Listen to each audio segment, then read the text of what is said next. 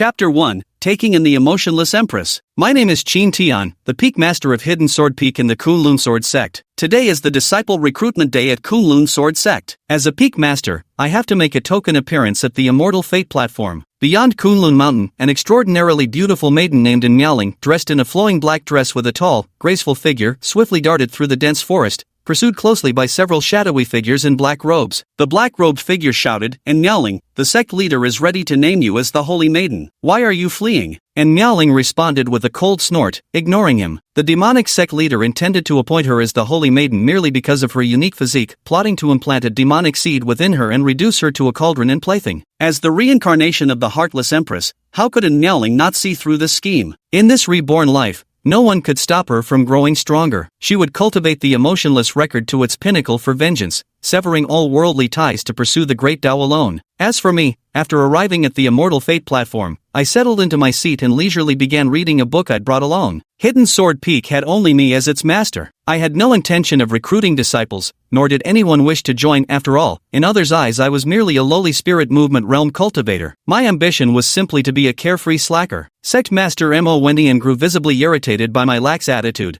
"Look at you, spending your days either tending herbs or playing with fish and birds, wasting your prime years. I truly don't understand what junior sister Jiang ever saw in you." The Peak Lord of Jade Sword Peak, Sulan, hurriedly intervened to mediate. "Sect Master, please calm your anger. As the only Saint Realm Venerable our sect has produced in thousands of years, junior sister Jiang naturally possesses her own discerning judgment." Sulan's words only served to further enrage Mo Wendian. "Discerning judgment? Show me where exactly his distinction lies." With an awkward smile, Sulan replied, "Perhaps the timing hasn't matured yet." I offered Sulan a friendly smile, paying little heed to Mo Wendian's words. 15 years ago, I was merely a wealthy young master from the mortal world. While traveling, I came upon Jiang Qingxue, who had been severely injured during her training journey. I brought her home and nursed her back to health for half a month. Before leaving, to repay me, she brought me a person of extremely poor aptitude back to Hidden Sword Peak to cultivate, making me the second disciple of Hidden Sword Peak. Upon arriving at Hidden Sword Peak, I obtained a check-in system. The first time I checked in, I received the supreme technique Peerless Transformation in Freedom, but my aptitude was too poor to master it. It wasn't until the second check-in that the technique advanced to the second level, and my cultivation realm improved accordingly, giving me hope of growing stronger. After that, I quietly stayed on Hidden Sword Peak, silently ticking off my daily check-ins and spending my days alongside Jiang Qingxue. But 5 years later, not long after Jiang Qingxue broke through to the Saint Realm, she left for cultivation in a mysterious place. Before departing, I promised to search for her. After that, Hidden Sword Peak was left with only me, and I naturally became its master. Through years of check-ins, I elevated the great selfless transformation technique to the 9th layer, reaching the half-saint realm. However, I didn't want to reveal my strength, otherwise, hordes of people would come seeking discipleship, and managing and teaching them would be troublesome. Lazing around is far more comfortable. At this moment, over 100 participants of the sect's trials entered Kunlun Sword Sect one after another. The moment they stepped inside, they were dumbstruck. Spiritual energy swirled within the sect, celestial palaces stood grandly, and disciples joked freely while flying on swords, as if in a dreamlike paradise. This is one of the 3 great orthodox sects of the Eastern continent. The trial participants chattered endlessly. Some claimed the man seated in the center was sect leader Mo Wendian, one of the Eastern continent's 6 half-saints. Others whispered that Peak Master Sulan of Jade Sword Peak ranked among the Eastern continent's 3 greatest beauties. Others still talk about how 10 years ago, the Kunlun Sword Sect was the leading power in Dongzhou, largely thanks to its Hidden Sword Peak's mistress, Jiang Qingxue, the continent's only Saint Realm expert in foremost beauty. Yet, shortly after her breakthrough, she departed without a trace. Some even warned that Hidden Sword Peak wasn't what it used to be, with its Peak Master merely at the Lingdong realm, advising everyone to steer clear. At the sect's entrance, and Miaoling watched as the trial participants for discipleship entered in an orderly manner, then followed them in. The pursuing black-robed figure had no choice but to temporarily withdraw and return to report to the sect master. After an Miaoling entered, the admission period essentially concluded with the ringing of the bell, as Mo Wendian announced the commencement of the trial. The first test assessed aptitude, eliminating over half of the participants. When it was in Miaoling's turn, the venue erupted in an uproar, and even I spared her an extra glance. The temperature on the stage plummeted as the faint silhouette of an ice phoenix flickered in and out of view, prompting Mo Wendian to exclaim in astonishment, This is the Ice Phoenix bloodline." Such an awakening of an ancient bloodline signified an extremely high likelihood of reaching the Sage realm. Following the aptitude test was the martial trial, wherein Miaoling effortlessly secured first place using the techniques and martial skills from her previous life. The trial concluded, and the 9 peak masters stood up one by one to introduce themselves, all deliberately or subconsciously glancing at Miaoling. When it was my turn, I stood up and simply said, "I'm Qin Tian, the peak master of Hidden Sword Peak. I'm a bit lazy and don't have any special talents." After speaking, I sat back down. Unexpectedly, my handsome looks captivated a group of female trial participants below, who began chattering incessantly. Emma Wendian snorted inwardly,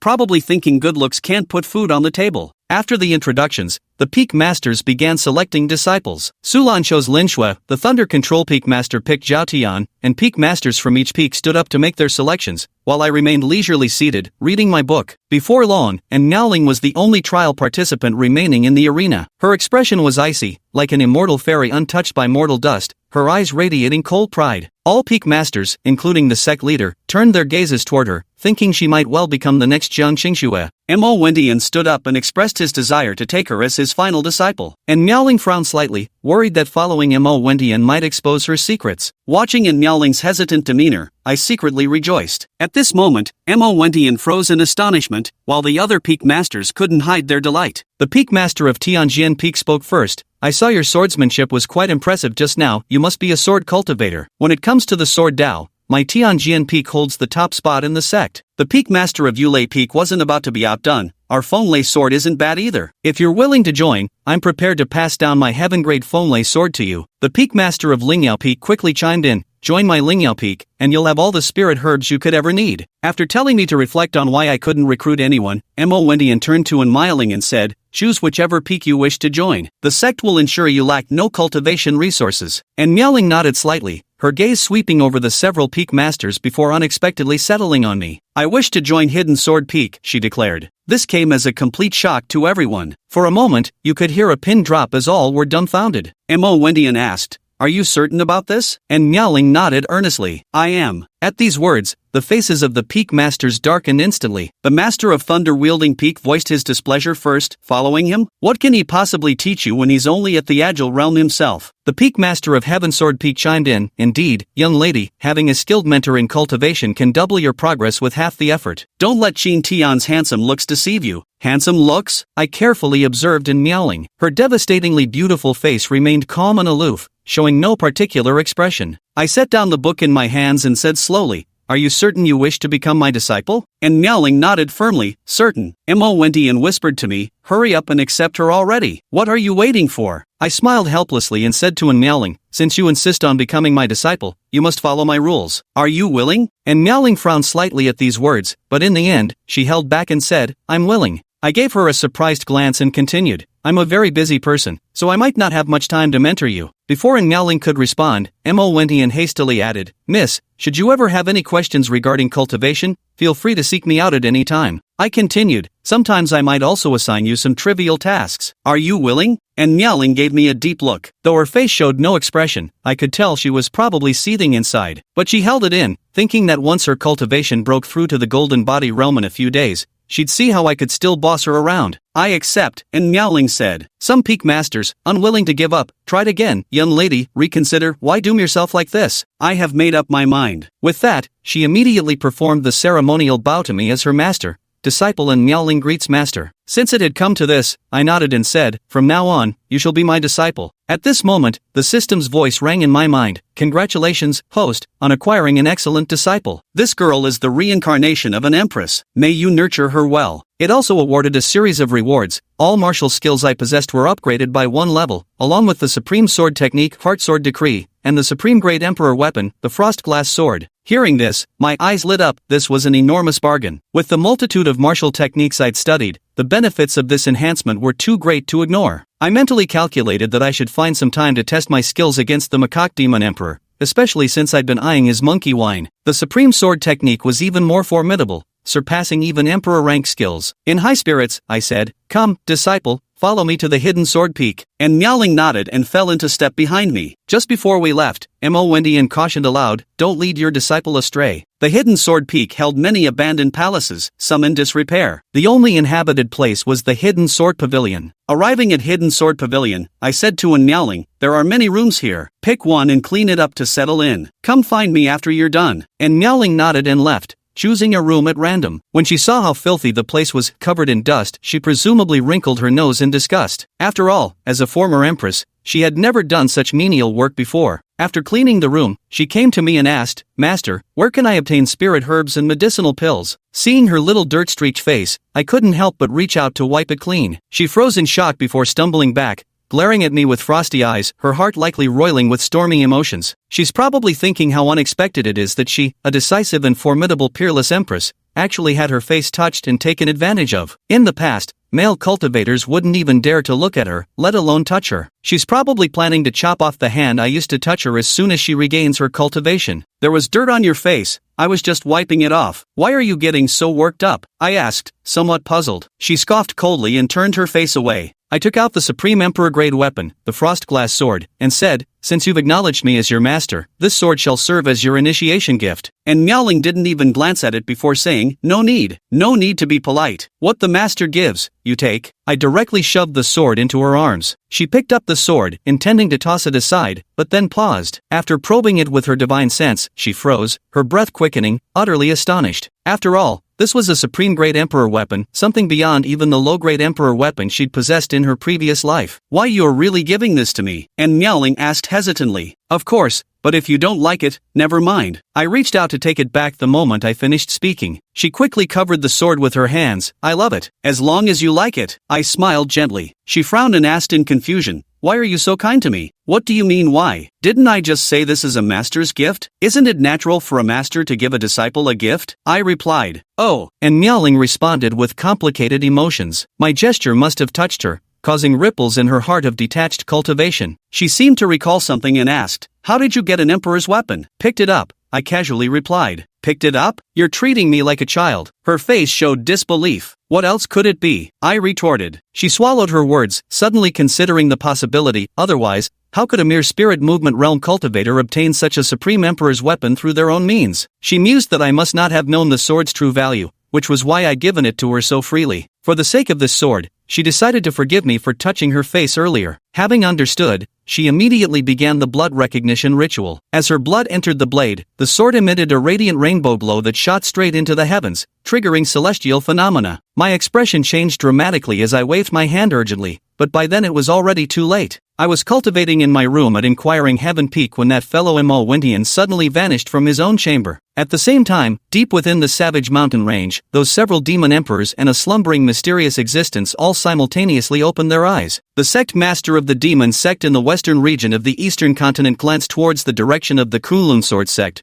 murmuring to himself, "Interesting. I'll visit the Kunlun sword sect once I leave seclusion." And Miaoling was startled and quickly withdrew the ice phoenix, Bingley, that had completed its acknowledgement of its master back into her body. As soon as she stored it away, Emperor-Tier arrived and asked, "Did you guys see anything?" I lazily replied, "Saw some celestial phenomena in the sky, nothing else remarkable." Emperor-Tier seemed skeptical and turned to Miaoling for confirmation. She hastily nodded, validating my account. After conducting his own investigation, he finally relaxed and said, "Such celestial omens appearing over our Kunlun mountains likely forebode trouble. You both stay cautious." With that, he departed looking thoroughly disgruntled. And Miaoling realized she'd caused trouble and looked at me awkwardly. In her previous life when she'd claimed ownership of inferior emperor-grade weapons, never had such heaven-piercing phenomena occurred. She seemed quite surprised that I could make the phenomenon disappear, probably thinking this master of hers was becoming more and more mysterious. I smiled and said, "I'm going to cook a meal." What could I do? Having been born in the mortal world, I developed the habit of eating. Each of Kunlun's 9 peaks has its own demon locking tower. The towers on other peaks are used to imprison demonic beasts, serving as training grounds for disciples to hone their combat skills. Only the Hidden Sword Peak's demon locking tower was different. Mine was used to imprison edible demonic beasts. I stepped into the demon locking tower and gave it a quick scan. Inside, there were 2 boar demon kings and a 3-legged golden pheasant king. I pulled out the 3-legged black-bone chicken king and muttered to myself, "Need to find time to restock my supplies." With meat secured, I went to the herb garden to gather some spirit leaves and other ingredients. After collecting enough ingredients, I headed to the kitchen to start simmering soup and stir-frying dishes. After bustling around for quite a while, I finally prepared 1 soup and 2 side dishes. I called out, "Miaoling, come eat." She replied, "I'm fasting now, I don't eat." I said solemnly, "Eating meals is a rule of our Hidden Sword Peak, you must eat." She reluctantly sheathed her sword and walked toward me. On the table lay 1 soup and 2 dishes, a 3-legged black-bone chicken soup, along with stir-fried spirit leaves and sautéed millennia-old bamboo shoots. She had barely taken her seat when the aroma of the dishes reached her. With a smile, I explained, cultivation realms are divided into mortal shedding, transcendent, spirit movement, golden body, nirvana, creation, demi-saint, saint realm, and emperor realm. Each realm is further divided into first, second, and third stages. After finishing this meal, you should be able to break through to the first stage of the golden body realm. She looked at the soup and dishes on the table, visibly skeptical. I picked up a bowl, ladled some broth into it, and handed it to her, saying, "Drinking some soup before the meal is good for digestion." She paused for a moment,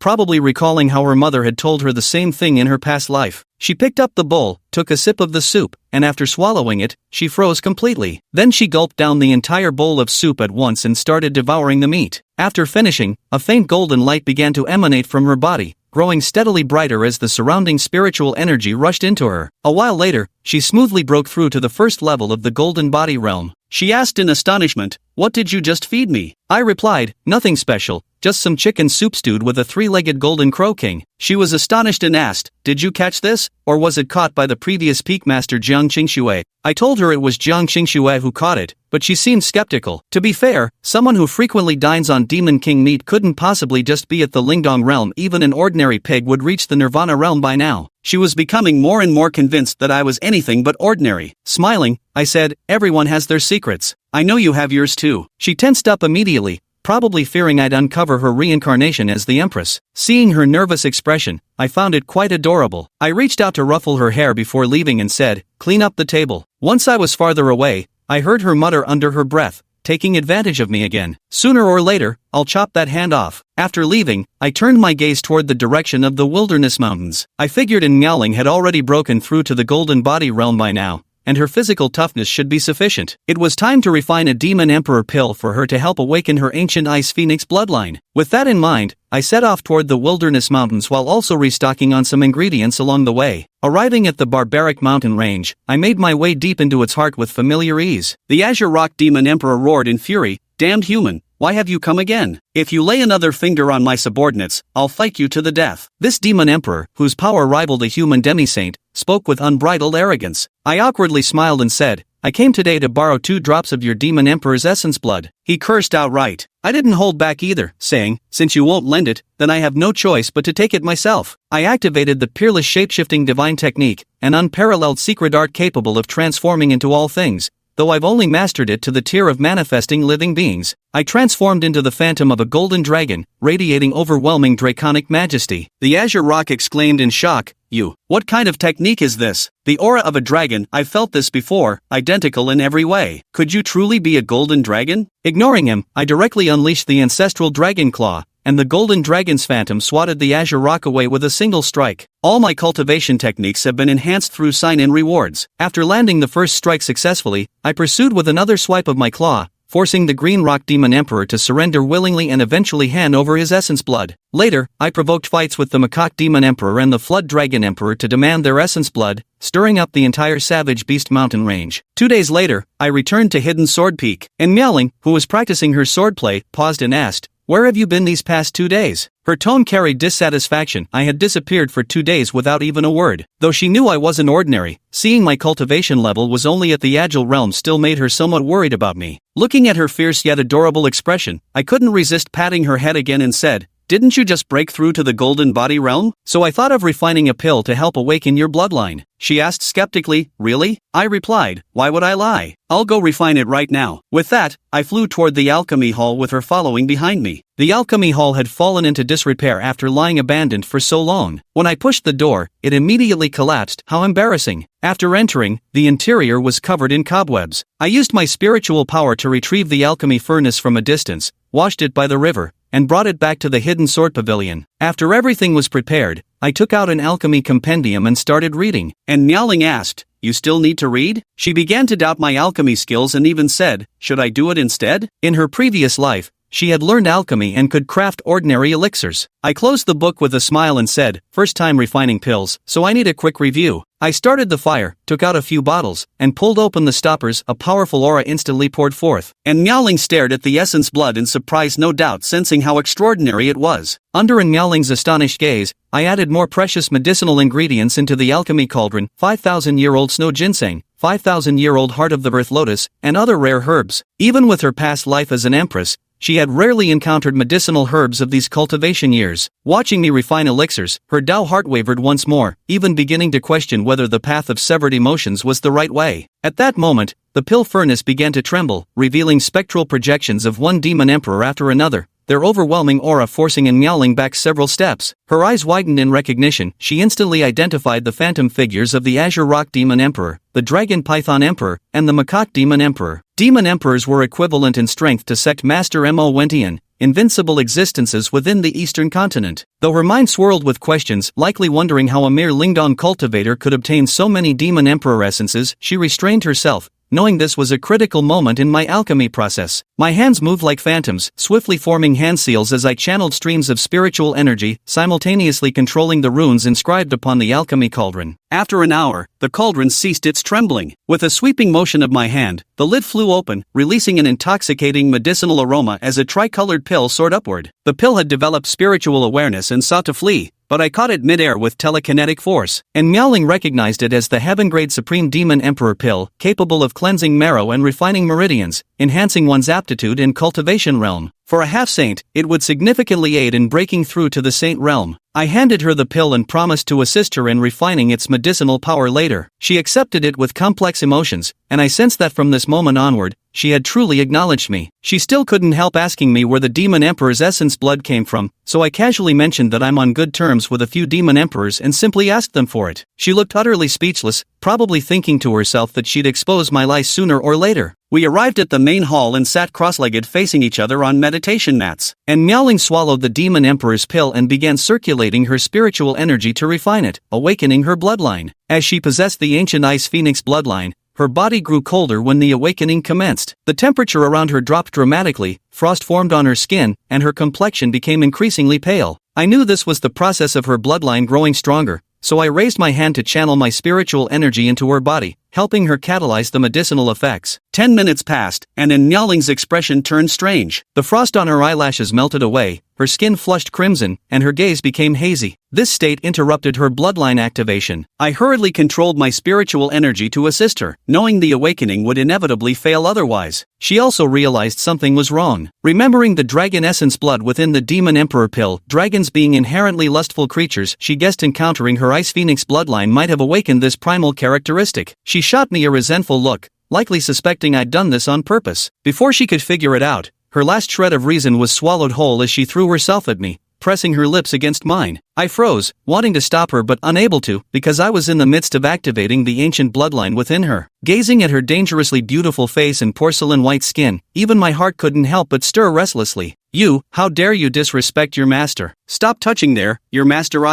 Fine, I'll just have to suffer this loss. Helpless, I could only let her proceed. If stopped, her awakening would fail. Half an hour later, a clear phoenix cry rang out, and above her body appeared the phantom of an ancient ice phoenix. Just the pressure radiating from the phantom was enough to reveal how extraordinary this bloodline was. Right then, the system notification sounded: "Host's disciple has awakened the Emperor-grade ancient ice phoenix bloodline, with exceptional talent. Reward: host's aptitude upgraded to 6th grade, sign-in rewards increased by 50%. Such good fortune, perhaps I should take on a few more disciples? This reward is immensely beneficial for me. My sign-in rewards are increased by 50%, my cultivation speed accelerates, and other rewards become more plentiful. Having my aptitude upgraded to 6th grade is also excellent. Initially, I only had 2nd grade aptitude. Getting admitted to the Kunlun Sword sect was basically thanks to connections. Cultivation aptitude ranges from 1st grade to 9th grade and above, with Saint grade and Emperor grade beyond that. 6th grade is equivalent to elite disciples within the sect, though it still falls short compared to the personal disciples of peak masters or the sect leader. That's also why I originally chose to slack with pitiful 2nd grade aptitude. Cultivating on my own was futile, so I'd rather slack off and wait for sign-in rewards. Meanwhile, Miaoling successfully awakens, entering a profound state as her cultivation breaks through from the 2nd layer of Golden Body Realm to the 3rd,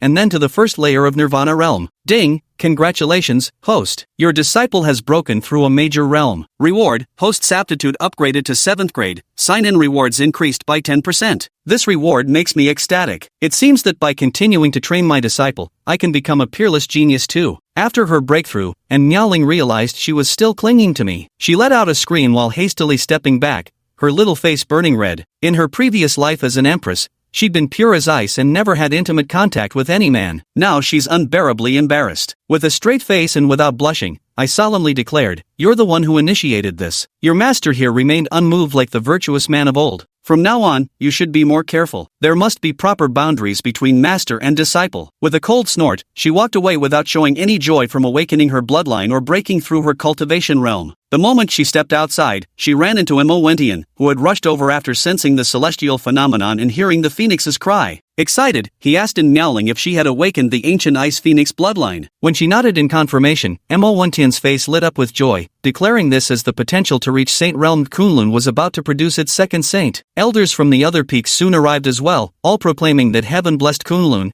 and it wouldn't be long before Kunlun reclaimed its position as the #1 power in Eastern Continent. Just awakening a bloodline, is it really such a big deal? I muttered under my breath, provoking a glare from Emperor-Tier when he heard me. I'm Qin Tian. That day, Leiba was blabbering again with his usual "what do you know, brat" nonsense, bragging about how an ancient ice phoenix bloodline wielder would inevitably break through to the Saint Realm sooner or later, then saying he couldn't be bothered wasting words on a mere Lingdong realm cultivator like me. Then he started telling Sect Master Emperor-Tier that in Miaoling shouldn't stay at Hidden Sword Peak anymore, claiming I'd hinder the girl's future prospects. All the other peak masters except Sulan nodded in agreement. Hearing this, and Miaoling's expression instantly turned frosty. She defended me, saying her master was excellent and that it was precisely because of me she'd awakened her bloodline so quickly. Leiba wore a look of disdain and even mocked me a bit, and Miaoling immediately lost her temper, warning him that Hidden Sword Peak wouldn't welcome him if he kept speaking like that. Leiba's face turned as ugly as could be, but there was nothing he could do about it. Miaoling, he could only stare longingly at Emperor-Tier.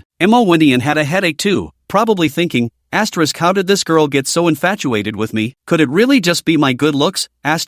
Just then, someone came rushing in to report that a large number of monstrous beasts were heading straight for Kunlun. Emperor-Tier's expression darkened. The earlier celestial phenomena must have attracted the beasts' attention. They must have sensed in Miaoling awakening her ancient bloodline. For monstrous beasts, such a bloodline was a rare treasure. Devouring it could elevate their own bloodline power. Emperor-Tier rushed to the mountain gate with a group of peak masters in tow. Upon reaching the sect's entrance, good heavens, the demon beasts were swarming in massive numbers. A 2-meter-tall white tiger demon emperor charged forward, arrogantly demanding that Emperor-Tier hand over the bloodline awakener, or else they would bathe the Kunlun sword sect in blood. Emperor-Tier scoffed in utter disdain, saying that a mere white tiger demon emperor wasn't nearly enough to annihilate the Kunlun sword sect. The white tiger demon emperor then added that with the addition of the azure ping demon emperor, who would arrive in 5 minutes, Emperor-Tier had better think carefully. Upon hearing there was another demon emperor on the way, Emperor-Tier immediately turned grave. He told me to take in Miaoling and hide for the time being. Damn, I vanished right after saying that. My ability to disappear without a trace is so good that even Emperor-Tier and Miaoling didn't notice. And Miaoling still has no idea where I went and is just sitting there lost in thought. Actually, I'd gone about 10 miles outside the sect. The Green Rock Demon Emperor was rushing towards the Kunlun Sword sect with his 4 great demon kings in tow. There I was, sitting in a tree reading my book. I asked him what the hurry was. He gave me a wary look and tried to detour around me, but I blocked his path again, told him this road's closed and he should turn back. He asked if I was from Kunlun Sword sect. I admitted it. He shivered and tried to leave, but I called him back. Said I didn't want his essence blood for now, it's just that I've taken a liking to the Heavenly Ox King and want to take him with me. With a sweep of my hand, I captured the Heavenly Ox King. The Azure Rock Demon Emperor's face turned crimson then pallid,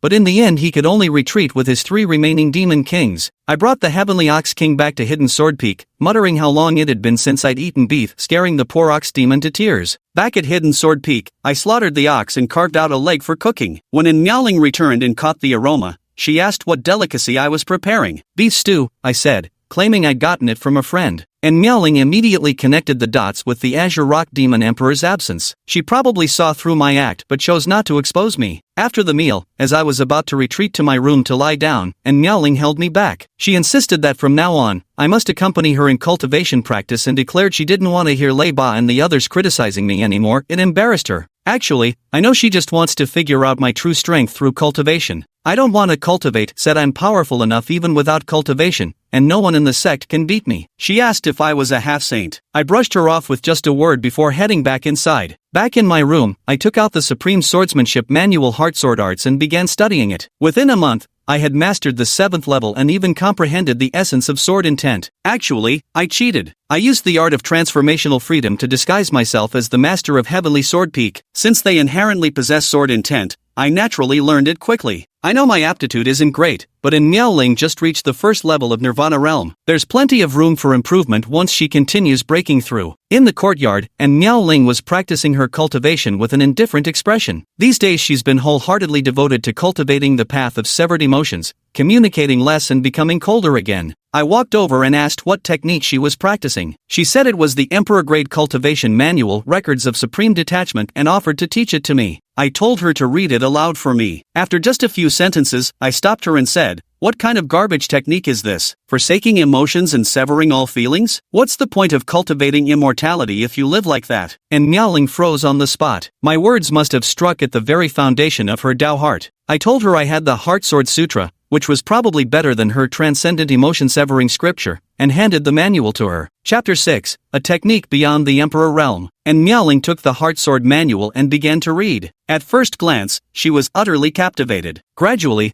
her hands began to tremble slightly. This is a technique that can cultivate beyond the Emperor Realm? Her face was filled with disbelief. Breaking through to the Emperor Realm was something she had dreamed of attaining in her previous life. Yet until her death, she never even glimpsed its threshold. What tier of cultivation technique is this? And Miaoling inquired. It's at the Supreme Realm level. I've practiced this technique a bit myself, and it's truly exceptional. As for that Supreme Forgetfulness scripture of yours, stop practicing it from now on, Qin Tian said sternly. MHM. And Miaoling nodded vigorously. With this technique, who would bother practicing the way of supreme detachment anymore? In truth, she was well aware that she had already mastered the supreme art of the Emotionless Sutra in her previous life. This path also approaches its end. Using the Supreme Indifference record to break through to the Emperor Realm was merely her own self-deception. Then she looked at Qin Tian, her gaze softening. From now on, she no longer had to fear that Qin Tian's kindness would affect her Dao heart. Qin Tian gently patted in Miaoling's head again. This time she didn't feel much resistance. Let's practice swordplay. Qin Tian decided to impart all his recent insights to her. That way she could master the heart sword technique sooner. Then Qin Tian slowly explained, sword momentum is easy to achieve,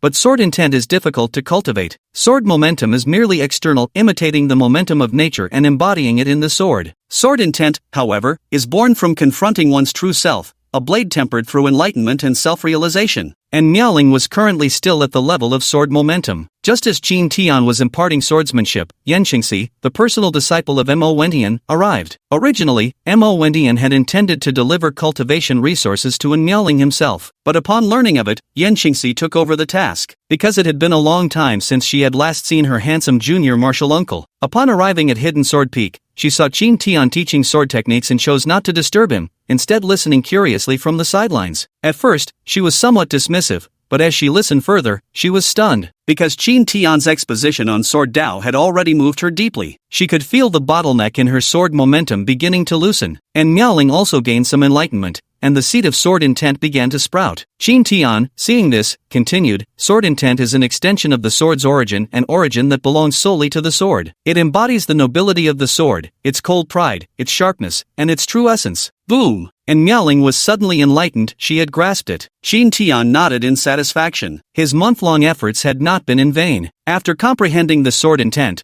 her progress in practicing the heartsword technique would also accelerate significantly. At this moment, Qin Tian turned to Yan Qingxi beside him and asked, "Is there something on your mind?" Only then did Yan Qingxi snap out of her daze, exclaiming joyfully, "Young martial uncle's guidance was like enlightenment pouring upon my head. I'm growing more and more, in admiration of young martial uncle. By the way, Master sent me here this time to deliver elixirs to junior sister." As she spoke, she took out 10 bottles from her spatial ring and handed them to Miaoling. And Miaoling opened them and looked. They were all high-grade and supreme-grade earth-tier spiritual medicines. In addition, there was also one low-grade heaven-tier 9 gods marrow cleansing pill, refined from 9 spiritual herbs over 3,000 years old. Even Yan Qingxi couldn't help feeling envious at the sight of these pills. Yet she knew she couldn't compare to Miaoling, who had awakened her ancient phoenix of ice bloodline. After presenting the pills, she bid farewell to Qin Tian as she needed to enter seclusion, having gained new insights. Before leaving, she even blinked at Qin Tian, expressing her affectionate feelings. And Miaoling couldn't help but frown at the sight. The next morning, Qin Tian was sound asleep. He was awakened by a knock at the door. "Master, wake up." "No, this master wants to sleep a little longer. You must get up and teach me cultivation, master." She'd tasted the benefits yesterday. Besides, she didn't want to watch Qin Tian continue wasting his life away either. The path of cultivation requires perseverance and the gradual accumulation of daily practice. Although my master is formidable, if he continues to waste away like this, he who does not advance will inevitably retreat. The higher a cultivator's cultivation level, the longer their lifespan. She wanted to be with her master forever, so she decided to push Qin Tian to cultivate diligently. Bang bang bang. "I'll keep knocking until you get up." The door suddenly swung open, revealing Qin Tian standing there in just his shorts, and Miaoling blushed and hurriedly covered her eyes. "Master, you're being shameless. How did I act like a rogue? The way you behaved during your last awakening was the real act of a rogue. If it weren't for the fact that your master is a righteous gentleman."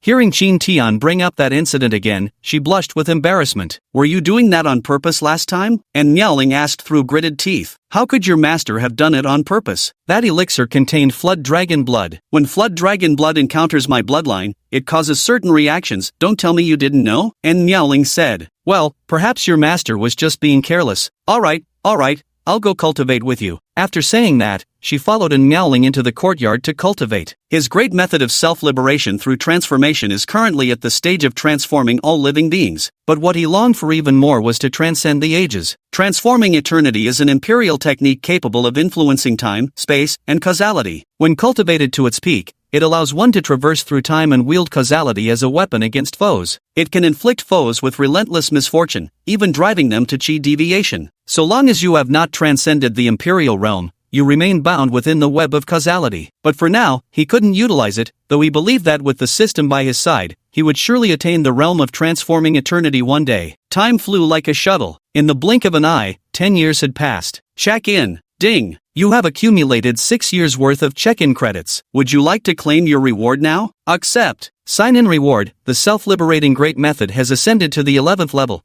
and the host's cultivation realm has risen to the 3rd stage of half-saint.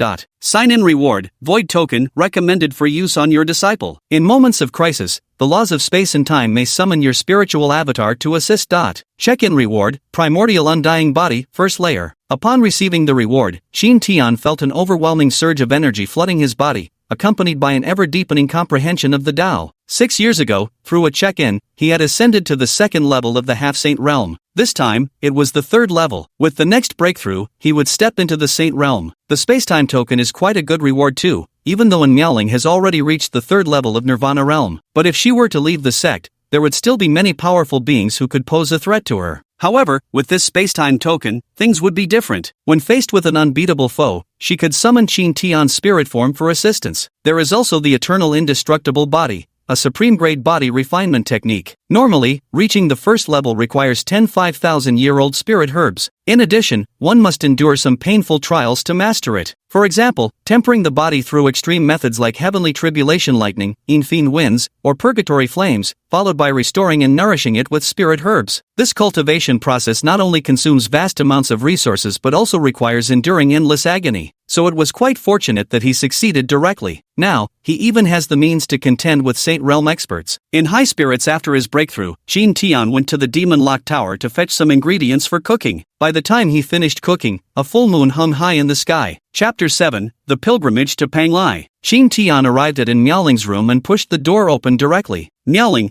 your master has prepared a delicious meal. Come have some late-night snacks." He froze mid-sentence when he realized Miaoling was currently bathing. Her jade-like shoulders gleamed like snow, the rosy hue of her delicate face making her exceptionally alluring. Most captivating of all was the flawlessly proportioned silhouette of her delicate form. In that instant, he felt his nasal passages grow uncomfortably warm. "Master, you barged in again without knocking," and Miaoling complained. "This master was just in a hurry to call you for dinner. Hurry up and get dressed. I've prepared a whole table of delicious dishes. Today, let's have a drink together, mentor and disciple. Get out." Qin Tian took a few steps back and stood by the door. Closed the door, and Miaoling said, "Your master won't peek. Hurry up, or the food will get cold." I don't believe a word of that nonsense. With that, and Miaoling extended her fair hand in a sweeping motion, and the door swung shut. Qin Tian sighed melancholically. Where is the trust between people? After the door closed, and Miaoling began putting on her clothes. Which one should she wear? As she browsed through her options, her eyes landed on that crimson undergarment Qin Tian had gifted her not long ago. So she put it on and looked in the mirror. Her arms and legs were completely exposed. Oomph! I knew my master was a pervert. I won't let him take advantage of me. With that, she draped a large silk scarf over herself,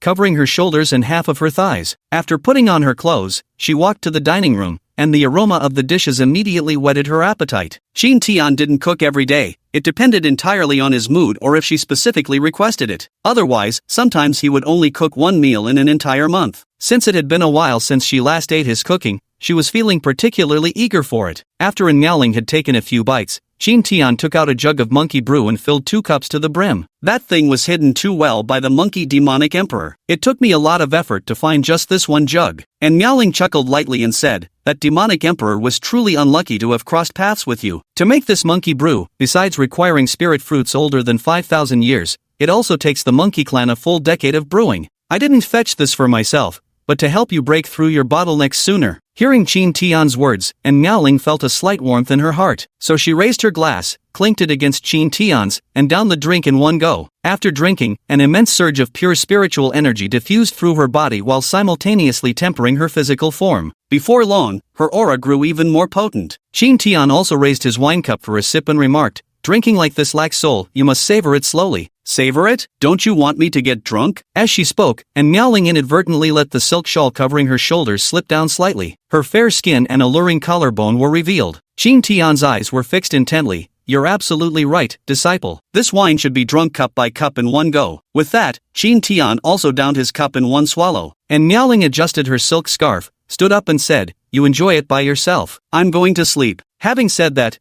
she drifted away like a wisp of smoke. Watching in Miaoling's retreating figure, Qin Tian murmured to himself, the girl next door has blossomed into a beauty, this lass grows more enchanting by the day. The next day, several visitors arrived at the sect's gates. An elderly man accompanied by 3 youths, 2 young men and a woman. One of the young men called out loudly, Elder Lingya of Panglai, together with disciples, pays respects upon your mountain. Deep within the sect, Mo Wendian furrowed his brow. Coming to pay respects to the mountain at this moment must harbor ill intentions. Could it be related to the secret realm matter? Soon, Lanya and his party were escorted to the main hall of the sect. May I ask Brother Lang's purpose for this visit? Mo Wendian inquired. I've heard Kunlun has awakened a prodigy with ancient bloodline, so I brought my disciple here to see for ourselves. At this moment, a young man beside Lanya also stepped forward and said humbly, this junior, by Xiaohua, first disciple of Panglai sect, pays respects to sect master Mo. Some disciples below began murmuring among themselves. So this is Bai Xiaohua, the chief disciple of the Panglai sect's leader, one of the 3 great righteous sects. Not just that, he's also ranked first among the 3 great heavenly talents of the younger generation. Well, he's certainly outstanding,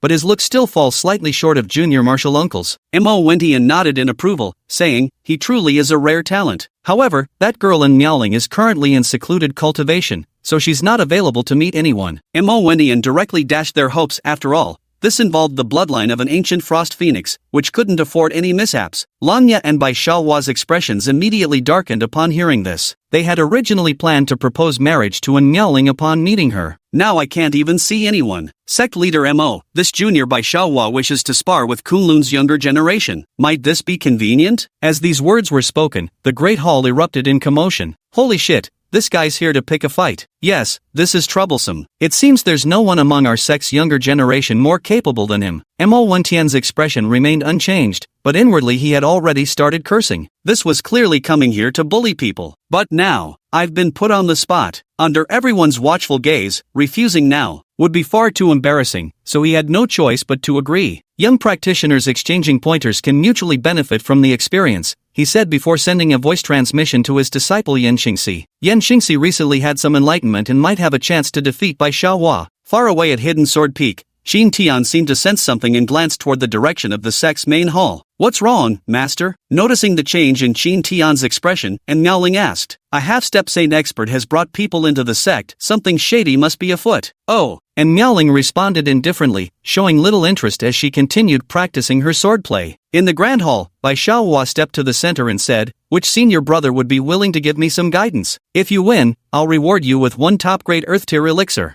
Earth-grade supreme elixir? Many couldn't hide their greed-filled gazes, yet ultimately no one stepped forward. They weren't foolish enough to disregard the disparity between themselves and Bai Xiaohua. Bai Xiaohua's sweeping glare made those it landed upon instinctively retreat a step. What's wrong? Doesn't Kunlun Sword Sect have anyone brave enough to step forward? Bai Xiaohua declared with confidence. After all, Semi-Saint Longya was backing him. Hearing these words, all the Kunlun disciples were provoked into anger. Let me be your challenge. A burly man walked in through the hall entrance. Disciple Xianlei of the Thunder Dominion Peak requests your guidance. As soon as Xianlei finished speaking, murmurs broke out again among the spectators. Senior brother Xianlei actually came. I heard his Thunder Sovereign art is exceptionally aggressive. He might actually have a chance. I'm from the Thunder Control Peak. I heard the Peak Master taught him the Heavenly Thunder art. Surely that technique can defeat Bai Xiaohua. Let's hope so. After all, that's Bai Xiaohua we're talking about. Noticing someone approaching, Bai Xiaohua mocked, at least you're a real man, unlike them. Chapter 8, Battle with Pinglai's Top Disciple. Hearing the mockery in Bai Xiaohua's words, nearly all the disciples were enraged. Mo Wendian also secretly sighed. If they didn't defeat Bai Xiaohua, mere humiliation would be the least concern. What truly worried them was the potential blow to Kunlun's younger generation's confidence. Take this! Xianlei shouted loudly, swiftly forming hand seals with both hands. Thunder summoning technique. A startling lightning bolt descended directly above Bai Xiaohua's head. Boom! Bai Xiaohua effortlessly dodged with a single stride as the thunderbolt struck the ground, carving out a crater. At this moment, everyone also discovered Bai Xiaohua's true cultivation level. He was actually at the 3rd level of Nirvana Realm, whereas Xianlei was only at the 2nd level of Nirvana Realm. With a whole realm separating the two, his spells found it difficult to land a hit. But Xianlei wasn't willing to give up just yet. Draw lightning into the body. Streaks of lightning began surging toward Xianlei from all directions. Though Xuanlei's aura was undergoing constant changes at this moment, his face wore an expression of extreme distress. Bai Xiaohua didn't stop him either, a hint of mocking amusement curling at the corners of his lips. Gradually, Xianlei's expression began to contort,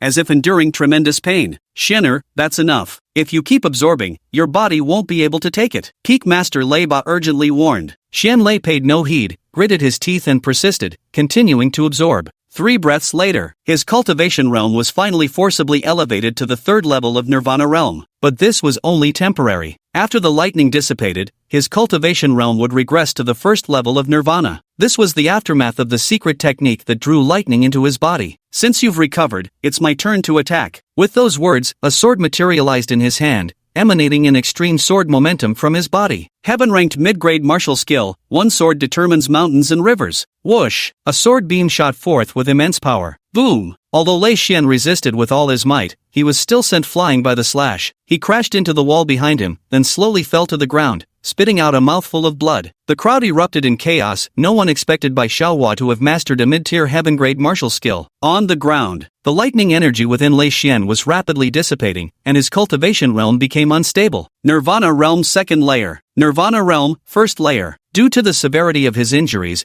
there was even a concerning trend of continued deterioration. Lei Ba hastily stepped forward, retrieved an Earth-grade superior pill, and slipped it into his mouth to stabilize his condition. After stabilizing his injuries, he wanted to confront Bai Xiaohua, but Bai Xiaohua spoke first. Senior Lei, my apologies. I truly didn't expect he wouldn't last a single move. This statement effectively silenced Thunder Tyrant's subsequent words. What could he say? The opponent had indeed used only one move. At that moment, Yan Qingxi gracefully entered the hall. Everyone's eyes lit up at the sight of Yan Qingxi. Senior Sister Yan is becoming more and more beautiful. I heard Senior Sister Yan Qingxi has already touched the realm of sword intent. Let's see how Bai Xiaohua can still act arrogant. Yan Qingxi's arrival was like a shot of adrenaline. She walked up to Mo Wendian and respectfully addressed him, Master. Mo Wendian nodded slightly and said gravely, Don't be careless. Yes, sir. Then Yan Qingshi scrutinized Bai Xiaohua carefully. As a sword cultivator on the verge of breaking through in sword intent, she was extremely sensitive to it. And now, she sensed danger emanating from Bai Xiaohua. Master, just to be safe, let's call Junior Sister in over too. Yan Qingxi whispered to Mo Wendian through mental transmission. What good would that do? She's much younger than you all, Mo Wendian asked in confusion. In a few more years, she'll undoubtedly stand unrivaled among the younger generation. But right now, she's still probably lacking some experience. Yan Qingxi continued, Master, there's something you don't know. 10 years ago when I delivered elixirs to Hidden Sword Peak for you, I saw junior uncle teaching junior sister in swordsmanship. At that time, I sensed sword intent emanating from junior sister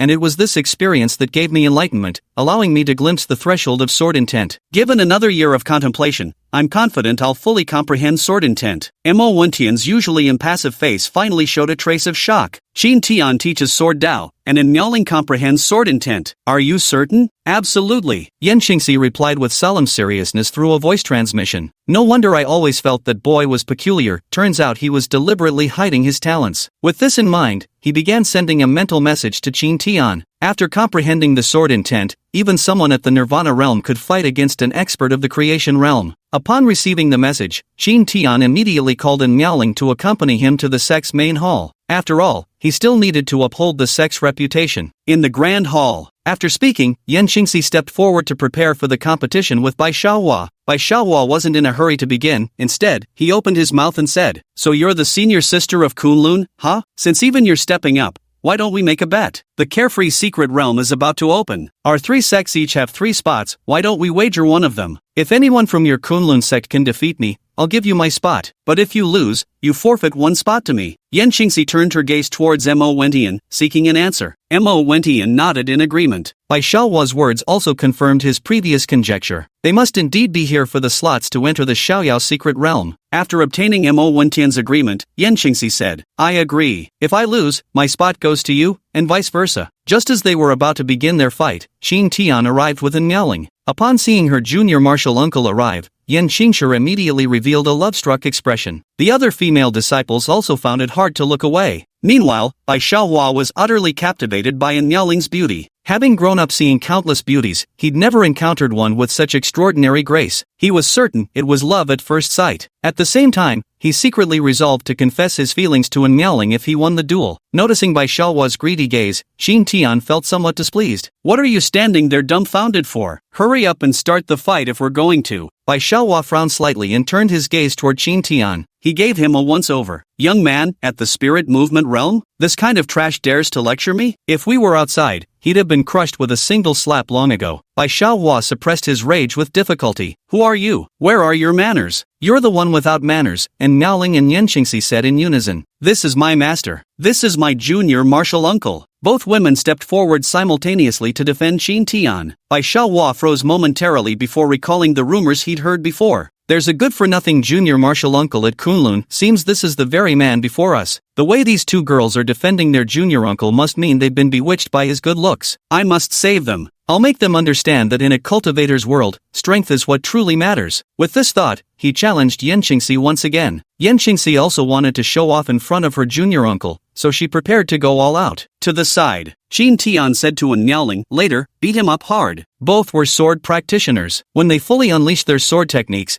the arena was constantly flashing with sword light. Their sword techniques have been executed to perfection, standing just 1 step away from comprehending the sword intent. Both possess the cultivation level of 3rd stage Nirvana realm and have mastered heaven-tier martial arts. Thus a temporary stalemate emerged between them. Bai Xiaohua realized that continuing to hold back would result in the match being declared a draw. "When the spots are gone, even the beauties won't look twice at me. You're quite impressive indeed, worthy of me bringing out my true strength." As soon as these words were spoken, someone from the crowd of watching disciples spoke up. "Anyone can brag. Why don't you show it to us then?" No sooner had the words left his mouth than he was proven wrong, as a clear, resonant sword cry reverberated throughout the entire arena. Bai Xiaohua directly unleashed his sword intent, instantly shattering Yan Xingxi's sword momentum. The arena fell completely silent, with nearly all Kunlun disciples wearing expressions of dismay. Chapter 9, Perfected Sword Intent. A faint smile curled at Bai Xiaohua's lips as he swung his sword, abruptly summoning gales from the flat ground. Heaven-rank upper-grade sword technique, Gale Sword. A visible blade of wind, brimming with raging sword intent, swept toward Yan Xingxi. Yan Xingxi's expression changed as she unleashed her most formidable move, a heaven-grade, upper-tier sword technique. Swords dance across the sky. Boom! Under the impact, Yan Xingxi's sky-filled sword shadows instantly crumbled. Simultaneously, she staggered back more than a dozen steps,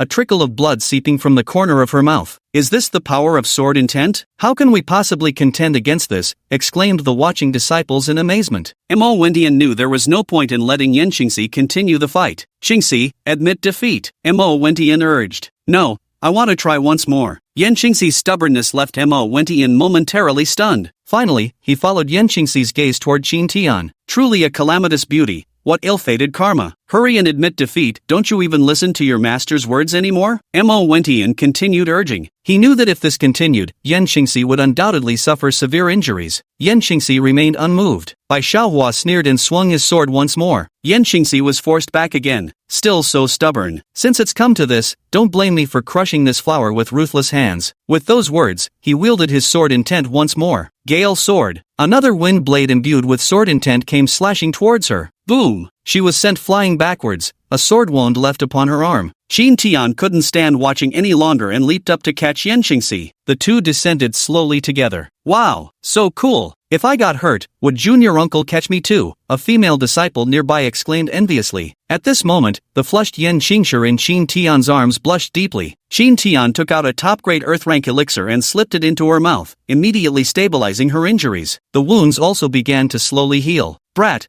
how much longer are you going to hold her? Mo Wentian grew displeased seeing his precious disciple being embraced by Qin Tian. Upon hearing Mo Wentian's words, Yan Qingxi hurriedly broke free from Qin Tian's embrace. Qin Tian glanced at Niaoling and said nonchalantly, "Go on. After dealing with him, I still need to go back and feed my fish." Under the astonished gazes of the onlookers, Niaoling stepped forward. In their minds, although Niaoling was a peerless genius, but she had only just entered the sect about a decade ago and was 7 or 8 years younger than them, so they didn't hold high hopes for Niaoling. Ignoring everyone's gazes, she slowly raised her delicate jade-like hand. A sword materialized out of thin air and flew straight toward Bai Xiaohua. Under Niaoling's control, the frostglass sword continuously slashed towards Bai Xiaohua like a shadow. After a single breath, 3 sword marks appeared on Bai Xiaohua's body as he collapsed weakly to the ground. Struggling to lift his head, he trembled and stammered. Great perfection sword intent.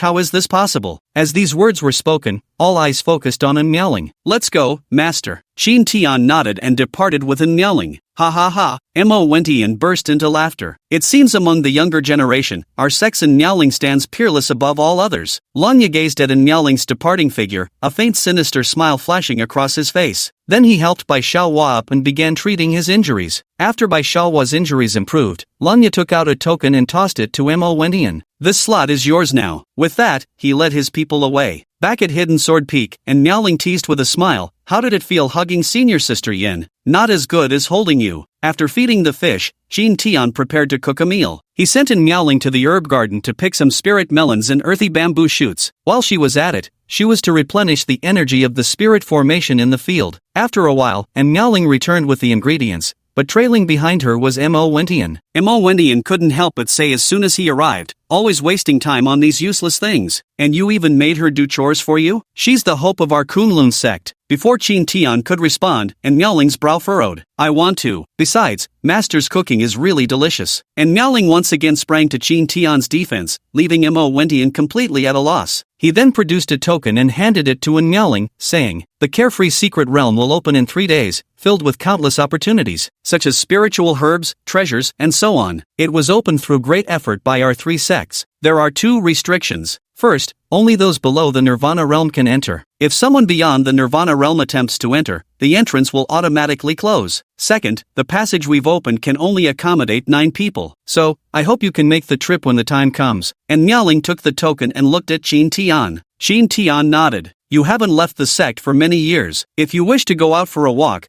that's fine too. Then I'll go." Mo Wentian was overjoyed upon hearing this. With Niaoling's combat power at the creation realm level assisting them, they were bound to reap substantial rewards. Moreover, with her presence, the safety of others is ensured. Because when encountering treasures, it's inevitable that people from other sects might harbor ill intentions. Beyond that, there are also demonic beasts lurking within. After Mo Wentian left, Qin Tian took out the spacetime token and handed it to Niaoling. "Use this when you're in danger." And Niaoling took the time-space token and put it away. Now, no matter what treasures Qin Tian gave her, she felt nothing, because Qin Tian had already brought her so many surprises that she'd grown accustomed to them. After some busy work, the meal was ready, and the two sat down to enjoy a warm dinner together. Compared to her ascetic, solitary life in her previous incarnation, she much preferred her current days, because she had her master with her. This master of hers was perfect in every way, just a bit indecent. He often oversteps boundaries, and after doing so, can still straight-facedly smooth things over. It left her torn between laughter and tears. 3 days later, Niaoling bid farewell to Qin Tian. Before she left, Qin Tian took the chance to hug her. "Take care, my disciple. Use the spacetime command if you're in danger." And Miaoling also felt somewhat reluctant. After all, she hadn't left her master's side for 10 years. Suddenly departing felt somewhat uncomfortable, but upon remembering this outing wouldn't last long, she quickly came to terms with it. And Miaoling arrived at the sect's grand hall. Inside the hall stood Yenqingxi, Xianlei, and another disciple, Bianan from Jade Sword Peak under Su Lan's tutelage. After gathering together, Su Lan led the team as they hurried toward the Xiaoyao secret realm. Qin Tian found himself somewhat bored alone at Hidden Sword Peak, so he decided to descend the mountain and return home for a visit. During these 20-some years at the sect, he had returned home every 2 or 3 years. His parents were also cultivators,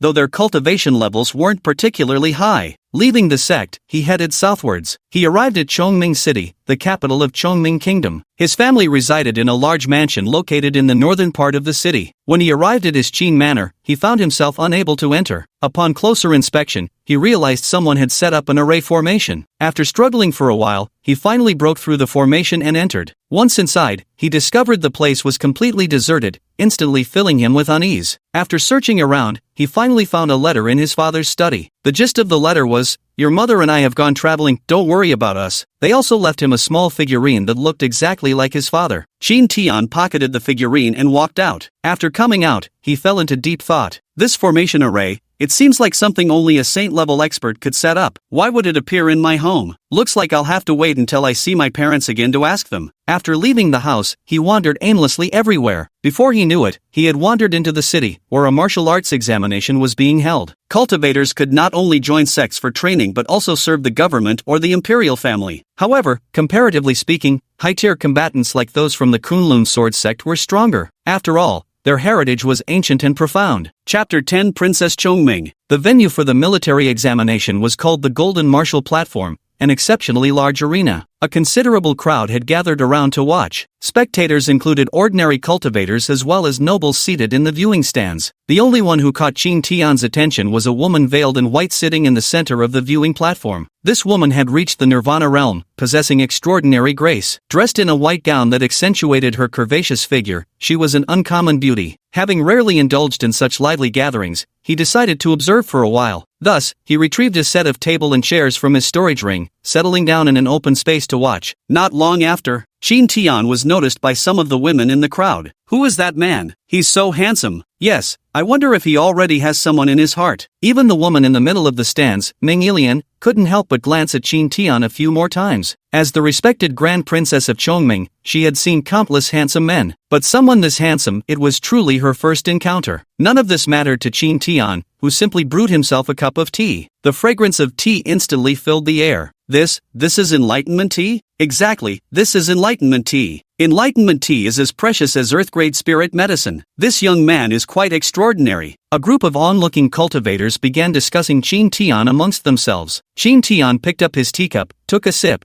and continued watching the martial competition. Numerous beauties came over to strike up conversations, but Qin Tian rejected them all. After watching for a while and finding it uninteresting, he stood up preparing to leave. At that very moment, a group of black-robed figures charged towards the spectator stands. "Shield Her Highness, protect the princess." A troop of soldiers clad in golden armor swiftly formed a protective barrier in front of Ming Yilian. Qin Tian glanced over, his expression revealing a trace of disgust. The man in the black robe was a member of the demon sect. The demon sect acted ruthlessly and mercilessly, devoid of humanity, which was why Qin Tian disliked them. Seeing that they were from the demon sect, the onlookers fled in terror. People couldn't afford to provoke the demon sect, nor did they want to. After the crowd dispersed, Qin Tian was the only one left standing in the field. By this time, the battle between both sides had already begun. The demon sect had clearly come prepared, led by an elder who had reached the second level of creation realm. On the other hand, Ming Yilian's side only had their strongest, a guard captain at the third level of Nirvana realm. Ming Yilian watched as members of the guard squad fell one after another. Even the captain was wounded. Anxiety inevitably rose in her heart. With her Qinghuan bloodline,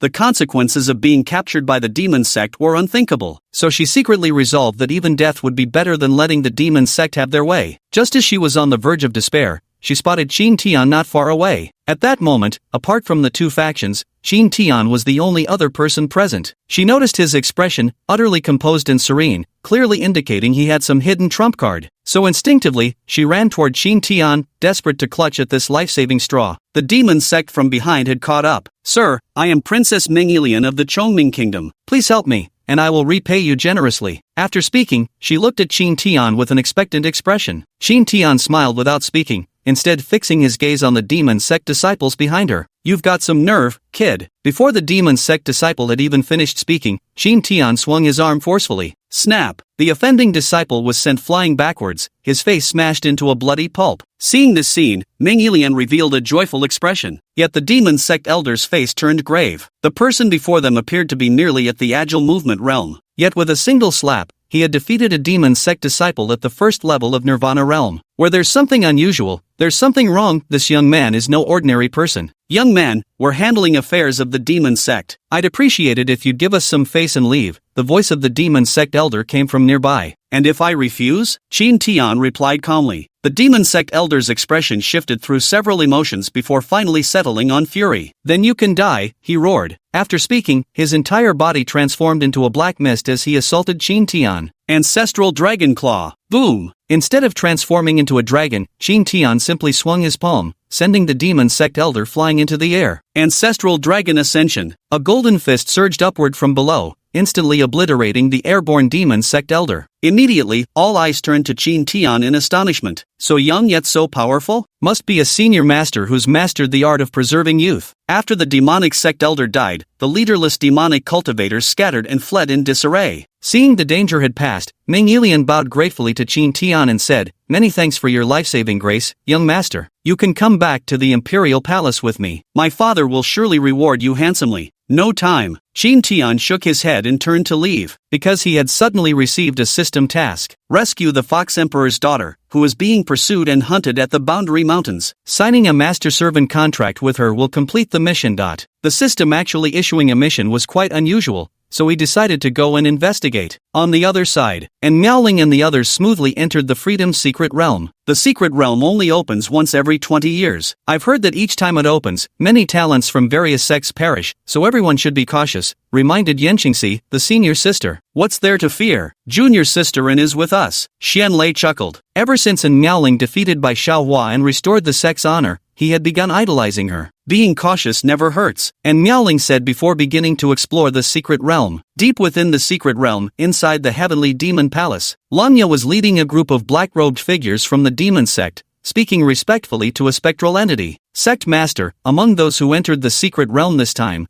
there is one who has awakened the ancient Ice Phoenix bloodline." "Oh, is this true?" "Absolutely certain. I previously met this woman while disguised as the Great Elder of Panglai. Besides, she has also comprehended the Great Perfection Sword intent." "Ha ha ha. After all these years, there's finally a body suitable for this empress. Find a way to lure her here." The speaking soul belonged to Muihan, the palace master of the Zhengzhou Heavenly Demon Palace. The Heavenly Demon Palace was once a top-tier sect in the central continent. Later, after offending the emotionless empress, many of their high-ranking members were slain. And this emotionless empress was none other than Miaoling in her previous life before reincarnation. Subsequently, the Heavenly Demon Palace was infiltrated by rival forces taking advantage of their weakness until they were nearly wiped out. In that battle, her physical body was also destroyed, leaving only her soul to escape. Later, she fled to the eastern continent with a group of surviving followers. Ultimately, she concealed herself within this secret realm. Because this secret realm had restrictions, those above the Nirvana realm couldn't enter. Even if someone manages to enter through special means, they would still be rejected. But as a soul entity, she remains unaffected by such interference. Meanwhile, her remaining subordinates established the demon sect and began to expand its influence. Of course, there are also powerful figures like Lanya who infiltrated other sects and factions. Lanya replied, "I've already released the treasure map. She should come. If all else fails, I'll pay the price to unseal my powers and forcibly bring her here." Muihan nodded in satisfaction. "You've worked hard all these years, luring so many talented cultivators for me to devour. Otherwise, my soul form would have already become unstable. Once I obtain a physical body,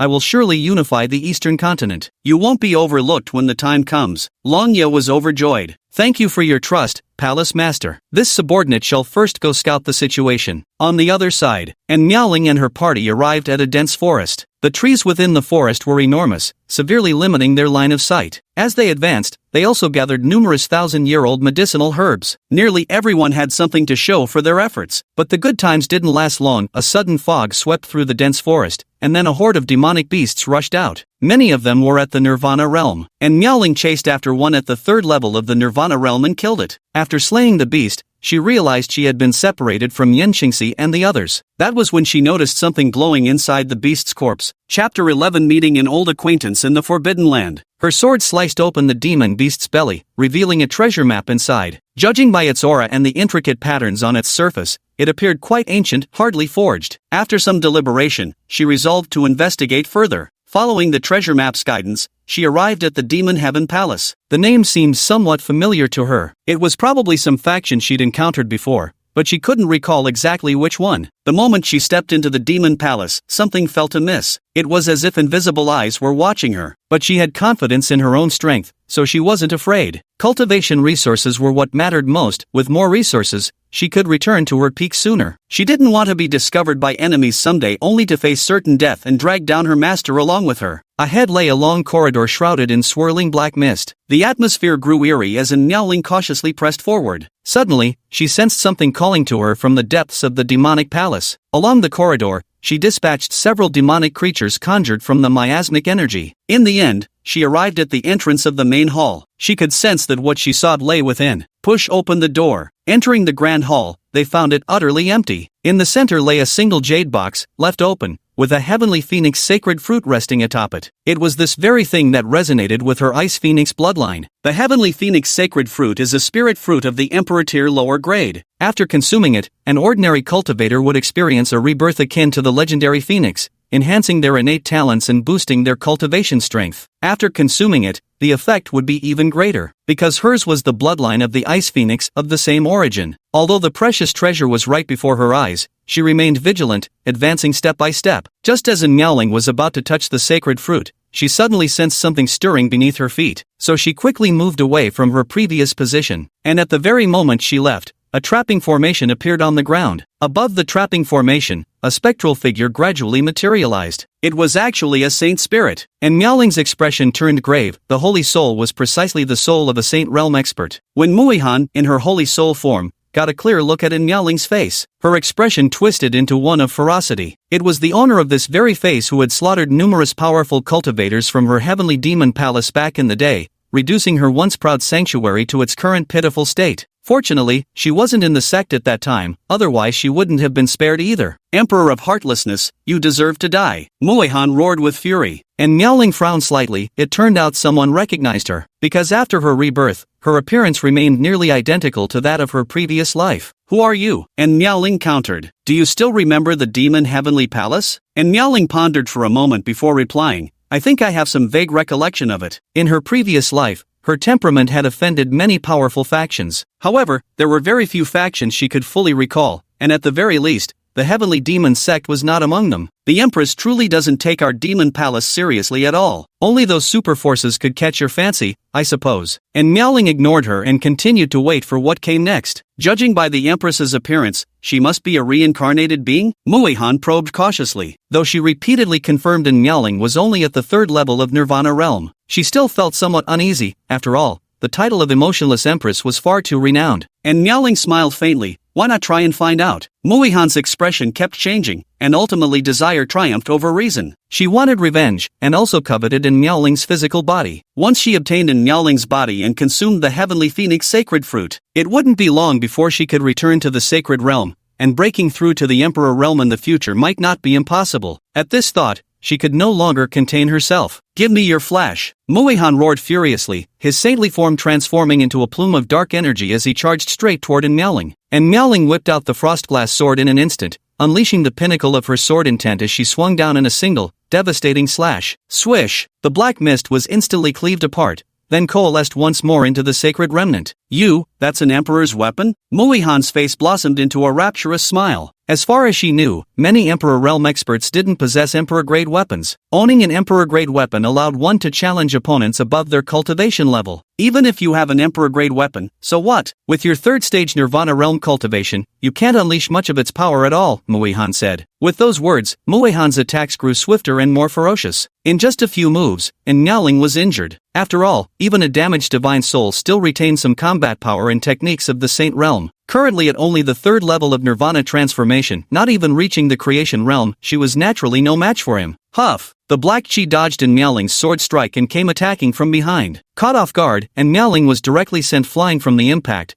her sword falling to the ground as she suffered severe injuries. The Black Chi transformed back into the Sacred Soul, taking step after step toward Niaoling. Ha ha ha, after all these years, I can finally seek my revenge. This body of yours shall belong to me from now on. Morongihan's face was filled with excitement. Just as Morongihan was reveling in his triumph, and Niaoling took out the space-time token and began activating it. Whether I'll survive this depends on how reliable my master is. Qin Tian, who was on his way to the Two Realms Mountain, paused when he sensed the summons. Who dares lay hands on my disciple? As he spoke, he condensed a golden spiritual entity in the form of a miniature human figure. The spiritual entity miraculously appeared before Niaoling, carrying his consciousness. Qin Tian glanced at the injured Niaoling on the ground, then turned his gaze to Muihan. You dare harm my disciple? With that, he threw a punch, and the Holy Spirit was instantly shattered into black mist. The black mist drifted into the distance before manifesting the Sacred Soul once more. Who are you? Muihan was momentarily stunned. The tiny golden figure before her was clearly a spirit entity. If even a spirit is this formidable, its true form must at least be a saint-level existence. Qin Tian wasted no words and continued his attack. This was his first time using it. He had no idea how long the spiritual body could last. Thus, he wanted to end the battle as quickly as possible. Dragon Ancestor's Claw. Dragon ascends to heaven. With each strike more ruthless than the last, Qin Tian gradually weakened Muihan's sacred soul. She knew if this continued, her soul would scatter to the winds. You forced my hand, now we fight to the death. With those words, she transformed into a black mist and rapidly retreated toward an enormous coffin nearby. The coffin lid flew open, revealing the corpse of a sacred realm demon beast inside. This was her last resort, reserved for the most desperate of times. She had no desire to become a demonic beast. She dove straight into the monstrous beast's body. Qin Tian didn't want to waste any time and threw a punch, but Muihan had already successfully possessed her. The demon beast was called the Spirit Rage Saint Ape, inheriting an ancient bloodline. After successfully possessing the body, she raised her hand, the massive palm blocking Qin Tian's punch. Meanwhile, her other fist violently smashed toward Qin Tian. Qin Tian was sent flying backward, shattering the stone pillar behind him. The spirit form darkened slightly after this strike. At the same time, the sacred ape possessed by Muihan charged forward fiercely. Qin Tian remained completely calm, taking a deep breath as the surrounding spiritual energy surged into his spiritual body. His spiritual form solidified once more. Qin Tian continuously maneuvered his slender spiritual body to evade the onslaught of attacks, but whenever he found an opportunity, he would strike back without hesitation. Though each strike hit vital points, none could breach the sacred ape's defenses. Because he was merely a spiritual entity now, and the sacred fury ape's defense was too formidable. Muihan seized the chance and slammed Qin Tian's spirit form violently onto the ground, and with one stomp, she shattered one of Qin Tian's spiritual arms. Qin Tian flipped himself upright and stood up. Muihan threw another punch, which Qin Tian dodged by sidestepping. A massive crater unexpectedly appeared on the ground where the fist landed. Chapter 12 Breakthrough. Faced with this situation, Qin Tian could only keep circling around, dodging the attacks. Meanwhile, Muihan pursued relentlessly from behind. At this moment, Niaoling seemed lost in thought. Master's spirit form just couldn't break through her defense, not that he couldn't defeat her. So she hastily threw the Frostglaze sword over. Master, catch the sword. Upon catching the sword, Qin Tian's aura instantly grew immensely powerful. After all, it was a supreme-grade emperor weapon. He turned around and swung his mighty sword in retaliation. Swoosh! The holy ape's body was instantly gouged open by a deep wound. The emperor weapon in his hand displayed power utterly different from when wielded by Niaoling. After this one strike, Muihan panicked a little, because she recognized the emperor weapon. Even during their strongest days, when their Azura Demon Palace had an emperor realm expert presiding,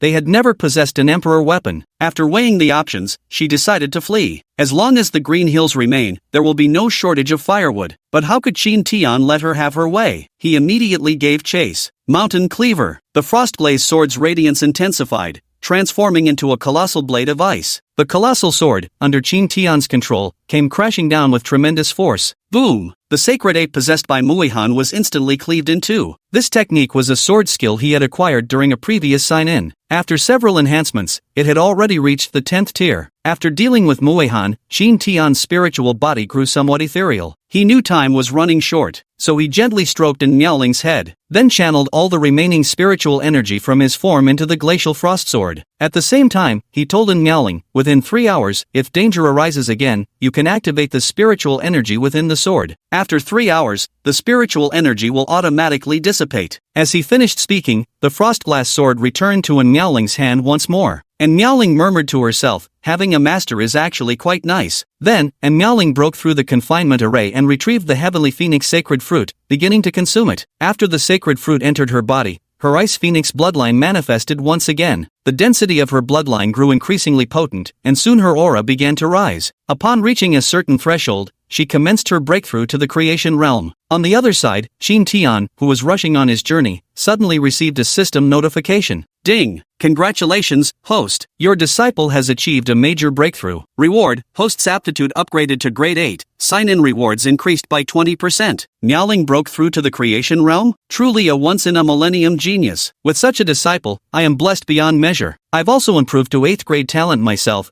This level of aptitude can already rival geniuses of the peak master's personal disciple caliber. Thinking of this, Qin Tian was quite pleased. After her breakthrough, Miaoling headed out to search for Yen Qingxi and the others. She had a bad premonition. Sure enough, after some searching, she spotted the figures of the Devil Sect disciples. They were chasing disciples from Panglai and Taibai Sect, and Miaoling paid no heed to these matters, concerned only about Yen Qingxi and the others. After searching for half an hour, she finally found Yen Qingxi and her companions. They had just finished a fierce battle with the demonic beasts and looked rather disheveled. Are you all okay? And Miaoling walked over to show her concern. The group broke into joyful smiles upon seeing in Miaoling. We're fine. We saw you chasing that demon beast earlier, then you just disappeared, Yen Qingxi said. That's right. We searched for quite a while but couldn't find you, Xianlei added. And Miaoling thought of Muihan and the appearance of demon sect disciples within the secret realm, forming a conjecture in her mind. To sustain itself, the saint's soul fragment needs to devour the souls of others. The souls of genius disciples like them are precisely what Muihan needs most. The demon sect and the heavenly demon palace are most likely connected. Having figured this out, she spoke up, someone deliberately lured me there earlier. On the way here, I saw demon sect disciples pursuing disciples from Panglai and Taibai sect, so we'd better leave as soon as possible. Yen Qingxi and the others also changed their expressions upon hearing this. Junior's sister is right. Since they've come here, they must have prepared thoroughly. We should leave first. With that, the group hurried toward the exit. But before they could go far, Langya appeared before them. The group was somewhat puzzled. How could Langya, a half-saint, appear inside the secret realm? As the senior disciple, Yen Qingxi stepped forward and said, Greetings, Senior Lang. May we inquire as to your purpose here? You wish to leave the secret realm? Yen Qingxi nodded. If that's the case, then I have no choice but to take action. Langya's words struck Yen Qingxi and her companions dumbfounded. For no apparent reason, the demi-saint was about to attack them? And Miaoling drew her frost-glazed sword and said coldly, Don't be afraid. His current cultivation level is only at the 3rd layer of Nirvana realm. Hearing in Miaoling's words, everyone finally realized the truth. This secret realm repels powerhouses above the Nirvana realm. Langya charged forward with his sword drawn, but after several exchanges, he realized his sealed self was no match at all. He hesitated slightly. If unsealed, one would gradually be expelled from this space. This way, I would also suffer severe injuries, and my cultivation realm might even fall back to creation stage. After careful consideration, he still decided to lift the seal as long as he could send in Miaoling to the sect master's side. The sect master will surely help me regain my strength in the future. Langya's aura began to surge violently,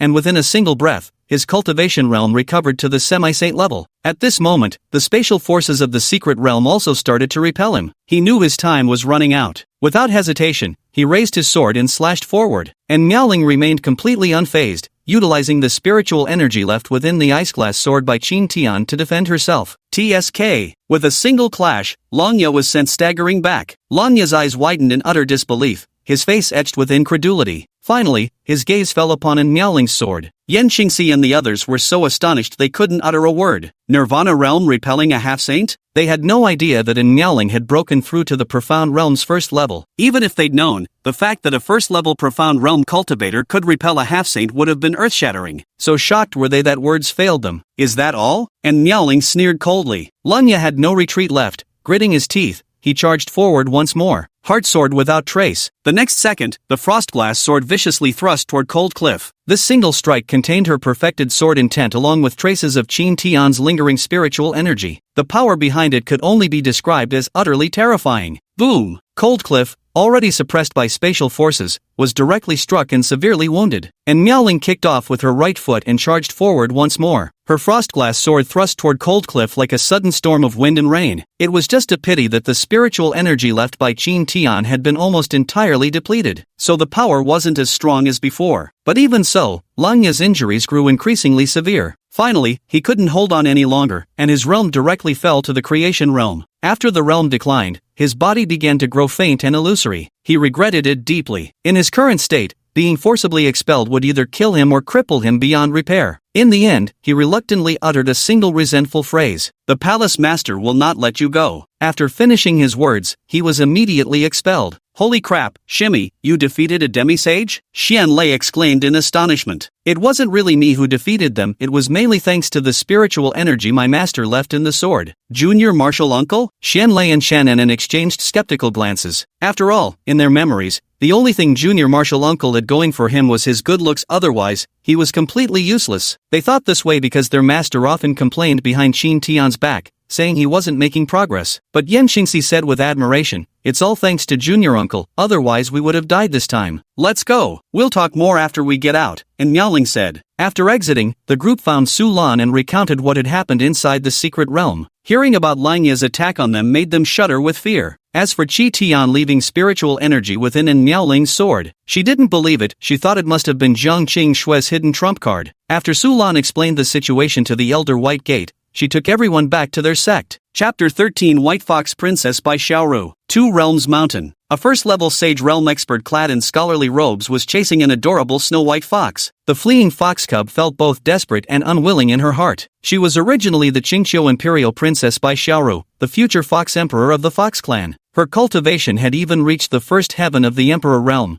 making her incomparably noble. Later, the Weiyang Great Secret Realm in Central Province opened. Powerhouses from various factions gathered, with over a dozen Emperor realm experts among them. Among them were the emperors of the Great Liang Empire and the Qi Tian Empire. Within the secret realm, she encountered the two emperors. The moment the two emperors saw her face, they fell into an irretrievable trance. From that moment on, the two constantly showered her with gifts and courtesies, even coming to blows over her. From initial minor clashes to the final all-out war between nations, it wasn't until the last of both kingdoms' Emperor realm powerhouses fell that they finally came to their senses. But by then it was too late. Too many of their nation's strongest had perished, leaving them vulnerable to invasion by other countries, ending in the destruction of their state and annihilation of their people. Later, rumors spread that she had bewitched the emperors of both nations. They called her a femme fatale whose beauty spelled doom, a calamity that would bring endless war to Central Plains. Soon after, one empire took the lead, rallying other imperial powerhouses to hunt her down together, preventing disaster from striking again. As events unfolded, even Qingqiu could no longer protect her, so there was nothing left for her but to flee. She was originally a nine-tailed fox demon,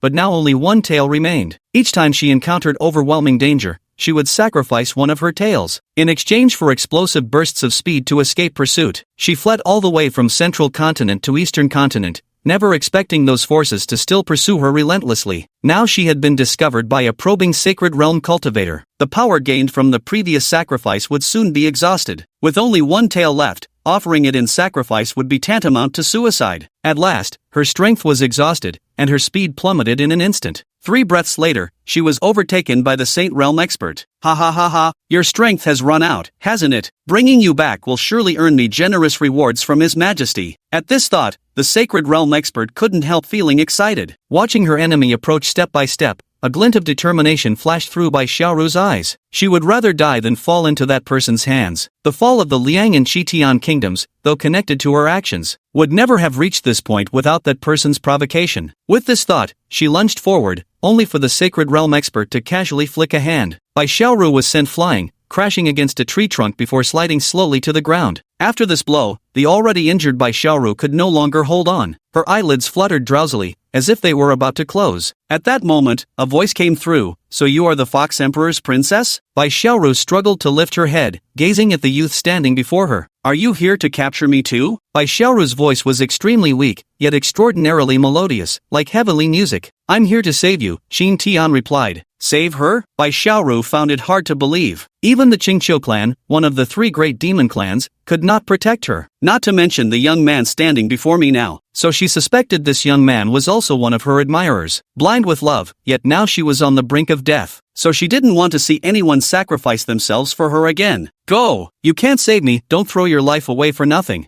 Upon hearing this, Qin Tian replied nonchalantly, "If I say I can save you, then I have the strength to do so. But once I save you, you'll have to promise me one condition." Conditions? Become her woman? How was that any different from being captured? The thought made her refuse outright. "I won't agree." Those 3 words exhausted the last of her strength, and her eyes finally closed. Before Qin Tian could think further, the Saint Realm expert spoke. "Where did this stupid kid come from, talking so big? Oh, you're only at the agile movement realm? Are you an idiot? My 15-year-old great-grandson has a higher cultivation realm than you. Trash like you doesn't deserve to live in this world." Boom! Qin Tian threw a punch, sending the Saint Realm expert staggering back repeatedly. He glanced at his fist, still satisfied with the power of that punch. "With the indestructible ancient body, my martial arts techniques have indeed gained significantly more power." The repelled Saint Realm expert also wore a solemn expression. His mocking words could no longer be uttered. "A great-grandson at 15? Then you must be at least 60? At your age, this is all you've got?" Qin Tian also joined in the mockery. The Saint Realm expert's expression turned ugly. He drew a long sword and slashed forcefully through the air. Immediately, a blade imbued with perfect sword intent shot towards Qin Tian at terrifying speed. Qin Tian directly activated his eternal indestructible body. Instantly, his entire body erupted with an overwhelming aura. Just as the blade was about to strike Qin Tian, he tilted his head to dodge. Then, Qin Tian moved like a phantom, continuously evading the sword saint's slashing blades. In the blink of an eye, he had already closed the distance to the Sacred Realm expert. The Sacred Realm expert remained unfazed. The ranged attack had merely been a test. Close quarters combat was his true forte. Yet after they crossed blows, he discovered that his sword techniques couldn't inflict any damage on Qin Tian, who had activated the eternal indestructible body. Qin Tian was well aware of this fact. The opponent's weapon was merely a top-grade heaven-tier artifact, incapable of breaching his defenses. Had it been a low-grade Emperor-tier weapon, he might have shown some wariness. Thus, the ensuing battle became straightforward. Qin Tian, who had awakened the indestructible body of ages, possessed boundless strength. His attacks carried an aura of utter destruction. To save time, he ultimately transformed into a dragon. Instantly, his offensive power ascended to yet another level. Dragon Ancestor's Claw. Dragon ascends to heaven. Qin Tian unleashed this combined strike once again. Boom! The Saint Realm expert crashed heavily to the ground, carving out a crater upon impact. By now, he was already on the verge of death. Qin Tian stepped forward and delivered 2 final stomps, ending the matter conclusively. Then Qin Tian scooped up the unconscious little fox from the ground and dashed toward the Kunlun Mountains. Just 3 breaths after his departure, 2 Saint Realm experts appeared at the scene of the earlier battle. Among them was even a second-level saint. After glancing at the corpses strewn across the ground, he coldly declared, "Whoever dares to steal from us must have nerves of steel and a lustful heart." Being able to kill a first-level Saint Realm expert in such a short time suggests his strength may rival my own. Let's go find Big Brother first. On the other side, Qin Tian continued hurrying towards the Kunlun sword sect while carrying Bai Xiaoru in his arms. On the road, Bai Xiaoru awoke groggily to find herself nestled in a man's embrace. Though strikingly handsome, she wouldn't tolerate such liberties from him. Blushing with outrage, she sank her teeth into Qin Tian's hand. The result? She nearly chipped her own teeth instead. Qin Tian was still in his immortal indestructible body state at this moment. Not even a heaven-grade supreme sword could harm him in the slightest, let alone Bai Xiaoru with just a single tail. By now, she was absolutely furious. She, a noble Qingqiu imperial princess and a supreme emperor realm expert, was actually being cradled in some youngster's arms. Back in the day, neither of the 2 third-level Emperor realm sovereigns from the Great Liang Empire nor the Scarlet Heaven Empire had even managed to lay a finger on her. "Let go of me, you filthy lecher. If you don't let go now, I'll fight you to the death." Qin Tian roughly ruffled Bai Xiaoru's hair and snapped, "If it weren't for me, you'd be dead. Now settle down." Bai Xiaoru struggled vigorously, trying to break free from Qin Tian's embrace. Chapter 14, Petting the Cat? Qin Tian helplessly threatened, "If you keep squirming, I'll have to spank your bottom." "Spank her? You dare humiliate me." I'll fight you to the death. As she spoke, her struggling became even more frantic. Snap! Qin Tian freed one hand and slapped over. Bai Xiaoru froze in astonishment. At this moment, she was utterly shocked she had actually been spanked. Seeing Bai Xiaoru had gone quiet, he smiled. Spanking indeed proved effective. Behave yourself. If you keep squirming, I'll continue. Bai Xiaoru's expression flickered through a myriad of emotions upon hearing this. Finally, she managed to suppress her anger and quietly nestled in Qin Tian's arms as she began to contemplate. Not long after, her eyes suddenly sparkled, and she proceeded to use her seduction techniques on Qin Tian. A stream of pink gas drifted towards Qin Tian's forehead. After Qin Tian inhaled the pink gas, he saw an extraordinarily beautiful and alluring woman appear before his eyes. Such beauty could perhaps only be matched by An Miaoling, but in comparison, she lacked that natural seductive charm, the kind that could captivate one's soul. It wasn't that An Miaoling was lacking, just that their styles and temperaments were different. Qin Tian glanced down at the white fox in his arms and remarked, "Quite a handsome little thing." Useless? Bai Xiaoru reluctantly lay down again. She resolved to endure the humiliation now for the sake of future vengeance. She had fainted earlier when Qin Tian first engaged the sacred realm in battle. Thus she remained unaware of Qin Tian's true strength, though she wasn't clear about how she'd been rescued. But in her eyes, this young man was merely at the Lingdong realm. Once she regained her 3 or 4 tails, she would surely have her vengeance. After traveling a while longer, he finally returned to Kunlun territory. Looking at the obedient and adorable Bai Xiaoru in his arms, he couldn't resist petting her twice. It was incredibly smooth, and the feel was exceptionally pleasing. Like a startled kitten, Bai Xiaoru retaliated by biting Qin Tian's finger. "You dare treat me like a cat to pet?" An angry woman's voice reached Qin Tian's ears. Qin Tian laughed awkwardly. He felt his finger touch something inside the little fox's mouth. He moved it slightly. Bai Xiaoru hastily released her bite in fright. At this moment, Bai Xiaoru was utterly helpless, completely at his mercy. After returning to Hidden Sword Peak, and Miaoling hadn't come back yet, he decided to first establish the master-servant contract with Bai Xiaoru to complete the system's assigned task. Qin Tian looked at Bai Xiaoru and said, "Since it was I who saved you, you shall now enter into a master-servant contract with me." Bai Xiaoru bristled at his words, instinctively baring her teeth to bite. Being in her one-tailed fox form, this was her only means of attack. Seeing her intention, Qin Tian hurriedly extended his finger toward her. Just as she was about to bite down, she recalled what had happened earlier, and her face instantly flushed red. Seeing her hesitate, Qin Tian continued, "Sign a master-servant contract with me. It will automatically dissolve after 100 years or when your strength surpasses mine." Bai Xiaoru turned her face away, ignoring him. Just as he was about to say something more, a voice interrupted him. "Master, I'm back." And Miaoling descended slowly from the sky like a celestial maiden, the hem of her white gauze dress swaying in the wind. "Oh, what's this little fox doing here? So adorable." And Miaoling made a move to embrace her, but Bai Xiaoru swiftly dodged away. Pouting, and Miaoling turned to Qin Tian.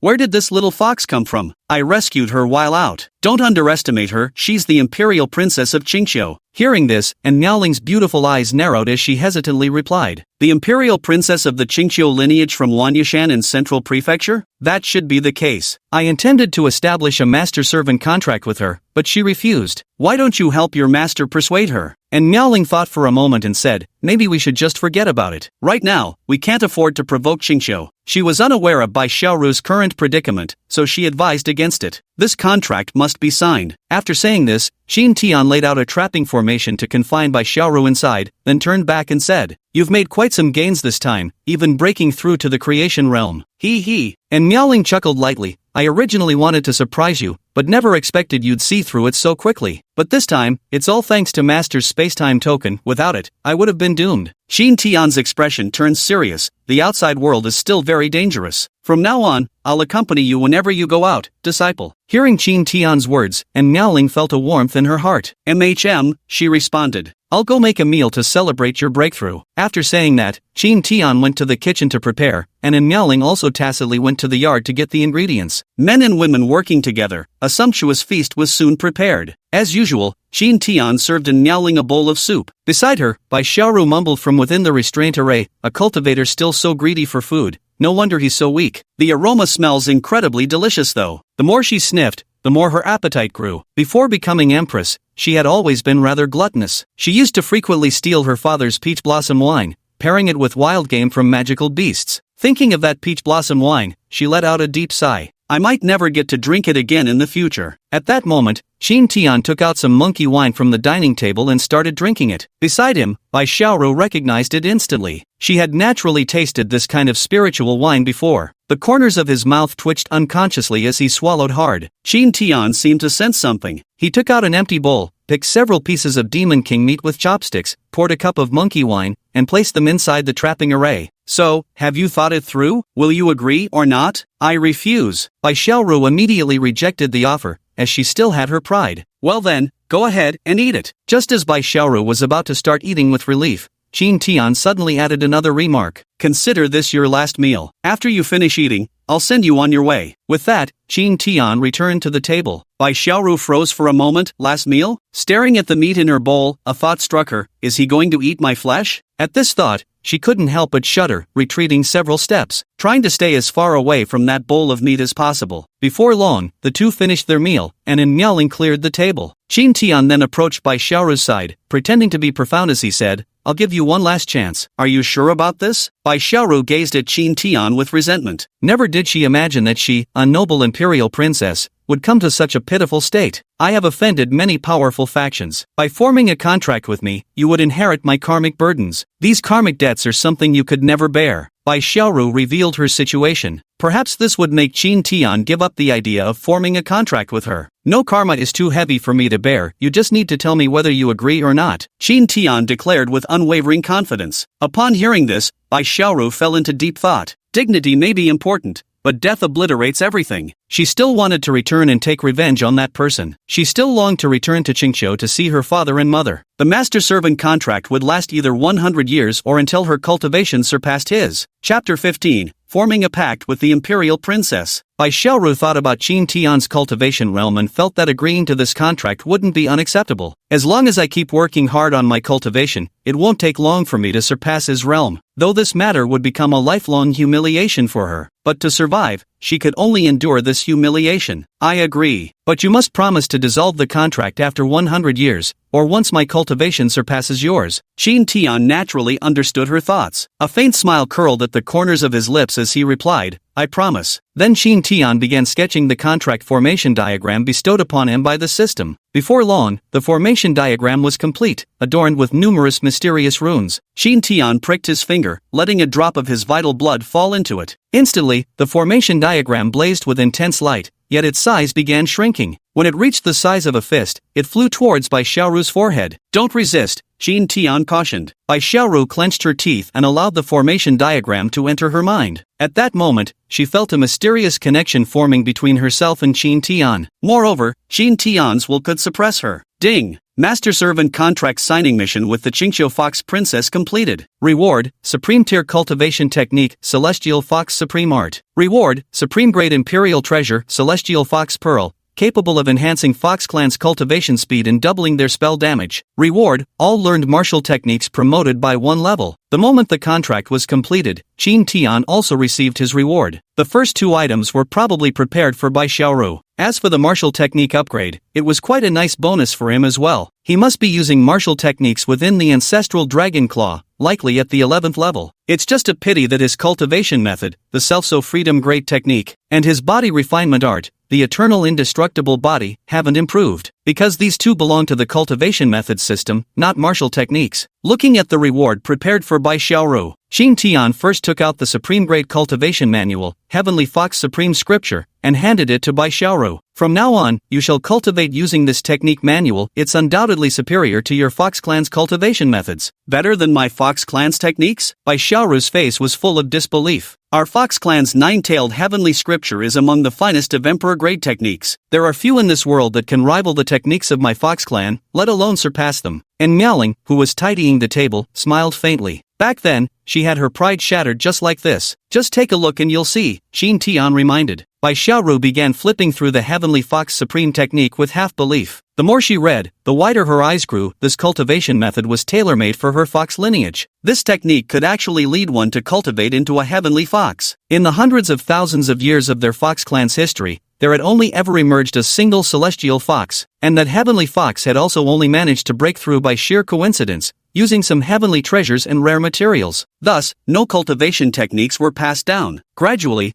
her eyes brimmed with unconcealable delight. If one cultivates into a heavenly fox, then revenge will be as easy as turning one's hand. When the time comes, we can return to Qingqiu again. She didn't know how long she had been reading when she came back to her senses and wanted to ask Qin Tian where this cultivation technique came from, but she found the house was already empty. The restraining formation had also vanished, leaving only wine and a bowl of meat beside her. After glancing around to confirm no one was present, she picked up a piece of meat with her mouth and began eating. After finishing it, she was shocked to realize this was Demon King meat. Without hesitation, she then drank the wine as well. After eating and drinking, she began to feel something was off. She seemed to have been tricked. A man who feasts on Demon King flesh and drinks monkey brew, could he really be just at the Lingdong realm? At night, she quietly approached Qin Tian's room and peeked inside. Qin Tian, who was reading a book, instantly noticed Bai Xiaoru's presence. With a sweep of his hand, the door opened, and Bai Xiao outside flew into his embrace. He thought while reading and petting the fox was quite nice, at least better than petting a cat in terms of touch. He had barely stroked Bai Xiaoru twice when she refused to continue. Even if you're my master, you can't humiliate me like this. She struggled with all her might, but it was all in vain. After stroking her a few times, Qin Tian discovered the little fox was wounded, and not lightly at that. It was likely from being beaten before, compounded by the repeated sacrifices of her tails. Left untreated, it would undoubtedly leave lasting complications. Ah, I was born to toil. With these words, Qin Tian released Bai Xiaoru and flew toward the savage mountain range. With his combat skills having advanced another level, Qin Tian fought even more ferociously this time. A single move from him now left demon emperors utterly incapacitated. In less than half a day, he had collected the essence blood of 3 demon emperors. After Qin Tian left, the demon emperors gathered and decided to relocate. They planned to seek revenge by pleading with the demon sage after his seclusion ended. By the time Qin Tian returned to Hidden Sword Peak,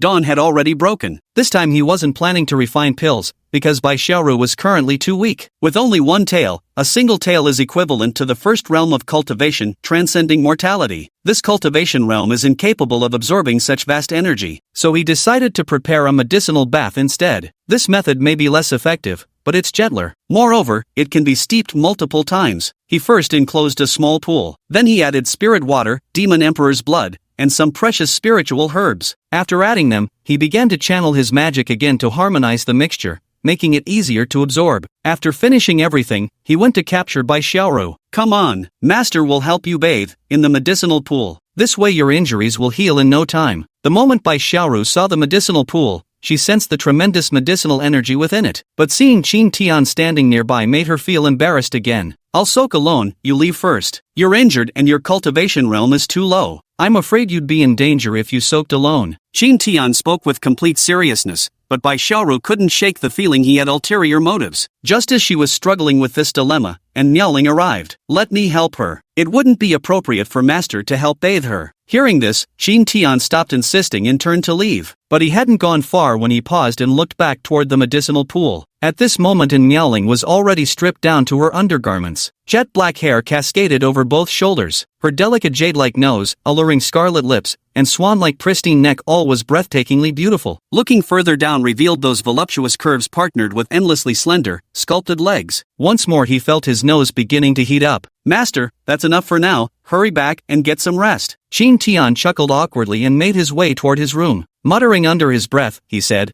I should organize herbal bath sessions occasionally in the future. It'd aid in cultivation, and my own realm ought to advance a bit as well. Such were his thoughts, but when he later returned to the wild mountains, he couldn't find the demon emperor no matter how hard he searched. After several days of soaking in medicinal baths, Bai Xiaoru's injuries had fully healed. Her cultivation had recovered to the 3-tailed stage, and from then on, she only needed to steadily cultivate the Heavenly Fox Supreme technique. For the next 5 years, Qin Tian and Miaoling and Bai Xiaoru lived and cultivated on Hidden Sword Peak without ever venturing out. During these 5 years, Qin Tian's realm showed no signs of advancement. After all, the higher the realm, the more time it requires. And Miaoling consumed many heaven-grade medicinal herbs. Combined with her Emperor-grade bloodline, she smoothly broke through to the 2nd level of the creation realm. Meanwhile, Bai Xiaoru successfully recovered her strength to that of a 7-tailed fox, equivalent to the half-saint realm. The quick recovery was also due to Bai Xiaoru's innate foundation still being intact. Unlike in Miaoling, who was reborn through reincarnation and had to start everything anew. Additionally, it was aided by the Demon King's meat and the abundance of spiritual herbs. Chapter 16th, Supreme Rank, Sword of Life and Death. When Bai Xiaoru recovered to the half-saint realm, Qin Tian unexpectedly received a reward. Ding! After Pet Bai Xiaoru's strength was restored to the half-saint realm, your aptitude has been upgraded to 9th grade, and sign-in rewards have increased by 10%. Qin Tian smiled with satisfaction. It seemed his efforts had paid off after all. With 9th grade aptitude, he could finally hold his head high in the future. At least within Kunlun, no one possessed higher innate talent than him except in Miaoling and Bai Xiaoru. As long as the two women continue to diligently cultivate, achieving imperial grade aptitude will be within reach. In addition, there's also a decent 10% increase in daily login rewards, which is still quite nice. After all, Bai Xiaoru was merely regaining her former strength, not truly achieving a breakthrough. Inside the room, Bai Xiaoru, having recovered to the half-saint realm, wasn't pleased but rather somewhat frustrated. Isn't the master only at the Agile Spirit realm? Didn't the contract say it would be nullified once surpassing the Agile Spirit realm? Why is the contract still binding when I've already reached the half-saint level? The more she thought about it, the angrier she became. Though these past 5 years hadn't been bad under Qin Tian's care, good food and comfortable living. But she was an imperial princess, a supreme emperor realm expert reduced to being someone's pet. This was something she simply couldn't accept. No way. I'm going to demand an explanation from Qin Tian. Upon arriving at Qin Tian's room, he directly leaped in through the window. At that moment, Qin Tian was lazily reclining in his chaise lounge, leisurely reading a book. Bai Xiaoru leaped onto Qin Tian's belly and chided. You big liar, you're definitely not at the Agile realm. Qin Tian glanced at Bai Xiaoru perched on his stomach, noticeably larger than before. Her glossy snow-white fur, 7 fluffy tails, and that delicately charming little face made him unable to resist stroking her several times. When did I ever say I was at the spirit movement realm? Bai Xiaoru was stumped. Qin Tian had indeed never said such a thing, she had simply assumed it.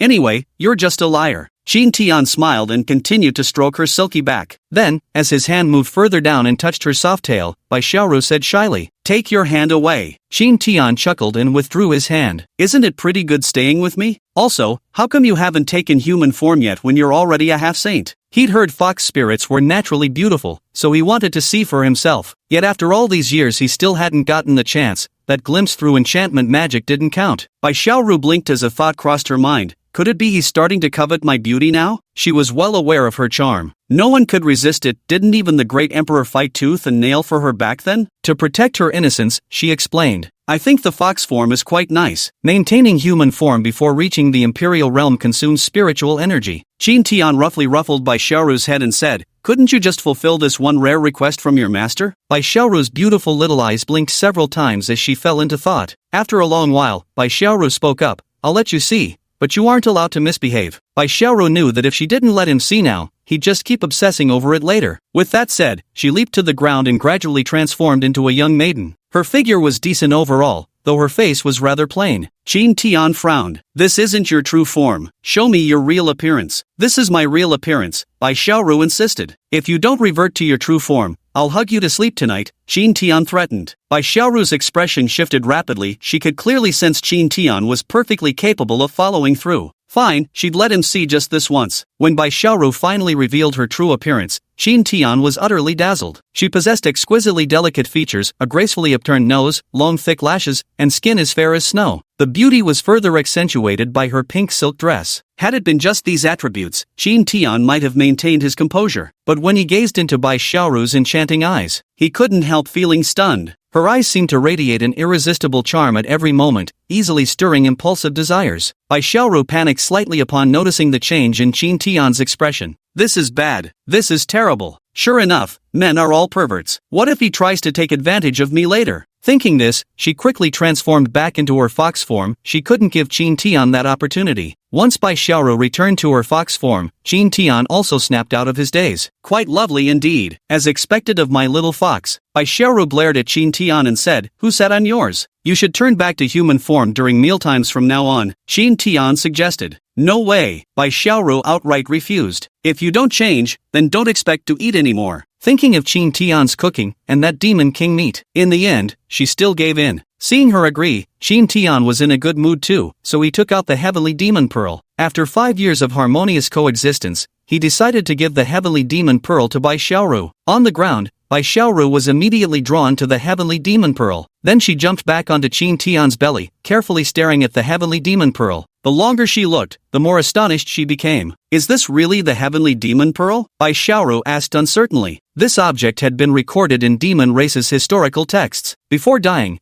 A heavenly demon can condense all their spiritual power and laws into a single demon pearl. That is the Heavenly Demon Pearl. It is said that the Dragon Clan possesses one such pearl, called the Heavenly Dragon Pearl, which is a supreme grade imperial treasure. Wearing this pearl can greatly enhance one's cultivation speed, and when martial techniques are executed, their potency doubles. This is the recorded function. Other capabilities remain unknown. This is the Sky Demon Pearl. Do you want it? Upon hearing this, Bai Xiaoru was overjoyed and immediately nuzzled Qin Tian's hand with her delicate face, saying, "Me?" Before such a priceless treasure, she wouldn't even cling to her dignity. With the Heavenly Demon Pearl in hand, she could overturn her fate and become the master in due time. You can have the Heavenly Demon Pearl, but you must obey me from now on, or I'll take it back. Bai Xiaoru nodded repeatedly upon hearing this. Then Qin Tian stuffed the Heavenly Demon Pearl into Bai Xiaoru's mouth. After swallowing it, Bai Xiaoru immediately began the ownership binding process. Qin Tian hastily set up an array formation to conceal the celestial phenomena. Seeing Qin Tian's actions, Bai Xiaoru finally understood what was happening. If this unusual phenomenon spreads, it will surely attract the attention of those hunting me down. Then Kunlun will no longer be a safe place. She believes there must still be people searching for her in the eastern continent. After the Heavenly Demon Pearl recognized its master, it began to resonate with her, so her aura began to rise once more. She advanced another tier directly, reaching semi-saint level 2. After breaking through, Bai Xiaoru declared, "Though you've indeed been very kind to me,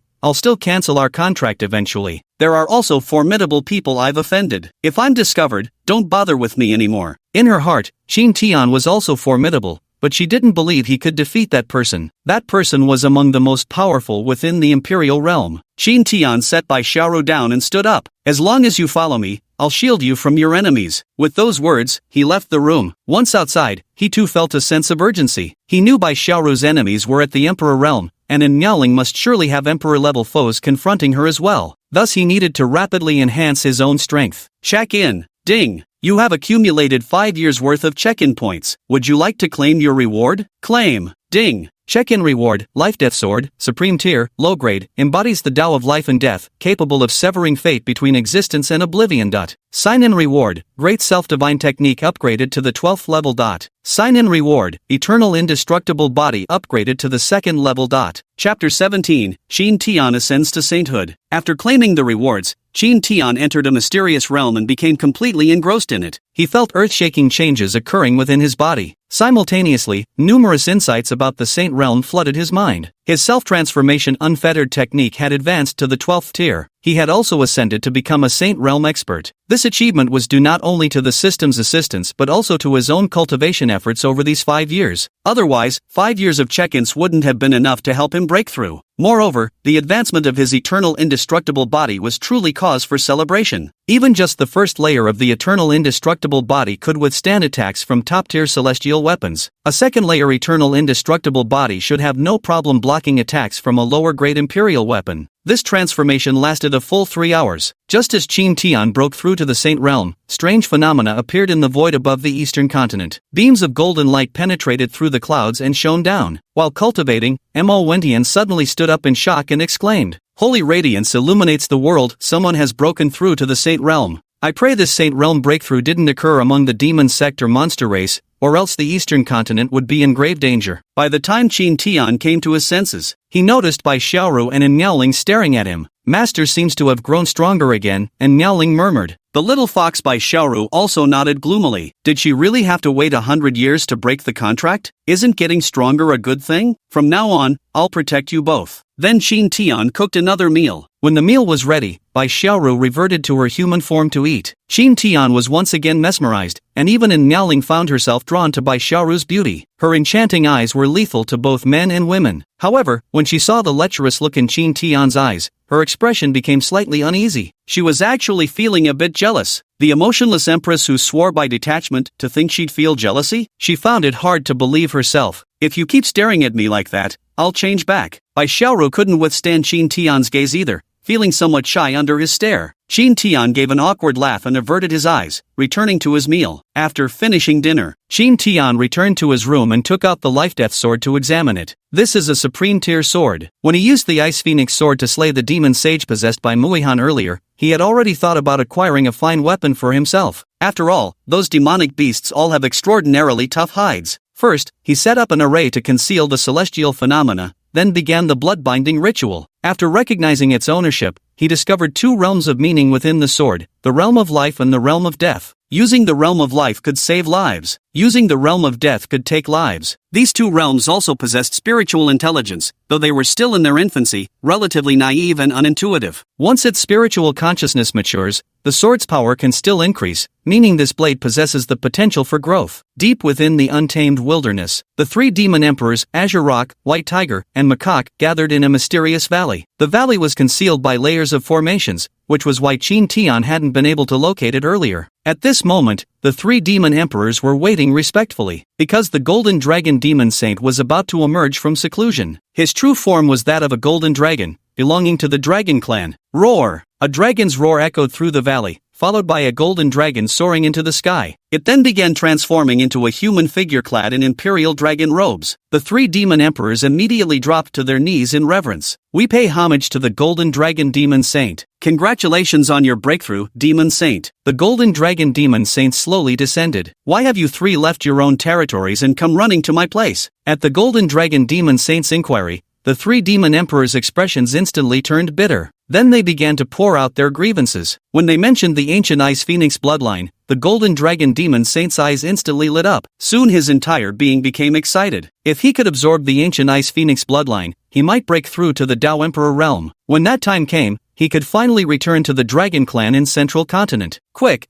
tell me where she is. She's at the Kunlun Sword Sect. Xingpong replied. These three sects again. It's time to settle old scores. To understand the whole story, we must go back 300 years to the Great War between humans and demons. Back then, under the leadership of the Golden Dragon Demon Saint, the hordes of demons wreaked havoc across the eastern continent, bringing immense suffering to all cultivators. In the end, the three sects' ancient ancestors, who had been in seclusion for thousands of years, emerged from their retreats and engaged in an earth-shattering battle with the Golden Dragon Demon Saint. Normally, the dragon race was far more powerful than the human race. Thus, the three ancestors were severely wounded, paying a tremendous price to finally suppress the Golden Dragon Demon Saint. And so they vanished without a trace. 300 years, a full 3 centuries passed before the Golden Dragon Demon Sovereign finally shattered his seals. Not only had his injuries fully healed upon emerging, but he had also broken through to the second level of the Saint Realm. What delighted him most was receiving news of the ancient Frost Phoenix bloodline the moment he left seclusion. Send word to them. Inform them I shall personally visit the Kunlun Sword Sect in 3 days. Tell them to willingly offer up that ancient Ice Phoenix bloodline to me. Also keep close watch. Don't let them relocate the girl. After Golden Dragon Demon Saint finished speaking, Azure Pang asked in confusion, My lord, why bother informing them in advance? Couldn't we simply go when the time comes without warning? What do you know? The Golden Dragon Demon replied with displeasure. To inform them is to make them tremble, let them savor the torment first. Simply killing you won't quell the fury in my heart. Wisdom prevails, great demon saint, flattered the monkey demon emperor. Besides making them afraid, this move will also bring the three sects together,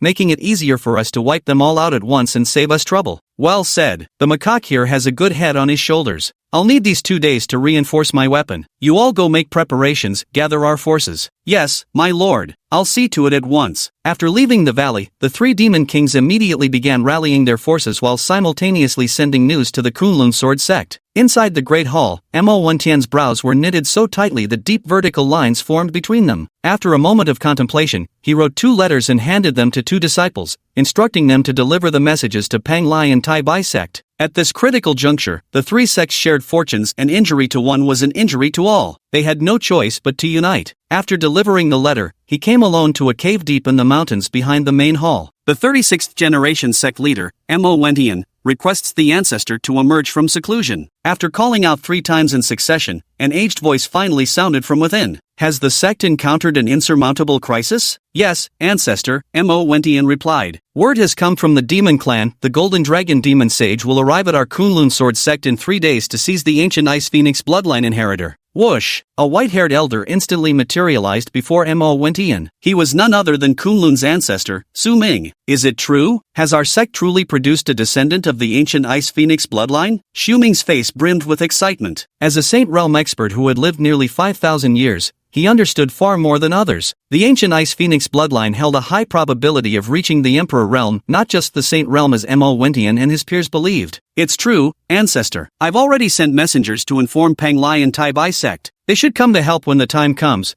but I'm not sure about the patriarchs of those two sects. At this point, he turned his gaze towards Xiuming. Xiuming's expression darkened slightly. Don't worry, they're still alive. It's just that all three of us were severely wounded back then, so our strength isn't what it used to be. Even if we three old bones perish, we won't let the Golden Dragon succeed. Otherwise, the eastern continent will fall completely. Hearing that both ancestors were still alive, Mo Wentian could finally relax. With 3 against 1, the chances of victory were still quite high. After their conversation, Mo Wentian took Xiuming to Hidden Sword Peak to meet Miaoling. At this time, Miaoling was cultivating in the courtyard. Chapter 18, The Saint Realm Ancestor. Upon arriving at the Hidden Sword Pavilion, Xiuming spotted Miaoling at first glance, unable to conceal the overwhelming admiration in his eyes. The ancient bloodline is truly extraordinary. To think you've already reached the second level of creation at such a young age. Mo Wentian was astonished upon hearing this. His proud disciple Yanqingxi, who was 7 or 8 years older than Miaoling, had only reached the 3rd level of Nirvana realm. The Transcendent Realm's 2nd layer has already caught up to the cultivation level of some peak masters. Will you accept becoming my final disciple? Su Ming said to Miaoling. And Miaoling's expression darkened with displeasure upon hearing this. After all, her master was still present. Mo Wentian quickly introduced, "This is our sect's venerable ancestor who has been in secluded cultivation for many years. The ancestor has never taken disciples before. You should think carefully, consider it just taking on another master." "No need to consider it. I already have a master. Please leave." And Miaoling replied coldly. The smile on Xiuming's face froze,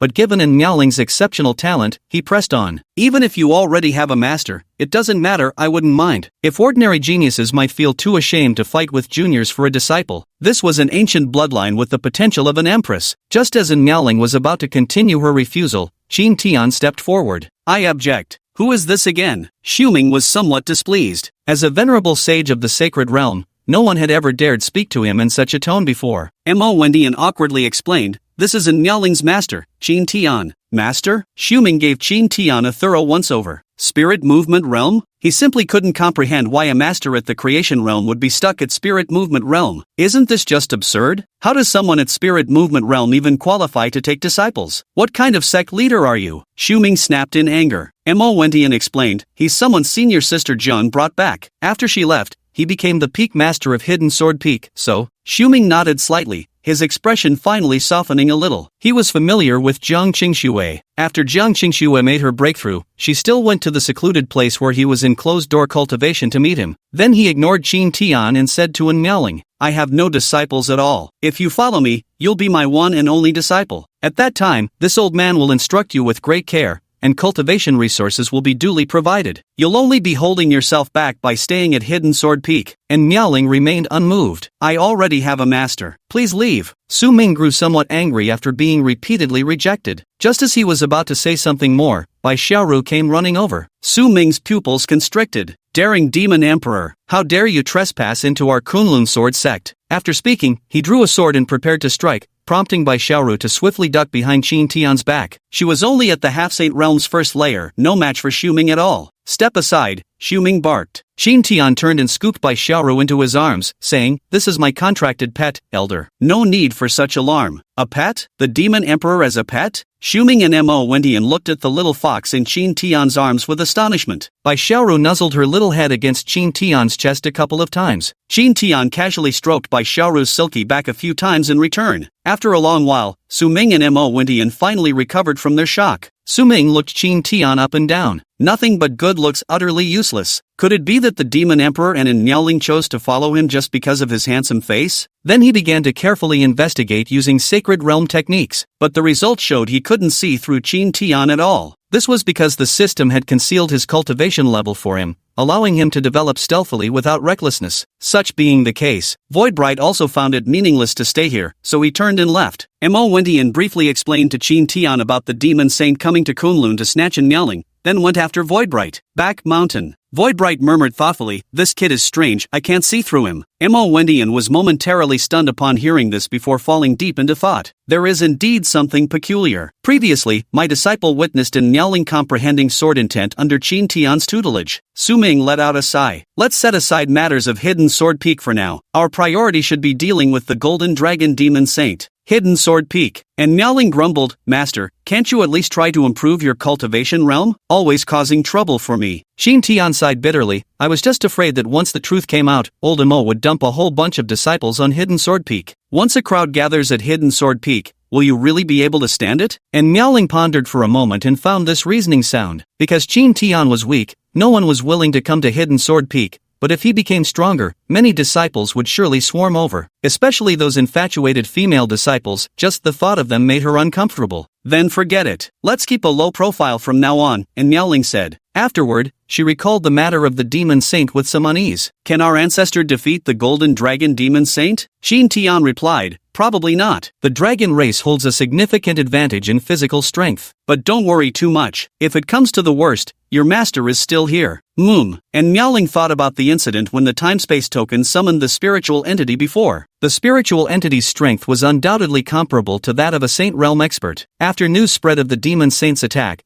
the atmosphere within the sect grew tense from top to bottom. After all, this involved the Saint Realm, a legendary existence in their minds. The next day, both Pang Lai and Tai Bai Gate dispatched powerful experts to provide reinforcements. The three sects deliberated all night long, strategizing against the enemy. After the discussions, they set up numerous defensive formations. By the third day, nearly everyone was on high alert, awaiting the arrival of the demon army. As dusk fell, the sun lost its blinding glare and hung like a fiery orb in the west, staining the entire eastern continent crimson. Just then, the demon tribes finally arrived. The sect leaders of the three great sects, Kunlun Sword Sect, Tai Bai Sect, and Panglai Sect, stood at the forefront. Behind them were numerous peak masters and elders, totaling nearly 50 formidable experts. Each one of them was a powerhouse at the creation realm. On the demon race's side, a vast, shadowy multitude gathered as well. At the forefront were the three great demon emperors, followed by over 60 demon kings. Moreover, high in the sky, there was a golden palanquin carried by 4 avian demon kings. Emolwinian and the other two turned their gazes to the palanquin in the sky, their expressions turning grave. For within that palanquin, they sensed a terrifying presence. But remembering the ancestors were secretly watching made him feel slightly more at ease. The Azure Rock Demon Emperor spoke. Where is the ancient bloodline inheritor? Hand her over quickly, and we might still negotiate. Otherwise, not a single soul in the Kunlun Sword sect will be spared. You feathered vermin, do you think the three sects fear your demon kin? Emolwendian refused to be outdone, and for a moment both sides were poised for battle. Kill. From within the golden sedan chair came a single word, kill. Upon hearing the command, the three demon emperors, Xingpeng and his companions, wasted no time and launched their attack. The three demon emperors clashed with the three half-saint cultivators, while below, those at the creation realm engaged the demon kings. At first it was manageable, but as the battle progressed, the Saint Realm experts from the three sects began to falter. Their numbers were fewer, and Saint Realm experts kept falling one after another. The situation grew increasingly perilous, and right at that moment, Miaoling arrived. Since she was the primary target, she had no choice but to involve herself. Chapter 19. Three ancestors battle the demon saint. Upon arriving at the battlefield, Miaoling unsheathed the glazed frost sword without hesitation. Her expression gradually turned icy as she began to activate her bloodline power. Instantly, the surrounding temperature plummeted so drastically that even breaths turned visible as frosty mist. She set her sights on the savage bull demon king nearest to her, also a type of bull demon. Swish! And Miaoling unleashed a furious slash with sword intent that filled the heavens. Upon sensing the overwhelming sword intent,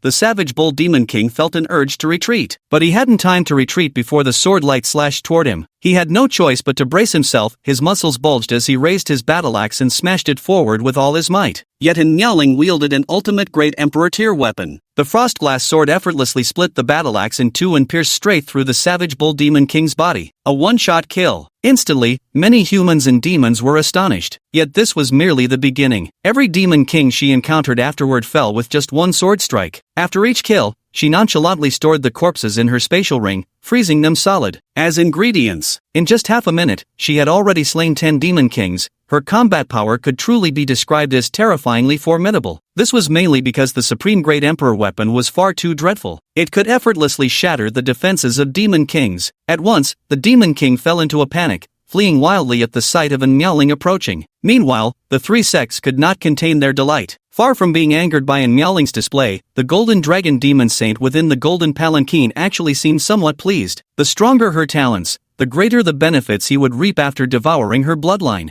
As for the Demon King dying, well, so be it. The demon race has always lived by the law of the jungle. The strong among them grew precisely by devouring countless other demons. It's just like breeding goo insects, as long as it's not the demon emperor who dies, he couldn't care less. Just as the situation was about to turn, the giant ape demon emperor arrived with dozens of demon kings in tow. Seeing this scene, Emperor-Tier and the others also showed expressions of concern. At the same time, they had no choice but to acknowledge that the demon race indeed had numerous experts. After the new demon emperor joined the battle, he immediately began slaughtering the elders and peak masters of the three sects. A giant hand tore through chests to rip out hearts. The giant ape demon emperor swung his arm, effortlessly shattering Thunder Tyrant Lei Ba's defenses from the Thunder Peak, and ripped out his heart. With a wicked grin, he clenched his fist fiercely, instantly crushing the heart into pulp. His excitement grew even stronger afterward, as if he were engaged in some immensely entertaining game. By the time Miaoling witnessed this scene, it was already too late. Although she didn't particularly like Lei Ba, she could sense that Lei Ba genuinely cared about her. That's why he had told her not to stay at Hidden Sword Peak anymore. At this moment, the Demon Emperor approached Peak Master Su Lan of Jade Sword Peak again. After just 2 exchanges, Su Lan lay fallen, her blood staining the earth as she clung to life by a thread. As the Demon Emperor approached Su Lan's side and raised his foot to crush her, the Frostglass sword came flying in. Sensing the terrifying sword intent surging toward him, the giant ape demon emperor had no choice but to dodge aside first. At that moment, Miaoling arrived by Su Lan's side and shoved a top-grade earth-tier healing pill into her mouth. At this moment, the Ice Phoenix sword also flew back into her hand. "Your opponent is me," Miaoling said coldly, as if she had once again reverted to being the emotionless empress. On Hidden Sword Peak, Qin Tian held by Xiaoru while observing the battle, though for now he had no intention of intervening. Just like the Golden Dragon Demon Saint who hadn't made his move yet. Kings face kings, generals meet generals. And Miaoling showed no fear before the Demon Emperor and charged forward instead. Imperial grade lower tier sword technique, Heartscar Sword. The sword intent pierced through the great ape demon emperor's flesh in a single strike,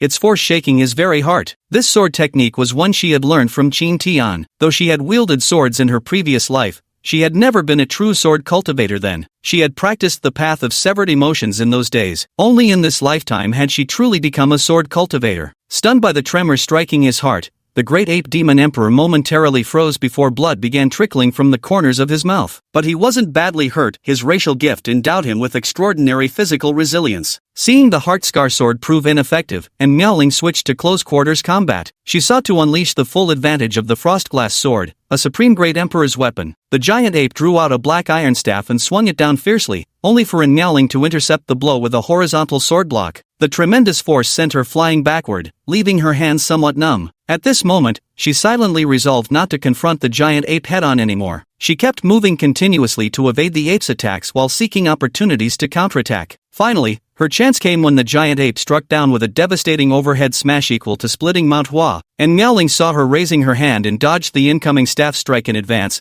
then countered with a slash of her sword. Whoosh! A wound appeared on the giant ape's body. In the subsequent exchanges, Miaoling successfully predicted the attacks several times and retaliated. At last, the giant ape demon emperor began losing strength from excessive blood loss. In the end, it was slain by the sword. Such predictive actions were also part of her accumulated combat experience. By studying her opponent's fighting habits and patterns during initial clashes, she could seize the advantage and counter effectively. The fall of the giant ape demon emperor also paved the way for Miaoling's triumph. From this moment forth, she would claim her place among the powerhouses of Eastern Continent. The death of the giant ape demon emperor marked the beginning of the demon tribe's collapse, for none could withstand her merciless slaughter. Just as she was about to join Emperor-Tier in attacking the Azure Rock demon emperor, the Golden Dragon Demon Saint emerged. "Young lass, you truly are impressive, but let's end it here." With these words, a formidable aura pressed down upon Miaoling. Boom! And Miaoling was immediately forced into continuous retreat, the corner of her lips curling into a bitter smile. A demi-saint, she could defeat with imperial artifacts, yet against a true saint she stood completely helpless. At this moment, Su Ming stepped out from the void. "A demon saint attacking a mere creation realm girl, aren't you ashamed?" Golden Dragon Demon Saint scoffed. "Have your injuries healed already? How dare you speak to this saint in such a manner? This time I vow to spare none. Your 3 sects shall finally pay for what happened that year." With these words he directly drew forth a dragon spear, piercing towards Su Ming. Su Ming likewise drew a sword and slashed towards him. Boom! Su Ming was sent flying backwards instantly. Too weak, not a single improvement after all these years. Just call those two old bastards out here already. Having said that, Golden Dragon Demon Saint turned his gaze towards the distant void. Two figures walked out slowly. The scene immediately buzzed with excitement. This is our Panglai ancestor. I've seen his portrait before. I never imagined he was still alive. Our Tai Bai sect's ancestor is here too. This is wonderful. 3 against 1, nearly everyone from the 3 sects wore expressions of joy. Only the sacred realm ancestors of the 3 sects remained solemn. Because they understood the terrifying nature of the Dragon Clan, ordinary methods couldn't even penetrate their defenses. Su Ming and the others formed a triangular formation around the Golden Dragon Demon Saint. Using themselves as the formation's core, they deployed the 3 talents array. It was this very combination strike technique that had allowed them to defeat the Golden Dragon in the past. The Golden Dragon Demon Saint, brimming with confidence, allowed them to continue their preparations. He would defeat them at their strongest moment. He wanted everyone to experience despair first, only then would it be interesting. Only this could ease the wrath of his 300-year-long confinement. The Trinity formation took shape, with each of them standing at one of the 3 positions, heaven, earth, and man. A special connection formed between them, allowing mutual assistance in that moment. Su Ming stomped his right foot forcefully against the ground, launching himself like a cannonball toward the Golden Dragon Demon Saint. The power of the other 2 sects' sacred realm ancestors was also channeled to Su Ming. This sword strike combined the strength of all 3, vastly increasing its destructive force. Chapter 20, The Supreme Below Saint Realm. Facing the trio's full-powered assault, the Golden Dragon Demon Saint curled his lips upward, utterly unperturbed. Raising his dragon spear with the right hand, he thrust forward with devastating force. Golden Dragon Shatter. Boom! With a single strike, Su Ming was sent flying, while the Golden Dragon Demon Saint remained unmoved. In midair, Su Ming steadied himself and exclaimed in astonishment, "You've broken through?" The Golden Dragon Demon Saint nodded, a vicious grin curling at his lips. "So, are you in despair now? Your attacks are useless against me now." Watching the ugly expressions on the faces of the 3 sect ancestors, he grew even more delighted. The 3 of them exchanged glances, preparing to try once more. Su Ming took out a pill and popped it into his mouth, instantly causing his aura to grow noticeably stronger. Then he began to gather his sword intent. The ancestor of Panglai and the ancestor of Tai Bai sect continuously channeled spiritual energy into him. When his sword intent reached perfection, he unleashed his ultimate technique. Heaven Grade Supreme Sword Technique, Kunlun 9 Swords, Sword Breaking Form. A formidable aura of slaughter and destruction surged forth as it thrust forward. Golden Dragon Breaks Through, Second Stage. The Golden Dragon Demon Saint also unleashed an even more powerful technique. Boom! With that single strike, all 3 from the Shu Ming faction were sent flying, blood spurting from their mouths. This scene left the 3 sects members stunned, followed by expressions of utter despair. Even with their 3 ancestral elders joining forces, they were severely injured by a single move. How could they possibly continue fighting? Su Ming clenched his teeth and shouted, and meowling, "Run! I'll hold him off." With that, he charged toward the Golden Dragon Demon Saint once more. The Golden Dragon Demon Saint casually swatted him away with a single palm strike, sending him crashing to the ground. This time, his injuries were even more severe. Su Ming could barely lift himself off the ground. With great difficulty, he raised his head and cast a pleading glance at Meowling, silently urging her to flee. Ignoring his plea, Meowling stepped forward instead, meeting the Golden Dragon Demon Saint's gaze without the slightest trace of fear. The Golden Dragon Demon Saint actually felt somewhat appreciative, just as he was about to seize Meowling. And Meowling activated the Spacetime Token. A golden spirit emerged from the Spacetime Token, appearing on the scene. Qin Tian sighed as he surveyed the wreckage strewn across the ground. The sword comes. At his command, the Life-Death Sword flew over from Hidden Sword Peak. Before everyone's astonished eyes, it pierced straight through Shu Ming's chest. The entire crowd froze in shock. What the hell? Attacking their own ally? And Meowling also looked at Qin Tian's spirit form with bewilderment. At that very moment, a miracle occurred. The life concept of the Life and Death Sword took effect, and Shu Ming's injuries rapidly improved. 3 breaths later, the Life and Death Sword returned to Qin Tian's spirit form. Su Ming also stood up unharmed. He looked at the spirit entity in astonishment. This method was truly miraculous. This single healing session had consumed over half of his vitality intent, requiring time to replenish. Thus, Qin Tian decided not to heal any others for the time being. Then he switched to the realm of death and turned his gaze toward the Golden Dragon Demon Saint. Without wasting words, the Golden Dragon Demon Saint charged at Qin Tian, his dragon spear in hand. Qin Tian's expression turned grave, and the Life-Death Sword in his grasp underwent a transformation. The blade radiated a golden glow, brimming with boundless killing intent, pierced the heavens. The life-death sword clashed with the dragon spear repeatedly, yet neither combatant gained the upper hand after several exchanges. The golden dragon demon saint began to fight in earnest, launching wide-arcing, powerful attacks relentlessly. Yet Qin Tian's life-death sword effortlessly parried every single strike. With a single sword in hand, the world is mine, such was the aura Qin Tian now exuded. The golden dragon demon saint, whose repeated attacks had all proved futile, could no longer restrain the fury raging within his heart. He flung it forcefully, and the dragon spear in his hand shot forth like a bolt. Qin Tian sidestepped with a swift movement, just as he was about to counterattack. The dragon spear flew back from behind, striking with a sudden, deadly reversal maneuver. In his hasty evasion, Qin Tian's spiritual body was still grazed by the attack. Instantly, the spiritual body dimmed a few shades more. This startled the members of the three sects greatly. Now Qin Tian is their only hope for survival. If Qin Tian's spirit perishes, they'll face the massacre from the demon clan. Facing such treacherous tactics, Qin Tian burned with fury. He surged forward at breakneck speed, swinging his sword violently ahead. He was going to slice the golden dragon demon sage in half. Swoosh, swoosh, swoosh. Sword and spear clashed fiercely once more. By now, Qin Tian's sword strokes grew faster with each strike, every swing deflecting the golden dragon demon sage's spear. The golden dragon demon saint retreated, his footing still unsteady. His defenses lay wide open before him. Qin Tian smiled as he flicked his wrist sharply, and a mist of blood instantly erupted from the gold dragon demon saint's chest. The advantage of the supreme weapon was finally unleashed. At this moment, the golden dragon demon sage wasn't merely wounded, his body was being corroded by the very essence of death. If left unchecked, his flesh would gradually necrotize. Meanwhile, Qin Tian pursued and continued attacking, giving the golden dragon demon sage no opportunity to recover. Left with no choice, the golden dragon demon sage could only divert part of his spiritual power to forcibly suppress the corrosion. The fierce close combat continued between them. Qin Tian adopted a reckless fighting style, since as a spirit body, even if struck,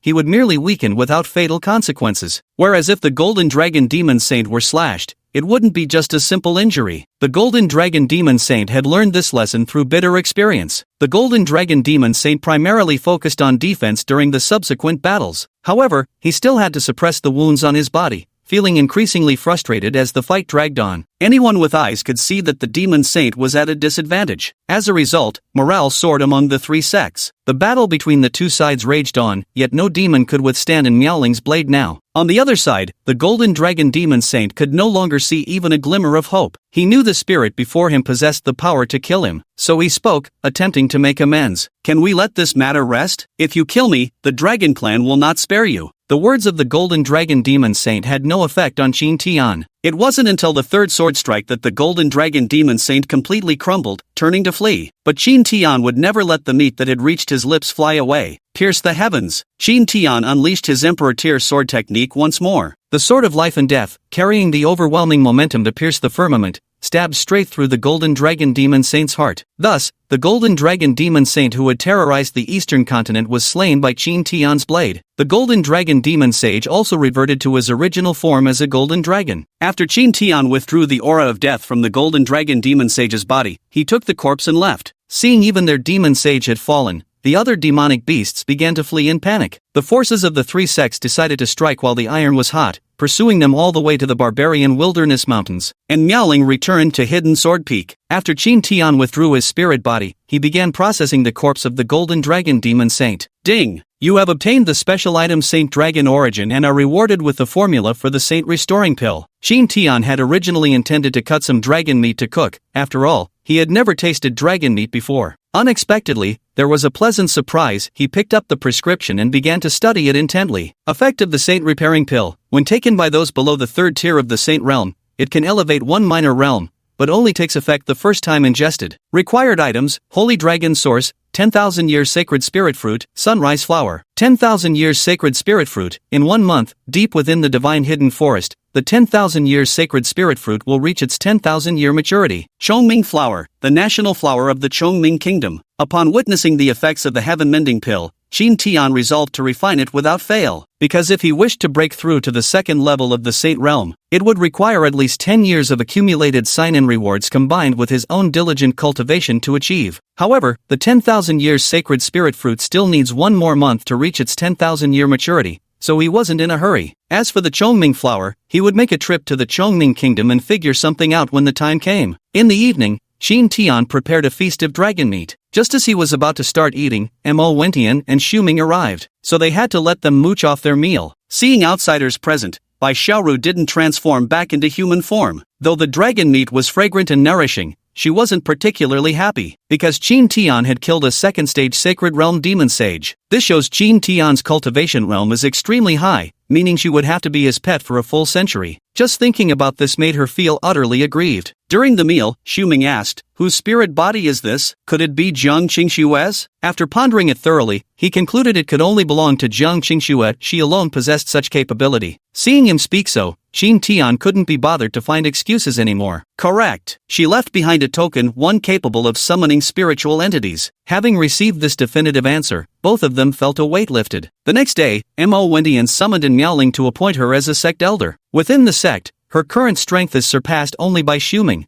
making it unsuitable for her to remain as just a disciple. From then on, Miaoling's reputation spread throughout the Eastern continent. The #1 powerhouse beneath the Saint Realm in the Eastern continent. The most beautiful woman in the Eastern continent. Chapter 21, Soaking in Golden Dragon Blood. After the great battle, the Hidden Sword Pavilion returned to peaceful days. This time they had obtained the corporeal remains of the Golden Dragon Demon Saint and the Giant Ape Demon Emperor. In addition, there were nearly 30 other Demon Kings' corporeal remains. Most of the kills were done by Miaoling, so they wouldn't lack meat to eat for a long time. Qin Tian also took the time to refine some pills using essence blood and spiritual herbs. These pills could also boost everyone's cultivation speed. Additionally, in the previous battle, Qin Tian noticed that Miaoling lacked proficient swordsmanship. Thus, Qin Tian imparted his finest sword technique, the Extinction Sword Art, to Miaoling. The sword art comprised 6 stances. The latter 3 stances were techniques of the supreme tier swordsmanship, but the first 3 forms could only be considered emperor-grade sword techniques. During the teaching process, Qin Tian was extremely meticulous, practically guiding her hand by hand. At night, Qin Tian prepared a medicinal pool using the Golden Dragon Demon Saint's refined blood essence mixed with some rare spiritual herbs. This was something he'd contemplated for a long time. During his previous attempts to seek out the Demon Emperor, he had failed to find him. This time, with the rare opportunity of obtaining higher-level Demon Saint blood, he naturally wouldn't waste this chance to temper his physique. After preparing the medicinal pool, he went to fetch Miaoling and Bai Xiaoru, and Miaoling's face flushed red the moment she saw the medicinal pool. Having lived together for so long, how could she not understand her master's intentions? Disciple, quickly remove your clothes and enter. This is Demon Saint Essence blood, soaking in it will greatly enhance your cultivation, Qin Tian continued to urge. Finally, Miaoling had no choice but to remove her outer robes, revealing the pink undergarment beneath. By now, her strikingly beautiful face had flushed crimson. With delicate jade-like arms crossed over her chest and those alluring long legs taking slow steps forward, she gradually entered the pool and settled into the water. Who could have imagined that the ruthless empress of her past life, known for her decisive brutality, would display such a maidenly demeanor? Seeing Miaoling descend, Qin Tian donned just his shorts, scooped up the little fox, and leaped into the water after her. At this moment, neither Miaoling nor the little fox dared to look at Qin Tian, especially the little fox, who was still being held in Qin Tian's arms. She desperately wanted to resist, but knew it would be futile. So many Emperor Realm experts had pursued her before, yet none had ever touched even a finger of hers. Now all the advantages have been snatched up by Qin Tian. Fortunately, she knew Qin Tian wouldn't go too far. After overcoming the initial awkward phase, the trio, 2 humans and 1 fox, began absorbing the golden dragon's blood to temper their bodies. The body-tempering effects of dragon blood truly lived up to their legendary reputation. Even his second-layer ancient indestructible technique could feel a noticeable improvement, while in Miaoling and Bai Xiaoru's progress was even more significant. Bai Xiaoru was already showing signs of advancing to the second layer of the half-saint realm, and Miaoling had just recently broken through, so she was still stabilizing her cultivation realm. Her cultivation realm has stabilized, greatly accelerating her breakthrough progress. However, Miaoling currently dares not activate her Ice Phoenix bloodline. The reaction that occurred last time when she activated her bloodline and encountered the Flood Dragon essence still makes her blush whenever she recalls it. Qin Tian also noticed this and reminded her, activating your bloodline absorption will make it much more effective. Don't worry, this master doesn't mind. And Miaoling's small face flushed red as she pouted, you may not mind, but I do. Soon after, Qin Tian secretly added some more golden dragon blood. The medicinal energy in the pool suddenly surged. As the medicinal potency intensified, Miaoling absorbed more, and her phoenix bloodline spontaneously began reacting. However, the little fox noticed Qin Tian's movement. Yet she remained silent, happily watching the spectacle. After all, as long as she didn't assume human form, Qin Tian couldn't do anything to her. Gradually, and Miaoling also began to sense something was amiss. "What did you do?" she said with resentment. Qin Tian shook his head with an innocent expression. Affected by this, the spiritual energy within Miaoling's body grew somewhat chaotic. Qin Tian went to help her straighten things out, incidentally letting Miaoling take a little advantage of him. However, this time Miaoling still retained a shred of rationality. Still, these scenes made the little fox cover her eyes in embarrassment. She wondered if Qin Tian might play the same tricks on her someday, and the thought inevitably made her blush with shyness. At this moment, Qin Tian placed his hands on Miaoling's back, helping her regulate the spiritual energy within her body, while Miaoling clung to him, her breath as fragrant as orchids. This stirred an unbearable itch in Qin Tian's heart. Gazing at the half-revealed fullness before him, he couldn't resist commenting, "Seems like they've grown a bit bigger again." Hearing this, Miaoling couldn't hold back any longer and bit down on Qin Tian's neck. However, Qin Tian's thick skin made him impervious to the prolonged biting, leaving only a necklace of lip prints on his neck. After what felt like an eternity, the medicinal potency within the healing pool was nearly fully absorbed, and Miaoling had completely regained her senses. Staring at the red marks on Qin Tian's neck, she flushed crimson with overwhelming embarrassment. "You're always taking advantage of me. What if I can't get married in the future?" And Miaoling pouted. Qin Tian patted Miaoling's back and said, "That's just fine by me. If no one wants you, your master will take care of you forever." And Miaoling quickly pulled away from Qin Tian and retorted, "Don't get your hopes up." With that, she got up, put on her outer robe, and left. Seeing Miaoling leave, the little fox quickly scampered away too. Returning to her room, Miaoling buried herself completely beneath the covers. Even now, her heart still hadn't stopped pounding. Could it be? Have I really fallen for my master? Master said he would take care of me for a lifetime. Does that mean Master also likes me? Then Miaoling fell into a whirlwind of wild thoughts. Morning. While Qin Tian was accompanying Miaoling in sword practice, a disciple came running. "Martial uncle, today is the sect's disciple recruitment ceremony. The sect master requests your presence, but hasn't the time not arrived yet?" Qin Tian asked in confusion. The disciple laughed. "Isn't it because after the previous great battle,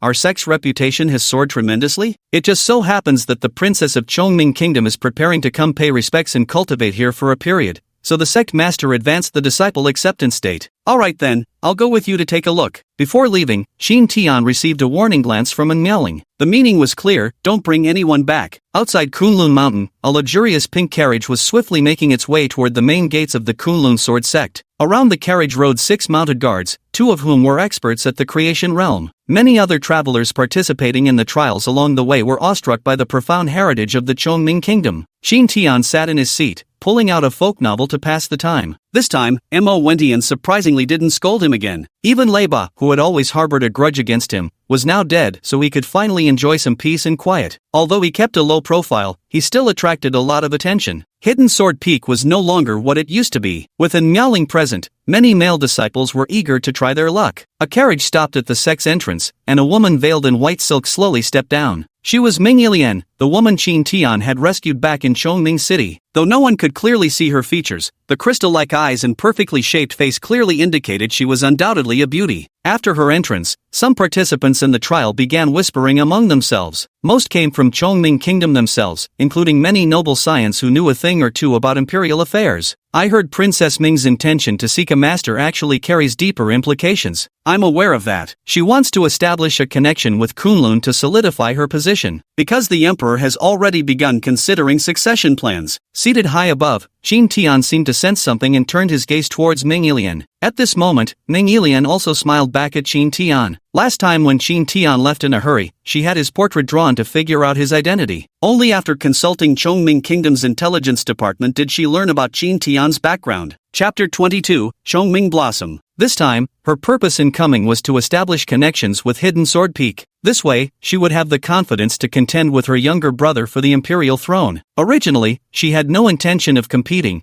but her younger brother kept causing trouble for her. Whether enticing the new emperor of Zhou to seek her hand in marriage or encouraging the son of Chongming's grand general to pursue her. To take control of her own destiny, she decided to enter the fray. Her younger brother had already joined the Tai Bai sect earlier, establishing ties with them. As for her, she intended to join the Kunlun Sword sect precisely because the sect's reputation was soaring, which might help her overshadow her younger brother. Clang! A bell toll pulled everyone's thoughts back to the present. Mo Wentian stepped forward to announce the beginning of the assessment. Since the Kunlun Sword sect's reputation had soared, nearly twice as many participants joined the trial this time. There were over 200 people in total. Then, as usual, there were aptitude tests and martial arts competitions. Finally, over 60 people remained, with Ming Yilian securing first place outright. The reason so many were able to stay this time was due to slightly relaxed assessment criteria. This adjustment was made because numerous disciples had perished in the recent Great War, necessitating an infusion of new blood. After the testing concluded, the peak masters of each peak introduced themselves. This time, Qin Tian couldn't be bothered to speak and simply sat in his seat reading a book. Even so, nearly half the candidates still wanted to enter Hidden Sword Peak. Most were drawn there by An Miaoling's presence. At that moment, An Miaoling arrived. Knowing it wouldn't be appropriate for Qin Tian to refuse directly, she unsheathed her frostglass sword and unleashed its sword intent. Then he said, "Anyone who can endure 3 breaths under the sword's aura passes." Everyone was confidently heading to the test, yet in the end, not a single person passed, not even Ming Yilian. Ming Yilian bit her scarlet lips and said resentfully, "This test of yours is impossible for anyone to pass." Others could also tell that Hidden Sword Peak had no intention of accepting disciples, so they gave up. Only Ming Yilian persisted. Seeing this, Mo Wentian persuaded, "This girl has extraordinary talent and is also a princess of Chongming Kingdom. You should accept her. Besides, our Kunlun sect is still within the territory of Chongming Kingdom, and many of our disciples come from there." Qin Tian tapped his fingers lightly on his knee, seemingly deep in thought, and Miaoling beside him inexplicably pouted her lips. Could Master have taken a liking to this young girl? At this thought, she seemed somewhat displeased. At this moment, nearly everyone's gaze was fixed on Qin Tian. Many people began discussing again. She's a princess, beautiful, noble-born. How could he refuse such a disciple? The crown prince of Chongming who participated in the trial remarked,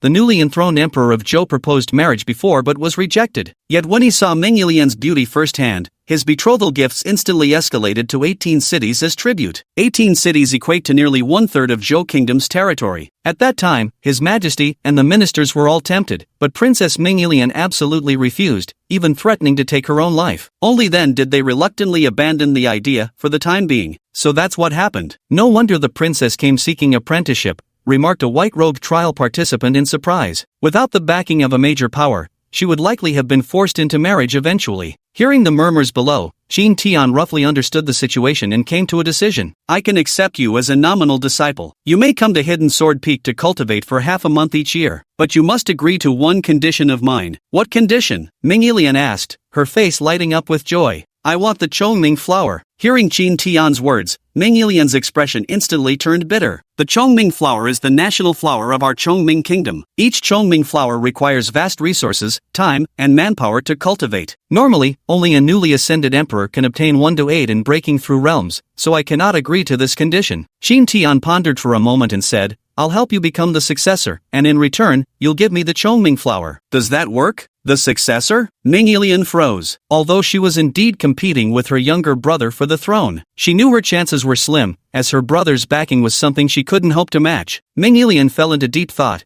and finally turned her gaze to Mo Wentian. She wanted to know the sect master's stance on this. If even the sect master has agreed, this deal might not be a bad one. Mo Wentian gazed deeply at Qin Tian and An Miaoling before finally nodding in agreement. After all, An Miaoling's influence within the sect was now nearly on par with his own, combined with the mysterious Qin Tian and Jiang Qingxue backing them. With this much strength behind them, they had more than enough power to support Ming Yilian in her bid for the throne even without the sect's involvement. So he was merely doing someone a favor in passing. Seeing Mo Wentian's support, Ming Yilian was overjoyed. "I'll spare no effort to help you obtain the Chongming flower." "Very well, then. I'll take you on as a disciple, at least in name. Follow me." With that, Qin Tian led the 2 women back to Hidden Sword Peak. Ming Yilian arrived at Hidden Sword Peak, tidied up a room for herself to stay in, and then went to find Qin Tian. As soon as she stepped outside, she spotted Bai Xiaoru. Seeing such a beautiful little fox, she couldn't resist the urge to reach out and pet it. But before she could get close, Bai Xiaoru's piercing glare sent her stumbling backward. Ming Yilian stared at the fox in shock, muttering to herself, "This little fox's aura, how is it no weaker than my granduncle, who's a half-saint?" At this thought, she immediately became restrained, not daring to show the slightest disrespect. At that moment, Qin Tian walked over, picked up Bai Xiaoru, and said, this is my newly accepted nominal disciple Mingyilian. She'll be staying here for half a month. As he spoke, he instinctively stroked Bai Xiaoru's back out of habit. Nearby, Mingyilian began questioning her life choices. Do semi-saints really have no dignity? Moreover, she believed Qin Tian couldn't possibly be any stronger than the creation realm. Could this be a romance between a human and a demon? Mingyilian's imagination started running wild. Bai Xiaoru glared fiercely at Qin Tian. This jerk actually used me to show off how utterly despicable. Qin Tian then continued his questioning. What cultivation techniques have you studied? The Heaven Rank Supreme Grade Radiant Codex, Mingyilian replied. Heaven Rank Supreme Grade? Qin Tian shook his head. Too trashy. From now on, cultivate this instead. With that, Qin Tian tossed out a mid-grade Emperor Rank Great Radiance Limitless technique. This was the cultivation technique he'd obtained from his earliest system check-in. Because its grade wasn't particularly high, he'd simply tossed it into his storage ring to gather dust. Mingyilian initially wanted to argue about how impressive their royal family's Radiant Holy Codex was, but when she saw the Infinite Radiance Supreme Scripture, she froze. She had encountered this name before within the records of Chongming Kingdom's royal library. It was a cultivation technique belonging to the imperial family of the Radiant Empire in the central continent. Their emperor had relied on this very technique to ascend to the emperor realm. Are you from the royal family of the Bright Empire? Qin Tian shook his head. I found this technique by chance. Since you practice the bright element, you might as well take it and cultivate. With that, Qin Tian turned and left. Mingyilian stuck out her tongue in disbelief. There's no way someone could just find a technique like this. At this moment, her heart was completely filled with excitement. This is an emperor-grade cultivation technique. Why is the eastern continent so inferior to the central continent? The foremost reason is the cultivation technique,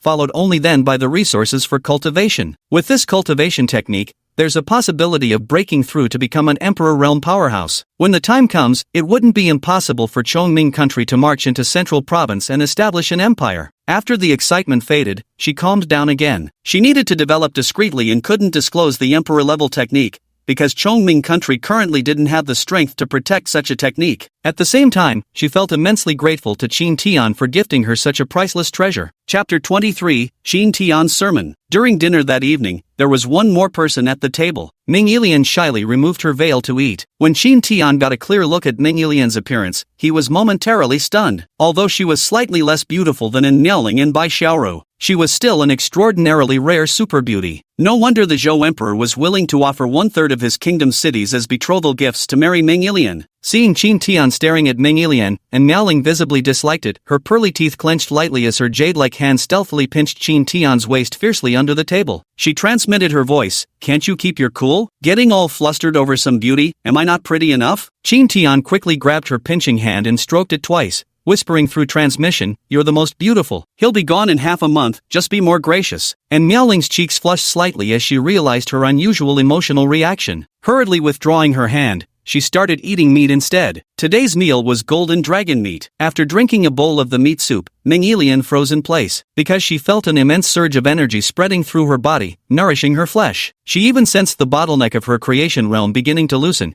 and soon she would be able to break through. Then, Mingyilian ate another bowl before sitting cross-legged on the ground to attempt her breakthrough. And Miaoling watched Mingyilian begin her breakthrough with envy, yearning to quickly enhance her own strength, to settle her grudges. Each of her enemies had formidable Emperor Realm experts backing them. In the following days, and Miaoling trained even harder. She spent virtually all her time either sleeping, eating, or cultivating, yet her sword intent remained stubbornly short of perfection. This impatience gnawed at her. She longed to achieve completeness swiftly so she could begin comprehending the sword domain. Once she grasped the sword domain, reaching the Saint Realm would allow her to challenge an Emperor-level opponent with Bingli's sword in hand. But sword intent demands pure enlightenment. Excessive haste would only yield the opposite effect. Qin Tian had observed enough over these days, so he called in Miaoling to a halt. After Mingyilian's breakthrough, he gathered both women and the fox spirit together to begin his lecture. This was something he had comprehended from his substitute happiness great method. There are 3 realms to artistic conception. The first stage is seeing mountains as mountains and waters as waters. This you should already know. Simply put, it means perceiving their essence. A mountain remains a mountain, water remains water. One must maintain one's original heart. The second stage is seeing mountains not as mountains, and waters not as waters. In this stage, you must not only perceive their essence,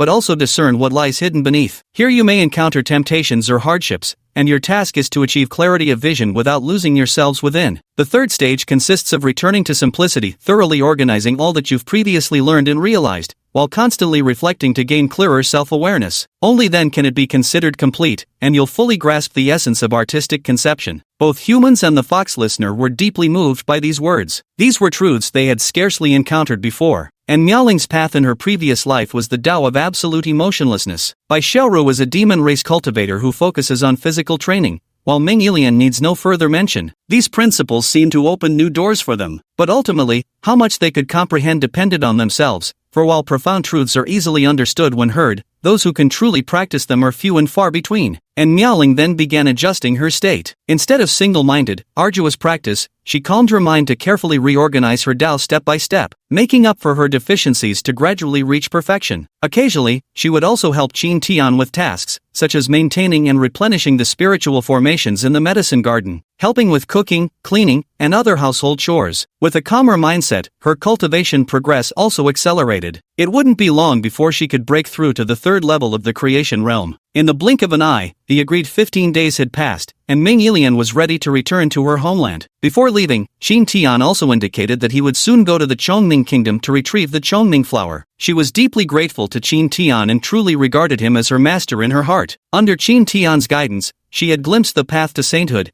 and even the lofty ambition of becoming an emperor seemed within reach. After Ming Yilian departed, Bai Xiaoru could revert to her human form during meals again. Because her enemies were too numerous and powerful, she adamantly refused to reveal her human form in front of outsiders. If the news leaked, all of them would face utter annihilation. She didn't believe Qin Tian or even Kunlun were qualified to confront the Emperor realm. 10 more days passed after Ming Yilian's departure, leaving only 5 days until the 10,000-year cycle of the sacred spirit fruit. So he prepared to set off to Chongming country first, then head straight for the divine shadow forest. For this trip, Qin Tian brought in Miaoling along, while Bai Xiaoru refused to leave Kunlun, because she feared being discovered if she ventured outside. Upon arriving at Chongming City, Qin Tian still made time to visit his home first, but the house was still empty. So he took in Miaoling with him and headed towards the imperial city in the center of town. Upon reaching the city center, he spotted a rather elegant spiritual garment shop. An idea then struck him. It's about time to buy Miaoling some new clothes, and shouldn't we pick up a few pieces for Bai Xiaoru as well? As soon as the two entered, a female assistant approached them. Are you looking for men's or women's clothing? Women's clothing. Do you accept elixirs here? Qin Tian didn't have much currency from the Chongming kingdom on him, so he planned to barter with elixirs instead. We do accept them,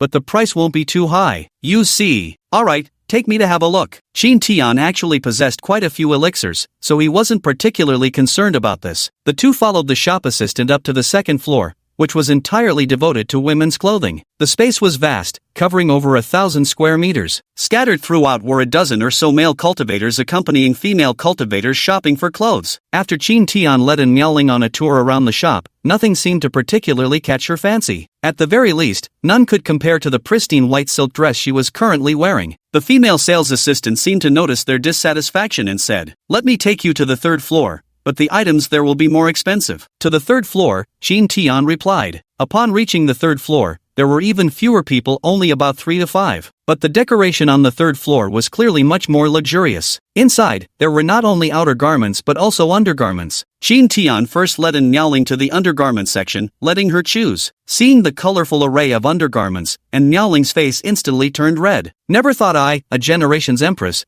would come to buy undergarments with a man. How utterly mortifying. The female sales assistant pointed to a piece of lingerie and began her introduction. This ice cicada undergarment is woven from millennia-old ice cicada silk, exceptionally breathable with built-in dust-repelling properties. And Miaoling nodded repeatedly without a second thought, desperate to end this profoundly awkward situation as quickly as possible. Seeing her too shy to choose, Qin Tian selected 6 pieces he liked himself. 3 for Miaoling and 3 for the little fox. The mere thought of how they would look wearing them excited him somewhat. With undergarments picked out, he moved on to selecting outerwear. After browsing around, he had picked out a few items, but Qin Tian still felt something was lacking. mainly because nothing had truly dazzled him yet. So he asked, "Do you have anything better? I'd like to see." The shop assistant's eyes lit up at this. "One moment please, I'll fetch our shopkeeper for you," she said. Chapter 24, Obtaining the Chongming Flower. Before long, a stunning beauty in lilac robes approached with elegant grace. Her beautiful eyes widened in surprise when she saw Qin Tian, for his striking looks were truly exceptional. His eyes lit up upon seeing and Miaoling. At the very least, she had never seen anyone more beautiful than the woman before her. "Greetings, I am Situ Jing, the proprietor of this shop. Our store is part of a JoJo chain, so you can purchase with confidence." Qin Tian nodded, not realizing this was actually a transcontinental merchant house. "Just show me the best women's clothing you have here." "Certainly, please follow me to the 5th floor." With that, Situ Jing led them to a large room on the 5th floor. There were even guards stationed at the room's entrance. After greeting the guards, Situ Jing had them open the gate. The three stepped inside, and Qin Tian glanced around. Inside were not only garments but also weapons, magical artifacts, and elixirs. All of them were protected by intricate mechanisms and formations. Situ Jing activated a formation, revealing 3 exquisite and splendid dresses before their eyes. "These 3 are the treasures of our shop: the moonlight pleated skirt, the starry glass dress, and the phoenix feather gown." Qin Tian immediately took a liking to the phoenix feather gown. Situ Jing beside him introduced, "This is a mid-grade heavenly robe made from phoenix feathers and 5,000-year ice cicada silk,"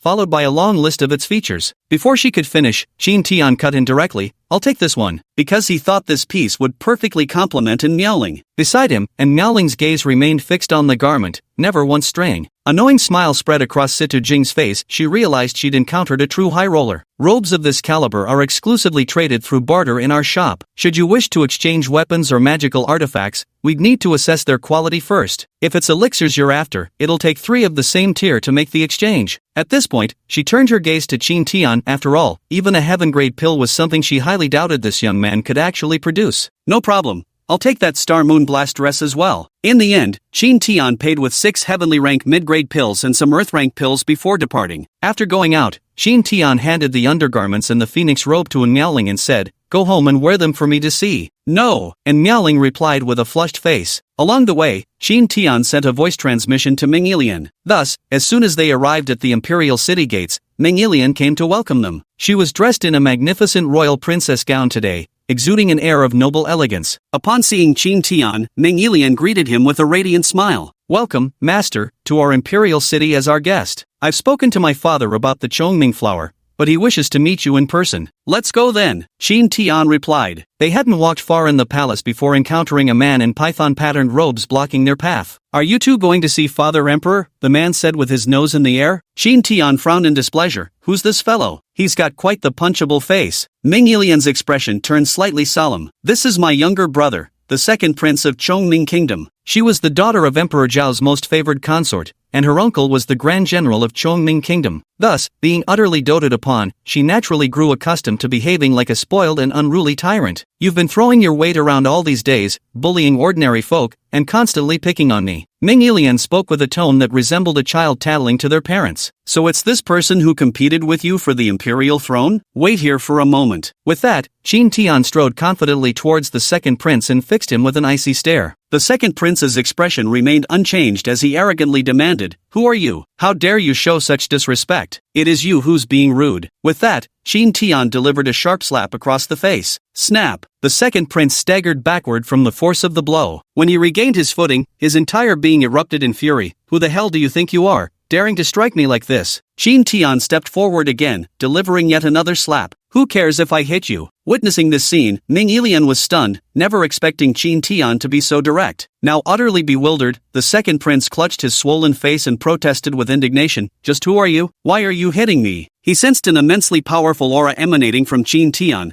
one that made him somewhat fearful. Qin Tian flexed his arms slightly before continuing to whip, and Miaoling remarked, "This younger brother of yours must have grown accustomed to acting domineeringly in the imperial city. Now he's finally met someone even more arrogant than himself." For a moment, he was probably still guessing who Qin Tian was, daring to strike him right in the palace. Mengilian nodded in agreement. If he hadn't been stunned by the beating, he would have screamed for help long ago. Qin Tian only stopped after landing 7 or 8 consecutive slaps. By this point, the second prince was utterly dazed, mumbling indistinctly, "Why you? Just who are you?" Qin Tian smiled faintly and said, "I'm your grandfather, Grandfather? The second prince fell into deep thought. I've met both my third grandfather and second grandfather. Could this be the eldest grandfather who's been in secluded cultivation all this time? You're my eldest grandfather? Qin Tian delivered another slap. Get lost already. I don't have such a foolish grandson like you. At this moment, the second prince was terrified and quickly said, Grandson takes his leave. With that, he fled. Qin Tian turned his head and remarked, Is your younger brother a bit foolish? Ming Yilian nodded slightly. Sometimes he can be. He was spoiled from childhood and never suffered any setbacks, so his way of thinking is rather different. Qin Tian shook his head in bewilderment. And such a person is qualified to inherit the throne? Ming Yilian also expressed her helplessness. Then the group continued forward and arrived at the Imperial Palace Hall. A man dressed in dragon robes stood up and looked toward Qin Tian and his companions. Ming Yilian promptly introduced Qin Tian and Miaoling. The emperor quickly smiled and said, Welcome to both of you. He then politely invited them to take their seats. Though he didn't know much about Qin Tian's circumstances, and Miaoling presently ranked first among all beneath the Saint Realm. Moreover, the Kunlun Sword sect boasted 2 Saint Realm experts, one whose spirit form could even slay the Golden Dragon Demon Saint. After Qin Tian and the others were seated, the emperor put on a troubled expression and said, I already know why you're here.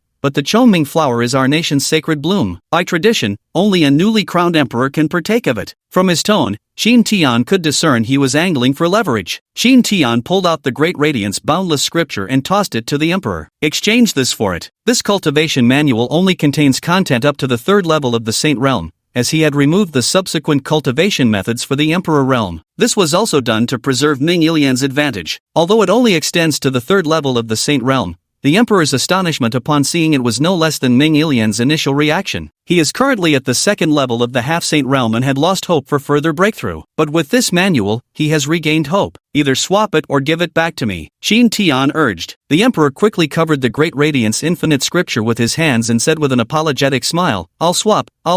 Afraid Qin Tian might change his mind, the emperor promptly led him to fetch the Chongming flower. The Chongming flower, located in the forbidden area of the Imperial Palace, was a pure white blossom containing an exceptionally powerful life force. Qin Tian took out a jade box, placed the flower inside, then said, I've met your son before, and I think there's something wrong with his head, so I wouldn't recommend passing the throne to him. I hope you will pass the throne to my disciple Ming Yilian. This is also the will of Kunlun. Beside him, and Miaoling also nodded in agreement. Chapter 25, The Hidden God Forest. After brief contemplation, the emperor replied, I shall soon announce Yilian as the imperial heir. As a ruler, his foremost consideration was benefit. With Kunlun pledged as an ally, other nations or factions would think twice before moving against Chongming Kingdom. With matters satisfactorily concluded, Qin Tian prepared to depart for the Hidden God Forest. Upon hearing this news, Ming Yilian sent the Imperial Palace's finest carriage to Qin Tian, saving them the trouble of traveling on their own. The carriage was drawn by a demon king as steeds, and the vehicle itself was exceptionally comfortable and majestic, so Qin Tian accepted it without hesitation. Being naturally inclined towards laziness, he was more than happy to travel while lying down in comfort. However, they had barely left the palace gates when a group of people blocked their path. At the forefront were the second prince and a man clad in armor. Qin Tian and Miaoling stepped forward, casting cold glances at the second prince. The second prince pointed at Qin Tian and said, Uncle, they're the ones who attacked me. He even claimed to be my grandfather. The armored man didn't rush to act. Instead, he asked, Sir, who are you? Why attack our kingdom's prince? Without a proper explanation, I'm afraid I can't let either of you leave. Before Qin Tian could speak, and Miaoling had already drawn her sword. In an instant, sword intent filled the entire space. The armored man was also stunned when he felt the sword intent. Qin Tian said indifferently, Just teach them a lesson. With that, he turned and returned to the carriage. And Miaoling brandished her frostglass sword and forcefully flicked it, a flash of sword light streaking through the air. Whoosh! The armored man's arm was severed clean off, sent flying through the air. He clutched his arm with a pained expression, finally realizing who the person before him was. In his intelligence, there was only one person who could be this young, beautiful, and powerful at the same time. That's the renowned Miaoling who recently shook the eastern continent, hailed as the mightiest below Saint Realm. Only such a person. Only then could he, a mighty warrior at the 3rd level of the creation realm,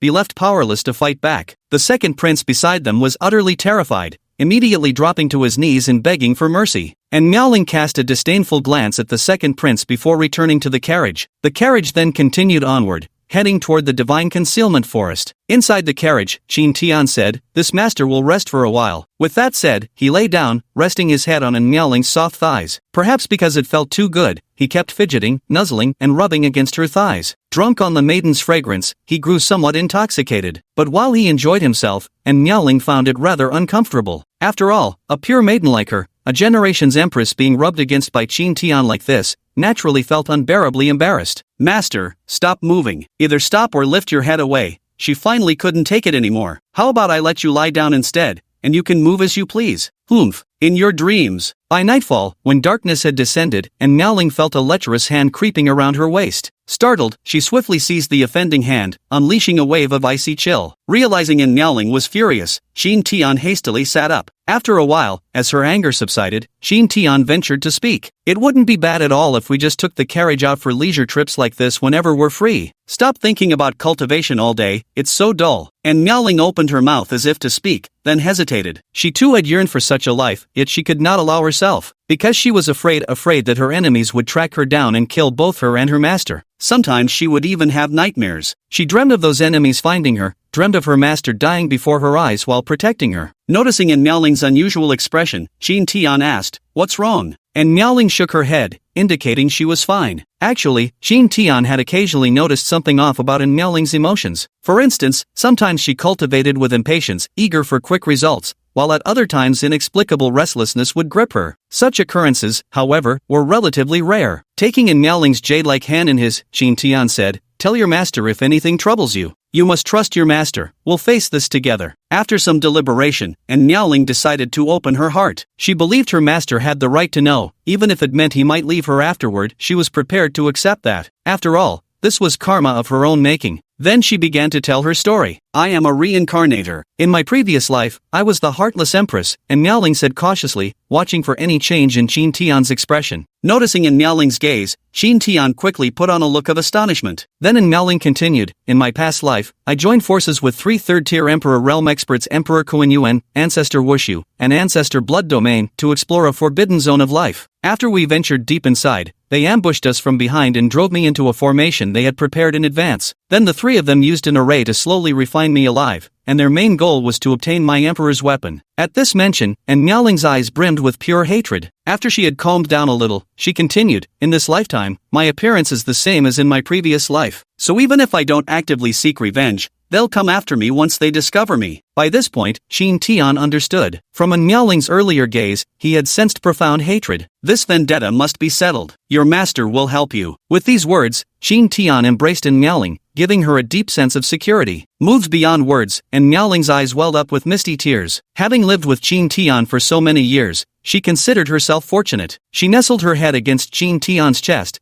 basking in the sense of security he provided. After a long while, Miaoling shyly withdrew from Qin Tian's embrace. At this moment, Qin Tian asked in confusion, "Is an inferior emperor-grade weapon really that important? You don't even have something at the 3rd-grade emperor realm?" And Miaoling replied, "Only the elite among emperor realm cultivators possess emperor-grade weapons. Many major factions have multiple emperor realm experts, yet there's often only one emperor-grade weapon among them. The reason there are so few emperor weapons is due to the scarcity of materials for refining them across the 9 provinces. Beyond that, the most crucial reason is that the 9 provinces lack people capable of forging emperor's weapons." Hearing this, Qin Tian understood, having a system truly made him quite fortunate. At the same time, he thought, if the system teaches me how to forge an emperor's weapon someday, wouldn't that make me rich? The next day, the carriage had arrived at the outskirts of the Divine Concealment Forest. This was a forbidden zone, so it wasn't wise for them to continue traveling by carriage since the interior was fraught with danger. Qin Tian instructed the Demon King Horse to find a place to hide on its own,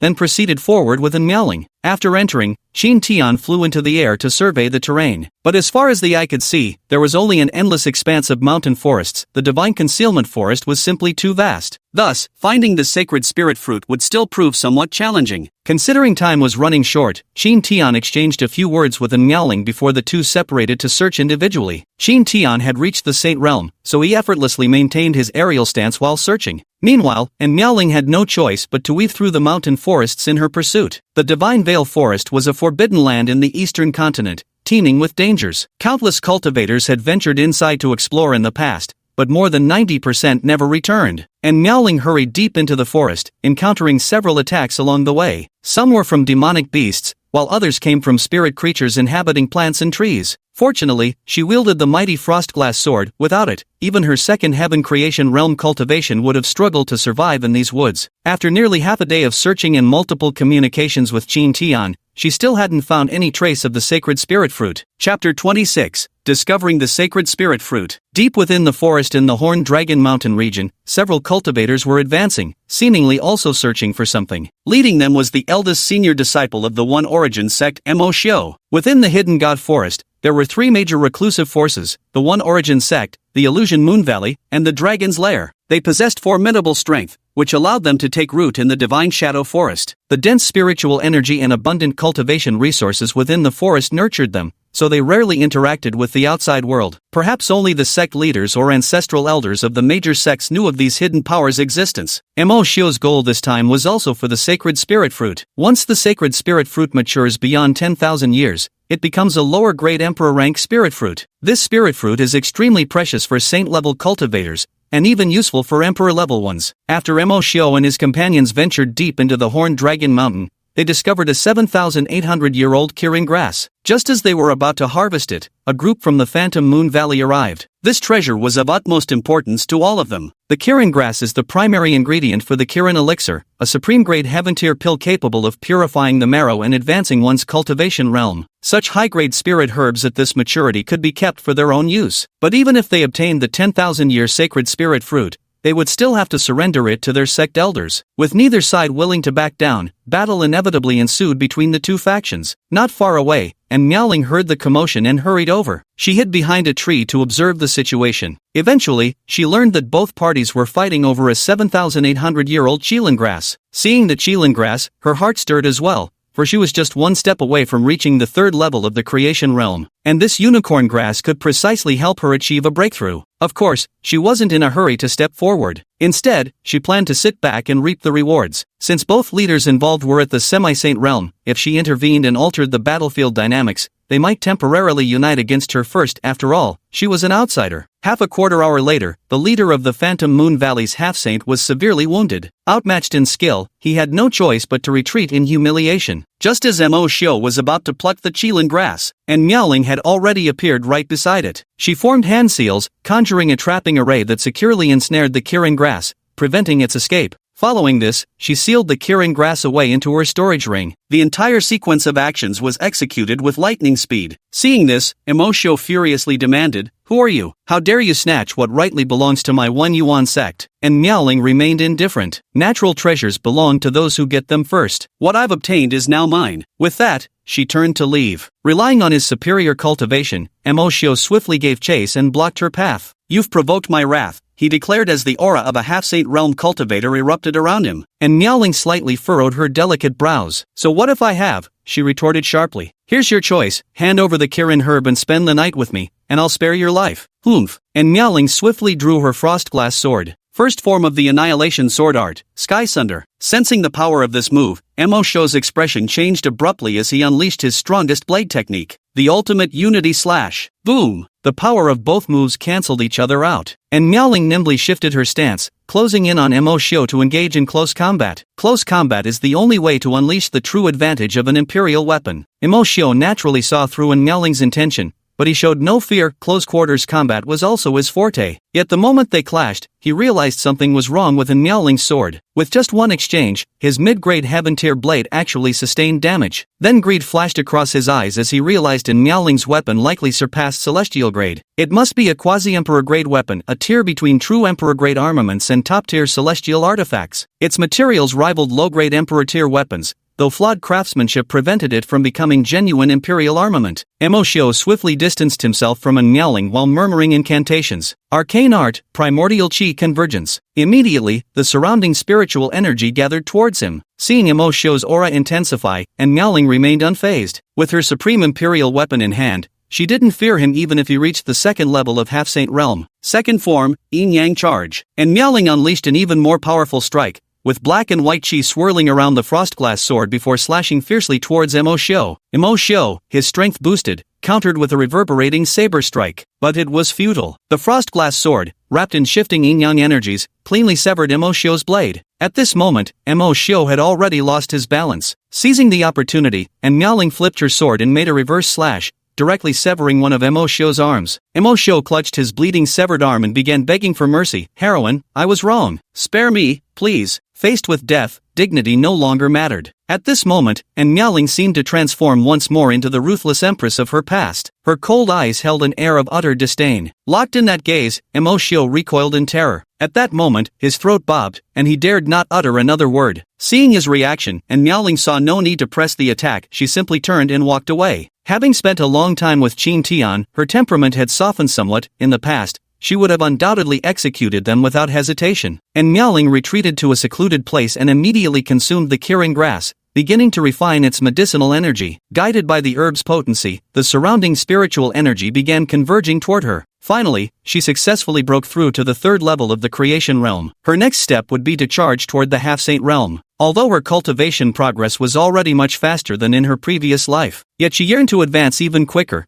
For this lifetime she had someone she wished to protect. Meanwhile, Mo Xiu swallowed a medicinal pill to recuperate from his injuries, with his two fellow disciples standing guard nearby. Once Mo Xiu stabilized his condition, he immediately sent a message to the Great Elder of the Single Origin sect. He knew the Great Elder should be nearby. Before long, a beautiful woman appeared beside him. The woman frowned upon seeing the severed arm of Mo Xiu and asked, "Who injured you? Could it be someone from Dragon Cave?" Mo Xiu shook his head, his face filled with agitation as he said, "It was a young maiden. Her target must have been the Saint Spirit Fruit too. I begged the Grand Elder to find her and avenge me after I'm gone." The beautiful woman nodded slightly and took Mo Xiu with her as they left. Meanwhile, after her breakthrough, Miaoling continued her search without pause. 3 days passed in this manner, and she caught a whiff of intense medicinal fragrance. She followed the scent and eventually saw an ancient tree, its fruits exuding an aura of the great Tao. With her discerning gaze as a female emperor, she recognized it instantly. This was the saintly spirit fruit, nearing its 10,000-year maturity. However, the ancient tree itself was extraordinary, a sacred realm entity, so she hastily notified Qin Tian. She waited right there herself. After a while, a beautiful woman arrived with Mo Xiu, who had a severed arm. The beautiful woman glanced at the ancient tree. It wasn't yet time for it to bear fruit, so she was in no hurry to act. Instead, she began surveying her surroundings, and it didn't take long for her to spot Miaoling. In an instant, she appeared beside Miaoling. At this moment, Mo Xiu also noticed Miaoling. "Elder, she's the one who severed my arm. You must uphold justice for me," he cried. The beautiful woman's expression turned cold as she demanded, "Why did you attack my sect's disciple?" And Miaoling shot a frigid glance at Mo Xiu, faintly regretting not having killed him earlier. He had a foul mouth, and Miaoling offered an explanation, considering the noblewoman's status as a Saint Realm expert. "So you severed his arm just for speaking a few words?" The refined woman grew displeased, and Miaoling remained silent, prompting the woman's expression to darken further. "It seems I must teach you some manners on behalf of your elders." With a graceful wave of her delicate hand, invisible spiritual energy rippled through the air in delicate undulations, darting straight toward Miaoling. And Miaoling drew her glazed frost sword and slashed forcefully to block this attack. The beautiful woman's expression turned peculiar, and eventually her gaze fell upon Miaoling's sword. "Let me see your sword." Chapter 27. Taking a maidservant, slaying the black dragon. And Miaoling remained silent, stubbornly staring at the beautiful woman. "It seems I'll have to get serious." As the words fell, the beautiful woman conjured a massive palm. Dragon shackling hand. The giant palm suddenly grabbed toward Miaoling, and Miaoling immediately activated the spatial temporal token, and Qin Tian's spiritual form emerged from it. Boom! The beautiful woman's palm dissipated instantly. The woman's expression turned apprehensive. Being able to manifest such a formidable spiritual form was something even her own father couldn't accomplish. "Who are you?" the woman demanded. "You dare bully the weak with your strength? Then let me show you what true bullying looks like." With those words, Qin Tian charged forward without hesitation. Dragon Ancestor's Claw. Dragon ascends to heaven. A series of powerful martial techniques were unleashed upon the beautiful woman. Although she was a strong expert at the second level of the Saint Realm, she couldn't withstand Qin Tian's high-level Emperor-grade martial techniques. The moment they clashed, she was already vomiting blood from the force. Just as Qin Tian was preparing to continue beating her, the woman began pleading in fear, "Senior, I was wrong, please show mercy." Qin Tian halted and said coldly, "Serve as my maidservant from now on, and I'll spare your life." "And maidservant?" The beautiful woman froze in disbelief. A mighty second-stage Saint Realm cultivator like herself, the great elder of a Yuan sect, become his maidservant? "Senior, isn't that demand of yours rather excessive? Too much? Weren't you the one who attacked my disciple just now?" Qin Tian said coldly, "If you don't agree, I'll kill you first, then wipe out your entire sect." Upon hearing this, The beautiful woman's expression instantly turned bitter. And Miaoling sent a voice transmission, "Master, surely you aren't attracted to her? Am I that kind of person? This girl has decent aptitude. With some nurturing, she could assist you in your vengeance later." "Really?" And Miaoling still seems skeptical. "Of course it's true. Whenever we find suitable candidates for our hidden sword peak, we'll recruit them. We can just assign them to the Spirit Sword Pavilion afterward. The Hidden Sword Pavilion remains our residence," Qin Tian explained. "Dare I ask who you are, senior?" the beautiful woman inquired. "My name is Qin Tian. Have you made up your mind?" "I don't have much patience." Qin Tian's spirit form couldn't be maintained for long, so he didn't want to waste time with unnecessary talk. The beautiful woman gritted her teeth and said, "I can agree, but you must wait half a month. I shall come looking for you after half a month." "Fine. Come find me at Hidden Sword Peak of the Kunlun Sword Sect in half a month." The beauty nodded in agreement. She was well aware of the Kunlun Sword Sect's existence, but according to her intelligence, the strongest cultivator in the Kunlun Sword Sect was merely Void Ming at the first level of Saint Realm. Where did this powerful figure come from? Perhaps she would only find the answer when meeting the person in question. "What's your name?" Qin Tian asked. "Shangguanya." Qin Tian nodded. Then his spirit form vanished into the frostglass sword. Only Shangguanya and Miaoling remained in the arena,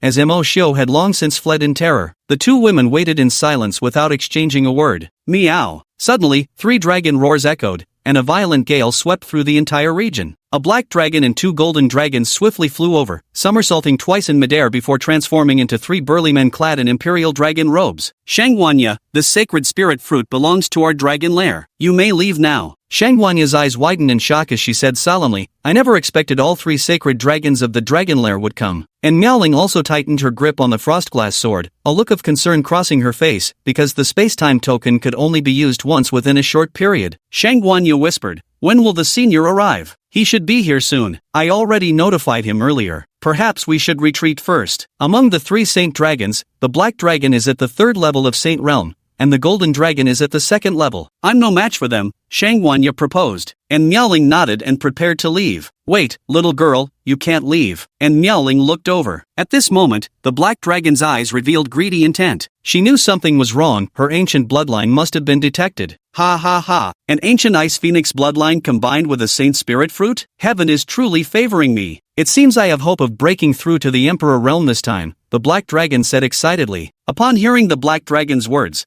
Shangguanya finally realized how extraordinary Miaoling was. But at this moment, she needed to protect Miaoling, otherwise, when Qin Tian arrived, she wouldn't fare any better either. Esteemed 3 holy dragons, this young woman is the disciple of a senior master. I can't afford to provoke this senior, and I hope you 3 will think carefully and let her go. Let her go? Do you really think that's possible? Once I absorb her bloodline and prove my path to emperorhood, who in all of Eastern continent could possibly stand against me? As he spoke these words, the black dragon's face twisted with madness. Then the black dragon flew toward Miaoling, closely followed by the 2 golden dragons. Just as the black dragon was about to reach Miaoling, a sword came flying at immense speed and embedded itself in the ground before her. A powerful aura of death instantly emanated from the sword blade. The 3 sacred dragons halted their steps in shock. Is this an imperial weapon? The black dragon wore an expression of utter disbelief, for the aura radiating from this sword before him had already surpassed everything within his comprehension. Even among dragonkind, the Dragon Emperor's sword in the hands of the Dragon Emperor cannot compare to the blade before them. Shangguanya was also astonished, and now she somewhat looked forward to meeting her future master. Under her expectant gaze, Qin Tian emerged slowly from the forest with a gentle smile. Seeing Qin Tian arrive, and Miaoling's lips curled into a beautiful smile. Shangguan and the 3 holy dragons also looked towards Qin Tian. Spirit movement realm? Then they shifted their gaze behind Qin Tian. They didn't believe Qin Tian could be the master of this sword. The true owner was likely an Emperor realm expert. At this thought, Shangguan actually felt somewhat pleased. Being a maid to an Emperor realm expert was something she could reluctantly accept. But they were all disappointed. No one appeared even when Qin Tian walked up to Miaoling and drew his sword. The black dragon was overjoyed. Had fortune truly smiled upon him? First consume the sacred spirit fruit,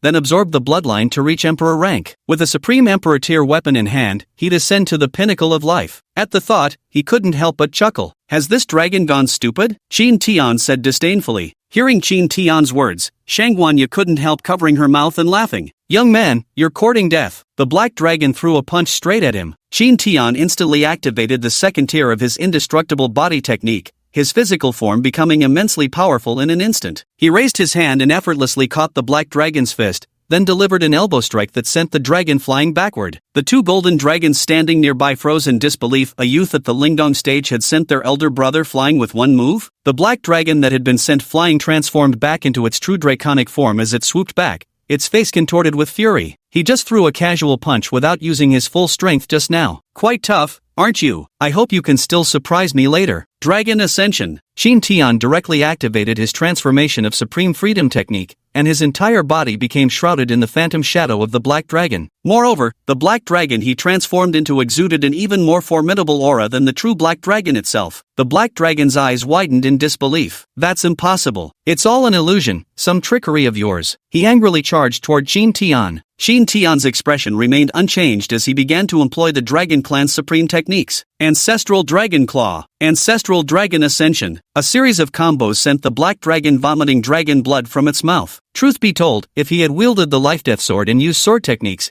he could have slain the black dragon in just 2 moves, but he didn't, because he was currently enjoying this visceral, flesh-pounding sensation more. After just a few exchanges, the black dragon had already been thoroughly beaten into submission. With a sudden flick of his eyes, he immediately flew into the distance intending to escape. With a mere thought from Qin Tian, the life-death sword shot forth, piercing straight through the black dragon's skull. This single move utterly paralyzed the 2 golden dragons who had just been about to flee. Chapter 28. A Sage Realm Underling. Shangwanya also felt a lingering fear. Fortunately, Qin Tian hadn't wished to kill her. Otherwise, she would have ended up like the black dragon. Qin Tian looked at the 2 golden dragons and said, "Will you follow me to guard the gates of Hidden Sword Peak?" The 2 golden dragons glanced at the corpse of the black dragon on the ground. How could they dare refuse? "I am willing." Both dragons spoke in unison. Qin Tian then stowed away the black dragon's corpse, thinking that he could organize another batch of medicinal baths upon his return. With these powerful foes dealt with, Qin Tian walked over to the ancient tree where the Holy Spirit fruit grew and waited patiently. Qin Tian could sense that this ancient tree also possessed consciousness. He tapped the tree trunk twice with his life-death sword and said,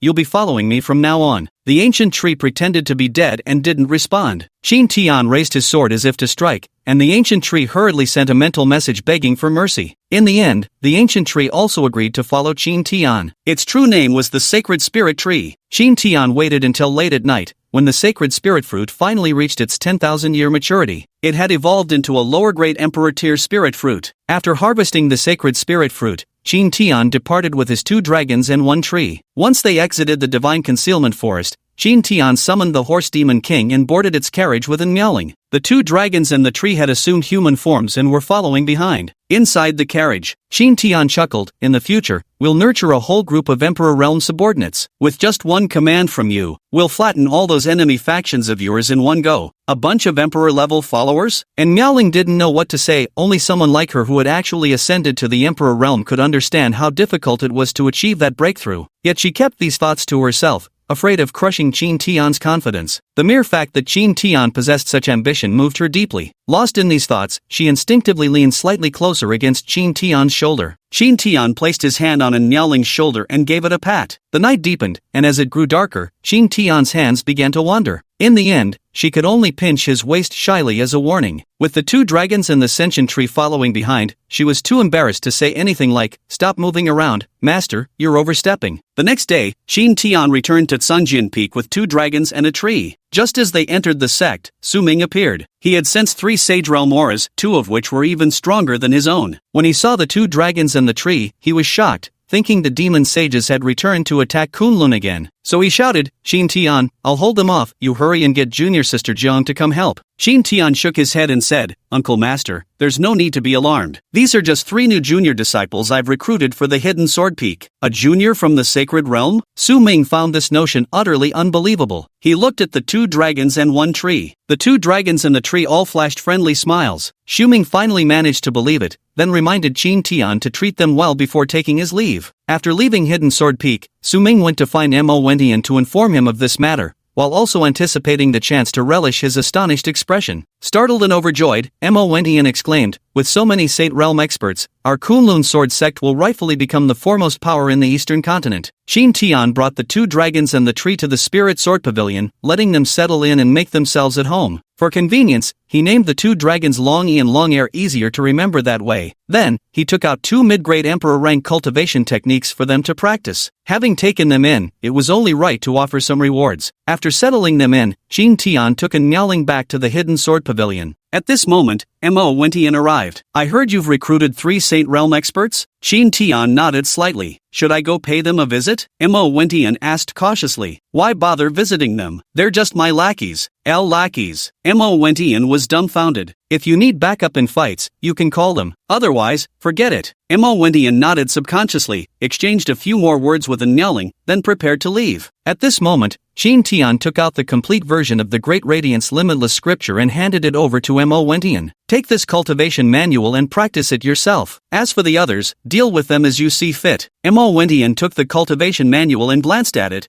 Then his expression froze. His entire body became still as he stood there staring fixedly at the Great Radiance Infinite technique. Qin Tian said, take it back and read it if you want, no one's stopping you, Mo Wentian finally snapped out of his daze and said with great excitement, thank you for your gift, junior brother Xia. I will surely carry the Kunlun sword sect to glory and make it your most steadfast support. After Mo Wentian left, Qin Tian prepared to refine pills. He first carefully studied the pill formula several times. Then he mentally simulated the process multiple times. He couldn't afford mistakes, as these main alchemy ingredients weren't easily obtained. Once confident in his proficiency, he began the pill refinement process, starting with igniting the flames. Then came the crucial steps of ingredient infusion and mixture refinement. Without proper refinement, the elixir cannot be formed. A single interruption would render it irretrievable. Qin Tian maintained perfect harmony between his spiritual energy and breath, meticulously purifying the ingredients layer by layer to preserve their essence. After completing the first step, he began controlling the flame intensity and adjusting the cauldron's formation arrays to facilitate the fusion of these refined essences. After the fusion is complete,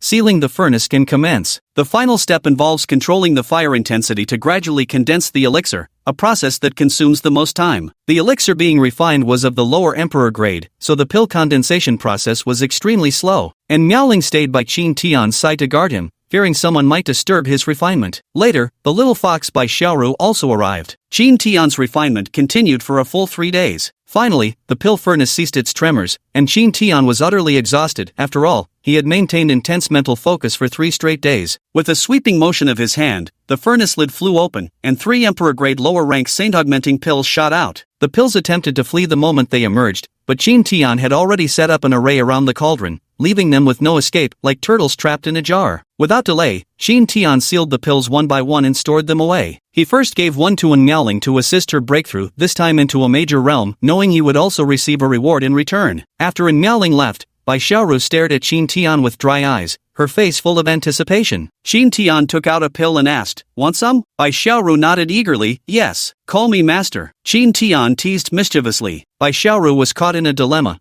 but in the end, she lowered her head and whispered, "Master, transform back into human form," Qin Tian said. "What are you trying to do?" The little fox, Bai Xiaoru, looked wary. "Hurry up and change," Qin Tian urged. Bai Xiaoru thought it over and decided to transform after all. Since she'd already called him master, it would be too much of a loss if she didn't get the pill. Instantly, a stunning beauty appeared once more before Qin Tian's eyes. A mischievous glint flashed in Qin Tian's eyes as he said, "Show me your tail." Bai Xiaoru shot Qin Tian a disdainful look. She hadn't expected him to have such peculiar tastes. 7 fluffy tails sprouted from behind her. Flushing crimson, she pleaded, "Give me the elixir quickly." Qin Tian directly stuffed the saint-refining pill into her mouth. As Bai Xiaoru felt the explosive medicinal energy surging through her body, she immediately sat cross-legged to break through to the 3rd layer of half-saint realm. Chapter 29, and Miaoling breaks through to semi-saint realm. Qin Tian smiled and walked behind Bai Xiaoru, resting his head on her fluffy tail. He even took one and examined it carefully, then rubbed it against his face and sniffed it. A sudden wave of intoxicating fragrance rushed into his mind,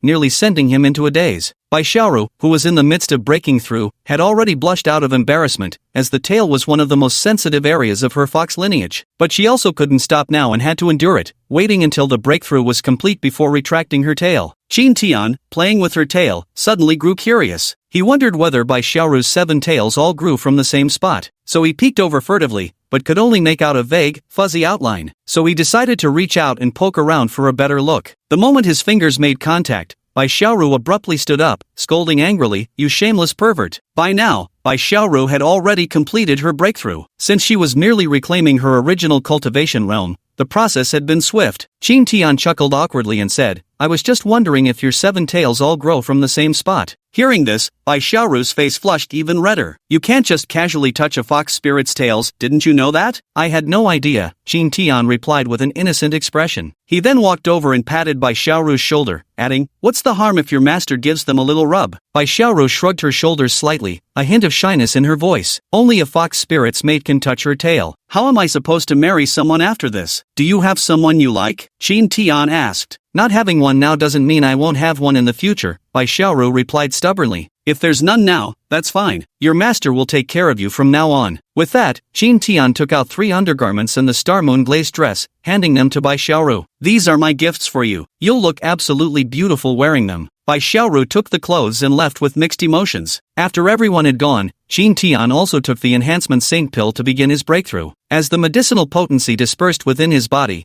the spiritual energy of Sangjian Peak swiftly poured into him. Not long after, he smoothly broke through to the 2nd level of the Saint Realm. At this moment, another unusual phenomenon appeared in the skies of Eastern Continent. From the back mountain, Su Ming turned his gaze toward Hidden Sword Peak, having sensed the violent surge of spiritual energy there earlier. Qin Tian had forcibly broken through this time relying on pills, so his peerless freedom technique remained at the 12th level. Reaching the 13th level would require his own comprehension. Now only in Miaoling remains to make her breakthrough. Since she's advancing to a major realm and had just broken through recently, it's normal for her to take longer. She needs to consolidate her current foundation first. The wait lasted until the next morning. Ding! Host disciple in Miaoling has successfully advanced to the semi-saint realm. Reward granted to host, cultivation aptitude upgraded to saint grade, sign-in rewards increased by 50%. The moment the reward was obtained, Qin Tian felt his mind grow clearer, and his comprehension of the Tao deepened slightly. These sensations were all due to the improvement in his cultivation aptitude. Once in Miaoling reached the saint realm, that would be the time his cultivation aptitude ascended to the Emperor grade. Additionally, the sign-in rewards had instantly increased by 50%, a tremendous boon.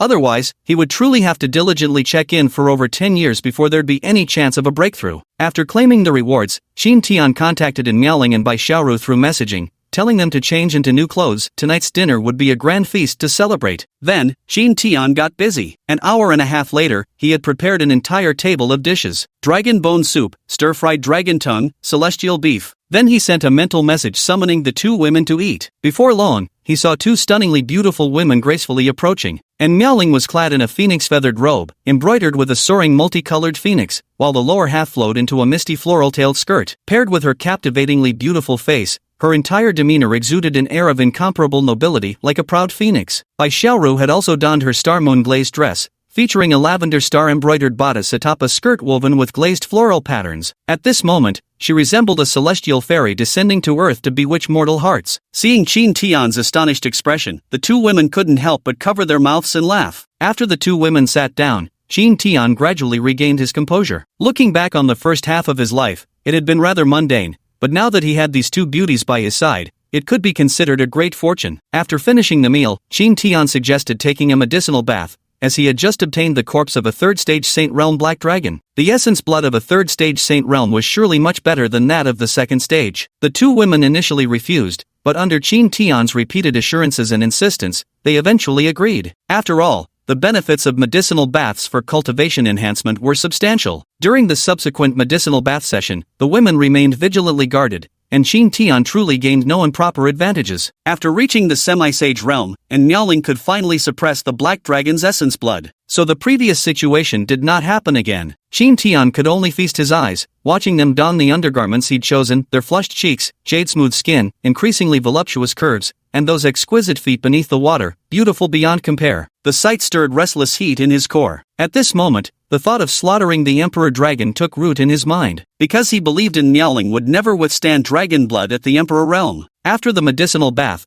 they each retired to their rooms to rest. Time passed quickly, and in the blink of an eye, half a month had gone by. Shangwanya also arrived at Hidden Sword Peak as promised. After settling her in the Spirit Sword Pavilion, Qin Tian gave her an Emperor-grade cultivation manual. When she received the Emperor-grade cultivation technique, she instantly felt this maid's service was absolutely worthwhile. Yet Qin Tian didn't actually make her do any real maid's work. After that, they resumed a peaceful and warm period of cultivation together. 3 months later, and Miaoling still hadn't achieved perfection in her sword intent, and couldn't help feeling restless again. What Qin Tian had taught her before, she understood, but she still didn't know how to actually do it. In the end, she had no choice but to seek Qin Tian's advice again, hoping to gain some insight. Qin Tian told her to keep practicing while he stood by to observe. After a long while, Qin Tian finally began to discern something amiss, so he called out to Miaoling and said, "When you practice swordplay, you merely treat it as cultivation, that's why you always feel something is lacking, isn't it?" And Miaoling nodded slightly, and Qin Tian continued, "Sword intent embodies the nobility of the sword, its aloofness, its sharpness, the sword's true essence, along with killing intent, and more. When you find yourself in a life or death battle, you'll fully immerse yourself in these states of mind, perhaps then you'll grasp them in an instant. But you're not embodying it now, merely utilizing it, so it remains incomplete. The best solution now is to put myself in her shoes. From now on, focus on cultivating with just one martial intent. Use the same stance repeatedly, constantly immersing yourself in it until both your muscles and consciousness remember every movement by heart. This is a rather clumsy method, but I believe it should still be effective." And Miaoling nodded solemnly, also believing this method was feasible. "If all else fails, I'd have no choice but to seek life or death battles. When facing death, enlightenment comes most easily, though this method is perilously extreme." For the next period of time, and Miaoling covered her eyes, imagining her enemies standing before her as she relentlessly practiced a single technique, continuously striving to immerse herself in the scenario. Just as Miaoling was engrossed in her training, Qin Tian received a voice transmission from Mingilian. "Master, hurry and save me, the demon sect is after me." Qin Tian asked for the location and immediately rushed over. Not far from Mount Kunlun, he caught sight of Mingilian struggling to run toward the mountain. She looked utterly exhausted, clearly suffering from severe injuries. Not far behind her, several armored guards were desperately fending off 3 demonic sect elders. Qin Tian approached her and handed her a healing pill. Then, he drew the life-death sword and swung it, instantly flashing a sword light. The 3 nascent soul realm third-layer demon sect elders in pursuit were instantly sliced in half. The armored guards, who had been bracing themselves for death, were utterly stunned. After dealing with the pursuers, Qin Tian inquired, "What happened?" Mingilian said with a sob in her voice,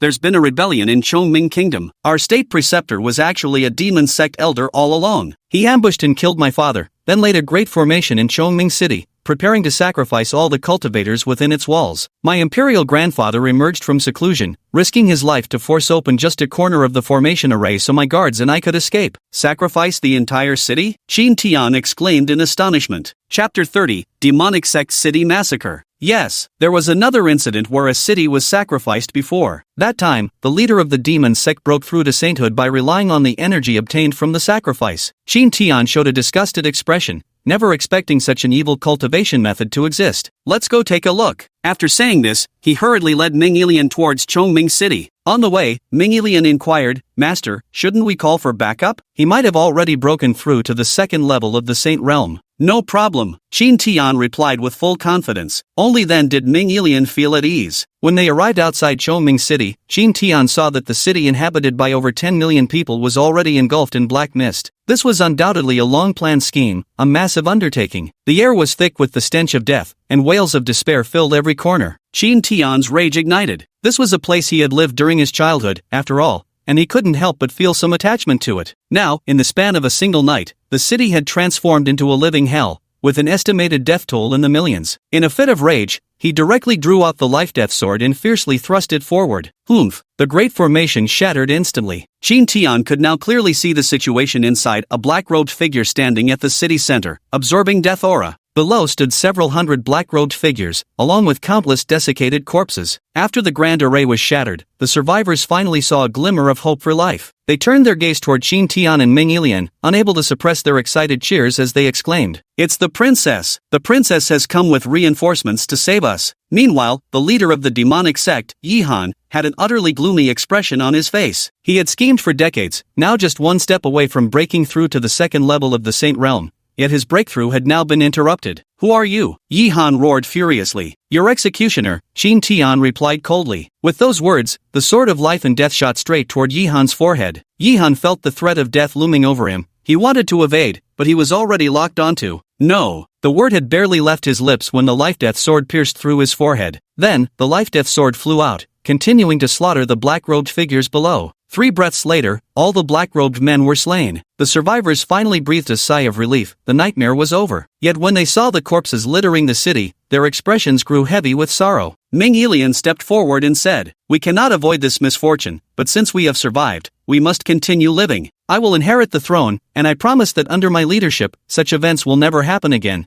because from now on, the Chongming kingdom will be under my master's guardianship." After speaking, she eagerly looked at Qin Tian, hoping he would nod in agreement. Qin Tian understood this was to stabilize the people's hearts, and he was willing to protect Chongming City. After all, his home was still there. So Qin Tian looked down at the scene before him and declared loudly, "From now on, Chongming kingdom is under my protection." Immediately, cheers erupted from below, and the crowd knelt in unison. "We pay our respects to the Emperor's master. Hail the Lotus Emperor." With Qin Tian, a formidable expert capable of instantly slaying the demon sect's leader, watching over them, what did they have left to fear? Later, Qin Tian swept through the nearby cities, eliminating every demonic cultivator he encountered. Once the slaughter was done, he returned to Hidden Sword Peak, while Ming Yilian led the survivors in rebuilding their homeland. And Miaoling continued to immerse herself in the process, striving for perfection and completion. Bai Xiaoru was atop the mountain peak, breathing in spiritual energy while cultivating the Heaven Fox Sovereign technique. Her current combat prowess was no less than that of a Saint Realm expert. She practiced the demonic path, the same path she had walked before, so she encountered no bottlenecks in her cultivation. Qin Tian walked over and sat down beside her. Upon seeing Qin Tian approach, Bai Xiaoru ceased her cultivation practice. "Could you tell me more about your story?" Qin Tian asked curiously. Bai Xiaoru's expression darkened instantly. He feared that Qin Tian would become scared upon learning the truth and leave him. After all, the forces that sought to kill her were far too powerful, and they numbered more than one. Otherwise, one of the 3 great demon clans, Qingqiu, wouldn't have been unable to protect her. So now she feels torn between hope and fear. She doesn't want to be Qin Tian's pet, yet she can't bear to leave his side. When she was with Qin Tian, she felt genuinely happy and completely safe. Qin Tian noticed her worry and gently ruffled Bai Xiaoru's hair, saying, "No matter how powerful your enemies are, I will protect you." Actually, Miaoling's situation is quite similar to yours. She also has many powerful enemies in Central Continent. So whether we have a few more or fewer opponents makes little difference. Bai Xiaoru nodded slightly, then transformed into human form and sat beside Qin Tian, saying, "I was originally the princess of Qingqiu." After Bai Xiaoru finished telling her story, Qin Tian was somewhat impressed with her. It was hard to imagine that one's beauty alone could lead to the downfall of 2 powerful empires. Those were mighty empires with populations in the billions. However, Bai Xiaoru's stunning looks and mesmerizing eyes were indeed intoxicating to behold. Qin Tian patted Bai Xiaoru's head and said, "From now on, you'll stay by my side and stop going out to cause trouble for others." Bai Xiaoru tossed her head aside and pouted, "You're the one who causes trouble for others." Central Continent, Shenlan Empire. This was a relatively powerful faction near the Eastern Continent,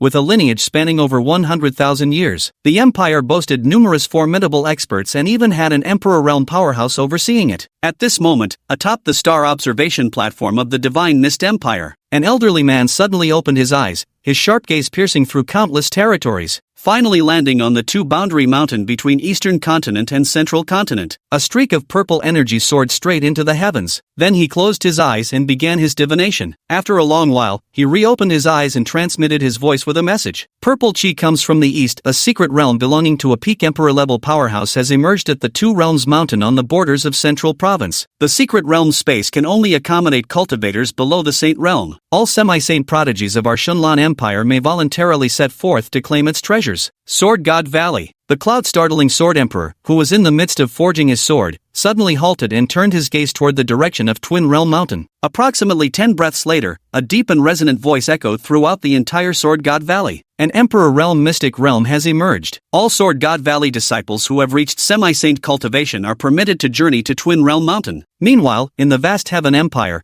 Empress Aishian also began issuing her decree. For a time, almost all the major factions in Central Province near the 2 Realms Mountain sent their disciples there. This time, it wasn't just about seizing treasures, it was also a trial for the younger generation. On Hidden Sword Peak, Qin Tian, who was resting, suddenly received a system task. A secret realm of Emperor level has emerged at the 2 Realms Mountain, accessible only to those at or below Semi-Saint Realm. Host can send disciple and Miaoling to train there. Rewards will be granted based on the disciple's training evaluation. Upon receiving the task, Qin Tian hurriedly rose and approached Miaoling. After prolonged immersive cultivation, and Miaoling's sword intent had now essentially reached perfection. With just a bit more refinement, it would achieve true completion. And Miaoling sheathed her sword upon seeing Qin Tian arrive and said cheerfully, "My sword intent has nearly reached perfection. Thank you for your guidance, master." Qin Tian gently tidied in Miaoling's disheveled hair and replied, "No need for formalities between master and disciple. There's an emperor's secret treasury appearing at Twin Peaks Mountain, but only those at Half-Saint Realm or below can enter. So your master hopes you'll make the trip. Consider it training for your sword path. Only then can you progress faster. A restricted emperor-level secret realm?" A glint of sharp light flashed through in Miaoling's eyes upon hearing this. She had heard of such realms before. They were secret realms left behind by peak emperor-level powerhouses before their deaths. These were meant to find inheritors for their legacies, thus restricting the entry by cultivation level, typically within an isolated pocket dimension. Inside such realms, besides inheritance of techniques and martial skills, one could find emperor-grade spirit herbs and possibly even emperor-level weapons, though the odds of those were slim. In her previous life, she could only dream of accessing such a secret treasure trove, never imagining she'd actually get the chance in this reincarnation. "Damn it, master." Qin Tian took out some elixirs and handed them to Miaoling, then embraced her and said, "Use the space-time token if anything happens." Soon after, Miaoling bid farewell to Qin Tian and set off on her journey. Two Realms Mountain. At the entrance of the secret vault, numerous talents from various factions had already gathered and were engaged in discussion. At that moment, three horned dragons pulled a magnificent palanquin as it came soaring through the air. Flying alongside the palanquin was a youth riding a sword. His blade was extraordinary at first glance, a semi-emperor-grade weapon. They were none other than Prince Lan Feng of the Divine Mist Empire and Sword Bachan of the Divine Sword Valley. Their arrival instantly sparked a fervent discussion among the crowd. "I heard these two are both prodigies at the Half-Saint Realm's third level, with combat records of resisting full saints without defeat. Yes, they are personally taught by peak emperors. There's no way we can compare." Upon reaching the entrance to the secret realm, the two immediately began sizing each other up. Being currently the strongest cultivators present,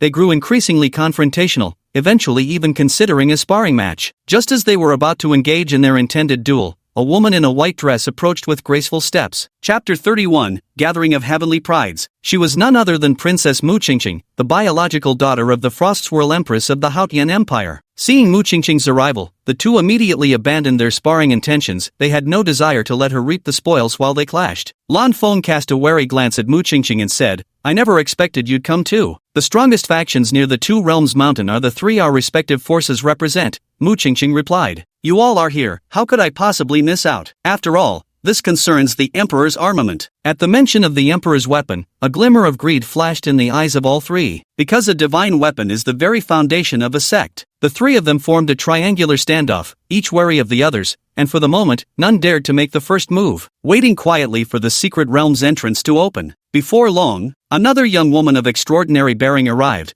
clad in phoenix-feathered robes. This was Miaoling. Only this time, she wore a peculiar pink veil, but judging by the contours of her face and her strikingly clear, otherworldly eyes, one could still tell she was a great beauty. The reason she wore a veil was to avoid recognition by the forces from Central Continent. Seeing the appearance of a woman with extraordinary grace, Lan Feng approached to strike up a conversation. Yet Miaoling stood with her sword embraced, gazing expressionlessly at the secret realm's entrance, paying him no heed. And Miaoling's indifferent attitude only served to further ignite Lan Feng's desire to possess her. As a prince, apart from Mu Qingqing, no woman had ever dared to ignore him. Lan Feng patiently revealed his imperial identity and promised to protect Miaoling once they entered the secret realm. Yet Miaoling continued to ignore him, walking past Lan Feng toward the direction closest to the entrance. Being ignored in front of so many prodigies instantly sparked a surge of fury within him. "Halt for this prince," he commanded, reaching out to grab with one hand. And Miaoling sensed the danger and sidestepped to evade. Oomph! With a flash of her ice-glazed sword unsheathing, she spun and delivered a counterslash. Lan Feng hadn't anticipated Miaoling would dare draw her sword against him. Caught off guard, he could only muster his protective spiritual energy to block the strike. The frostglass sword effortlessly sliced through his protective spiritual energy, leaving a wound on his arm. The entire crowd was stunned by this scene. Impressive! She actually wounded the prince of the Shunlan Empire with a single slash. I wonder which faction's prodigy she is. Could she be a genius from the central region of Zhengzhou? Mu Qingqing and Jian Beichen also stared at Miaoling in astonishment, especially Jian Beichen, as he sensed a sword intent from her that was no weaker than his own. "Which faction do you belong to?" Lan Feng immediately distanced himself from Miaoling and asked solemnly. "None," and Miaoling replied calmly. Lan Feng began scrutinizing Miaoling from head to toe. Her cultivation level was indeed confirmed to be at the half-saint first layer, just slightly stronger in sword intent. Then her sword must be extraordinary, at least a half-emperor grade weapon, if not a low-grade emperor tier. At this thought, Lan Feng's eyes glinted with greed. Little girl, leave your sword behind today, or you're not going anywhere. Scram! And Miaoling slightly parted her lips and uttered a single word. Don't blame me if I'm not polite then. Lan Feng directly drew his long blade, and Miaoling grew solemn upon seeing his combat preparations. After all, he was 2 realms higher than her and also a talented genius. Lan Feng dashed forward with a flickering step and swung his blade downward, and Miaoling raised her frostglass sword to meet the blade head-on. Oomph! Both were forced back several steps, but with the frostglass sword in her perfected sword intent, and Miaoling held her ground without disadvantage. Seeing this, Lan Feng immediately activated the sacred imperial bloodline of their Divine Breeze Empire. His aura surged markedly stronger, and Miaoling activated her Ice Phoenix bloodline, instantly causing the temperature in the arena to plummet. Lan Feng's expression changed sharply as he sensed that Miaoling's bloodline seemed superior to his own. What kind of bloodline is this? He exclaimed. Jian Beichen and Mu Qingqing, standing nearby, also revealed astonished expressions, and Miaoling frowned and remained silent in response to Lan Feng's words. At this moment, she was worried that the forces behind Lan Feng would make a move against her, because both her sword and her bloodline held immense allure for those major powers. Then Lan Feng continued his assault, unleashing the imperial family's secret techniques one after another. Yet and Miaoling countered each and every one of them. Lan Feng knew he was no match for her, so he shouted, "Old Man Long." 3 breaths later, a middle-aged man appeared. He was the Uncle Long that Lan Feng had mentioned,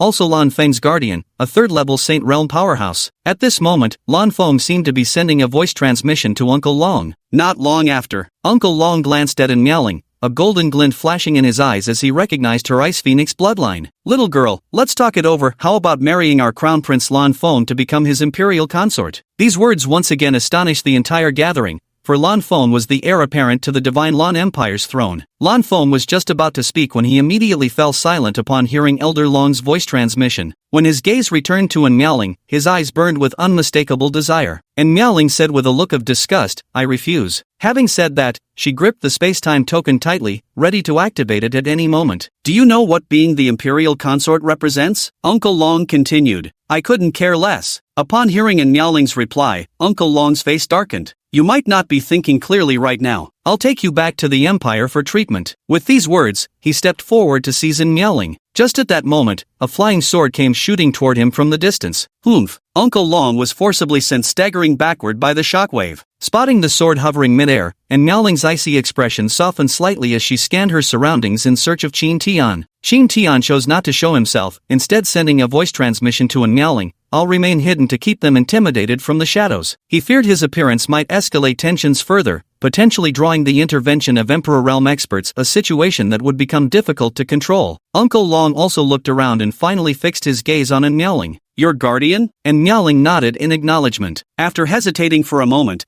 Uncle Long ultimately gave up on continuing the fight. From their earlier clashes, he could sense his opponent was stronger than him. After sending a distress message to the Empire, he immediately vanished into hiding. Not long after, the entrance to the secret realm opened, and everyone filed inside one by one. Within lay a vast desert, and many began forming teams spontaneously. Having more people meant greater advantage in treasure hunting and, more importantly, added safety. Lan Feng found Jian Beichen and teamed up with him. After some discussion, the two of them cast malicious glances towards Mu Qingqing and Miaoling. Mu Qingqing pondered for a moment, then walked over to Miaoling with a smile and said, Hello, I'm Mu Qingqing. I'd like to team up with you, and we can share any treasures we find equally. And Miaoling agreed after brief consideration, as she'd also noticed Lan Feng's malicious gaze. The two women then journeyed together, venturing deeper into the secret realm. In the Shenlan Empire, within Prince Lanyang's residence, the Imperial Realm expert Prince Lanyang rose and hurried toward the Two Realms Mountain. He had received a spiritual message from Emperor Lan Tian. Chapter 32, The Resurrection of Emperor Gaiyang? As they ventured deeper, more and more suns appeared in the sky above the secret realm. 1, 2, 3. By now, 6 suns hung suspended in the sky, their scorching temperatures far exceeding those of the outside world. Faced with this situation, many practitioners at the creation realm found it unbearable. And Miaoling, however, was hardly affected. As a possessor of the Ice Phoenix bloodline, she only needed to slightly activate her bloodline power to lower the surrounding temperature. Because of this, Mu Qingqing also benefited from the situation. Mu Qingqing genuinely wanted to befriend Miaoling precisely because the latter possessed an ancient bloodline. Her words became much more frequent,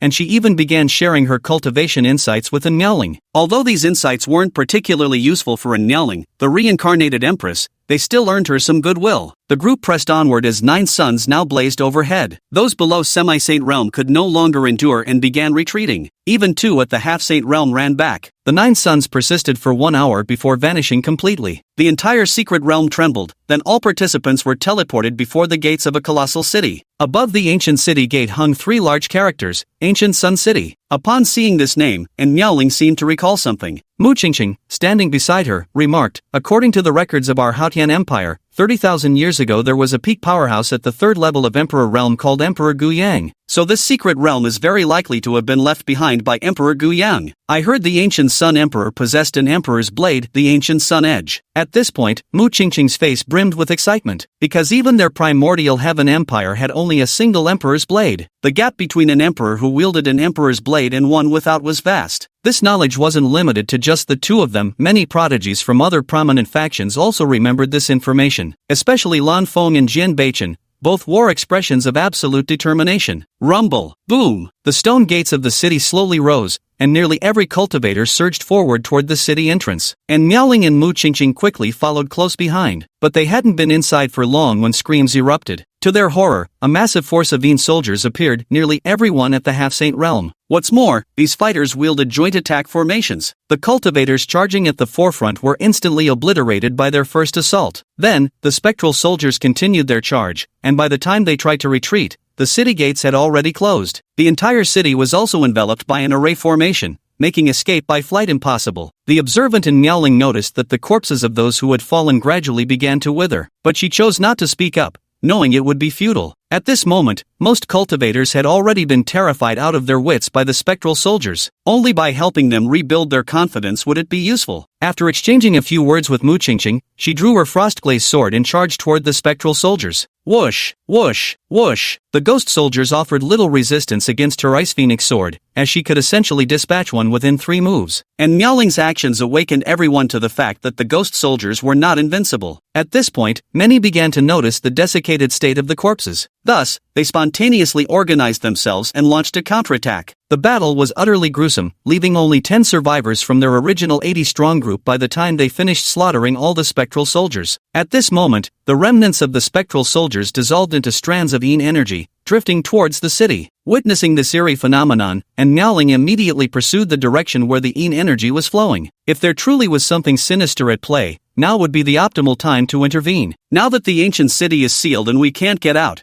if we allow the accumulation of Yin energy unchecked, how is that any different from waiting to die? After a brief hesitation, the others also gave chase. As heirs to major factions, they were naturally no fools. Chasing into the city, they discovered a palace where all the Yin energy was drifting inward. Upon arriving at the palace, they saw a blood-red bronze statue holding a broadsword in its hands, its tip planted firmly into the ground. There was also a storage ring on one of its fingers, and the Yin energy was precisely gathering upon his body. Jian Beichen raised an eyebrow and slashed straight at it with his sword. Just as Jian Beichen was about to strike the bronze figure, it suddenly moved. Swoosh! The bronze man suddenly raised his sword and launched a counterattack. Under the collision of the 2 swords, Jian Beichen was directly sent flying backward. At this moment, everyone realized the gravity of the situation. Some even voiced their speculations. Could it be that this bronze figure is none other than the great Emperor Guiyang? Did he absorb Yin energy and the life force of the fallen prodigies just to resurrect himself? And could that sword in his hand actually be the ancient Sun Blade? Many nodded in agreement upon hearing this person's analysis. They were both shocked and thrilled, shocked by the resurrection of the ancient Sun Emperor and thrilled at the veritable existence of an imperial weapon. Mu Qingqing stepped forward and proposed, let's not dwell on the imperial weapon for now. The most pressing matter is dealing with this bronze figure suspected to be the ancient Sun Emperor. Her words immediately garnered agreement from many. That makes sense. Let's join forces to deal with the bronze statue first. The group then fanned out to surround the bronze statue, drawing their weapons as they launched coordinated attacks. Faced with such concentrated assault, especially from a Miaoling wielding Supreme Great Emperor's weapon, the bronze statue had no choice but to temporarily halt its absorption. At this point, the bronze man's power had already reached the 2nd level of Saint Realm. Swordsmen like Jian Beichen had records of fighting evenly against 1st-level Saint Realm experts,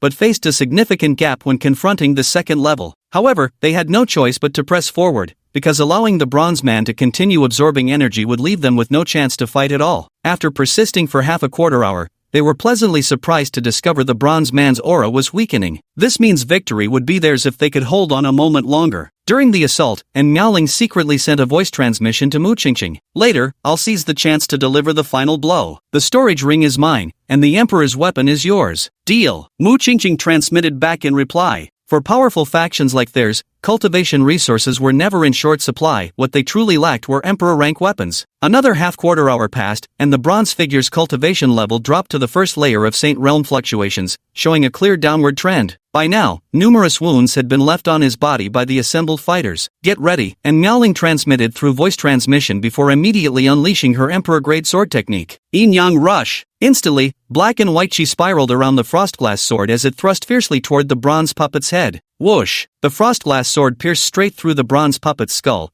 causing the entire construct to immediately shatter apart. And Miaoling and Mu Qingqing, well prepared, grabbed the ring and sword and immediately fled. The others quickly gave chase. However, the two women were no pushovers either. After a running battle, they managed to escape the secret realm. Once outside the secret realm, they didn't stop but continued to flee far into the distance. At this moment, Mu Qingqing's guardian immediately sent out a distress signal upon receiving the news and rushed over to assist in their escape. But they hadn't gone far before they were intercepted by the arriving Lanyang King. Instantly, everyone's expressions changed. They hadn't expected the Shunlan Empire to send an Emperor Realm expert. Seeing this, they temporarily abandoned their plans to seize the Emperor's weapon and the storage ring. Let me see how the Haotian Empire deals with Prince Lanyang. Chapter 33, The Martial Emperor Realm. Mu Qingqing's guardian was a black-robed woman at the third level of the Saint Realm. At this moment, she was staring warily at Prince Lanyang and said, "For conflicts between juniors, isn't it inappropriate for someone at the Emperor Realm to intervene? Whether it's suitable depends on whether it's worth it." Prince Lanyang replied, "Divine weapons are not meant to be owned by juniors like them. Are you determined to oppose my Haotian Empire?" The black-robed woman said coldly. Because the reinforcements from the Haotian Empire would arrive shortly, she had gained some confidence. The monarch of Lanyang sneered, "Do you truly believe our divine mist empire would fear your Haotian sect? You have 5 seconds to decide. Leave behind the imperial weapon and that little girl with the Ice Phoenix bloodline." Tension thickened in the air as the 5 seconds swiftly elapsed. None of the women made a move. The Lanyang King directly unleashed his domain. All Emperor Realm cultivators attain comprehension of domains. Within the scope of a domain, one's strength becomes suppressed. Moreover, consumed spiritual energy cannot be replenished unless you possess your own domain to counter it. Thus the difference between Saint Realm and Emperor Realm is immense. After being enveloped by Prince Lanyang's domain, and Miaoling felt the gravity of the entire space change, and she was subjected to immense pressure, forcing her to use her spiritual energy to resist the oppression. However, the spiritual energy she consumed couldn't be replenished, as under the influence of the domain, she was completely unable to absorb any external spiritual energy. In addition, her strength was directly suppressed by half. After releasing the domain, Prince Lanyang strode leisurely toward Mu Qingqing, preparing to seize the Emperor's blade, Diangren. The woman in the black dress stood before him, sword raised. The king of Lanyang snorted coldly before delivering a palm strike, sending the black-clad woman flying backward. Just as he was about to take the sword, a beautiful woman drifted down like a shadow and appeared beside Mu Qingqing. The beautiful woman was clad in crimson palace robes, her noble aura radiating in icy elegance. Her frigid gaze exuded waves of bone-chilling frost. How shameless, attacking a junior. As soon as the words were spoken, the domain of King Lanyang was neutralized by the beautiful woman's own domain. Both were at the first-level Emperor Realm. Mu Qingqing cried out joyfully, "Auntie!" The beautiful woman nodded and said, "You've really rendered outstanding service this time." Upon seeing the beautiful woman's arrival, Prince Lanyang knew his attempt to seize the treasure was already impossible. So he decided to settle for the second best, to capture An Miaoling first and then deliberate his next moves. Seeing Prince Lanyang's gaze fixed on An Miaoling, Mu Qingqing immediately understood his intentions. So she pointed at An Miaoling and said, "Auntie, this is my friend, an ancient Ice Phoenix bloodline possessor." Upon hearing this, the beautiful woman's eyes widened in surprise as she examined An Miaoling, then said kindly, "You'll come with me. No one can touch you." And Miaoling responded with a gracious smile, "Many thanks, elder." Prince Lanyang grew angry, but he knew defeating this beautiful woman would be extremely difficult for him. Just as he was hesitating, a voice rang out, "We can't let the Haotian Empire take all the good stuff. How about we join forces, Brother Lan? The imperial weapon will be mine, and the girl will be yours." Everyone turned to look as a white-robed swordsman flew over on a flying sword. He was the Sword God Valley's junior uncle, Jian Wuchen. Jian Wuchen glanced at An Miaoling and continued, "Aside from possessing ancient bloodline herself, the girl's sword is extraordinary. Moreover, she's inherited all of Emperor Guyang's treasures except his imperial weapon, so you're not losing out." After brief consideration, Lord Lanyang agreed. At least this way he could gain some advantages. Now with 2 against 1, the tide had turned. The two men launched a joint attack towards the beautiful woman, who met their assault with unrestrained counterblows. However, after more than a dozen exchanges, the beautiful woman found herself at a disadvantage. After all, she was facing 2 opponents simultaneously. Mu Qingqing's face darkened as she observed the battle. Calling for reinforcements now would be too late. Her aunt's arrival was only possible because the Haotian Empire had previously received intelligence that the Prince of Lanyang had made his move. And Miaoling also wore a worried expression, tightly clutching the spacetime token in her hand. But she didn't call for help, because she felt even her master might not be a match for the Emperor Realm cultivator. After all, the gap between the Emperor Realm and the Sage Realm was enormous. Boom! After an exchange of blows, the beautiful woman was forced back, a trickle of blood seeping from the corner of her lips. The two pressed their advantage, swinging their semi-emperor grade weapons at her with relentless fury. The beautiful woman wore a bitter expression, her heart already set on retreat. Just at that moment, a sword flew over and intercepted the combined strike of the two. The onlookers stared in shock at the hovering sword, then began searching for its master. Meanwhile, Miaoling broke into a smile, her worries easing upon seeing her master capable of blocking such an attack. At the same time, she was astonished by her master's strength, having originally believed she had already seen through his capabilities, but now it seemed she hadn't. Amidst the crowd's astonishment, a handsome man came treading through the air. He was none other than Qin Tian. Mu Qingqing's eyes lit up at the sight of Qin Tian, as she had never seen someone so handsome before. Qin Tian gripped the life-death sword once more and said calmly, "If you want to bully my disciple with your seniority, you'll have to ask for my permission first." The 3 Emperor Realm experts also began assessing Qin Tian's strength intently. Spirit Movement Realm? Impossible. They immediately dismissed the thought. Because those at the Lingdong Realm cannot fly, let alone withstand that strike just now. This meant the person before them was beyond their comprehension. Thinking this, Sword Wuchen and King Lanyang both revealed a trace of wariness. As for the beautiful woman, a smile appeared on her face. She had gained a formidable ally. Qin Tian noticed the beautiful woman's weakened state and swiftly switched to the life intent. With a swing of his life-death sword, a wave of sword energy surged towards her. The woman stiffened momentarily, initially assuming Qin Tian was launching a sneak attack, and raised her sword defensively. But as she sensed the wave brimming with life force,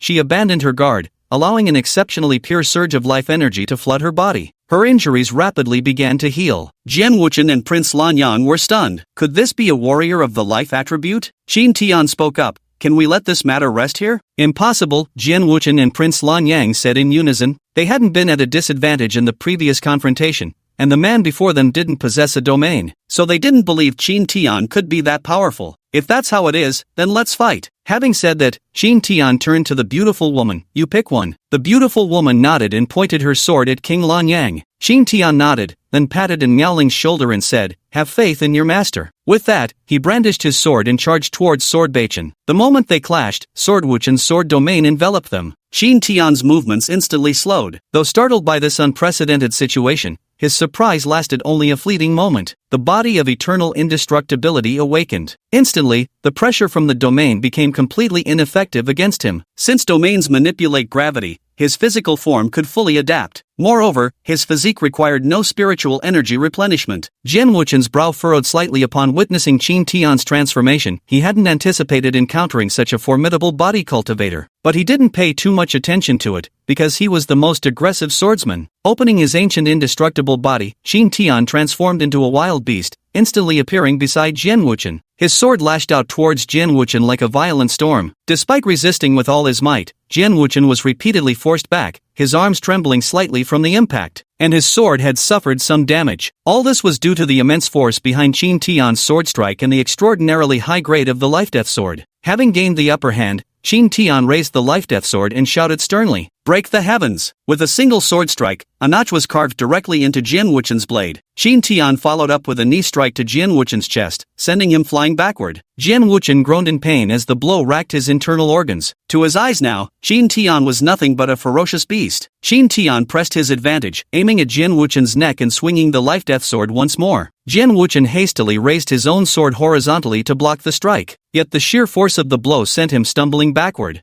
At this moment, another fresh notch appeared on his sword's blade. His heart ached as he gazed at the 2 gashes on the blade. This sword was his most treasured possession. Though his weapon wasn't a full Emperor-grade artifact, it was still a semi-Emperor-grade armament forged from the same materials as true Imperial arms. For it to have suffered 2 such notches meant only one thing: Qin Tian's sword had to be an Imperial weapon. Moreover, it was likely no ordinary Emperor's blade, but one ranking mid-grade or higher among Imperial arms. Chapter 34, Imperial Weapon Forging Method. As Qin Tian pursued once more, Jian Wuchen swiftly retreated, unwilling to engage him head-on. What followed turned the battle into something rather comical. Qin Tian chased, Jian Wuchen fled. Qin Tian could indeed suppress Jian Wuchen with the advantage of his weapon and physical strength. But if Jian Wuchen decided to flee, Qin Tian couldn't catch up. The gap in their cultivation realms was simply too vast. In the end, Jian Wuchen felt too humiliated to continue and turned to escape, with Jian Baichen following closely behind. This time, he truly suffered a double loss, not only failing to obtain the Imperial weapon but also having his own weapon nearly destroyed. The formation above has been damaged, with 2 gaps appearing. This level of destruction means it can only be reforged from scratch. However, reforging it even once comes at a great cost. After seeing Jian Wuchen flee, Qin Tian swung his blade toward Prince Lanyang. The ruler of Lanyang hastily blocked, only for his weapon to be chipped by the blow. At this moment, he realized Qin Tian's terrifying power and swiftly retreated to create distance. "Who exactly are you?" Prince Lanyang asked in bewilderment. He now not only feared Qin Tian's strength, but even more so his identity. Although Qin Tian was young, he actually wielded an emperor's weapon. Such individuals likely possess backing from factions far more formidable than their divine mist empire. A faint smile curved Qin Tian's lips as he casually replied, "Care to guess?" "You." Lord Lanyang choked on his words. He glanced at the beautiful woman, then at Qin Tian, and could only leave in resignation. Ding! Congratulations, host disciple has flawlessly completed the Secret Realm mission. Reward, Supreme Emperor Artifact Forging Method. Check-in rewards increased by 20%. In an instant, Qin Tian's mind was flooded with a wealth of artificing knowledge. However, this knowledge would take him some time to digest. Just as he was delving into the artifact forging knowledge, a voice interrupted him. "Hello, I am Mu Yun, Mu Qingqing's aunt." Qin Tian turned his head and saw the same beautiful woman from before, who was now looking at him with a smile on her face. He still felt somewhat favorably toward her due to her earlier willingness to protect An Miaoling. Thus, he introduced himself. "Hello, I'm An Miaoling's master, Qin Tian." At that moment, Mu Qingqing obediently ran over and called out, "Uncle Qin, am I really that old?" But recalling that she was Miaoling's friend, Qin Tian brushed off his initial surprise. After exchanging a few pleasantries, Qin Tian declined Mu Yun's invitation and left with An Miaoling via horse-drawn carriage back to Hidden Sword Peak. Lately, Qin Tian had occasionally fed the Horse Demon King some elixir pills, so their pace had quickened considerably. The Demon Horse King suddenly made a sharp turn while galloping, and Miaoling tumbled straight into Qin Tian's embrace, her delicate fragrance enveloping him. Qin Tian also naturally placed his hand on her slender waist, and Miaoling felt the scorching touch of his large hand on her waist, instantly flushing crimson with embarrassment as she swiftly broke free from Qin Tian's embrace. She cursed inwardly, "Damned rascal master, taking advantage again." After a while, the Horse Demon King made another sharp turn, and caught off guard, and Miaoling once again fell into Qin Tian's arms. Qin Tian held her slender waist and sniffed her hair, saying, "It's not as fragrant as before. I'll help you wash it when we get back." And Miaoling shrugged her shoulders, unable to bear the ambiguous atmosphere, and immediately sat up straight. But before long, the Horse Demon King did it again, and this time the clever An Miaoling sensed something was amiss. She looked at Qin Tian with suspicion, but Qin Tian was well prepared, wearing a faint smile without any other expression on his face. Yet, An Miaoling still noticed this exact expression. It was the same look her master wore whenever he'd done something mischievous. She could do nothing about Qin Tian, so she had no choice but to threaten the Horse Demon King. Whoosh! The glacial azure sword flew out of the carriage, landing a sharp smack against the horse's back. At the same time, An Miaoling threatened, "If you don't run properly, next time won't be just a slap." Qin Tian patted An Miaoling's shoulder and said, "Why bother arguing with a mere horse?" And Miaoling's beautiful eyes narrowed slightly. "Should I take this up with you then? How come you're so full of tricks? Have you done this often before? Master is with you every day. Don't you know whether I've done it or not?" And Miaoling pondered briefly and realized there was truth in this. Ultimately, she connected it to how Qin Tian often indulged in folk fantasy novels. "Have you been reading too many stories like The Domineering Sect Leader Falls for Me or The Cold Senior Brother's Petite Darling?" Qin Tian's expression shifted slightly as he quickly defended, "Someone as handsome and radiant as your master would never read such novels." "Ha!" And Miaoling lightly bit her lip with pearly teeth and said, "Do you really expect me to believe that? I'll have you know, I'm a female emperor. I can be terrifying. Don't treat me like those delicate little women." Qin Tian quickly nodded in agreement, then lay down, resting his head on Miaoling's lap. I can only indulge in this fantasy for now, at least Miaoling won't resist this much. After a while, the two returned to Zhangjian Peak, and Miaoling handed the storage ring obtained from the secret realm to Qin Tian. Qin Tian inspected it and found 2 Emperor-Tier low-grade spirit herbs inside, along with numerous Heaven-Tier ones. In addition, there were some Heaven-grade pills and refining materials. Qin Tian took stock and found quite a lot of materials. There were even many Emperor-grade low-tier items. Only one mid-tier piece existed. After that, Qin Tian first refined some pills, 10 Emperor-grade low-tier pills and even more Heaven-grade ones. Qin Tian gave half to Miaoling for her cultivation. He kept 2 for himself, and the remaining 3 he intended to give to Bai Xiaoru. At this moment, Bai Xiaoru was meditating and cultivating atop the mountain peak as usual. It was evident she was anxious to recover her strength. Qin Tian walked to Bai Xiaoru's side and took out 3 low-grade Emperor-Tier elixirs, asking, "Do you want them?" Bai Xiaoru sniffed twice, then perked up immediately upon seeing the pills in Qin Tian's hand. They're Emperor-grade elixirs, 3 of them, no less. Even during her reign as the Empress, she'd never possessed this many Emperor-grade elixirs at once. "I want it." With those words, Bai Xiaoru reached out to take the pill from Qin Tian's hand. Qin Tian put the elixir back and said, "Turn back into human form, show me your tail, and let me sleep on it, then I'll give it to you." "Sleep? No way, you shameless pervert. I'm going to tell Sisterin about your true colors." "Ha, how am I being a rogue?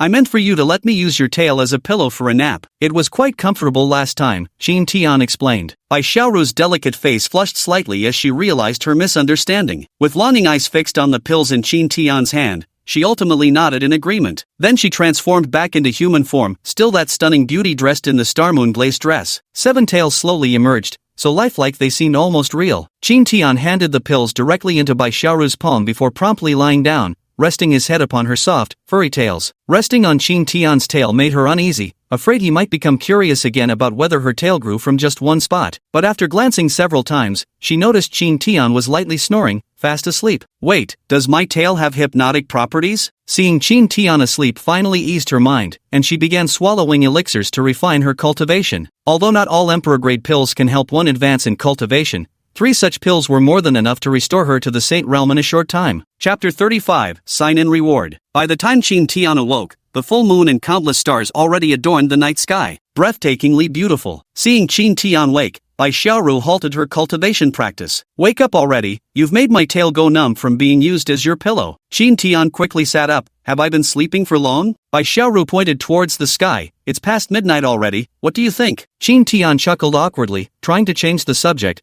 "The moon looks exceptionally beautiful tonight." But it's not as beautiful as the moonlight in Qingqiu," Bai Xiaoru murmured softly, a hint of homesickness in her voice. Qin Tian patted Bai Xiaoru's back and said, "Time passes quickly for cultivators. It won't be long before you can return to Qingqiu. You don't need to worry about the contract either. I can dissolve it whenever you need," he added. Hearing this, Bai Xiaoru felt slightly moved. "Why are you so good to me?" Bai Xiaoru looked at Qin Tian with curiosity, feeling as if he was the beam of light illuminating her life. "Because I'm your master." The next day, Qin Tian began learning artifact forging. He started by practicing with some low-grade materials to validate the knowledge he had acquired. Artifact forging shared many similarities with pill refining, so Qin Tian learned quickly. 3 months later, he was ready to attempt crafting an Emperor-Tier weapon. There are 3 most crucial steps in artifact forging. The first step is tempering, a process of removing impurities and refining the material. Qin Tian took out 3 Emperor-rank low-grade forging materials that could mutually enhance each other and began the tempering process. He wielded the myriad-layered sky hammer, employing a technique where each successive strike built upon the previous one, though with each additional layer, the toll on his own energy increased accordingly. Fortunately, Qin Tian possessed the indestructible primordial body, which allowed him to persevere to the end. No ordinary Saint Realm cultivator could have accomplished this feat. Failure would have meant all those materials going to waste. Once the materials were properly tempered, Qin Tian proceeded to the second step. The second phase involved fusion, combining the refined materials into the desired weapon prototype. Qin Tian continuously channeled spiritual energy to intensify the flames until all the refining materials had melted, then began the fusion process. This was followed by the third step. The third step involved engraving formations, essentially enchanting the weapon to make it more powerful and multifunctional. The rarity of Emperor-Tier weapons in Central Plains was largely due to the primitive state of refining formations. Only with powerful formations can a weapon's characteristics be fully unleashed. When it came to formations, Qin Tian had already possessed considerable knowledge before. Having studied forging formations for several months now, he had become quite proficient. In the end, Qin Tian spent 3 full days to finally complete the forging forging of the Emperor's blade. At this moment, celestial phenomena manifested in the skies above the Sword Vault Pavilion. It was just that this phenomenon occurred on a small scale, so only the 4 sages of the Spirit Sword Pavilion noticed it. Although the 4 sages were astonished, when they saw the phenomenon originated from the Hidden Sword Pavilion, they suppressed their curiosity and refrained from investigating. After successfully forging his first Emperor-Tier weapon, Qin Tian was overjoyed. He imagined forging a heap of Emperor-Tier weapons, leading a crew of Emperor Realm underlings to sweep across Central Continent, helping in Miaoling and the Little Fox exact their revenge. Then he prepared to continue forging. When crafting weapons in Central Plains, they typically prepare 2 sets of materials for quasi-Emperor-grade artifacts. Having 2 attempts greatly increases the success rate, though forging Emperor-grade weapons requires even more materials while offering minimal chances of success. Moreover, there are only a handful in Central Plains qualified to craft Emperor-grade weapons. The second Emperor-Tier weapon Qin Tian forged was a long sword, while the third remained a blade, because practitioners who utilized swords were the most numerous. In a single breath, Qin Tian crafted 4 Emperor-Tier low-grade weapons. The anomalies within the Hidden Sword Pavilion erupted frequently as well, and Miaoling and Bai Xiaoru couldn't resist coming to watch, and eventually even the 4 saints of the Spirit Sword Pavilion, including Shangguanya, were irresistibly drawn over. When they saw that Qin Tian had already forged an Emperor-Tier weapon, they were utterly shocked. This was especially true for Bai Xiaoru and in Miaoling, who had once been Emperor-level powersters living in the Central Continent. Thus they understood the true value of an Emperor-Tier weapon from the Central Continent. Such treasures served as the foundational assets of major powers there. In the Central Plains, the few who could forge Emperor weapons were all figures that powerful factions sought to curry favor with. Even for those few, crafting an Emperor weapon was an exceedingly difficult task. Yet Qin Tian once again shattered their perceptions. Noticing the crowd's astonishment, Qin Tian revealed an innocent smile and said, "From now on, anyone who cultivates with me will be rewarded with an Emperor's weapon upon reaching the Emperor realm." Upon hearing Qin Tian's words, Shangguanya and the other 4 saints were left speechless with shock. With an Emperor's weapon, not to mention other benefits, challenging opponents above one's realm would become effortless. Coupled with the Emperor-grade cultivation techniques Qin Tian had given them, they were already envisioning their glorious future. Qin Tian put away the 4 Emperor's weapons, then took out the lone piece of mid-grade Emperor-Tier forging material along with several other lower-grade forging materials. "Master wants to forge a mid-rank Emperor-Tier weapon?" And Miaoling couldn't help but ask. Qin Tian nodded and said, "Giving it a try." Then Qin Tian began the forging process step by step, though crafting it was indeed much more difficult than forging a low-grade Emperor's weapon. Just the first step of tempering alone required him to perform twice as many overlay repetitions as before. Even with his indestructible body of 10,000 ages, this exertion left him utterly exhausted, beads of sweat rolling down his forehead, and Miaoling took out her embroidered handkerchief and gently wiped his sweat with tender care. After a whole day and a half of hammering, the first step was finally completed. Then came the fusion process, which was delicate work that took Qin Tian 5 days to finish. But when Qin Tian produced the prototype of the weapon, everyone was dumbfounded, because what Qin Tian had forged turned out to be a kitchen cleaver. Shangguanya and the others thought to themselves, "The boss is indeed the boss, this is just too willful." And Miaoling and Bai Xiaoru also looked at Qin Tian with puzzled expressions. But when they realized this blade was meant for chopping ingredients to cook meals for them, they could grudgingly accept it. In the end, Qin Tian spent another 6 days setting up the formation. After a total of about 12.5 days, the Emperor-Tier medium-grade kitchen knife was finally successfully forged. Once the weapon forging was complete, Shangguanya gave Qin Tian a flirtatious glance before returning to the Spirit Sword Pavilion with Long Yi and the others to continue their cultivation. Now they finally had the motivation to cultivate. That night, as Qin Tian used the Emperor-Tier kitchen knife to slice meat, he found it truly extraordinary. It was just like cutting through tofu. After preparing the meal, the 3 of them ate and drank beneath the moonlight, thoroughly enjoying themselves. Once the meal was finished, Qin Tian also began taking elixirs to cultivate. Time slipped away effortlessly in the mountains, and in the blink of an eye, several more years had passed. Check in. Ding. You have accumulated 5 years' worth of check-in points. Would you like to claim your reward? Claim. Ding. Check-in reward, Spirit Gathering Orb, Emperor-Tier Supreme Grade, enhances the wearer's cultivation speed and replenishes spiritual energy. Check-in reward, Heaven's Emulating Freedom Technique upgraded to Layer 13. Check-in reward, Eternal Indestructible Physique upgraded to Layer 3.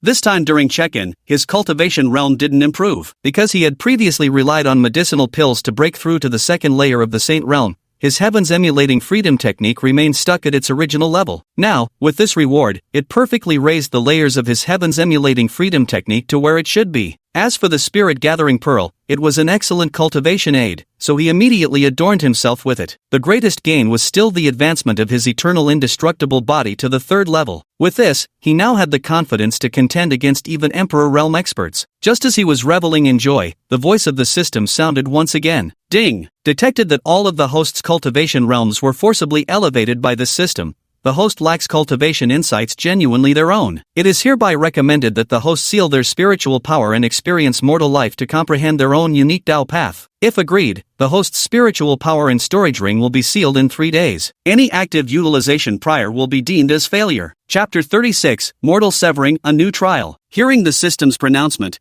Qin Tian fell into profound bewilderment. He had some understanding of many paths, including the sword path, enough to teach an Miaoling a thing or two, but none of these truly belonged to him. He only knew them due to the system and hadn't delved deeply into them, let alone attained enlightenment. If the sword path wasn't his path, then what was? Why did he cultivate at all? Qin Tian suddenly felt it was imperative to find the answer to this question. Agreed. Ding! Host has agreed to undertake mortal cultivation. Host's spiritual power and storage ring will be sealed in 3 days. After breaking through to the 2nd level of the half-saint realm, and Miaoling began closed-door cultivation to attempt a breakthrough in sword intent and comprehend the sword domain. Thus, Qin Tian had no intention of disturbing her. He figured finding his own great path shouldn't take too long, perhaps he could return before she finished her secluded cultivation. Afterwards, he went to find Bai Xiaoru, who had now broken through to the 1st level of the Saint realm. Consequently, Qin Tian received yet another reward. His cultivation aptitude ascended to the Emperor grade, matching in Miaoling's innate talents. Beyond this, his sign-in rewards were also enhanced by an additional 20%. At this moment in the room, Bai Xiaoru had transformed into her human form,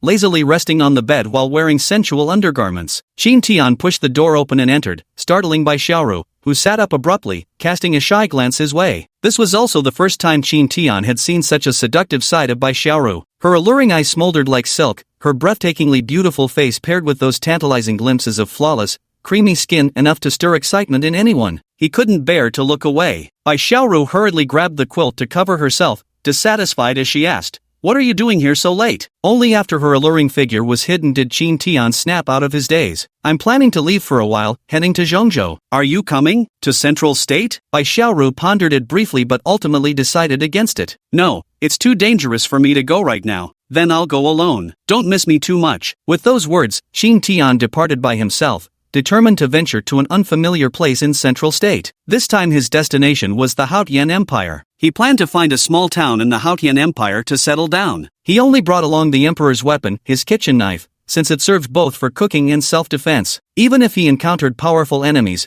without using spiritual power, his physical strength combined with the kitchen knife was enough to handle ordinary foes. Qin Tian first arrived at the Two Realms Mountain, then gradually ventured deeper from there, heading towards the central province. Upon reaching the central province, he sensed that the ambient spiritual energy here was indeed far denser compared to the eastern province. After entering the central province, unfamiliar with the roads, he could only continue forward, planning to ask for directions when encountering people. As he walked on, he suddenly received a system notification. Notice, host's spiritual power and storage ring have been sealed. The mortal enlightenment officially begins. May the host soon find their own Tao. System Mission 1, Wealth Beyond Measure, acquire 100,000 top-grade spirit stones without using force. System Mission 2, Fame and Glory, earn the recognition of 100,000 people without using force. Qin Tian suddenly found this mortal enlightenment phase rather interesting. These two missions seemed deliberately designed to increase his difficulty, but Qin Tian thought this task wasn't difficult at all. These two missions combined with enlightenment training effectively meant completing 3 tasks. What a huge windfall. Qin Tian currently found himself in a mountainous forest teeming with demonic beasts. Yet armed with just a kitchen knife and his extraordinarily robust physique,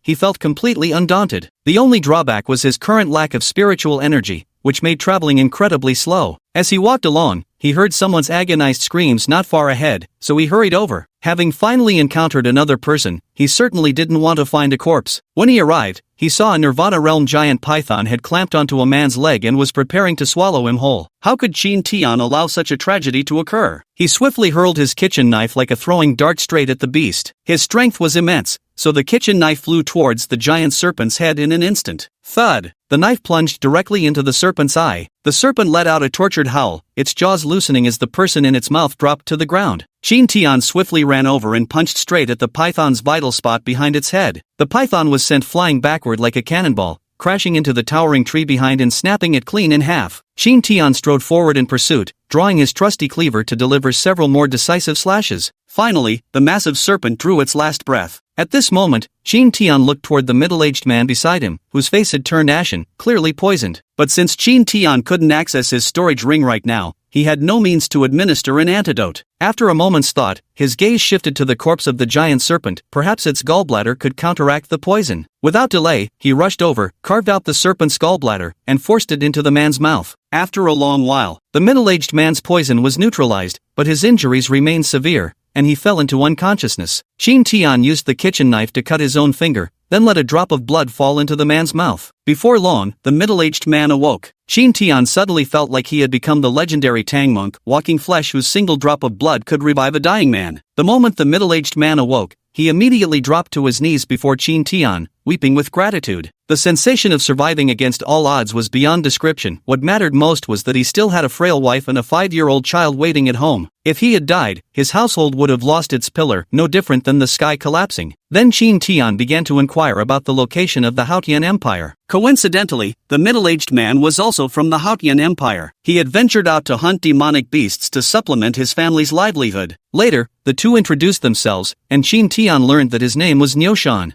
At Qin Tian's signal, Niushan stored away the giant serpent, something Qin Tian had no need for anyway, because the system task requirement prohibits relying on brute force. Qin Tian followed Niushan for most of the day before arriving at Qingyun City, a border town of the Haotian Empire. Upon entering the city, he found this small town to be quite lively, with numerous martial artists coming and going. Niushan explained, since our city is relatively close to the Qingyun mountain range, we get quite a few hunting martial artists passing through. Qin Tian followed Niushan to his home, which was quite spacious, covering about 500 square meters with a small courtyard at the front gate. Upon entering, he saw Niushan's wife and their 6-year-old son. The child was adorable, but his wife looked rather pale. After Niushan's introduction, it was learned that this was an old injury that had left lingering complications. Thus, Niushan frequently needed to go hunting for spirit stones to purchase healing elixirs, just to prevent his wife's condition from worsening. Though Qin Tian's blood could have cured her, he chose not to intervene. He had no obligation to do so, nor did he wish to expose his unusual nature. Later, when Niushan learned that Qin Tian intended to stay in Qingyun City, he was quite pleased. He gifted him a 2-story building, the first floor being a shop and the second floor serving as living quarters. Qin Tian didn't stand on ceremony and accepted it graciously. Upon arriving at his new home, Qin Tian first gave it a quick tidy up. Then he started thinking about how to earn spirit stones. After much deliberation, he decided to draw comic books, as he had often read comics and novels in the past. He would illustrate the stories he considered quite good. After some thought, he decided to sketch the tale of the white snake, because he felt this kind of romance between human and demon would still feel quite novel in the eyes of cultivators. First, he painted the white snake, and upon finishing, he was thoroughly pleased with it, because the white snake in the painting was inspired by two great beauties, by Xiaoru and In Miaoling. As for Su Xian, he modeled the character after his own appearance, so he was even more satisfied. Qin Tian painted for 3 days straight,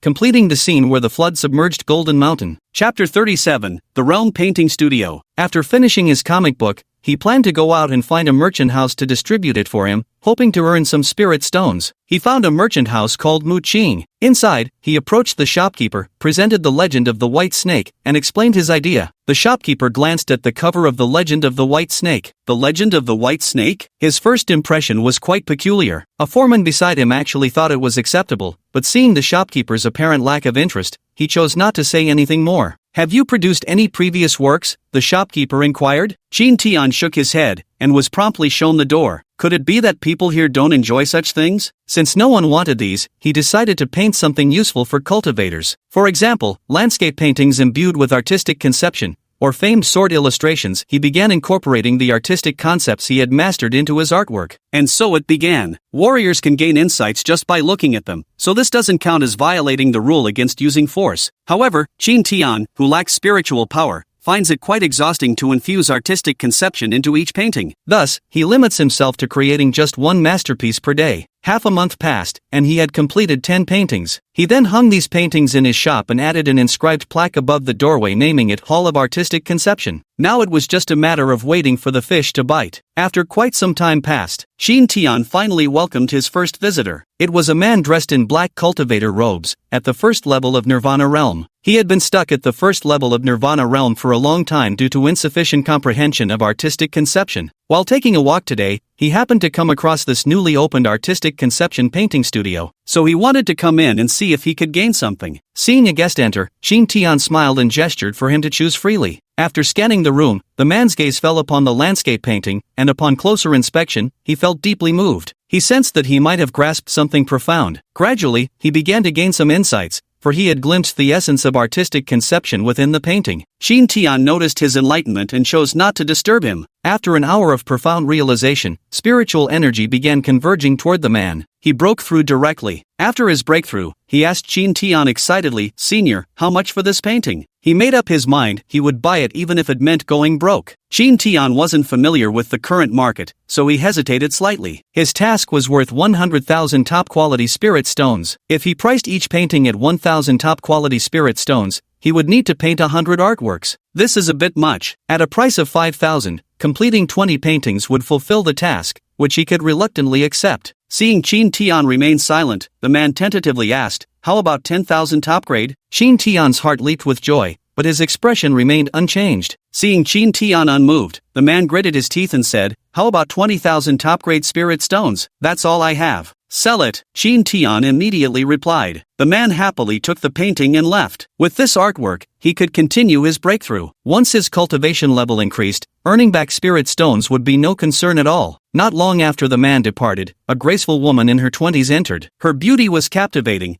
with features as exquisite as a painting. Dressed in an elegant light yellow floral dress, the woman carried an extraordinary aura that made it clear she was no ordinary person. Her eyes lit up at the sight of Shin Tian, which gave rise to a favorable impression. The woman asked softly, "I noticed your painting studio is named Yi Jing Painting Studio. Does your artwork contain profound artistic conception?" "See for yourself," Shin Tian replied lazily, not bothering to explain. Upon hearing this, the woman began examining Shin Tian's paintings attentively, until her gaze settled on the famous sword painting. At this moment in her eyes, the sword in the painting seemed to move, with sword intent still emanating from it. As a sword cultivator, she was particularly sensitive to sword intent. After observing for a while, she withdrew her gaze and inquired, "May I ask how much this famous sword painting costs?" 20,000 top-grade spirit stones for one painting, Shin Tian announced. "I'll take it," the woman said, handing Shin Tian the spirit stones. She then perused the other artworks, selected 2 more, and purchased them as well. Finally, her gaze settled on the legend of the white snake lying on the table. "Can I take a look?" "Sure," Shin Tian replied. The woman picked up the legend of the white snake and began reading. At first glance, she was immediately captivated by the characters and story within. Both Bai Suzhen and Su Xian were drawn with impossibly handsome features by Shin Tian, while the storyline itself was extraordinarily engaging. She ended up reading the entire first volume in one go. Shin Tian felt quite pleased to see someone appreciating his illustrated version of the legend of the white snake. After finishing it, the woman asked in surprise, "Did you draw this?" "Yes, I drew it." The woman said delightedly, "You could consider letting our merchant house print and distribute this for sale." "Your trading house?" The woman nodded and continued, "My name is Lin Wan. Our Lin Trading Company is one of the 2 major trading houses in Qingshan City." "And what's the other trading company?" Shin Tian inquired. Lin Wan frowned slightly with her embroidered brows but still answered, "It's the Qingmu Trading Company." Shin Tian immediately realized, wasn't this the exact merchant house that had refused to accept his Legend of the White Snake manuscript earlier? "I agree to let you print and distribute this Legend of the White Snake." Lin Wan was overjoyed. "We agreed on a 28 split afterward. Shin Tian takes 80. The reason for distributing profits this way was also because the tale of the white snake itself wasn't particularly valuable. Most cultivators spend their days in monotonous training, so they also need some forms of entertainment to unwind. Reading comic books is one such leisure activity for cultivators. Its purpose is to attract attention. The more people read them and find them enjoyable, the more likely they'll remember the merchant house, naturally increasing its customer traffic. After making the agreement, Lin Wan happily went back with the 3 paintings and the legend of the white snake. That evening, Shin Tian closed early and went to rest. The next morning, as soon as he opened his door, Shin Tian found a crowd gathered outside. "Boss, we're here to buy paintings," several people in the crowd shouted. Seeing this scene, Shin Tian realized it must be the person who broke through realms yesterday helping to spread the word for him. Shin Tian then let them inside. Once inside, They were immediately captivated by the paintings. Many sat cross-legged and began to meditate upon them. This time Qin Tian directly interrupted. He preferred peace and quiet,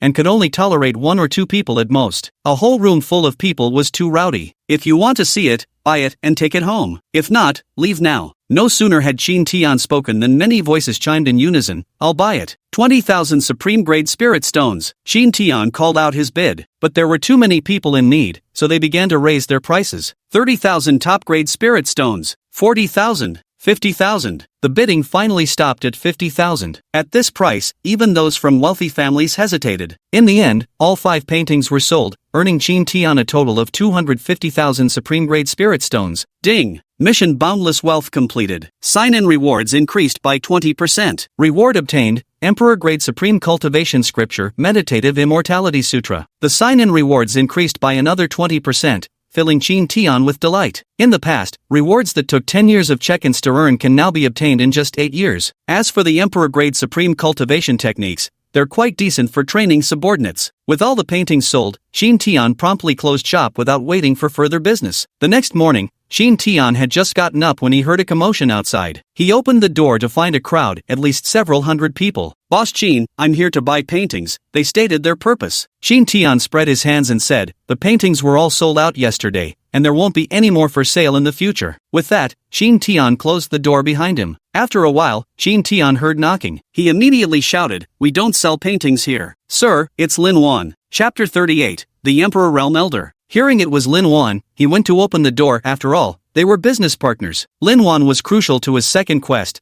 achieving fame and glory. Is something the matter? Qin Tian asked as he opened the door. Lin Wan beamed as she spoke. Sir, we printed 1,000 copies of your book yesterday, priced at 1 top-grade spirit stone each, and they sold out almost instantly. There are still many people waiting to buy it now. Once the reputation of Legend of the White Snake spreads, it's bound to become even more popular. Qin Tian secretly rejoiced, thinking that his second task would likely be completed before long. Your story currently ends at the flooding of Jinshan Temple. I hope you can find time to update the subsequent content. And also, I really like this story. After saying this, Lin Wan blushed slightly, displaying a shy maidenly demeanor. Qin Tian nodded and agreed. At the Greenwood Trading House, a woman in red rushed urgently to find her father while holding a copy of The Legend of the White Snake. This was Chang Hongming, the president of the Greenwood Chamber of Commerce. The woman in red was the eldest daughter of the Greenwood Trading House, Xingyu. Father, yesterday the Lin Trading House released The Legend of the White Snake, which has caused quite a stir in Qingshan City. With those words, Xingyu passed the white snake over. Xing Hongming opened and flipped through it. Then his expression turned earnest. What's the current situation? Xingyu replied, the legend of the white snake has already spread on a small scale. Soon it will spread widely. When the time comes and people are drawn to them, they'll launch promotions to sell their elixirs and weapons. At that point, we might find ourselves in a very passive position. We just acquired a large batch of goods a few days ago. If they don't sell well, our merchant guild might face a shortage of spirit stones for cash flow later. Upon hearing Qingyu's analysis, Xing Hongming also realized the severity of the situation and said, summon all branch managers for a meeting. Before long, the shopkeepers and managers of Qingmu Trading Company's various branches gathered in the headquarters conference hall. Xingyu repeated what she had said earlier. After speaking, the crowd below immediately began discussing. Some suggested organizing their own promotional events, but the idea was instantly dismissed. It would be a strategy that inflicts 1,000 losses on the enemy at the cost of 800 to themselves. Even if they tried, they still couldn't compete with others, because others had ways to draw in customers, while they did not. At this moment, the branch manager who had previously rejected Qin Tian was filled with deep regret inside, though he maintained a composed exterior. Just as he was relieved that no one knew, the steward beside him stood up. Boss, I'd like to report something. The branch manager's heart sank instantly. He realized the steward was trying to climb over him for advancement,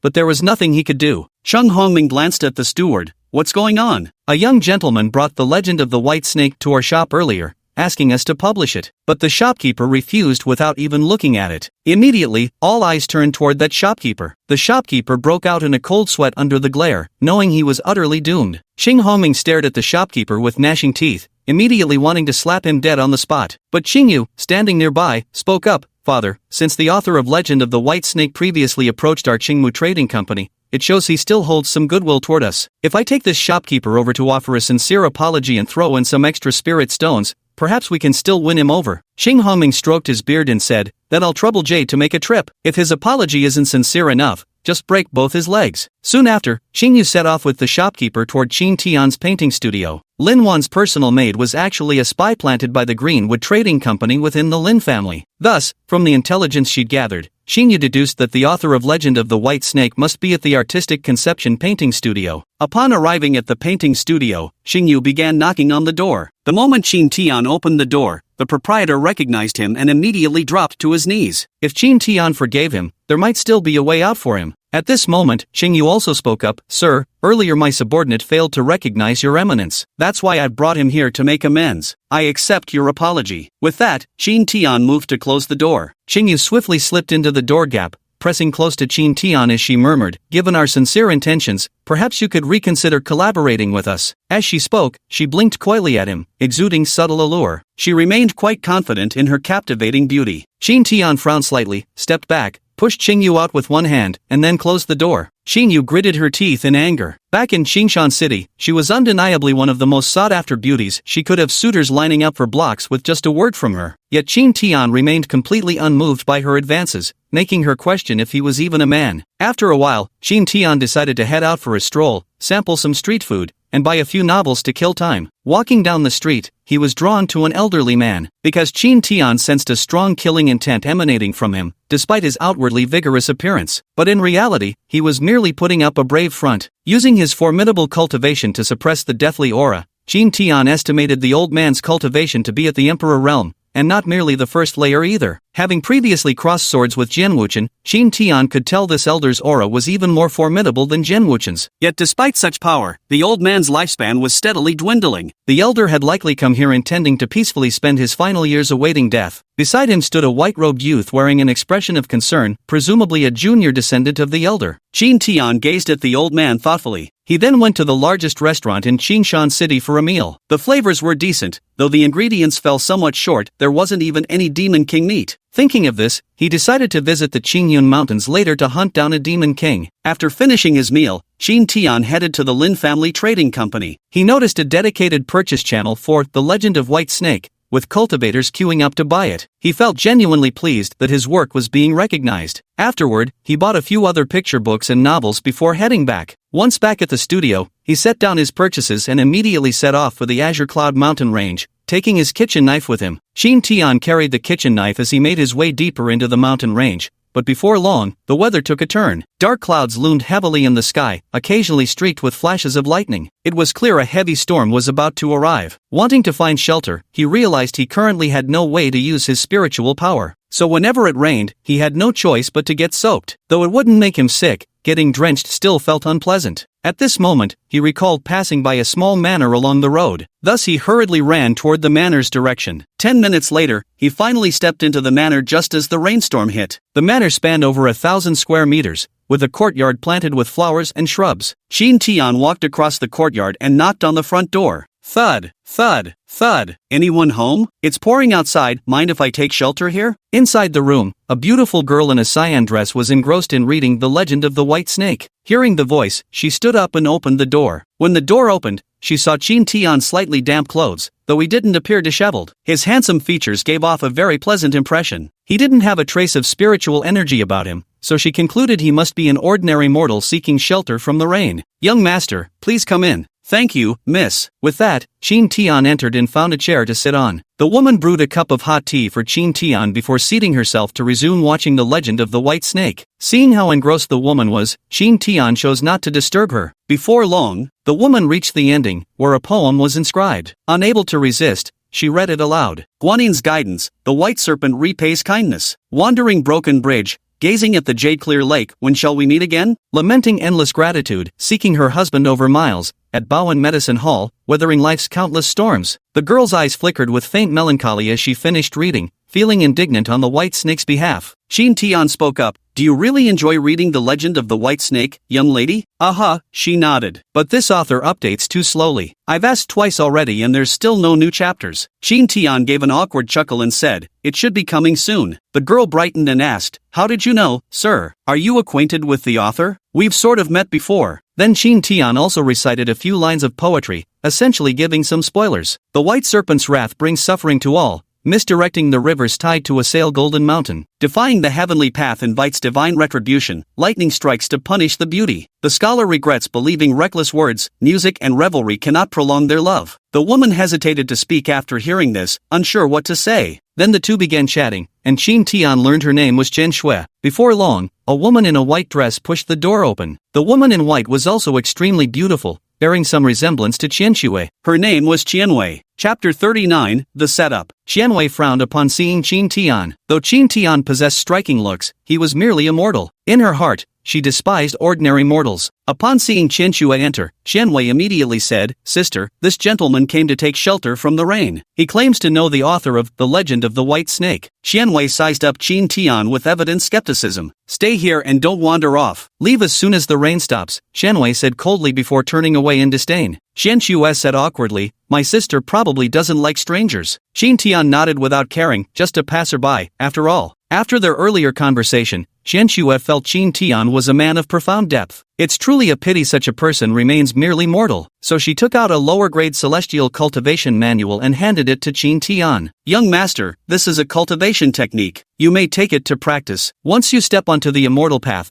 you won't need to worry about life, aging, illness, or death." Chen Shui's gesture left Qin Tian with a favorable impression, so he decided to foster this good connection. Qin Tian didn't accept the manual Chen Shui offered. Instead, he pulled out half a volume of the Meditation for Eternal Life scripture from his robe and said, "You won't need your cultivation technique, I have a better one here." With that, Qin Tian handed over the manual. "Consider this my thanks for your hospitality. Just promise not to teach it to others." Chen Shui instinctively took the Art of Eternal Serenity and began reading. At a glance, she was astonished her own technique could only reach the third level of half-saint at best. Yet Qin Tian's copy could be cultivated all the way to the third realm of the saint stage, and it was extraordinarily profound and mystical. After just glancing at it briefly, she already gained insights, believing she could break through to the second level of the creation realm in a short time with cultivation. Chen Shui hesitated as she looked at the cultivation manual because it was far too precious. After all, one shouldn't accept unearned rewards. She was someone who disliked owing others favors, yet this manual was simply too important to her. After a brief internal struggle, Chen Shui gritted her teeth and handed the manual back to Qin Tian. "Young master, this manual is far too valuable." Qin Tian hadn't expected Chen Shui to possess such noble qualities, and couldn't help but look at her with renewed admiration. Chen Shui's innate talent was actually quite remarkable. It was of saint-grade caliber. Moreover, her talent contained a trace of ancient aura, meaning it had the potential to evolve into emperor grade. The only catch was the substantial cost required for such an evolution, but Qin Tian was willing to foster this karmic connection nonetheless. "How about this? Take the cultivation manual for now. Next time we meet, you just need to fulfill one condition for me." In the end, Chen Shui couldn't resist the temptation of the cultivation technique and agreed. She then promised not to show the technique to anyone, including her sister. By then, the rain had stopped, and Qin Tian prepared to go hunting. Just as Qin Tian stepped out of the house, Chen Shui asked, "Where can I find you in the future, young master?" "Qingyun City, the Realm Painting Studio," Qin Tian replied before gradually disappearing from Chen Shui's sight. Not long after Qin Tian left, Qianwei returned and said to Chen Shui with displeasure, "Don't let such commoners into the manor anymore. He's not one of us." Chen Shui bit her lip, wanting to explain a few things, but in the end, she remained silent, because she knew her sister's personality rather snobbish. At the same time, she had a feeling that Qin Tian was no ordinary mortal, but a peerless master. Qianwei glanced again at the tail of the white snake on the table. "Spend more time cultivating and less time reading such things. You'll be tainted by mortal habits. You must understand our current predicament." Elsewhere, Qin Tian continued his deeper search for the Demon King. On the outskirts of Qingyun mountain range, encountering a Demon King was still quite difficult. As he searched, he heard the sounds of a fight, and out of curiosity, he walked over to take a look. It was actually the Bright Tiger, a Demon King at the second level of the creation realm. His opponent, however, was the white-robed youth Qin Tian had encountered on the street earlier, the one who had been accompanying the old man with the Emperor realm cultivation. The youth was quite young, only around 20 years old, yet his cultivation had already reached the first level of the creation realm, a rare and prodigious talent indeed. This must be the result of the elderly Emperor realm expert exerting every effort in his final days to nurture her. The youth challenging the Radiant Tiger was likely trying to extend the lifespan of that Emperor realm elder. But Qin Tian knew it was futile. A Radiant-type Demon King couldn't benefit an Emperor realm powerhouse. Unless it were a Demon Emperor level creature, that might have worked. The young man, being at a lower cultivation level, struggled somewhat but refused to retreat. As a result, he found himself increasingly on the defensive, even sustaining injuries. Boom! In a momentary lapse of attention, the youth was sent flying by the Radiant Tiger's charge. Just as the Radiant Tiger was about to deliver a finishing swipe, Qin Tian dashed forward in a flash, raising his kitchen knife high before delivering a fierce downward slash. A long gash split open on the Radiant Tiger's body, blood gushing out in rivulets. He had noticed Qin Tian rushing over earlier, but since there were no fluctuations of spiritual energy emanating from Qin Tian, he didn't pay him any mind. Qin Tian pressed his advantage, swinging his blade back in a sweeping motion. This time, the Radiant Tiger went all out, swinging its massive paw with full force. Roar! The light tiger's claw was directly sliced apart by the blade, causing it to howl in pain. It had believed its full-powered swipe would send Qin Tian flying, but never expected this outcome. After taking 2 more slashes, the light tiger became even less of a match for Qin Tian. After the Radiant Tiger collapsed, Qin Tian walked up to the youth and said, "The Radiant Tiger won't help with your grandfather's injuries." The youth shivered at Qin Tian's words, wondering if his grandfather's enemy had come for revenge. But seeing no hostility in Qin Tian's expression, he cautiously asked, "How did you know about my grandfather's condition?" Qin Tian replied, "I could tell. I saw you and your grandfather on the streets of Qingyun City earlier." The young man finally breathed a sigh of relief and began carefully sizing up Qin Tian. To his puzzlement, he couldn't detect the slightest ripple of spiritual energy from Qin Tian. Yet this same man had effortlessly slain the Radiant Tiger moments earlier. Thus he concluded Qin Tian must be concealing his aura, someone whose power likely rivaled even his own grandfather's. At this thought, he quickly asked, "Since you could see my master's condition at a glance, do you have a way to resolve it?" Qin Tian pointed at the Radiant Tiger and said, "Take this with you, follow me." The boy, thinking Qin Tian had a solution for his grandfather, immediately ran over to store the Radiant Tiger and followed Qin Tian to the Artistic Enlightenment Studio. Qin Tian instructed him to place the Radiant Tiger in the kitchen, then personally rewrote the cultivation method for the first 3 levels of the Sage Realm and the Sitting Oblivion Longevity Sutra. The one he had previously given to Qianxue was originally prepared for the old man, so now he had to write another one from scratch. He began to miss the days when he had spiritual power. If he still had it, he could simply inscribe the contents directly into a blank jade slip with spiritual engraving. After finishing, Qin Tian handed the cultivation manual to the youth,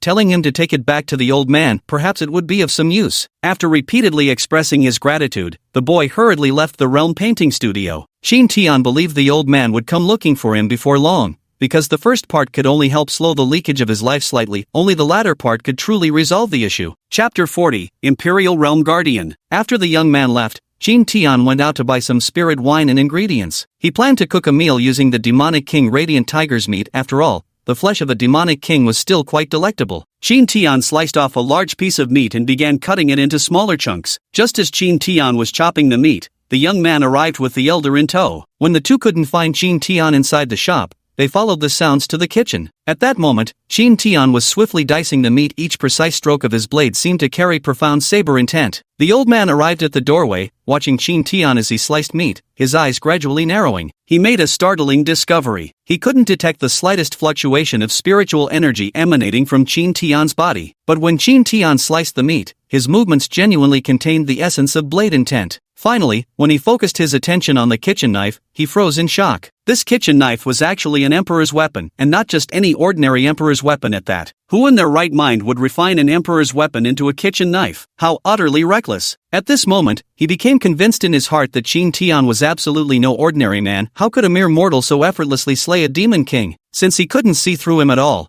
there was only one possibility: this person was far more formidable than he'd been at his peak. He was very likely a supreme expert half-step into the sovereign realm. At his prime, he had been at the second level of the Emperor realm, but now he'd fallen back to the first. But even in his current state, it would be impossible for him to completely fail to detect the spiritual power of a third heaven Emperor realm expert. So he's most likely a half-step sovereign. At this moment, Qin Tian also noticed the old man and said, "Wait a moment." The old man smiled and nodded. Leaving aside how powerful Qin Tian might be, since the old man was the one seeking help, he naturally had to humble himself. Qin Tian busied himself for a full hour until all the dishes were ready. He brought the food to the table, then took out some wine and invited the old man to dine with him. The old man didn't refuse either and sat down opposite him. He picked up a piece of tiger meat and placed it in his mouth. Immediately feeling invigorated, he tentatively said, "The meat sliced by an emperor's blade sure tastes delicious. Isn't it because of my excellent cooking skills?" Qin Tian asked in bewilderment. The old man looked somewhat embarrassed, but having lived this long, he had developed a thick skin. Your culinary skills are naturally beyond reproach, but I feel your kitchen knife is rather extraordinary. It's just a kitchen knife, Qin Tian replied nonchalantly. The old man was momentarily stunned, unsure how to respond. Eventually, he said, "My name is Zongwu, may I ask for yours?" Qin Tian. Then the two began chatting idly while the young man stood watching from the side. Qin Tian didn't bring up cultivation techniques himself, waiting until Zongwu raised the subject first. "The cultivation technique you previously bestowed upon my grandson has been most effective for this old man, so I wish to obtain the subsequent stages of the practice method. I do possess the technique, but why should I give it to you? Name your price, Master Qin," Zongwu promptly responded. "What can you offer me?" Qin Tian's question left Zongwu momentarily stunned. Because he was now just a stray dog with nowhere to go, he truly couldn't offer anything good enough to exchange for Qin Tian's cultivation technique. Even in his prime, it's unlikely he could have produced anything that could rival this cultivation technique. Thinking this, Zongwu cut straight to the point. "Since the gentleman had my grandson bring me to see you, naturally there's profound meaning behind it. If you have any requests, please speak frankly." Seeing Zongwu being so direct, Qin Tian also spoke plainly, "Become my bodyguard, and I'll give you the technique." Now that he had actually arrived in Central State, it might not be long before he clashed with the enemies of Enmeling and Bai Xiaoru. Thus, he needed some subordinates, especially ones like Zongwu who were at the Emperor realm. Hearing this, Zongwu nearly lost his temper on the spot. After all, he was, at the very least, a powerhouse at the Emperor realm. To demand he serve as a mere bodyguard was simply too humiliating. The young man beside him flushed red with anger. "Do you know who my grandfather is? How dare you ask him to be your guard?" Qin Tian remained unfazed and continued, "I don't care who he is. I only know without my cultivation technique,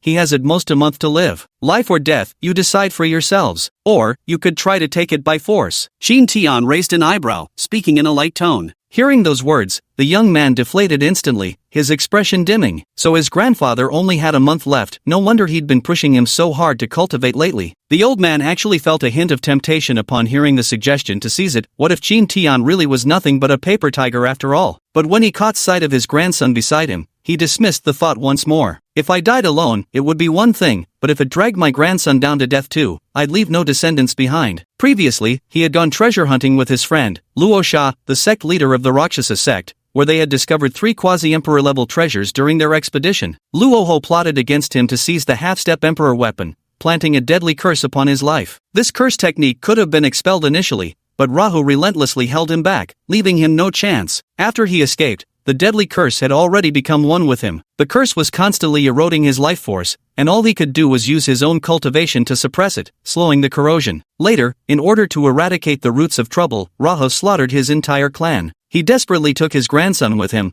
while the rest of the clan perished. After a moment of contemplation, Zongwu decided to accept Qin Tian's conditions. He wanted to live, to protect his grandson, and to seek vengeance. Zongwu sighed and said, "I can serve as your guard, sir, but on one condition. Once my strength is restored, you must allow me to take my revenge." "Is your enemy strong?" Qin Tian inquired. He thought that if Zongwu's foe was too powerful, this deal might not be worth making, as the gain would not outweigh the loss. "Among them, the strongest has reached the second heaven of Emperor realm," Zongwu replied. "If you're only at the second level of the Emperor realm, then I'll agree to your request." "What do you mean just second level Emperor realm?" Zongwu was speechless. Was second level Emperor realm considered weak? Indeed, Qin Tian truly possessed such capability. With his currently triple-layered eternal indestructible body, he only needed his spiritual power to be unsealed. Wielding the life-death sword, dealing with a second-level Emperor realm opponent would be absolutely effortless. After Zongwu swore the Great Tao Oath, Qin Tian handed him the remaining cultivation techniques. As Zongwu began reviewing the Emperor realm cultivation method, his excitement grew with each passing moment. Once he cultivated the life force of the Sit and Forget Longevity Sutra, he could break the death curse. Moreover, the Sit and Forget Longevity Sutra was a technique that could extend one's lifespan,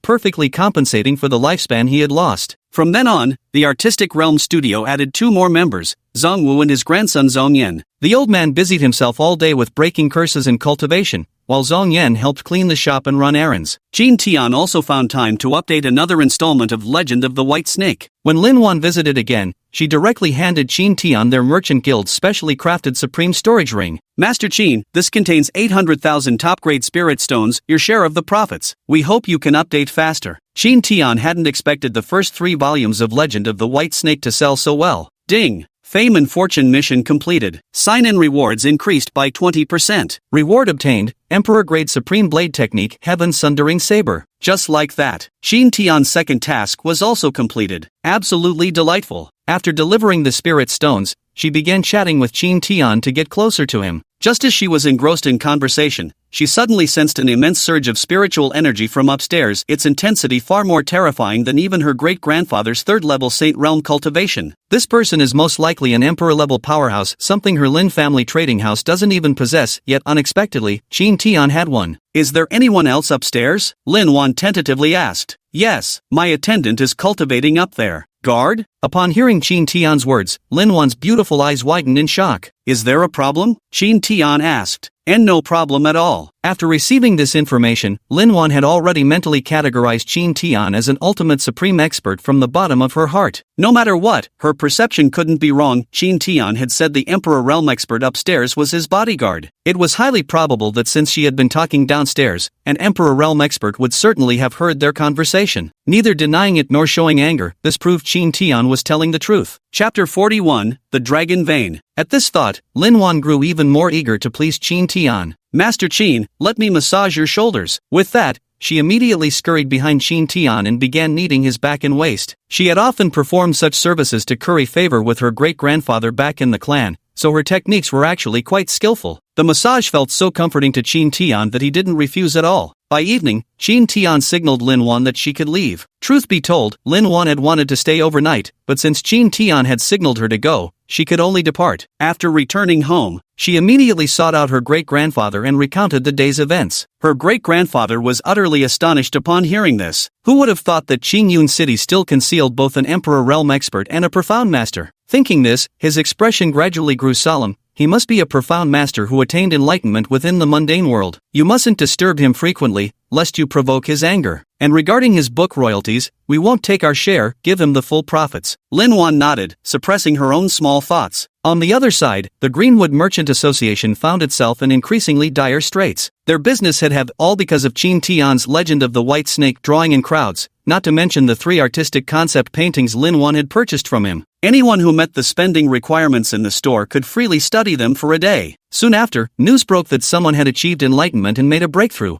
which further boosted the trading company's business. Besides this, they also seized the opportunity to launch a series of promotional campaigns to stimulate spending. Xing Hongming was already frantic with anxiety. If no solution could be found soon, perhaps Qingyun City would no longer have 2 major trading companies in the future. But the Lin Trading House had monopolized the market. After careful consideration, he decided to personally seek out Qin Tian for a discussion. Ultimately, he sold books just for wealth. Money could solve everything with spirit stones. The next day, Xing Hongming came alone and knocked on the door of Yijing Painting Studio. As soon as Qin Tian opened the door and Xing Hongming stated his purpose, he immediately began persuading. Sir Qin, just 1 premium-grade spirit stone for a copy of The Legend of the White Snake.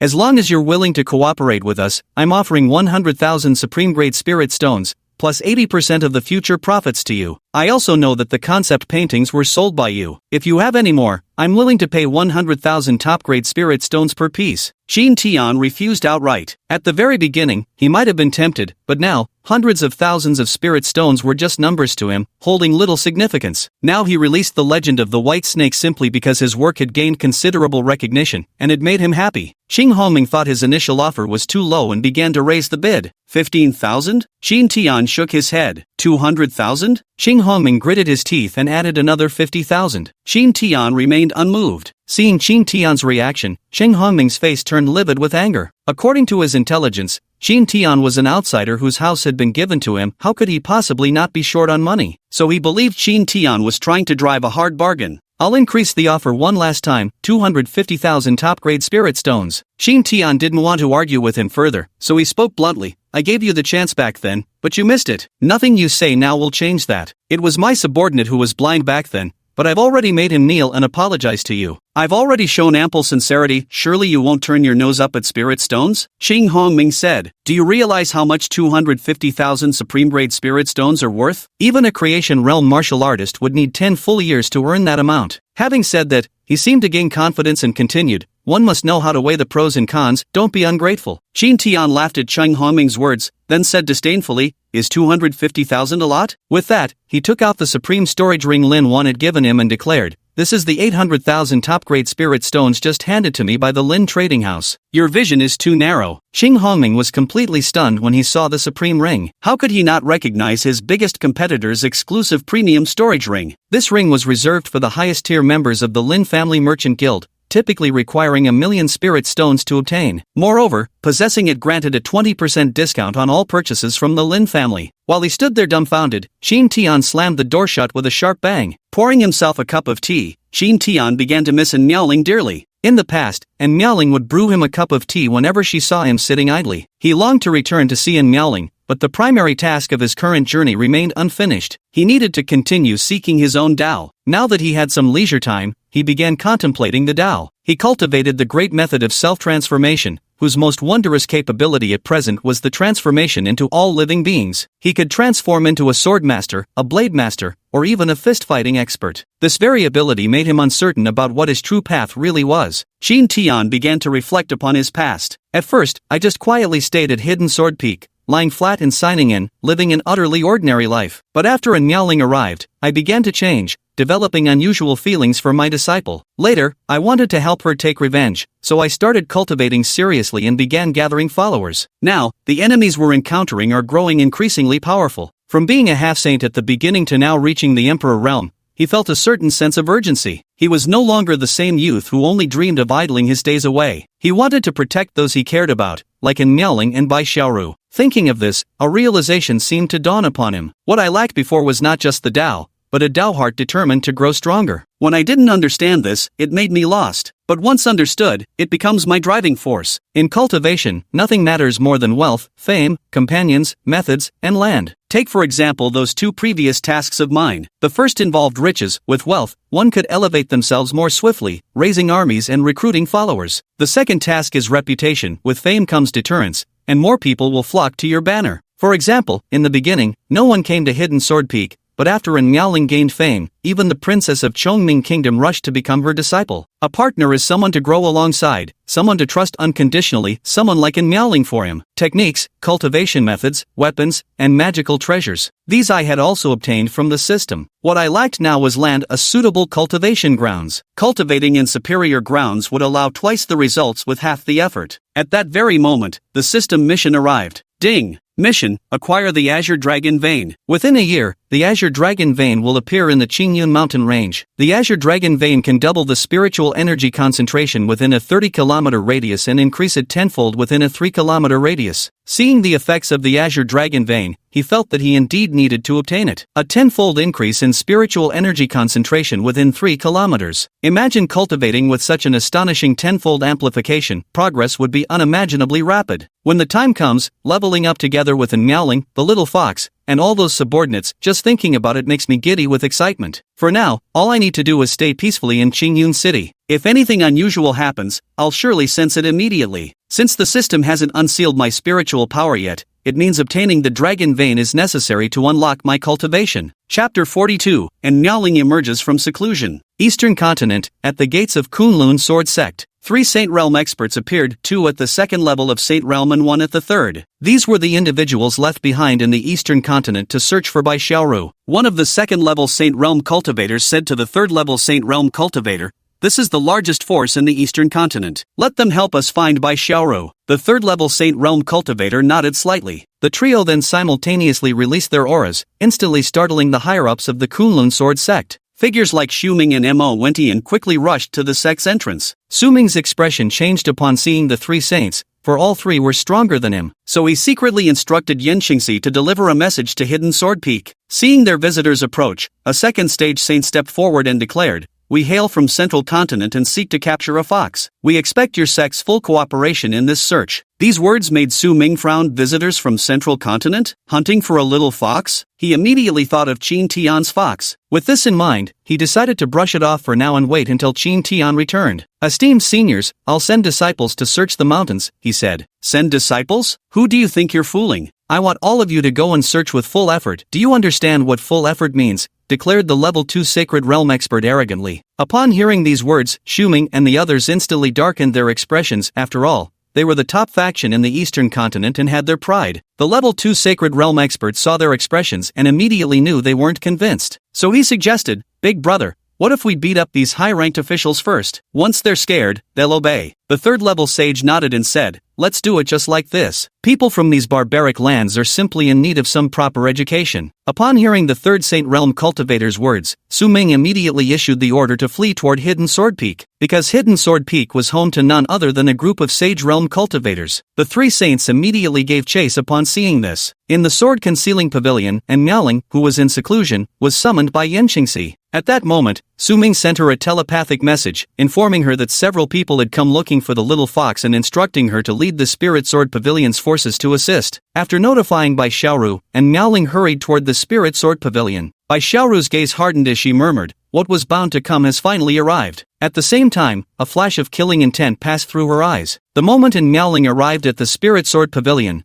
the four saints including Shang Guanya noticed her presence. They knew Miaoling was Qin Tian's most treasured person, so they treated her with exceptional courtesy. Without any preamble, and Miaoling declared upon arrival, someone's come to pick a fight. Follow me to battle. With that, she took the lead and flew toward the sect. By the time she arrived, Su Ming, Mo Wentian, and the others were already getting beaten up. Their faces were swollen from the blows, and when they spotted Miaoling and the others, they looked deeply aggrieved. The three saints were also surprised to see Shangguanya and the other four saints. They hadn't expected a single sect from Dongzhou to have so many saint-level cultivators, but the highest among them was only at Saint Realm's second tier, so they still had the advantage. Shangguanya's expression turned solemn when she saw the three saints. She then said to Long Yi and Long Air, the two of you work together to hold off the third-tier saint. I'll handle another one myself, and let the sacred spirit tree deal with the last. Hearing Shangguanya's suggestion, they agreed and then each found their own opponent. And Miaoling stood holding her sword in feathered robes, waiting for an opportunity. She was no match in a direct confrontation, but sneaking an attack with her frostglass sword could still prove effective if she found the right moment. She chose the second-level Sacred Realm expert that Shangguanya was fighting. After learning the Great Radiance Infinite technique, Shangguanya's strength had also greatly improved. She had now reached the threshold of the third level of the Saint Realm. However, facing the powerful experts from Central State, she didn't act arrogantly. Her hands swiftly formed seals as she softly chanted, Radiant Saint Seal. A milky white magical seal suddenly expanded in size and fiercely smashed towards the second-layer Saint Realm expert. Boom! The second-layer Saint Realm expert met it with a punch. Neither side gained the upper hand in that exchange. The expert from Central Continent indeed possessed some remarkable techniques, and the battle continued. And Miaoling secretly messaged Shangguanya, asking her to create an opportunity for her. Understanding the hint, Shangguanya gritted her silver teeth and furiously unleashed her signature techniques. The sudden outburst sent the second-level Saint Realm expert reeling backward repeatedly. Such an eruption consumes spiritual energy excessively. If ineffective, it would backfire. As the second-level Saint Realm expert stumbled off balance, and Miaoling thrust her sword from behind. Yin-Yang Rush! Her ice-glazed sword, wreathed in black and white chi, shot forth like a comet. The second-level Sacred Realm expert sensed in Miaoling's attack but paid it no mind. How could he possibly care about an ant at the mere second-level semi-sacred realm? With a casual flick of his hand, he met in Miaoling's strike head-on. Whoosh! The frostglass sword pierced straight through the second-level semi-saint's palm. The second-level saint rapidly retreated, staring in astonishment at the sword in Miaoling's hand. Although he had only used 40% of his strength, it should have been more than enough to deal with a second-level semi-saint. Now that his palm had been pierced, there could only be one explanation: this sword was an Emperor-Tier weapon. Just as the second-level saint was stunned, Shangguanya struck again with another Holy Light Seal. He hastily blocked but was forced back once more, right as Miaoling's sword came slashing in. This time, he showed no underestimation and countered with all his strength. By now, the two women had gained the upper hand, alternating their attacks relentlessly, leaving the second-level saint no chance to catch his breath. After 10 breaths, he could no longer hold on and ultimately perished unwillingly under the women's tempestuous onslaught. The two women then turned their gaze towards another second-layer Saint Realm expert. He had been suppressing both Shuming and Gusu in battle, but the moment he sensed the gaze of the two women, he wanted to flee. He witnessed the death of his companion, but the others gave him no chance. The ancient tree controlled countless vines to entangle him, and ultimately, he perished amidst the encirclement. Now only one Saint Realm third-level cultivator remained. Relying on his superior cultivation and the fact that he practiced an Emperor-rank lower-grade technique, he wasn't particularly afraid. With 6 people now besieging the Saint Realm third-level cultivator, the pressure on him increased dramatically. Gradually he fell into a disadvantage, and soon began sustaining injuries. He knew continuing like this could easily lead to his downfall here, so he prepared to flee and summon reinforcements. The thought of making Kunlun utterly barren when that time came still gave him a thrill of excitement. At some cost, he managed to break free from the encirclement and put distance between himself and the group. Then he uttered with icy malice, "Just wait. When I return next time, every single one of you will die." At these words, the expressions of Shangguanya and the others turned grim. They had no doubt about the words of a Saint Realm third-layer powerhouse. Any moderately powerful faction from Central Prefecture could annihilate them with ease. Seeing the expressions on Shangguanya and the others' faces, he couldn't help but burst into laughter. Ha ha ha ha. Just then, he sensed someone behind him. Before he could react, a claw-shaped phantom shadow struck toward his heart. Boom! The third-level Saint Realm expert was sent flying backward toward Shangguanya and the others. The attacker was none other than Bai Xiaoru, who had unleashed her Heaven-Ren Claw at the very moment of the Saint Realm expert's greatest arrogance, a strike further amplified by the Heavenly Demon Pearl. Thus, its power was utterly overwhelming. The triple-stage Saint Realm cultivator fell to the ground, staring at Bai Xiaoru in shock. You. Before he could finish his words, the attacks from Shangguanya and the others drowned him completely. With the enemy dealt with, everyone finally eased up with a sigh of relief. Xuming swiftly cleaned up the traces of the battle and ordered everyone to keep it a secret. Chapter 43, Xianshua's Visit. After cleaning up the battlefield, both women returned to the hidden sword pavilion. "Are they here for you?" and Miaoling asked. Bai Xiaoru nodded. "These people chased us all the way from Central Province, finally dealt with them. MHM. And Miaoling acknowledged quietly without pressing further, knowing everyone has their own secrets. Bai Xiaoru then told Miaoling about Qin Tian's departure for Central Province. Upon hearing Qin Tian had gone to Central Province, worry stirred within her, sparking the thought of venturing there to find him. So she tried to send a voice transmission to Qin Tian,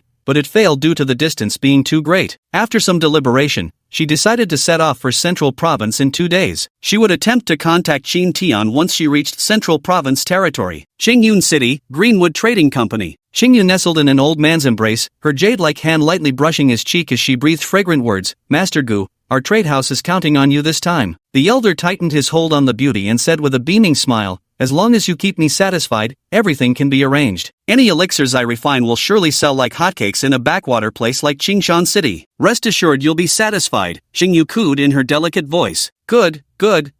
Hearing this, the old man was overjoyed and immediately pressed Xingyu beneath him. Xingyu wore an expression of embarrassment, but in her heart seethed endless resentment. This old man was called Gu He. She had pulled strings to invite this alchemist from Cloud Emperor City to save the situation. If not for Qin Tian, why would she have had to submit herself to some old man? She even had to accommodate some of his peculiar whims to please him. She was originally the most esteemed person in Qingyun City. Why should she endure such things? Just as she was feeling indignant about her circumstances, the old man collapsed weakly. Xingyu glanced over, her heart filled with contempt. She badly wanted to say something. Is that it? Just this? Yet not only could she not voice her displeasure, she even had to praise the elder's prowess. Such was the cruel law of the cultivator's world. The next day, the Qingmu Trading House released 3 new Earth-rank pills at surprisingly affordable prices. They were 3-striped Spirit Gathering Pill, 3-striped Gale Swift Pill, and 3-striped Golden Recovery Pill. The Spirit Gathering Pill enhances cultivation speed, while the Gale Pill boosts movement speed, typically used as a means to escape when one's life is at stake. As for the Returning Gold Pill, it was used for healing injuries. The 3 stripes represent the grade and potency of the medicine. The more stripes it has, the better the effect.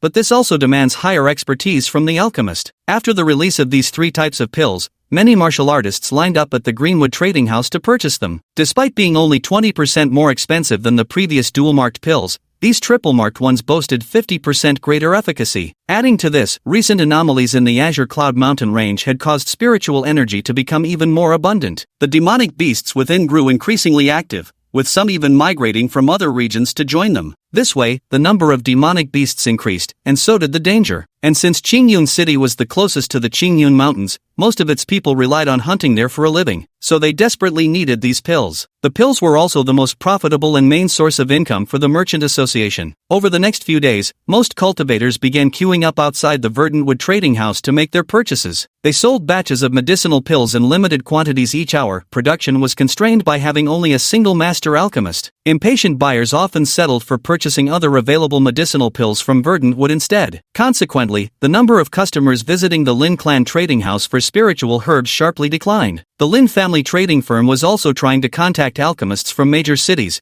but no one was willing to come. Lin Wan listlessly came to Qin Tian's shop to pick up the legend of the White Snake. Qin Tian had also heard about this matter. He also knew that as long as the alchemist from the Greenwood trading firm remained, the Lin family would never have a chance to rise, so Qin Tian considered recruiting the Lin Merchant Guild. Its future development could provide him with intelligence and resources. Most importantly, he wanted the Lin Merchant Guild to help him acquire imperial-grade spirit herbs. Then he could mass-produce elixirs to enhance his cultivation. After Lin Wan left, Qin Tian called over Zhong Yan, the grandson of Zhong Wu. Because he knew Zhong Yan had studied alchemy and had the aptitude for it, he wanted to mentor Zhong Yan. He had previously learned alchemy within his family, and after his grandfather took him into exile, he devoted himself even more seriously to his studies upon learning of his grandfather's injuries. He wanted to help his grandfather, and the hunt for the Radiant Tiger was also aimed at obtaining its essence blood for alchemy. Qin Tian summoned Zhong Yan and explained his thoughts. Zhong Yan knew Qin Tian was a peerless master, and it would be his honor to learn under him. Without hesitation, he knelt down to formally acknowledge him as his teacher. Qin Tian accepted him as a nominal disciple, focusing solely on teaching him alchemy. Later, Qin Tian gradually imparted his true insights of alchemy to Zhong Yan and personally guided him in refining pills. With his solid foundation in alchemy, he could already craft earth-grade pills. It wouldn't be long before he'd produce pills with 3 or more spirit patterns. Nightfall. After a short cultivation session, Qin Tian lay on his bed reading. Thud, thud, thud. A series of urgent knocks suddenly rapped against his door. Zhong Yan, who had been practicing alchemy downstairs, opened the door to find 2 beauties standing outside. They were none other than the sisters, Qianxue and Qianwei. Qianxue anxiously asked, "Is Mr. Qin staying here?" "He is. Let me inform him," replied Zhong Yan before turning to summon Qin Tian. At this moment, Qin Tian had already heard the noise and come downstairs. A faint smile hung on his face. He had known Qianxue would return sooner or later. When she saw Qin Tian, Qianxue exclaimed in pleasant surprise, "Master Qin." Qin Tian smiled and asked, "What brings you here so late at night? Is something the matter?" Upon hearing his question, Qianshue's expression darkened. From behind, Qianwei urged impatiently,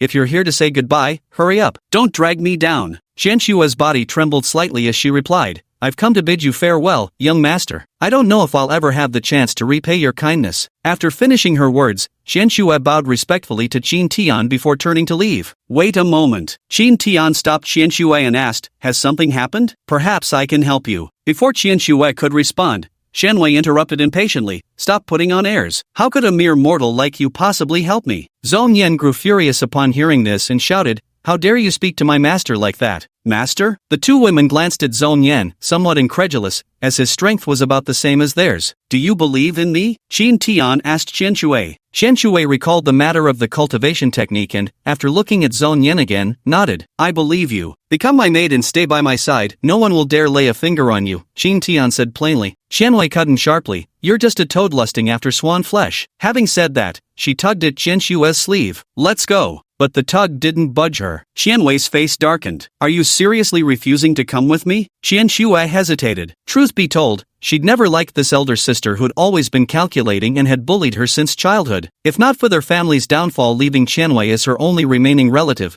she would have severed ties with this sister long ago. Qianwei coldly snorted when she saw Qianxue remain silent. "From now on, consider yourself no longer my sister." With that, she turned and strode away. At that very moment, a voice rang out. Chapter 44, and Miaoling arrives. "None of you are leaving here alive." A figure clad in black robes emerged from the shadows. "You are the ones our young master has taken a liking to." At the sight of the black-robed man, the 2 young women trembled, their faces betraying fear. Several months ago, they had caught the eye of a young nobleman while traveling outside. The young lord had commanded their family to offer them both to him, but their father did not do so. Instead, he secretly let them escape. Later, they heard that their entire family had been murdered and that the young master was still sending people to hunt them down. So the 2 of them hid away in the remote Qingyun mountain range. Recently, while strolling through the city, they had spotted black-robed figures. Their attire was identical to that of the young master's subordinates, so they decided to flee overnight. However, Qianxue wanted to bid Qin Tian farewell before leaving, as she felt indebted to him. Watching the black-robed figures approach step by step, Qianwei glared at Qianxue with resentment. If she hadn't insisted on making this trip, they wouldn't have been caught. Qin Tian ignored the black-robed man and instead addressed Qianxue. "Have you made up your mind?" At this moment, Qianxue no longer hesitated and shyly replied, "I agree to become the young master's maidservant." Seeing himself being disregarded, the black-robed man grew somewhat furious. After all, he was at least a half-saint realm expert. Then he began to size up Qin Tian. No spiritual power? A mortal? He snorted coldly. Ignorance breeds boldness. With that, he prepared to charge forward and slap Qin Tian to death. But the moment he started moving, an old man grabbed him by the throat and lifted him into the air. The elder turned back and respectfully asked Qin Tian, "Young master, how should we handle this?" "Young master?" Seeing this scene, the Qianxue sisters were stunned. A man who could capture a semi-sage with his bare hands was actually calling him young master. "Kill them!" Crack! The black-robed man died unwillingly just like that. Xiansu looked at Qin Tian with a face full of joy. The crisis had been resolved so effortlessly. Xianwei hurried over to Qin Tian's side and said with an ingratiating smile, "Young master, I'd also like to serve as your maid." Qin Tian cast a cold glance at Xianwei and spat out, "Get lost." Xianwei retreated in terror, finally casting a pleading glance at Qianxue for help. But this time Qianxue ignored her opportunistic sister, now that the crisis had been resolved anyway. Her sister wasn't in mortal danger anymore, and as for other matters, she couldn't be bothered to intervene. Then Qin Tian led the group inside and closed the door behind them. Xianwei stared at the gate of the artistic realm pavilion with a cold snort. "With my beauty, rising to prominence is just a matter of time. I'll definitely reclaim my dignity one day." Having said that, she left. Qianxue asked softly as soon as she stepped inside, "Young master, where should I sleep tonight?" "Follow me." With those words, Qin Tian led the way upstairs. Blushing furiously, Qianxue hurried after him. She thought, could he possibly be planning to sleep with me tonight? Born into an aristocratic family, she had heard many stories of maids sleeping with their masters. Even her own father had done so. The second floor had 6 large rooms,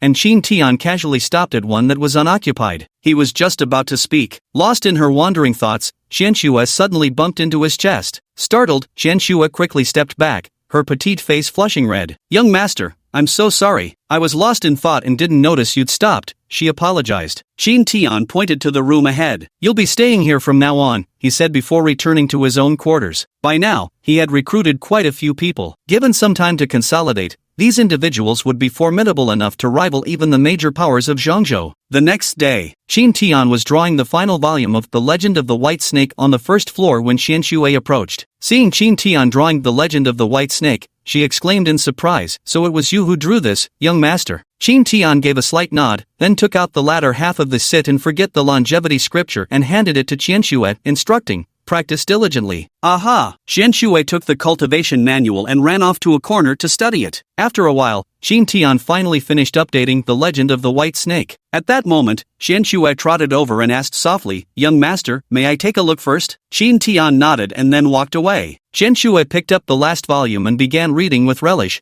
feeling a hint of pride at being the first one to read it. 3 days later, within the sword-concealing pavilion, and Miaoling finally glimpsed the threshold of the sword domain. She rose slowly and gazed toward the direction of Central Prefecture. Then, she swiftly headed towards Central Prefecture. Her heart was filled with longing, urgency, and a hint of fear. Because she had been in secluded cultivation for over a year, she feared her mischievous master might have found her a masterwife. After crossing the Two Realms Mountain and entering the Middle Province, she traveled onward for some time before attempting to send a voice transmission to Qin Tian. She finally succeeded in establishing the voice transmission as she reached the vicinity of the Azure Cloud Mountain range, the Realm Painting Pavilion. Qin Tian was angrily correcting Zhong Yan's mistakes when suddenly, his expression softened into a smile, the furrow between his brows instantly smoothing away. Zhong Yan froze for a moment. Why had the master suddenly smiled? Could it be because I'm so foolish that my stupidity amused him? Master isn't thinking of abandoning me, is he? Thinking of this, he hastily said, "Master, please don't give up on me. I'll definitely practice and study diligently from now on." Qin Tian nodded slightly, said practice well, and then left. He was preparing to pick up and Miaoling. After not seeing her for so long, he actually missed her quite a bit. Watching Qin Tian walk away, Zhong Yan muttered to himself, "Master must be disappointed in me. I'll need to redouble my efforts from now on." And so, Qin Tian unintentionally taught Zhong Yan a lesson. Before long, Qin Tian arrived at the Qingyun mountain range and began searching for Miaoling, finally catching sight of that graceful figure once more. Clad in a crimson phoenix feathered robe, her figure was enchanting, her skin fairer than snow, with slender, delicate fingers. Even the thin veil on her face could not conceal her breathtaking beauty. Qin Tian went up and gave her a hug, and Miaoling shifted uncomfortably, inwardly grumbling, some things never changed, like him taking liberties right from the start. After a brief moment of tenderness, Qin Tian led in Miaoling towards the Artistic Conception Painting Studio. He casually mentioned that he wouldn't be returning to Dongzhou for now, because dragon veins would emerge in the Qingyun mountain range within a year. Upon hearing this, and Miaoling was also startled, dragon veins were the foundation of any major power. If Kunlun possessed a dragon vein, everyone's cultivation speed would experience a qualitative leap. After arriving at the mood painting studio, Qin Tian began introducing everything to Niaoling one by one. Once the introductions were complete, Qin Tian settled Niaoling in the room right next to his own. Downstairs, Zhong Yan and Xian Xue were discussing. The new senior sister is amazing, at least a half-saint. Xian Xue nodded, her face full of envy, because they were about the same age, yet their cultivation levels were worlds apart. In the room, and Niaoling said with a smile, "That little girl is quite good, isn't she?" How could Qin Tian not catch the implied meaning? Just a newly recruited maid. Thought to train her since her talent isn't bad. Then how about becoming your disciple? After a brief moment of consideration, and Niaoling said, "Don't fool around outside. Even if you want to find me a master's wife, you'll have to let me vet her first." Qin Tian nodded slightly while thinking, "If I let you vet them, would I ever find one? How about you introduce one to me directly?" Qin Tian's words left Niaoling speechless. Then she kicked Qin Tian out of the room, saying she needed rest after the long journey. Chapter 45, Zhong Wu's Request. The next few days passed with everyone cultivating according to routine, while Zhong Yan studied and practiced with desperate fervor. In the blink of an eye, a month had passed. Under Qin Tian's guidance, Zhong Yan finally managed to refine a 4-patterned earthgrade pill. Though Qin Tian was quite satisfied with this achievement, he didn't show it, fearing it might make Zhong Yan complacent. He also hoped Zhong Yan could maintain this current momentum of determination. 2 more days passed, and Lin Wan came to deliver the share of profits from The Legend of the White Snake. As usual, she still wore a dejected expression. The Lin family trading house's business was getting worse day by day, with their market share shrinking more and more. The family was even preparing to shut down several shops to cut expenses. After sorting out the profit shares, Lin Wan immediately moved behind Qin Tian to massage his back and shoulders. It suddenly occurred to her that someone as formidable as Qin Tian might be able to introduce them to an alchemist. This would resolve the Lin Clan Trading Company's urgent predicament. After massaging his shoulders for a while, Lin Wan tentatively asked, "Young Master Qin, do you perhaps know any renowned alchemy masters you could introduce to us? If this works out, we will surely repay you generously." Qin Tian didn't answer immediately, his fingers lightly tapping on the table. Just as Lin Wan was about to press further with her questions, he finally spoke. "I can help you, but I need the Lin Trading Company to pledge allegiance to me. Once you're under my wing,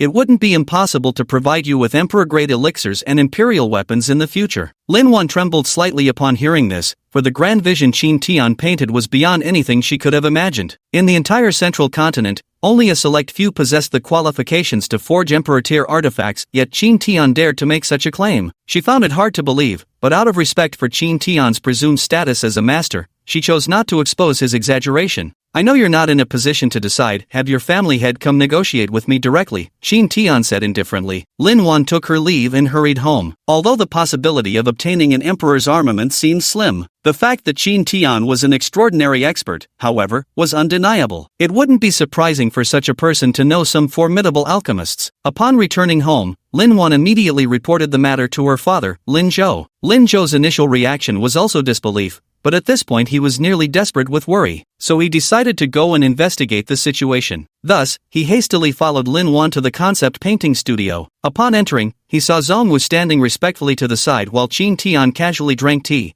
with Qianqiu kneading his shoulders behind him. When Zhong Wu's gaze swept over Lin Zhou, the latter instantly felt an overwhelming pressure as if Mount Tai were crushing him, leaving him somewhat breathless. Fortunately, this state lasted only a moment. He understood this was a show of authority, and the Lin Trading Company truly couldn't afford to provoke such an expert. "Mr. Qin, greetings. I am the leader of the Lin Trading Company. I heard you intend to recruit our Lin family?" Qin Tian nodded. "Your daughter should have told you what I said. There's no need to doubt my words. The Emperor's weapon and imperial-grade elixirs will be given to you eventually, but not now. Right now, you're not qualified to possess such things yet. You need to continue developing and expanding the Lin family, and I'll help you achieve this goal." After speaking, Qin Tian tossed the kitchen knife on the table in front of Lin Zhou. "You may examine it." "A kitchen knife?" Lin Zhou picked it up curiously to examine it. When he probed it with his spiritual sense, he froze completely in shock. "This kitchen knife is actually an emperor's weapon?" He internally screamed in dialect, "Holy mother of mine! What kind of person would actually do something like this? Who forges an emperor's weapon without wanting to make it look more majestic and imposing?" Lin Zhou forcibly suppressed the shock in his heart,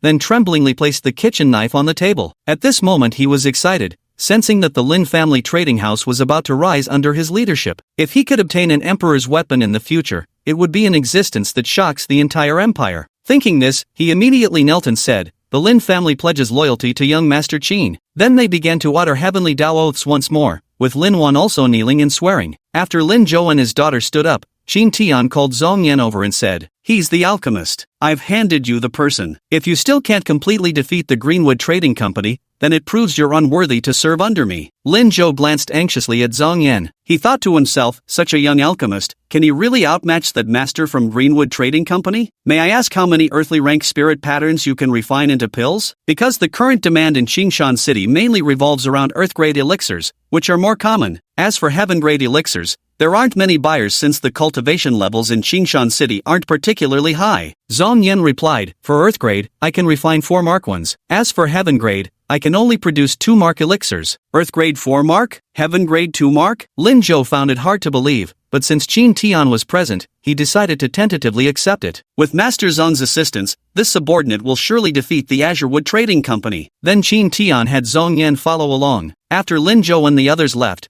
Zhong Wu stepped forward and bowed respectfully to Qin Tian. Thank you, young master, for teaching my grandson alchemy. Zhong Yan's rapid progress in just 1 month was astonishing, even for someone at the Emperor realm. In the end, it could only be attributed to Qin Tian's excellent teaching. And indeed, Qin Tian did teach well, because the insights into pill refining he imparted were previously taught by the system. The knowledge within was somewhat more advanced than the general understanding of alchemy in the 9 provinces. Qin Tian gave Zhong Wu a glance and said, the curse on you has been lifted, and your cultivation level has recovered, hasn't it? Zhong Wu nodded and said, young master's discerning eye see all. Indeed, I have restored my cultivation to the 2nd level of Emperor realm. After speaking, he fixed his gaze on the kitchen knife on the table and said, young master, might you lend me this imperial weapon? With the help of this emperor's weapon, my revenge is as good as assured. Qin Tian didn't refuse and said directly, take it and use it then. The old man joyfully picked up the kitchen knife to thank Qin Tian, then flew toward the Luocha sect, his enemy's sect. The Luocha sect was located within Luocha City, separated from Qingyun City by just 3 cities, not too far away. At this moment, inside the Luocha sect, a woman was nestling in a man's embrace, and this woman was none other than Xianwei. From now on, I belong to you, she said. The man nodded and said, later I'll speak with my father about forming a cultivation partnership with you. Xianwei was overjoyed upon hearing this, for the man was the son of the great elder of the Raksha sect. If she formed a cultivation partnership with him, her status would be transformed entirely. With some whispers by the pillow, getting her man to teach the Qin Tian a lesson would be effortless. The more she thought about it, the happier she became. After all, she wasn't just opportunistic, but also petty, always settling scores. Just as she was reveling in her joy, a thunderous voice echoed throughout the entire sect. Luo Ho, you old villain, I've come for vengeance. Show yourself if you dare. Hearing this, Xianwei asked, who is Luo Ho? The man replied, it's our sect master. Probably some foolhardy bastard coming to court death. Oh, Xianwei acknowledged with a sound, though she couldn't explain why an ominous premonition gripped her. Chapter 46, Sect Leader Wu's Revenge. Luo Hu instantly appeared in midair above the Luosha sect with a group of elders, confronting Sect Leader Wu. Who dares to be so bold? Oh, it's you, Luo Ho chuckled. You really made me search for so long. Who would have thought you'd just deliver yourself to me now? Zhong Wu said coldly, I hope you'll still be laughing later. With that, he pulled out a kitchen knife. Luo Ho couldn't help but laugh out loud when he saw Zhong Wu produce a kitchen knife. Are you out of your mind? If you're unarmed, I could lend you a weapon. Zhong Wu looked somewhat embarrassed holding the kitchen knife, but this was genuinely an emperor-grade weapon. Without further ado, he charged straight at Luo Ho with a sudden burst of speed. Raho raised his Raho thorn to meet the attack. Oomph! Upon impact, Rahu was directly forced backward. Once he regained his footing, he was shocked to discover a noticeable chip on his Rahu thorn. With an expression of utter disbelief, he turned his gaze toward the kitchen knife in Zhong Wu's hand. A divine weapon? After speaking, the astonishment on his face gradually turned into delight. It seems you truly are a wealth-bestowing child. Hand over the Emperor's weapon, and I'll spare your life. Upon hearing Luo Ho's words, the surrounding elders immediately formed a circle, blocking Zhong Wu within it. Come and take it if you dare, Zhong Wu retorted with disdain. Luo Ho's expression turned cold. You got away by sheer luck last time. Now that you're in my territory, you won't be so fortunate. With that, he immediately activated the sect's protective formation, instantly enveloping the entire sect in a faint golden dome. Zhong Wu remained utterly unfazed, charging forward with his cleaver in hand. He planned to eliminate the others first, with the first target being the Grand Elder at the first level of Emperor Realm. The Great Elder hastily retreated when he saw Patriarch Zong charging toward him. He was no match for the man. Luohu paid no heed and instead began chanting, preparing to cast the deadly death curse once more. The distance wasn't far to begin with, and coupled with the Great Elder's lower cultivation level, he was swiftly overtaken. Zong Wu swung his cleaver down with a fierce slash, only for the Great Elder to block horizontally with his sword. Humph! His longsword was severed in an instant, forcing him to retreat hastily. Zhang Wu pursued, sidestepping the Grand Elder's counterattack and closing the distance between them. Another ruthless slash descended, while Luoho's coalesced death curse simultaneously drifted toward Zhang Wu. If he persisted in attacking the Grand Elder, he would inevitably be struck by the death curse. But Zhang Wu didn't dodge. Instead, he swung his blade down with terrifying force. This time, the Grand Elder had no weapon to block with. Dodging was impossible now. He could only meet the attack with his bare flesh. Yet surviving the first strike meant nothing when the second came immediately after. To his dying breath, he never understood why Zhang Wu would kill him even while suffering the soul-severing death curse. What hatred could possibly run so deep? The lethal death curse penetrated Zhang Wu's body, and Luoho burst into maniacal laughter. What does sacrificing even a Grand Elder matter, so long as I obtain the Emperor's blade? The Grand Elder's corpse crashed heavily onto the ground, a mangled mess of flesh and blood. The watching disciples below cried out in shock, "The Grand Elder is dead." Inside a room, Violet and the man who were flirting froze at the shout, then swiftly rushed out. When they emerged and saw the corpse on the ground, their faces filled with disbelief. How could his grandfather, a powerhouse at the Emperor realm, be dead just like that? Qianwei also furrowed her brows. After sacrificing her purity with such difficulty, had the powerful backer she'd found just vanished like this? Then she looked up toward the celestial battlefield again. When she spotted the old man wielding a kitchen knife in midair, she froze. Wasn't this precisely Qin Tian's subordinate? How could he possibly be this formidable? Could it be because I joined the Rakshasa sect that he came to kill me? Was he trying to leave me with nowhere to go? While Qianwei was lost in her thoughts, the battle in the sky grew increasingly intense. Rahu was completely being suppressed by Zhang Wu, who wielded an emperor's weapon. "You've been hit by my death curse, so how can you still fight at full strength?" he asked indignantly. A smug grin curled on Zhang Wu's lips. "Because my young master imparted to me a technique specifically designed to counter your life-severing curse, so prepare to die." With those words, Zhang Wu swung his blade down once more. The strike cleanly severed the already notched Rahu spear into two pieces. Rahu's disadvantage grew increasingly evident. Zhang Wu fought with mounting ferocity, his blade striking relentlessly, leaving Rahu no chance to catch his breath. At this moment, Rahu dismantled the sect's protective formation in an attempt to flee, but Zhang Wu gave him no opportunity whatsoever. Phantom 18 slashes. Zhang Wu manifested multiple illusory clones, slashing towards Rahu like a tempestuous storm. Rahu's physical body was instantly flayed alive, and in that very moment, he decisively abandoned his fleshly form. An imperial soul drifted out, swiftly fleeing beyond the sect's boundaries. Just as he exited the sect's perimeter, he abruptly reactivated the sect's protective formation,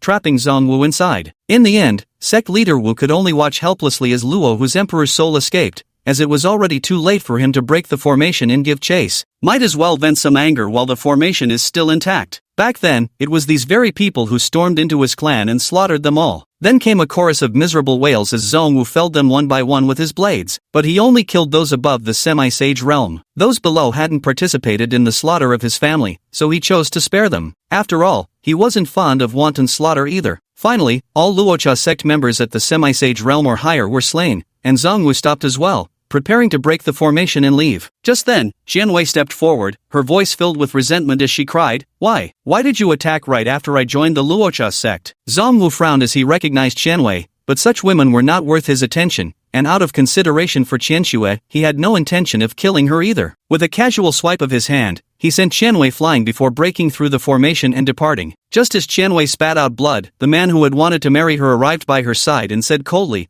"Was it because of you that he came to slaughter my sect?" Qianwei recoiled in terror under the man's murderous gaze. The man let out a loud cry and charged forward. Zhang Wu returned to the realm painting studio and gave the cleaver back to Qin Tian. Qin Tian took the cleaver and asked, "Revenge settled?" Zhang Wu nodded, more or less. His emperor's soul escaped. Qin Tian nodded slightly and then asked, "What weapon do you use?" Zhang Wu answered without hesitation, "I use a saber." "Good. As long as you remain loyal, I'll give you an Emperor-Tier saber in a year." Upon hearing this, Zhang Wu hastily knelt down and said, "This subordinate pledges absolute loyalty to you, young master." His heart swelled with excitement. Many at the peak of Emperor realm didn't even possess an emperor weapon, yet he, still at the second stage of Emperor realm, was about to obtain one. Meanwhile, after Zhong Yan arrived at the Lin clan's trading house, he immediately began refining pills. The Lin clan trading house spared no effort in promotion, launching a series of related events. Instantly, the tide began to turn once more, though the Azure Jade trading house still managed to retain some business, because whether it was triple or quadruple stripes, they were all limited in quantity, so it would be difficult to completely crush the Green Jade trading house in a short time. Upon receiving the news, Qin Tian instructed them to train more alchemists. Zhong Yan was now fully qualified to teach apprentices. Once his apprentices became competent, his own workload would lighten considerably. For any faction to truly thrive, relying solely on its leadership is insufficient. Chapter 47 The City Lord's Shock. Since Miaoling's arrival, Qin Tian's mood seemed to have improved considerably. Now and then, he would even prepare a meal, as if they had returned to their days at the Hidden Sword Pavilion. After dinner, Qin Tian entered Miaoling's room and took a seat. And Miaoling smiled. "Aren't you going to find your little maid to massage your shoulders and back for you? With you here, why would I need anyone else? Come help your master with a massage." "I don't know how." "It's very simple, let me show you," Qin Tian said as he walked behind Miaoling. A pair of warm hands settled on Miaoling's shoulders, and Miaoling shuddered slightly, somewhat bashful. "Forget it, master. Men and women should maintain propriety." Qin Tian exerted slight pressure, forcing the rising Miaoling back down. Isn't giving a shoulder massage perfectly normal behavior? Many filial children and grandchildren massage their elders' shoulders and backs. "You're getting more and more, you know what?" And Miaoling was speechless. He could even make taking advantage sound so righteous. In the end, she had no choice but to let Qin Tian proceed with the massage. Qin Tian started with her shoulders before moving to her back, as he reveled in the gentle touch. And Miaoling's delicate face was already flushed with faint shades of crimson. Yet Qin Tian's techniques genuinely made her feel quite comfortable. Qin Tian enjoyed the massage for a while before deciding it was time for Miaoling to give him one instead. Later, Miaoling clumsily attempted to massage Qin Tian's shoulders with her unpracticed hands. From time to time, Qin Tian would grab her delicate fingers to adjust her technique. In the end, Miaoling could no longer endure Qin Tian's wandering hands and instantly froze his offending limb in a block of ice. Then Miaoling kicked Qin Tian out of the room. Qin Tian freed his hands from the ice encasing them. He thought to himself that he had been a bit too hasty today. From now on, we must advance steadily and gradually cultivate this interest. In Qingyun City, at the City Lord's manor, Lin Zhou was drinking heavily with the City Lord. Recently, the Lin family trading house has been gradually rising to prominence, so the City Lord also wanted to maintain good relations with Lin Zhou. When the drinks reached their effect, Lin Zhou disclosed a piece of information about Qin Tian. The City Lord was utterly astonished to learn of such a formidable figure residing within his city. Thus, he contemplated paying a visit when time permitted, anticipating he might need the expert's assistance someday soon. His burden had grown heavy with the increasing number of demons haunting the Green Cloud Mountain range. It wouldn't surprise him if the demon tribes of Green Cloud Mountain someday descended to slaughter the city. After all, some demon races were fickle in their temperaments. The next day, the City Lord arrived at the Artistic Realm Painting Studio with gifts to pay a visit. Since the Artistic Realm Painting Studio was no longer conducting business, its doors were usually kept shut. Thud, thud, thud. The City Lord's steward began knocking on the door. Zhenxue opened the door and saw two people carrying gift boxes. She asked, "May I help you with something?" The City Lord smiled and said, "Greetings, young lady. I am the Lord of Qingyun City. I heard there was a senior master living in seclusion here and came specifically to pay my respects." "Senior master? Are you referring to Elder Zong or our young master Qin?" "I came to pay my respects to young master Qin," the City Lord replied. "The young master is cooking, so follow me." With that, he led the City Lord toward the kitchen. "Young master, the City Lord has come to visit you." At that moment, Qin Tian was chopping meat while Miaoling assisted by his side. The City Lord froze upon seeing Miaoling. Her celestial beauty struck him like a divine revelation. Even as the esteemed City Lord, he had never encountered such a breathtaking woman before. Perhaps only Princess Mu of the Haotian Empire could rival her beauty. Seeing the City Lord's dazed expression, Qin Tian furrowed his brows slightly and shook the kitchen knife in his hand. A sharp blade energy instantly rippled forth, sending the City Lord staggering backward before he finally regained his composure. Hurriedly offering an apologetic smile, the City Lord said, "Young master possesses peerless beauty like Panan, while the lady resembles a celestial maiden descended to earth." This humble one was momentarily stunned by such divine splendor, hence my earlier impropriety. Then he picked up the gift box in his hand and said, "Here are some spirit fruits for you to enjoy, young master." Qin Tian nodded slightly as Chen Shui accepted the gift box. Given that he was the City Lord and being so courteous, Qin Tian didn't bother making an issue of it. At that moment, the City Lord's gaze fell upon the kitchen knife in Qin Tian's hand. Because just now, Qin Tian hadn't used any spiritual power, merely the sword's chi alone was able to repel him. Though he had been caught off guard, he was still a Saint Realm third-layer expert after all. This likely meant the blade was an Emperor-Tier weapon. He had witnessed semi-Emperor weapons before, none being this formidable. Noticing the City Lord's gaze fixed on it, Qin Tian chuckled, "Interested in my blade? Your blade is extraordinary, May I ask which master craftsman forged it? The city lord believed this form of blade had to be custom-made. Normally, weapons of this caliber ought to at least look presentable for sale. I made it myself, Qin Tian replied casually. The city lord was astonished. So you are indeed an imperial-grade artifact refining grandmaster? I suppose so. Qin Tian didn't deny it. Hearing this, the city lord was shocked, because even the Haotian Empress would treat an imperial-rank forging master with utmost respect. I just came to pay you a visit. Since you're cooking, I won't disturb you further. After saying this, he bowed to Qin Tian and left. Upon returning to the city lord's manor, he was in high spirits. Having such a supreme expert stationed in Qingyun City gave him immense peace of mind. At this moment, her daughter ran over and asked sweetly, "Father, why are you so happy today?" The city lord affectionately stroked his daughter's hair and said, "A formidable expert has come to our Qingyun City. With such a master residing here, our city will be much safer." "Is he even more powerful than you, father?" the daughter continued to ask. The city lord nodded, and his daughter's face immediately lit up with admiration. Looking at his lovely daughter, the city lord briefly considered having her flirt with Qin Tian, but then he thought of the devastatingly beautiful girl in the kitchen and dismissed the idea. Perhaps only a goddess of such peerless beauty would be worthy of Master Qin, the Emperor-grade artifact refining master. His daughter simply didn't measure up. Mentioning an Emperor-grade artifact refining master reminded him of something. That incident when the Empire's Grand General Xiao Zhan sent his men to Qingyun City to procure Imperial-grade forging materials. General Xiao Zhan has some distant familial connection through his wife's side of the family. His wife also hails from one of the prominent clans of the Haotian Empire, though not particularly favored, which is why she ended up marrying into this place. At this thought, he grew somewhat excited. Perhaps this could be an opportunity to establish ties with General Xiao. So he hurried to find his wife and asked her to go back and deliver the message. If others have this need, it would also be considered a good deed to help them. At the Artistic Realm studio, Qin Tian and Miaoling and Shen Shue sat together for a meal. Looking at Miaoling before him, Qin Tian found her increasingly pleasing to the eye. Since her strength had improved, both her temperament and beauty had noticeably enhanced. And Miaoling noticed Qin Tian staring at her and couldn't help but chide. "You see me every day, still not tired of looking? A lifetime wouldn't be enough," Qin Tian replied. Shen Shue covered her mouth with a soft giggle beside them,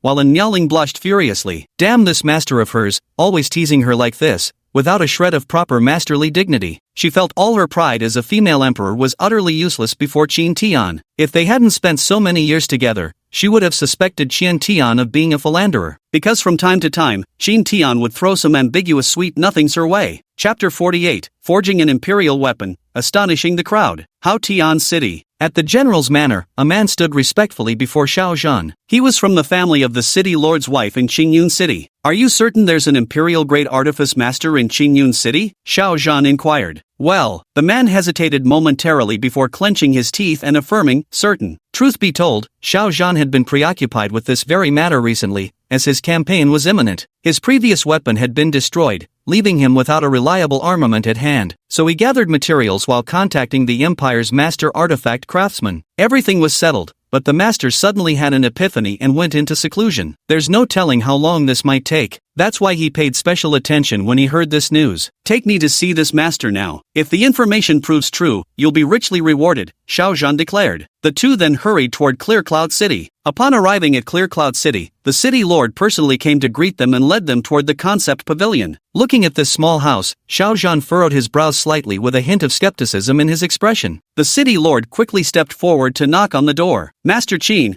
I've come to pay my respects again." This time it was Zhongwu who opened the door. Zhongwu immediately fixed his gaze on Xiao Zhan. Xiao Zhan also looked gravely at Zhongwu, sensing a faint aura of danger emanating from him. This intuition was honed through years of relentless battles. It couldn't be wrong. Still, it was merely a slight wariness, for both men stood at the second level of the Emperor realm. Aware that he was the one seeking assistance, he said politely, "I am Xiao Zhan, Grand General of the Haotian Empire. I heard you are an Imperial-grade artifact refining master, so I've come to pay my respects." "Imperial-grade artifact refining master? You've come to visit my young master, haven't you?" Zhongwu replied. "Young master?" Xiao Zhan was puzzled. The city lord beside him explained, "The supreme-grade refining master is young Master Qin Tian, not this gentleman before us." He could also tell that Zhongwu was extraordinary. Hearing that the supreme-grade refining master was Zhongwu's master, Xiao Zhan felt a flicker of anticipation. Qin Tian walked over upon hearing the commotion. "Who is it?" Zhongwu turned his head and said, they've come to visit the young master. At this moment, Xiao Zhan also looked at Qin Tian, scrutinizing him repeatedly, yet he couldn't detect the faintest trace of spiritual energy emanating from him, which puzzled him greatly, because even Empress Frost Xian herself could not comprehend a fraction of it. However, he didn't dwell on it and instead stated his request. I've prepared materials for forging 2 lower-rank Emperor-Tier weapons, but I only ask that 1 semi-Emperor-Tier longsword be crafted from them. If successfully refined, I'll give you 1 Emperor-grade lower-tier spiritual herb. This was also the agreed-upon reward he had discussed with the previous Emperor-grade refining master. He was practically going all out. Hearing such a favorable offer, Qin Tian was actually quite eager to accept, but he currently lacked the spiritual energy to operate the formation, making it impossible for him to refine anything. Can't refine it now. Come back in a year. Hearing this reply, Xiao Zhan's heart instantly turned cold. Had his offered compensation been too meager? After pondering for a moment, he gritted his teeth and said, if you refine it for me now, the payment will be 2 lower-grade Emperor-Tier spirit herbs. With battle imminent, he had no choice but to painfully raise his bid. Qin Tian's heartbeat quickened further. What he lacked most right now were Emperor-Tier spirit herbs. With them, he could refine pills, accelerating both his and Miaoling's cultivation progress. But being unable to use spiritual power was truly frustrating for him. Just as he was about to refuse again, the system spoke. For the host's healthy development, the seal has been modified. Before completing the mission, the host may use spiritual power for alchemy and artifact forging, but not for combat. Forcibly using it for combat will result in mission failure. Hearing the system's words, he couldn't help but sigh in admiration. The system is quite considerate after all. If I forge an emperor's weapon, what reward will you give me? Qin Tian inquired. An emperor's weapon? Xiao Zhan was instantly stunned, as the entire Haotian Empire possessed only 2 such weapons. One of them had been brought back not long ago by his niece, Princess Mu Qingqing. You can actually forge an emperor's weapon? Yes. Upon hearing Qin Tian's words, he actually began calculating, figuring out just how much compensation he could offer. After a moment's pause, Xiao Zhan spoke, if a divine emperor weapon is forged, I shall offer you 5 lower-grade Emperor-Tier medicinal herbs. I can offer no more than this. Beyond that, should you have any requests, I'll do my utmost to fulfill them. By observing the changes in Xiao Zhan's expression, he could tell that Xiao Zhan had reached his limit. This deal was already highly profitable for him, so he agreed without hesitation. Xiao Zhan handed over the 2 sets of forging materials and weapon blueprints to Qin Tian, who immediately began crafting upon receiving them. The first step Qin Tian took was using the myriad-layered heavenly hammer to refine the Emperor-grade ores. He stacked them one by one upward, until the entire building began to tremble from the force. Zhongwu, Xiao Zhan, Xianshui, and the others were utterly stupefied by what they were witnessing. Especially for Zhongwu and Xiao Zhan, the sheer power displayed at this point could likely crush them to death. Zhongwu began to feel grateful for his earlier decision. Had he chosen to take by force, both he and his grandson would likely have been reduced to mere bones by now. Xiao Zhan was brimming with excitement at this moment. He had witnessed the forging of semi-emperor-grade weapons before, but compared to this spectacle, those were far inferior. This level of refinement made him feel that the forging of emperor-grade weapons might actually hold some promise. With the ores fully refined, Qin Tian began the fusion process, merging various ores together to form the embryonic stage of the weapon. This fusion process lasted a long time, yet they all watched with rapt attention. Finally, Qin Tian began carving the formation, which was the most crucial step. Zhongwu and Xiao Zhan watched Qin Tian's intricate formations with awe, marveling at their profound mysteries. As Qin Tian completed the final stroke of his carving, extraordinary phenomena manifested, clear proof that the emperor's weapon had been successfully forged. Zhongwu and Xianshui wore expressions of sheer envy, while Xiao Zhan trembled with uncontrollable excitement. With this imperial weapon, their Xiao family would gain foundational strength, and from then on, everything would be different. He hurriedly took out the only 2 inferior-grade Emperor-Tier medicinal herbs he possessed and said, I currently only have 2 of them, and need to gather the remaining 3 by going back. What do you think? Qin Tian casually tossed the imperial weapon to him. Bring them to me after you retrieve them. Xiao Zhan excitedly held the imperial weapon in his hands, examining it repeatedly, then promised to return as quickly as possible. Before leaving, Xiao Zhan couldn't help but ask, aren't you afraid I won't come back after leaving? Qin Tian smiled faintly, you can give it a try. Xiao Zhan gave an awkward smile. I wouldn't dare.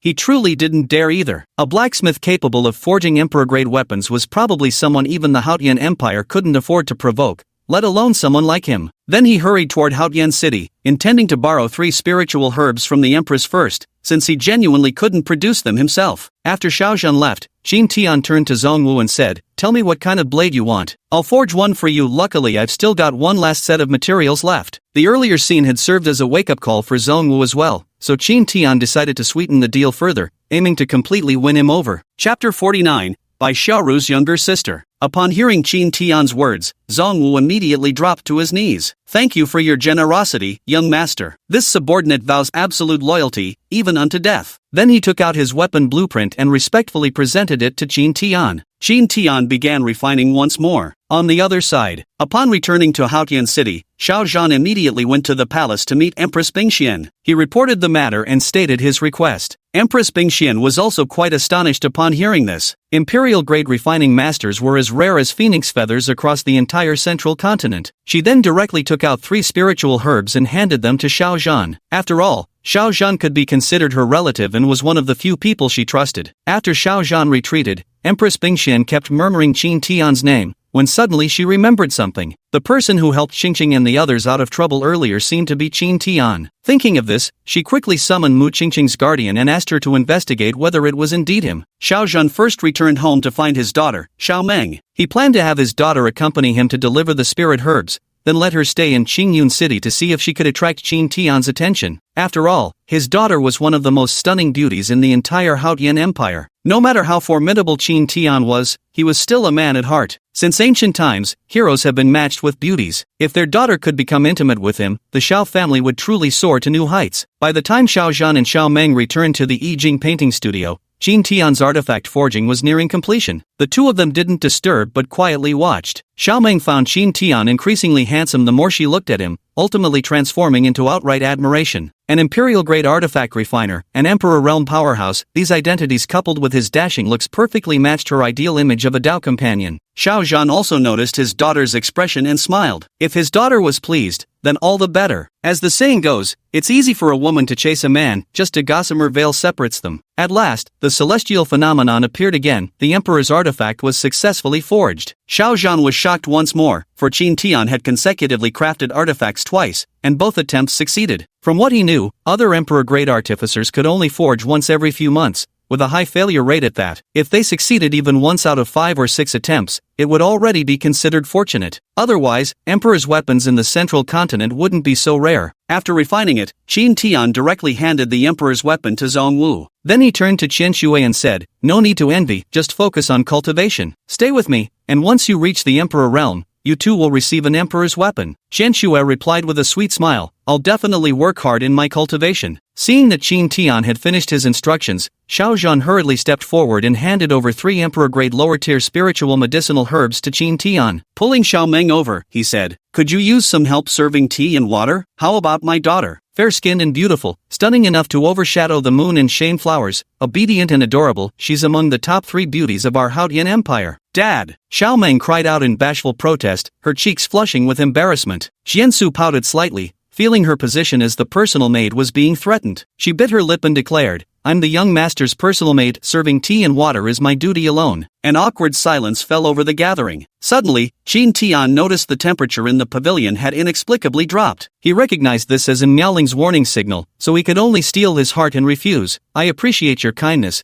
but I have no need for maidservants here." Both Xiao Zhan and Xiao Meng looked somewhat dejected before bidding farewell to Qin Tian. After leaving the artistic realm painting studio, Xiao Zhan said to his daughter, "Find a place to stay in Qingyun City for now. Take it slow. As the saying goes, only a gossamer veil separates the maiden from the man she pursues. With your beauty, he's bound to fall for you sooner or later." "Aha!" Xiao Meng responded shyly. Inside the artistic realm studio, and Miaoling descended the stairs and said discontentedly, "Had I not reminded you, were you planning to take her in?" With a solemn expression, Qin Tian replied, "Do I seem like that kind of person to you? You're all I need. Look at how well you serve tea and water for your master, not to mention giving me shoulder and back massages." And Miaoling frowned her delicate eyebrows and grumbled, "You're just that kind of person. If I hadn't come, I might already have a martial ant by now." With that, she turned and left, leaving Qin Tian alone to click his tongue in secret remorse. Meanwhile, Empress Bingxian also received confirmed news this Qin Tian was indeed the same one who had aided Mu Qingqing. Having verified it, she made up her mind to have Mu Qingqing seek out Qin Tian as soon as she ended her closed-door cultivation. If only a romance could blossom between them, then I'd become the mother-in-law of a divine-ranked artifact refiner. Sword Concealment Peak by Xiaoru, who had been meditating atop the mountain, suddenly opened her eyes. She had just received a voice transmission from her younger sister, Bai Xiao. This shows that her younger sister has arrived in Dongzhou. At the thought of this sister, a flicker of excitement surfaced in her expression. She was extremely close to her sister, one could say she practically raised the girl herself since childhood. Recalling how her sister had wept so heartbreakingly when she departed, she still felt a pang of tenderness now. Having been away for so long,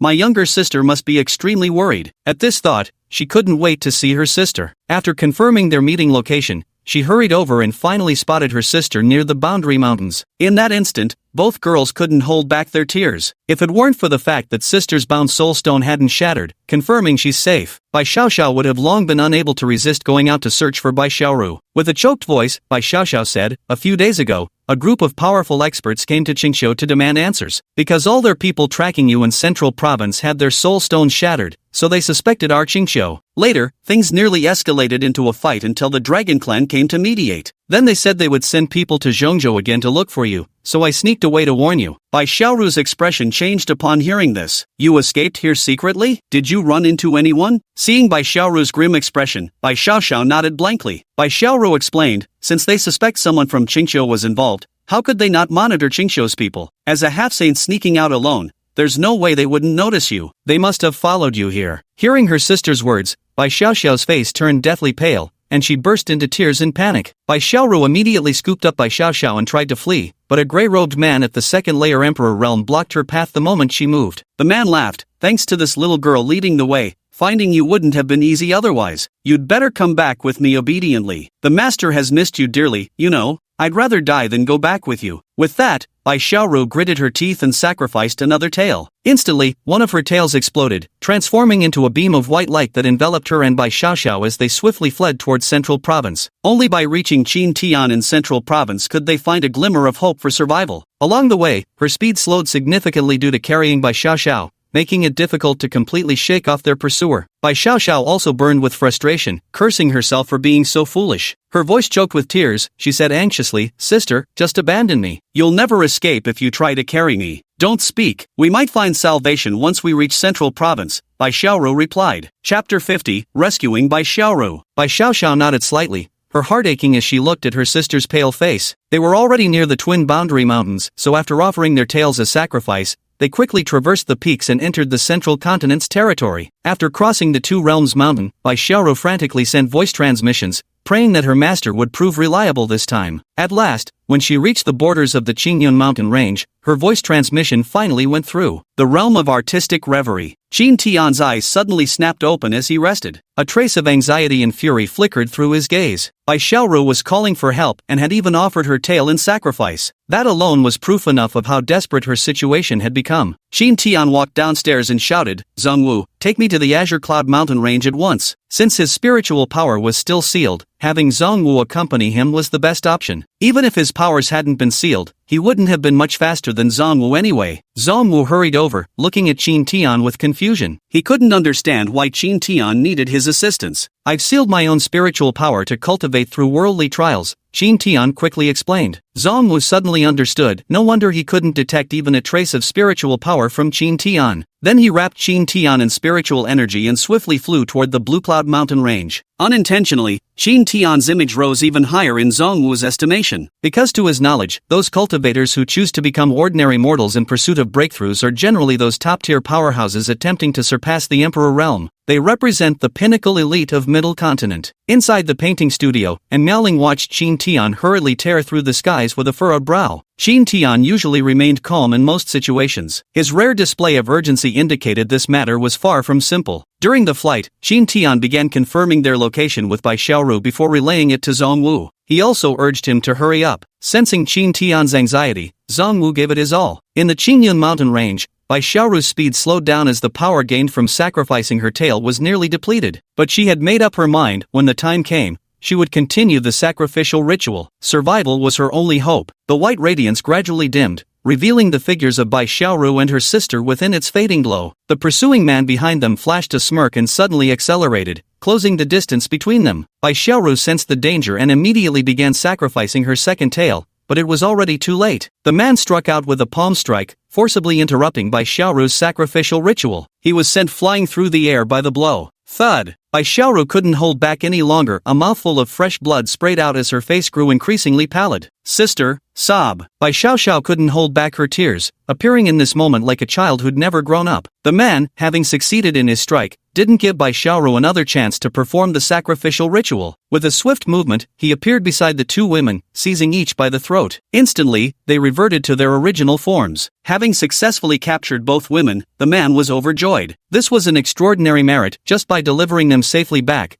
Prince Tian might even reward him with a Supreme Emperor's weapon. At this thought, the man hastily cast a spell to seal the spiritual power of both women, then swiftly fled with them in tow. Bai Xiaoru still maintained contact with Qin Tian. This was her last glimmer of hope. If Qin Tian failed to find her, she would rather die than let the Emperor clan's Tian have his way. Since childhood, due to the celestial fox bloodline within her, her cultivation realm advanced rapidly even without diligent training. Because of this, she was destined from childhood to be the next clan leader of Qingqiu. It was Emperor Tian who discovered Bai Xiaoru's celestial fox bloodline. That's why he instigated this incident, systematically driving her into a corner. He wanted to obtain that bloodline. If he could absorb the heavenly fox bloodline, his own lineage would also be enhanced. Zhongwu pursued without regard for consumption and finally intercepted the man after half a quarter hour. When Qin Tian saw Bai Xiaoru being choked by the man, a surge of fury rose in his heart. Because Bai Xiaoru was also one of the people he cared about most, the man frowned upon seeing Qin Tian and Zhongwu, instantly becoming alert, because he sensed that Zhongwu's strength was no weaker than his own. "Are you from Qingqiu?" the man asked. Qin Tian forced himself to remain calm and didn't respond,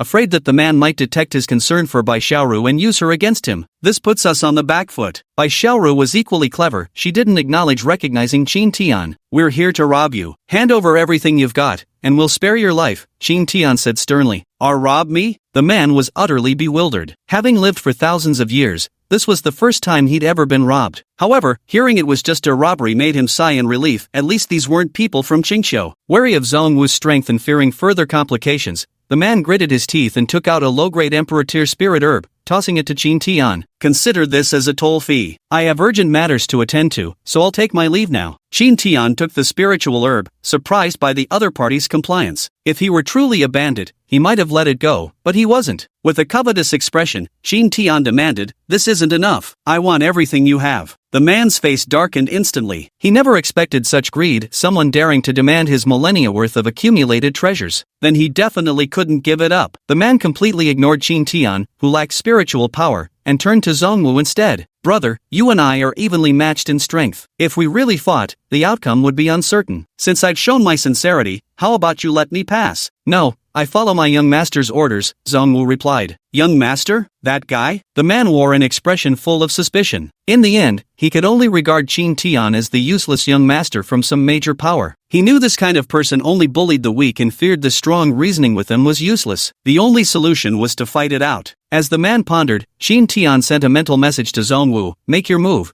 but don't harm the fox in his hands." Zhongwu instantly understood and drew out his everlasting blade, the name he had given to his Emperor-Tier weapon. Seeing Zhongwu draw his blade, the man knew this battle was unavoidable. He placed the sealed Bai Xiaoru and Bai Xiaoxiao on the ground before casually setting up an array formation. He dared not hold Bai Xiaoru during the fight. If anything went wrong, the losses would be catastrophic. Even Emperor Tian wouldn't spare him if he found out. Zhongwu understood that Qin Tian's target was the fox, so he also restrained his attacks, making every effort to avoid harming the fox. Only when the two had fought their way to a distance did Zhongwu begin to exert his full strength. He was originally a master of swordsmanship, and after practicing the Eternal Life-Sitting Forgetfulness Sutra, his spiritual power and recovery capabilities far surpassed those of others at his level. Coupled with his Emperor-grade weapon, he instantly gained the upper hand. He relentlessly unleashed a flurry of sword techniques against the man without regard for energy consumption, while the man gritted his teeth and endured, believing that Zhongwu would soon exhaust his spiritual power at this rate. As long as he could hold on through this period, victory would be his. When the man had expended most of his spiritual power, he realized he was wrong, terribly wrong, because Patriarch Wu remained as ferocious as ever, showing no signs of exhaustion whatsoever. On top of that, he also discovered that Patriarch Wu's blade was an Emperor-level weapon, for his own semi-Emperor-grade weapon was already half destroyed. Chapter 51, Healing Wounds. The formation above has already been mostly destroyed. Just a bit more damage, and it will be severed completely. Zhongwu knew the time had come. He unleashed the same ultimate technique he had used to slay Luo Ho.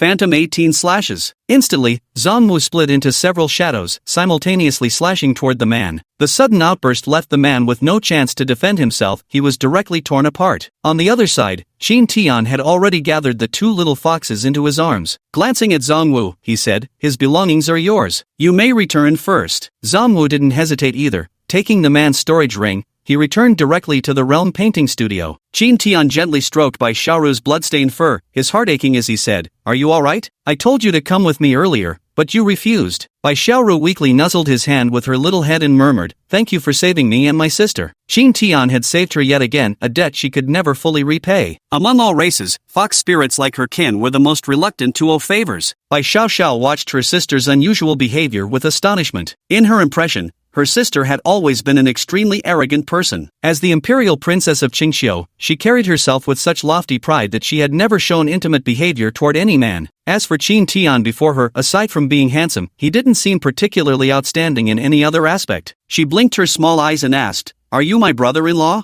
The moment those words left her mouth, Bai Xiaoru's delicate face flushed crimson, and she scolded coyly, "Don't spout nonsense, you little brat. If he's not my brother-in-law, then what's your relationship?" Bai Xiaoxiao persisted. "We're..." Bai Xiaoru abruptly stopped herself. She couldn't very well say they were master and servant. If that got out, she'd never be able to face her little sister again. Qin Tian offered no explanation either, simply enjoying the show from the sidelines. Seeing that neither of them would speak, Bai Xiaoxiao concluded in her heart that they must be lovers. Her gaze toward Qin Tian softened once more. Bai Xiaoru was now extremely frail, suffering from severe injuries, while Bai Xiaoxiao also bore wounds. Qin Tian had initially intended to retrieve some elixirs, but then remembered his storage ring was currently unusable. After some thought, he placed the two foxes on the ground and said, "Revert to your human forms." Bai Xiaoru was puzzled but complied nonetheless. A flash of white light later, Bai Xiaoru transformed back into her human shape. That enchanting beauty appeared before Qin Tian once more, sitting weakly upon the ground. Clad in a gown woven with stars and moons, it revealed her elegant white neck and alluring collarbones. The skirt cascaded across the floor like a sky full of stars and moonlight, while her long, flowing locks tumbled down like a waterfall. Though her exquisite face was pale, it evoked an irresistible urge to protect her. Bai Xiaoxiao had also reverted to human form,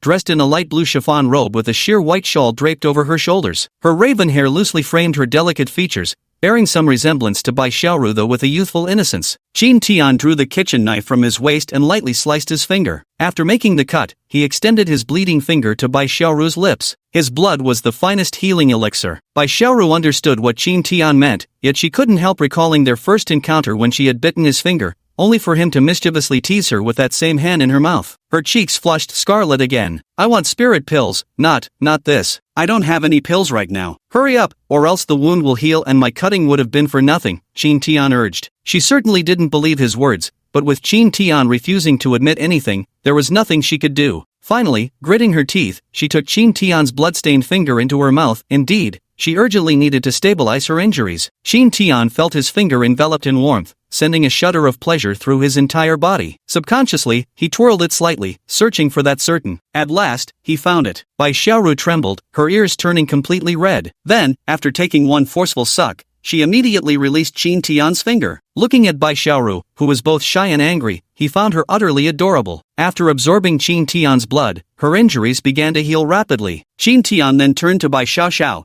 extending his finger and asking, "Do you want some too?" Bai Xiaoxiao was still quite tempted by the blood on Qin Tian's finger, as she could sense the immense life energy within it. Just as she was about to lean in for a sip, Bai Xiaoru directly grabbed Qin Tian's hand and shoved it away. "You pervert, trying to take advantage of my little sister. This is treatment, how is it taking advantage? Can't your mind be a little purer?" Qin Tian said sternly. "Purer? Don't you know what you just did?" Bai Xiaoru blushed and retorted. "This, healing inevitably requires some physical contact. As cultivators, we shouldn't be bound by such trivialities." Hearing Qin Tian's justification, Bai Xiaoru remained unconvinced. However, noticing her younger sister's deteriorating condition, she grabbed Qin Tian's finger and squeezed a few drops of blood onto Bai Xiaoxiao's palm, letting her lick it herself. Bai Xiaoxiao happily began licking. Not long after, both of their injuries had healed, although Bai Xiaoru's sacrifice tale still needed to be cultivated back through practice. Soon afterward, Qin Tian brought the two women back to the Meaning Realm painting studio, wherein Miaoling was already waiting at the entrance. She had learned the general situation from Zongwu. After the two women met, Bai Xiaoru also introduced her younger sister to everyone. Although Miaoling wasn't fond of speaking, she still offered a faint smile to convey her goodwill. With the sudden increase in people, Qin Tian decided it was time to move to a larger residence, as their current small shop was indeed too crude. So Qin Tian asked Lin Wan to help him find a manor. Lin Wan worked with remarkable efficiency, securing one in less than 2 hours. The estate was very close to their Lin family trading company and also belonged to the Lin family. Though previously uninhabited, it had been regularly maintained. Covering over 10,000 square meters,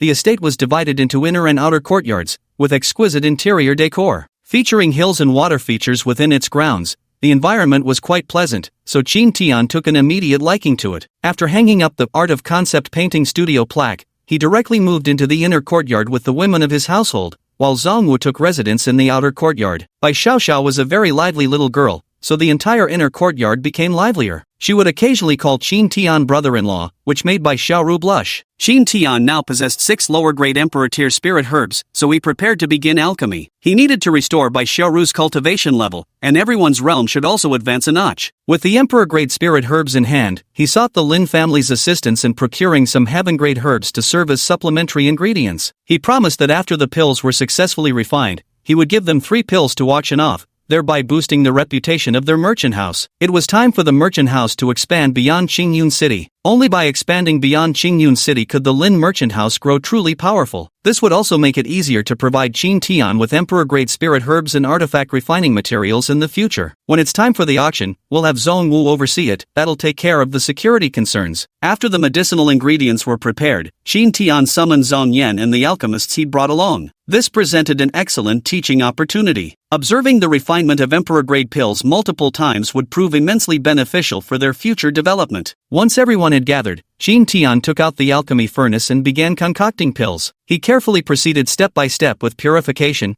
tempering, fusion, and flame control. He occasionally posed questions, conducting live instruction. Qin Tian spent over half a month refining 6 batches of elixirs, with 3 pills successfully formed in each batch. Chapter 52, Pill Distribution. Zhong Yan gained substantial knowledge during this teaching session. After all, he had witnessed it 6 times consecutively, with someone meticulously explaining each detail to him. As for the other alchemists, their gains were merely superficial at best. Their foundational knowledge was insufficient. No matter how clearly Qin Tian explained, comprehension remained beyond their grasp. Fortunately, having some impression now will be useful later. Zhong Yan's talent for alchemy was indeed extraordinary, so Qin Tian believed it wouldn't be long before he could attempt refining emperor-grade pills. What he lacked most now was cultivation base, so Qin Tian allotted him 1 emperor-grade pill. He then gave 2 more to Zhongwu, who currently served as Qin Tian's primary combat force. Then there were the 3 auctioned by the Lin Trading Company. Of the remaining 12, he gave 3 each to An Miaoling and Bai Xiaoru. Jian Shui and Xiao Xiao received 1 apiece, just so no one would leave empty-handed. He kept the last 4 for himself. The Shangguanya faction of Hidden Sword Peak temporarily withheld distributing elixirs,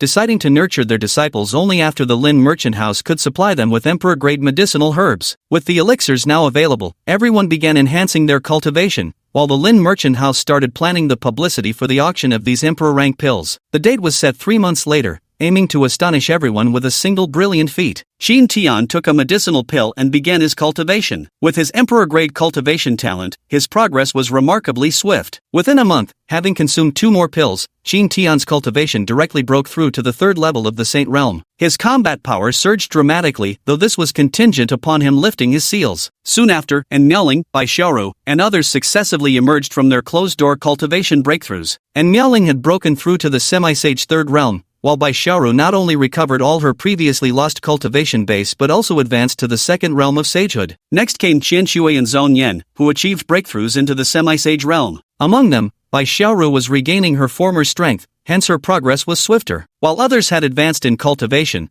their comprehension of the Tao still required personal exploration. Therefore, they refrained from using the medicinal effects to break through continuously, lest they spoil things by excessive enthusiasm and ruin their future prospects. However, the medicinal energy wasn't wasted but preserved within their bodies. It was gradually absorbed during their regular cultivation sessions. As for Zhongwu, he was already at the 2nd level of the emperor rank, so the elixir's effect on him wasn't particularly significant. However, it still brought improvements. At the very least, it significantly reduced the threshold for his breakthrough to the 3rd level of the Emperor realm. In the southern region of the Hautian Empire, concealed within a certain valley, lay a sect known as the Demon Fall Valley. At this moment, Luoho's Emperor's soul was conversing with the Demon Lord of the Abyssal Demon Valley. The Demon Lord is Rahu's elder brother, so after his physical body was destroyed, he came to seek out his eldest brother. After recounting his ordeal, he pleaded, "Big brother, from now on I'll follow you. You must find me a worthy new body. Rest assured, we're brothers. I'll do my utmost for you." The Demon Lord was tempted upon hearing Zongwu possessed an Emperor's weapon,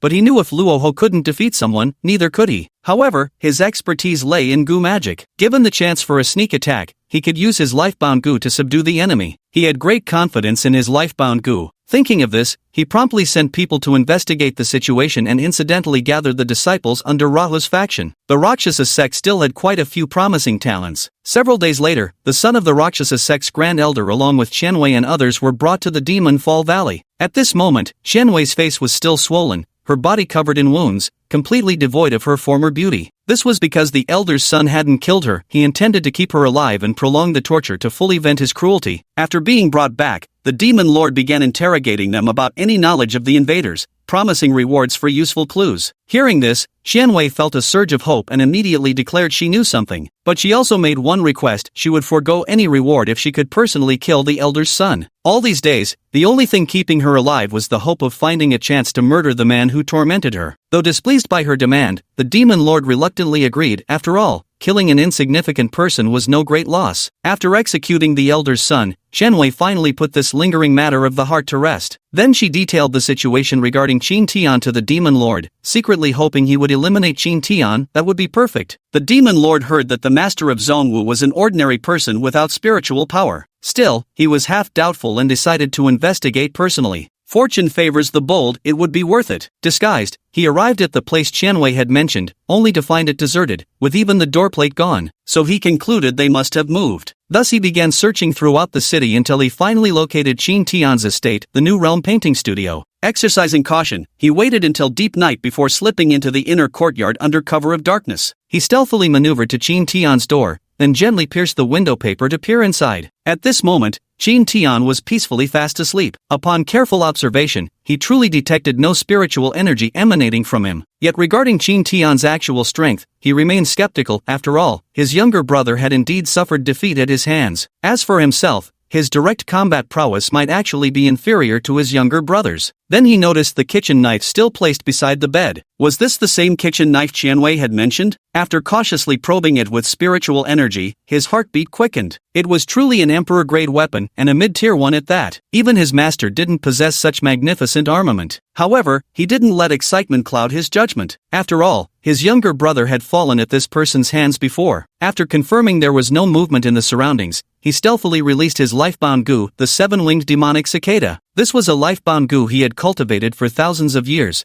so he remained reasonably confident. Once the demon cicada enters Qin Tian's body, it could be controlled, then both the man and the emperor's weapon would be his. The seven-winged demon cicada has 7 pairs of wings, its entire body pitch black with an extremely pointed beak. It quietly flew over. All it needed was to touch Qin Tian's blood to burrow into his body. It cautiously perched on Qin Tian's shoulder, then pecked at his arm. The demon lord outside was also watching the demon cicada nervously. Thud! To everyone's surprise, the demon cicada's peck failed to pierce through, leaving the demon lord dumbfounded. Even heavenly tier weapons couldn't withstand the demon cicada's beak. Could this human skin really be as tough as a semi-emperor artifact? Qin Tian sensed something unusual in his deep slumber, so he casually swatted at it with his palm. Snap! With a single swat, the stunned demonic cicada was crushed to death. Qin Tian glanced at it and grumbled, "How can there still be such gigantic mosquitoes?" Then he flicked his fingers, sending the cicada's corpse flying away. Turning over, he went straight back to sleep. The devil lord outside the door suddenly turned pale as blood surged to the tip of his tongue, yet he dared not spit it out. Biting back the pain, he continued to carefully restrain his aura as he fled outside the artistic realm studio. No sooner had he left the estate than he could no longer hold it in. A mouthful of blood spewed forth. His lifebound goo had perished, and his cultivation realm had directly plummeted to the first level of Emperor realm. Qin Tian actually slapped his lifebound goo to death with a single palm strike. How terrifying. What shocked him most was that there wasn't the slightest ripple of spiritual energy when it died. Chapter 53, Blood Domain Ancestor. The more you think about it, the more horrifying it becomes. He began to suspect that Qin Tian might rival his master, or even surpass him. At this thought, he felt Qianwei had tricked him. What did she mean by calling him an ordinary man? He would surely make her suffer for this when he returned. The only regret was the life-bound Gu he had nurtured for thousands of years. It nearly brought him to tears. After returning to the Valley of the Fallen Demons, he went straight to find Qianwei. Asterisk slap, slap, slap, asterisk. He unleashed a frenzied barrage of slaps, then told the onlookers to take good care of her before leaving. He planned to recuperate from his injuries before going to find his master, the Blood Domain Ancestor, one of Miaoling's enemies. In the morning, just as Qin Tian woke up,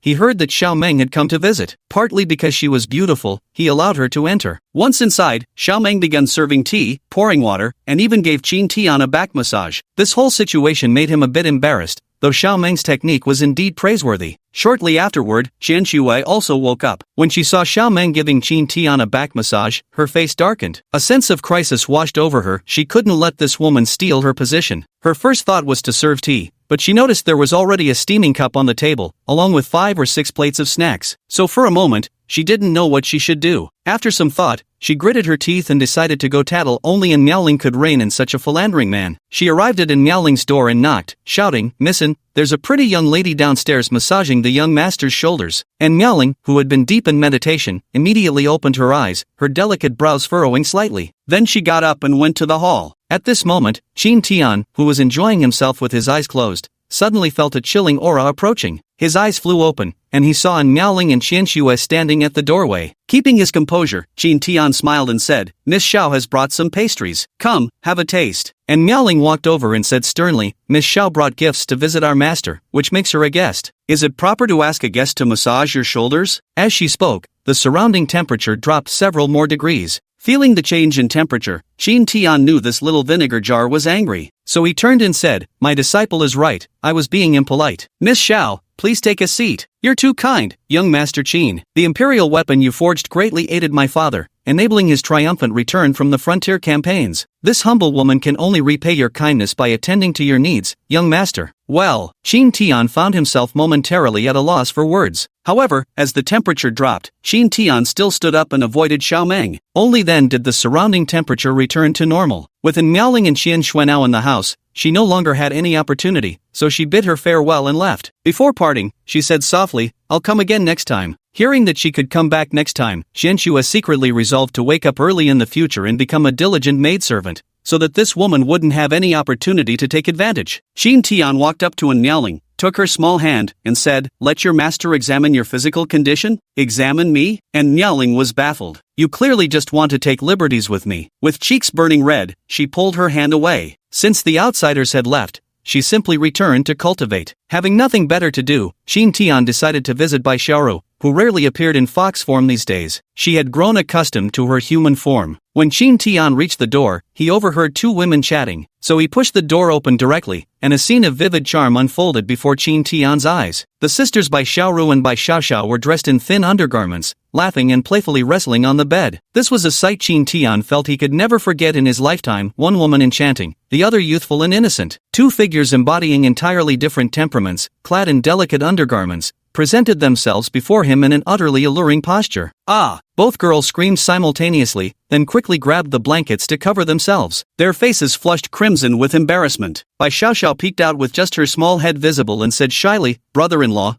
why didn't you knock before coming in?" Qin Tian chuckled awkwardly and said, "Force of habit." Bai Xiaoxiao immediately turned her gaze toward her sister. "You're already like this, and you still say he's not my brother-in-law?" Bai Xiaoru blushed furiously, her tail fanning out like a peacock's in full display. "Wow, sister, you're smitten." Because only when a fox spirit falls in love does such a reaction occur. Qin Tian was completely stunned. Just as Bai Xiaoru was about to explain, Bai Xiaoxiao considerately transformed into a fox and ran out the door, saying, "I won't disturb your romantic evening. Have you really fallen for me?" Qin Tian asked with mischievous intent. "No, this was just an accident." Qin Tian slowly walked over. Bai Xiaoru leaned back against the wall behind her and said weakly, "I didn't do anything, don't come any closer." Unfazed, Qin Tian simply lay down on the bed, occupying more than half of it. Then he picked up a tail and started playing with it. Bai Xiaoru tugged at her own tail, trying to pull it back, but Qin Tian refused to let go. Just as Bai Xiaoru's mind began wandering, Qin Tian spoke up, "Don't worry, your master won't do anything improper." Having said this, he brought Bai Xiaoru's tail to his nose and took a sniff. "This isn't reckless behavior?" Bai Xiaoru flared up in shame and anger. As your master, I'm just smelling your tail. Bai Xiaoru knew she couldn't win this argument, so she stopped talking and focused her efforts on retrieving her tail instead. But just as he pulled one back, Qin Tian swiftly grabbed another. Finally, Bai Xiaoru got angry and exclaimed, "I'll fight you to the death." With that, she bit down on Qin Tian's arm, but tears nearly welled up in her eyes from the effort, and she still couldn't make a dent. In the end, her eyes gleamed mischievously as she used her tail to tickle Qin Tian. This time, Qin Tian couldn't take it anymore and finally let Bai Xiaoru retract her tail smoothly. Behind, Bai Xiaoru sat curled up in the corner of the bed, hugging her knees and watching Qin Tian warily. Qin Tian suddenly had an idea and asked, "Do foxes shed their fur?" "What are you asking that for?" "I want to collect your fur to make a pillow," Qin Tian replied. Bai Xiaoru said fiercely, "Do you know how much fur it takes to make a pillow?" At the thought of her tail going bald, she couldn't help but shiver. Then she quickly added, "Don't even think about it." "Fine." Then the two began to chat casually. Finally, Qin Tian said, "Wait a year. When the time comes, I'll take you back to Qingqiu." The words "return to Qingqiu" made her freeze. She had dreamed of this moment countless times over the years, but Qingqiu had always felt like an impossibly distant dream. Now, Qin Tian had suddenly given her a concrete date, and shockingly soon at that. It filled her with both exhilaration and unease. He was well aware of Emperor Tian's strength, and more importantly, the powerful faction backing him. Thinking this, she casually brushed it off with a phrase, "We'll talk about it when the time comes." Qin Tian could see her concerns, but he didn't offer much explanation either. After staying a while longer, Qin Tian returned to cultivate. Qin Tian had just left when Bai Xiaoxiao came running back. "Have you finished so quickly?" Bai Xiaoxiao exclaimed in surprise. "The elder sisters in our clan all said their battles lasted a full day and night." Bai Xiaoru immediately grabbed Bai Xiaoxiao by the neck, saying, "If you keep spouting nonsense, see how I deal with you." Bai Xiaoxiao hastily begged for mercy, but once Bai Xiaoru released her grip, she earnestly said, "Big sister, I won't sleep with you tonight, lest brother-in-law finds me troublesome and kicks me out." Bai Xiaoru was somewhat speechless, feeling that her younger sister was far too precocious. "It seems she's been led astray by those clan members while I was away." Chapter 54, A Caged Bird, a Golden Canary. Haodian City. At this moment, Xiao Zhan was undoubtedly at the peak of glory. During the Great War with the Kuan-Yuan Empire, he had personally beheaded the enemy's commander. With their leader gone, the enemy forces were thrown into disarray. He charged into their midst as if encountering no resistance at all. In the end, he even conquered 7 cities in succession and returned victorious, all because he possessed the emperor's weapon. Without the emperor weapon, he could at best fight the enemy to a draw. Upon returning to Haodian City,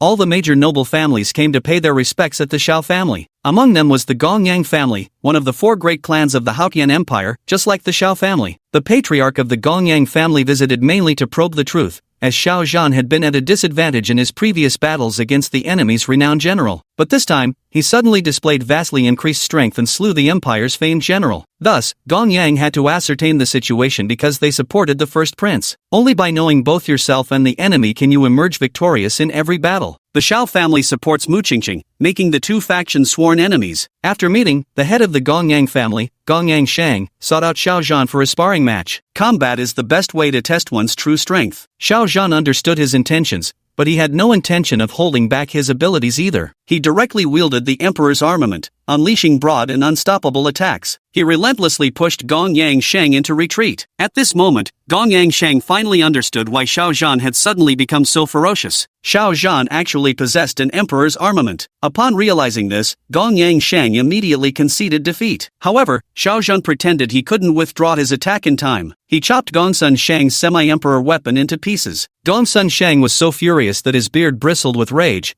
but he couldn't find words to protest. Since it was he who had proposed the sparring session, having inferior skills left him no face to complain. Upon returning home, he immediately mobilized all his connections to investigate the origins of Xiao Zhan's emperor weapon. First, we can rule out Master Bailey So from within the country, as he's been in seclusion recently. Moreover, he doesn't possess the capability to forge genuine emperor-grade weapons. Finally, through informants placed in Xiao Zhan's residence, he learned the emperor-grade weapon appeared after a trip to Qingyun City. Thus, he hurriedly led his men to the city lord's mansion in Qingyun City. Gongsun Shang knew the city lord was close with the Xiao family, so he didn't waste words. He casually fabricated a pretext, subdued the city lord in 2 moves, and pressed a blade against his throat. The city lord had initially planned to hold out, convinced Gongsun Shang was bluffing. After all, wantonly killing a city lord was no trivial matter. But his wife couldn't endure the tension and spilled everything outright. Gongsun Yang learned the whole story and immediately set off with his men towards the realm painting studio. Thud, thud, Thud. Coming to visit a monarch-grade artifact refiner, he politely knocked first. After all, a monarch-grade artifact refiner held an esteemed status, in no way inferior to even the Frostwhirl Empress of the vast Heaven Empire. The door was opened by Qian Shui. Lord Gocheng said politely, "I have come to pay a visit to Master Qin. Would you be so kind as to announce my arrival?" Upon hearing there was a visitor, Qian Shui went to inform him. When Lord Gocheng met Qin Tian, he was somewhat surprised because he couldn't detect Qin Tian's cultivation level. "Was it you who forged the Emperor's weapon for General Shao?" Lord Gocheng inquired tentatively. "Yes. Could you forge me an imperial weapon too?" Gong Yangsheng asked. "It all depends on how much you're willing to pay," Qin Tian said with a chuckle. Gong Yangsheng took another look at Qin Tian upon hearing this and could confirm that he was indeed very young,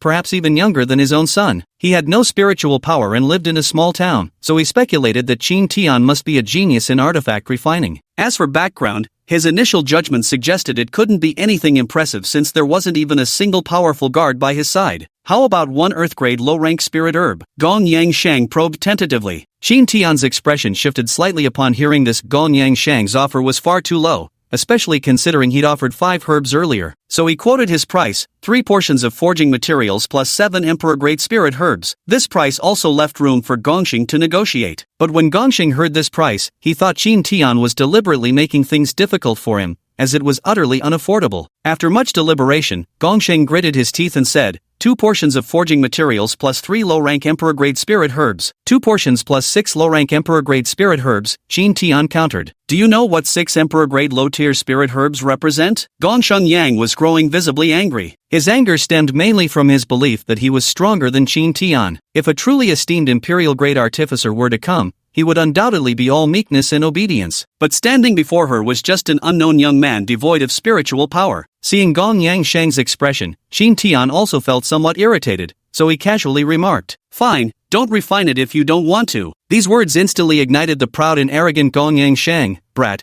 don't refuse the wine when it's offered politely, or you'll get the forced drink." After uttering this threat, a thought sprouted in his mind to capture Qin Tian by force, as her own canary, a caged bird. Then she would craft weapons for no one but herself. Once this idea surfaced, it spiraled out of control. Possessing an exclusive imperial-grade artificer would make overthrowing the Mu family and proclaiming herself emperor effortlessly simple. At this thought, blinded by greed, he blurted out directly, "I'll give you 2 choices. First, come back with me to the Gongyang family. From now on, you'll be our clan's exclusive artificer, with endless fine wine and women. Second, I'll drag you back by force, in which case the terms won't be nearly as favorable." Having said that, he inexplicably felt a surge of pride. "You're just asking for death," Qin Tian said coldly. Seeing things taking a bad turn, Zhensu on the side had already gone to call Zhongwu. With things having gone this far, Gongsheng had no way to back down either. He signaled his subordinates with a glance. 3 Saint Realm third-layer experts charged toward Qin Tian. Qin Tian revealed a faint look of disdain and slowly drew a kitchen knife from his bosom.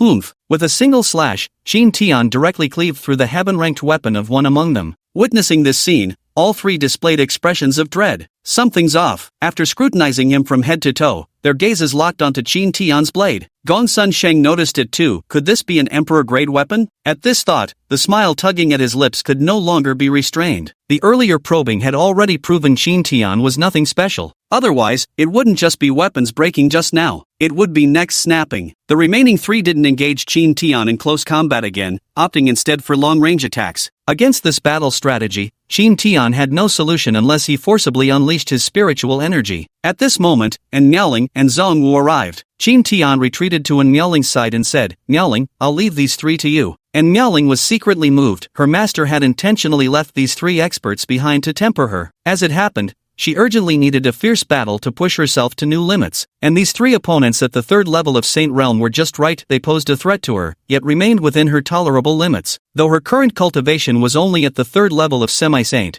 her mastery of the sword had already brought her to the threshold of sword domain. This granted her combat prowess fully comparable to that of a Saint Realm expert. If her sword domain were to reach perfection, she wouldn't even fear confronting an Emperor-Tier opponent. Seeing their opponent replaced by a beauty at the 3rd level of Semi-Saint, the 3 Saint Realm experts' eyes lit up. Even the elder Gong Sun Sheng became interested. Chapter 55, An Nialing's Whetstone. Because they had never seen such a beautiful woman before. Perhaps only Mu Qingqing could rival her in the entire Haotian Empire. "Take it easy, Don't damage her, I'm planning to make her my 13th concubine, Gongsheng sneered maliciously. Don't worry, family head, replied a third-grade Saint Realm expert. At these words, a glint of frost flashed through in Miaoling's eyes as the surrounding temperature plummeted rapidly. After all, she was once a reigning female emperor. 13th concubine? This is outright blasphemy towards me. Qin Tian spoke coldly to Zhongwu. If even one of them escapes today, I'll hold you personally responsible. Zhongwu knew this had touched Qin Tian's reverse scale. Young master needn't worry, they won't get away. Qin Tian gave a slight nod. Don't let him die too easily. Do this well and you'll be rewarded. Hearing the promise of a reward, Zhongwu was overjoyed and immediately locked onto Gong Yangsheng with his overwhelming aura. Gong Yangsheng sensed the shift and turned his gaze toward Zhongwu. At that moment, and Miaoling made her move. She targeted one of the third-level Saint Realm experts, unleashing a lethal strike without hesitation. She wanted to eliminate one first to alleviate the pressure on herself. A strike of yin-yang impact was unleashed. The Saint Realm Tier 3 expert under an Miaoling's attack felt his hairs stand on end, for he sensed the terrifying power behind this sword strike. He tried to dodge, but he didn't completely evade it, paying the price with an arm. After this strike, they no longer dared to underestimate the half-saint beauty before them, and Miaoling felt some regret, because such a sudden outburst could only work once. She directly activated her Ice Phoenix bloodline, causing the surrounding temperature to plummet to over -100 degrees Celsius. The nearby pond instantly transformed into a block of ice, with the fish inside frozen into ice sculptures. Gongsheng and the others immediately recognized it. This was the legendary Emperor-grade ancient Ice Phoenix bloodline. If one could unite with such a woman, the offspring born would undoubtedly possess extraordinary talents. Gongsheng Yang had already made up his mind if things didn't work out, he'd take matters into his own hands. Though she had some ability, in the eyes of an Emperor Realm second-layer cultivator, she was merely an ant. For now, he'd wait and see what other surprises she might spring on him. With the Phoenix of Ice bloodline fully unleashed, and Miaoling's aura grew several degrees colder. But it's precisely this kind of icy beauty that brings the greatest sense of accomplishment when conquered. And Miaoling's target was crystal clear. She aimed squarely for the one-armed Saint Realm cultivator. Others would steer clear if they could. With a swift slide and a bend of her waist, she deftly dodged the sweeping blades of the two Saint Realm experts, closing in on the one-armed cultivator. Approaching without hesitation, she unleashed another charge of yin and yang. The ice-glazed sword, brimming with opposing dark and light energies, pierced relentlessly toward the one-armed Sacred Realm expert. This severed-armed Sacred Realm cultivator was none other than the one whose weapon Qin Tian had previously shattered. Without his weapon, there was no way he could block this strike with mere flesh and blood, so he could only try his best to dodge. Swish! Another arm went flying, but at least his life was spared. A Saint Realm expert who'd lost both arms was effectively crippled. He wanted to withdraw from the battle, but Miaoling gave him no chance. With another fierce thrust of her sword, she stabbed towards the one-armed Sacred Realm cultivator. At that moment, the one-armed Sacred Realm cultivator was dodging with all his might, while the two Sacred Realm cultivators behind launched a full-force strike towards Miaoling. At this critical juncture, Miaoling finally comprehended the sword domain. An unstable sword domain instantly enveloped all three Saint Realm experts. The emergence of the sword domain immediately slowed down the trio of Saint Realm cultivators. They were completely caught off guard by this sudden turn of events, because in their understanding, it was impossible for a half-saint to comprehend a domain. And in that instant, the severed arm of the Saint Realm expert was pierced straight through the heart by a single sword strike. Immediately afterward, she turned back to block the assaults of the other two Saint Realm experts. With the blessing of her sword domain, Miaoling completely suppressed the two Saint Realm experts in battle. Clutching the frost-glazed sword, she continuously unleashed sword techniques. In no time, both third-level Sacred Realm cultivators were injured, just as the second Sacred Realm cultivator had one of his arms severed by Miaoling. Gongsheng Yang could no longer hold back. These were all elites of the Gongyang family. Losing even one would be heartbreaking. The instant he made his move, Zhongwu sprang into action as well. Your opponent is me. My young master has spoken. None of you will leave here today, Zhongwu said calmly. After being intercepted by Zhongwu, Gong Yangsheng's expression grew dark, for he could see that Zhongwu's cultivation realm matched his own. This way, their plan to capture Qin Tian, the Imperial-grade artifact refiner, was going down the drain. Moreover, he had now offended an Imperial-grade artifact refiner, a thought that gave him a headache. Just as he was facing off against Zhongwu, another Saint Realm expert fell, leaving only one remaining. This last one was still trapped within Miaoling's sword domain, so death couldn't be far off. Gong Yangsheng also noticed this and turned to flee, but he had only taken 2 steps when Xiao Zhan intercepted him. When Xiao Zhan realized Gong Yangsheng was headed toward Qingyun City, he guessed his intentions and immediately gave chase. Brother Xiao, what's the meaning of this? Gong Yangsheng frowned and asked. A hint of killing intent flashed across Xiao Zhan's face as he retorted, do you really think you can just flee after offending Grandmaster Qin? What, Do you want to kill me? We both belong to the four great families of the Haotian Empire. If you kill me without justification, the Empress will not let you off, Gongxing said. How can you say it's for no reason? You've offended Master Qin, a man even the Empress must treat with courtesy. Even if I kill you today, the Empress won't say a word about it. Hearing Xiao Zhan's words, he knew the man had murderous intentions. Now trapped between a wolf and a tiger, fighting would mean certain death. His only option was escape. With this thought, he instantly dashed violently to the right. Would Zhongwu, who'd already locked onto him, allow such an easy getaway? The hunter gave chase at breakneck speed, and Miaoling wasn't in a hurry to kill her opponent,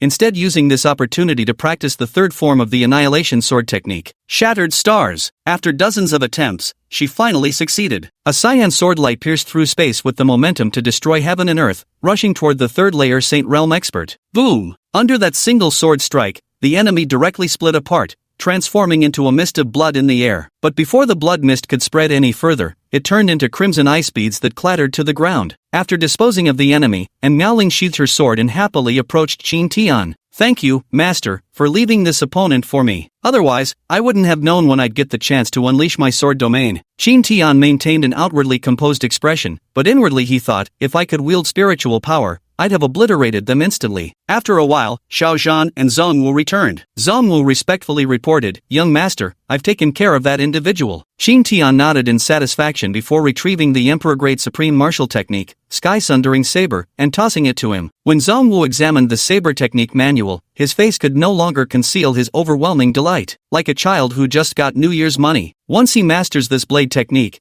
his combat power will reach a whole new level. Xiao Zhan, standing nearby, could tell from Zhongwu's delighted expression that the cultivation technique Qin Tian had given him was extraordinary, but all he could do was watch with envy. At the same time, he secretly resolved that when he returned home, he'd have to push his daughter Meng Meng to try harder. Chapter 56, Mu Qingqing's Visit. At night, Qin Tian brought in Miaoling and Bai Xiaoru to admire the moon from the rooftop. Tonight's moon was extraordinary, a rare blood moon that appears once every 10,000 years. The 9 provinces continent has a proverb, when the blood moon hangs in the sky, chaos shall descend upon the world. This phrase, ordinary cultivators, or common sects, merely treat this statement as a joke, because they cannot endure for tens of thousands of years, perhaps being exterminated within just a few millennia, or even centuries. Such is the cruelty of the cultivator world. But in Miaoling and Bai Xiaoru knew this was real, the blood moon would influence karma, causing it to erupt prematurely. Records in Qingqiu document that many forces across the 9 provinces would be affected after the blood moon. Countless sects and nations perished,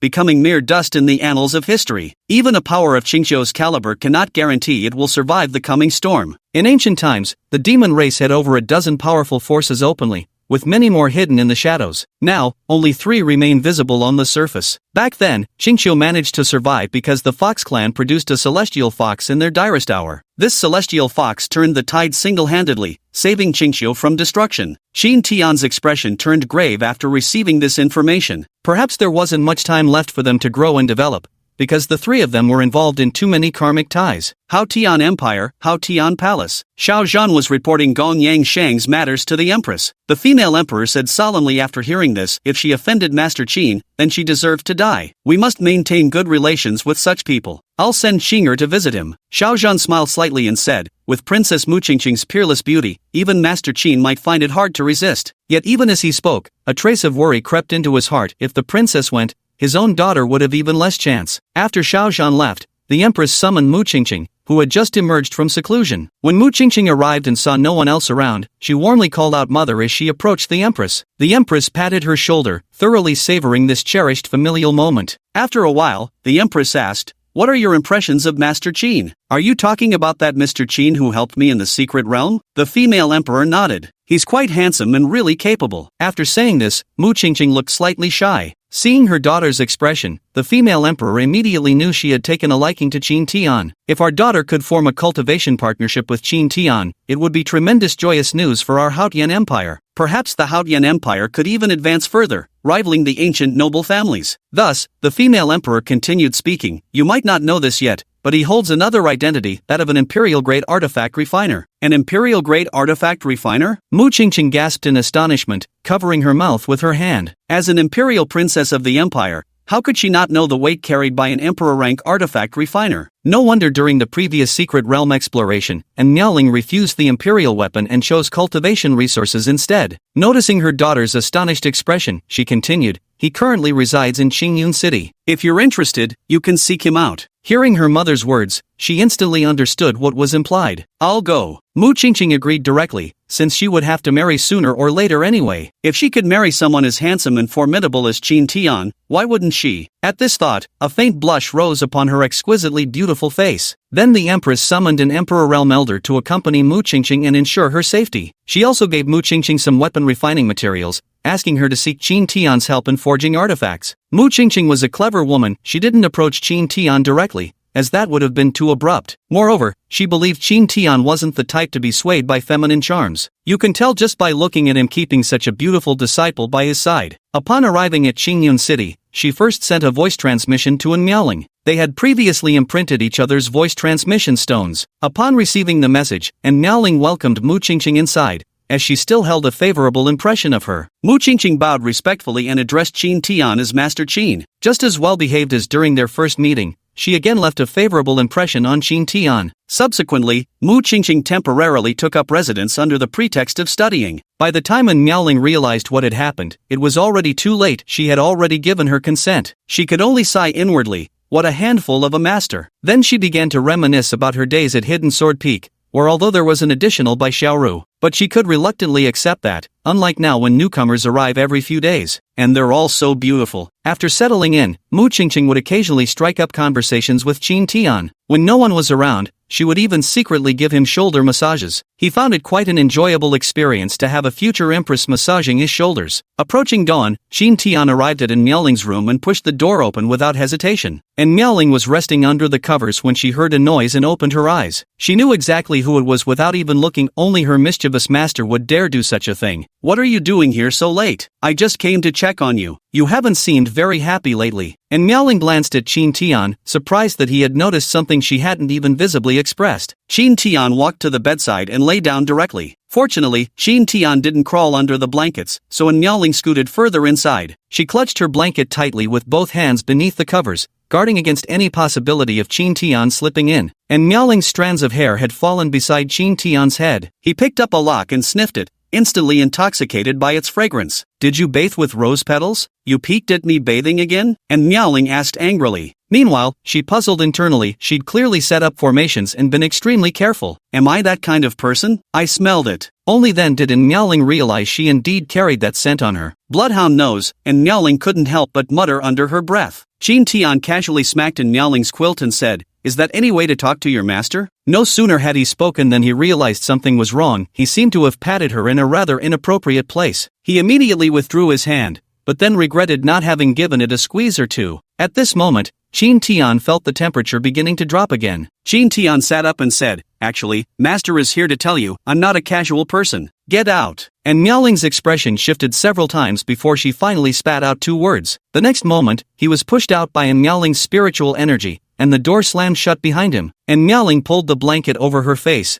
burying herself beneath it in a flustered daze. The next day, a hot-tempered old man arrived at the Realm Painting Studio, but the moment he barged in, Zhongwu intercepted him, and the two even ended up in a fight. He was merely at the first layer of the Emperor realm, so it didn't take long for Zhongwu to knock him down. Qin Tian and the others heard the commotion and went out to see what was happening. An old man was sprawled on the ground, cursing and shouting, "I'm a half-step Emperor-grade artifact refiner. How dare you treat me like this?" At that moment, Mu Qingqing instantly recognized the old man. He was Bailey Su, the greatest artifact refiner of the Haotian Empire. Mu Qingqing immediately pleaded with Qin Tian on his behalf. Out of respect for Mu Qingqing, Qin Tian signaled Zhongwu to release him. Chapter 57, The Artifact Smith's Challenge. Bailey Su struggled to his feet, glaring furiously at Qin Tian. No sooner had he emerged from seclusion when his disciples informed him that the weapon forging request from Xiao Zhan had been taken by an artifact smith from Qingyun City. As the top artifact smith of the Haotian Empire, this was the first time someone had dared steal business from him. Naturally hot-tempered, he'd marched over immediately upon hearing the news. "Do you realize you've broken the rules of artifact forging? I had already reached an agreement with General Xiao to forge his weapon,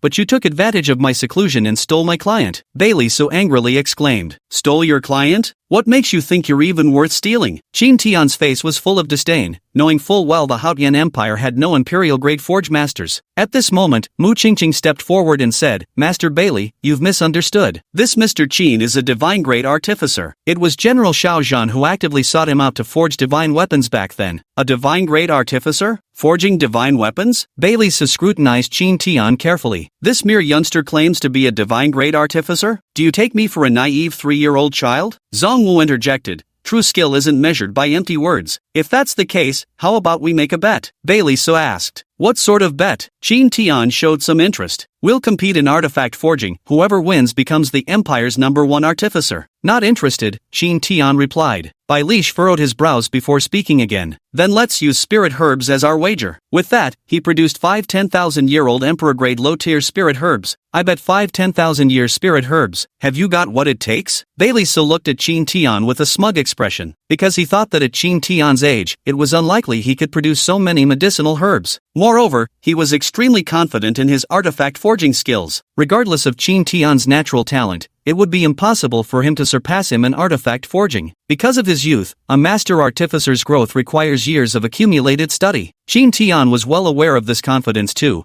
Without the system's help, he truly couldn't have achieved this level at his age. However, the bet of 5 10,000-year spirit herbs still tempted him greatly. I accept your challenge. As for the wager, just as Qin Tian was pondering what to use for stakes, Zhang Wu directly produced his imperial weapon and declared, I'll wager this. Bai Lisa glanced casually at the blade in Zhang Wu's hand and remarked offhandedly, that shabby knife can't possibly compare to my 5 10,000-year. Before he could finish speaking, a glint of golden light flashed through his eyes as he realized the extraordinary nature of Zhang Wu's blade. Can you show me? Zhang Wu tossed the knife straight over and said, take a good look. After carefully examining it, Bai Lice couldn't help but exclaim, what fine blade. Then he reluctantly handed it back to Zhang Wu. Yours is enough, but I don't have enough coin. This is all I have for now. Whether to gamble or not depends on you. I'll take that bet, Qin Tian replied. After accepting the challenge, he suddenly realized he was out of crafting materials. Turning to Zhang Wu, he instructed, go visit the Lin Clan trading house, find a way to acquire a set of Emperor-tier weapon forging materials for me. Hearing this, Bailey grew even more confident. How could some craftsman who couldn't even produce his own materials possibly compete with him? Before Zhang Wu could set off, Mu Qingqing said, there's no need for Senior Zhang to go, I have it here. With that,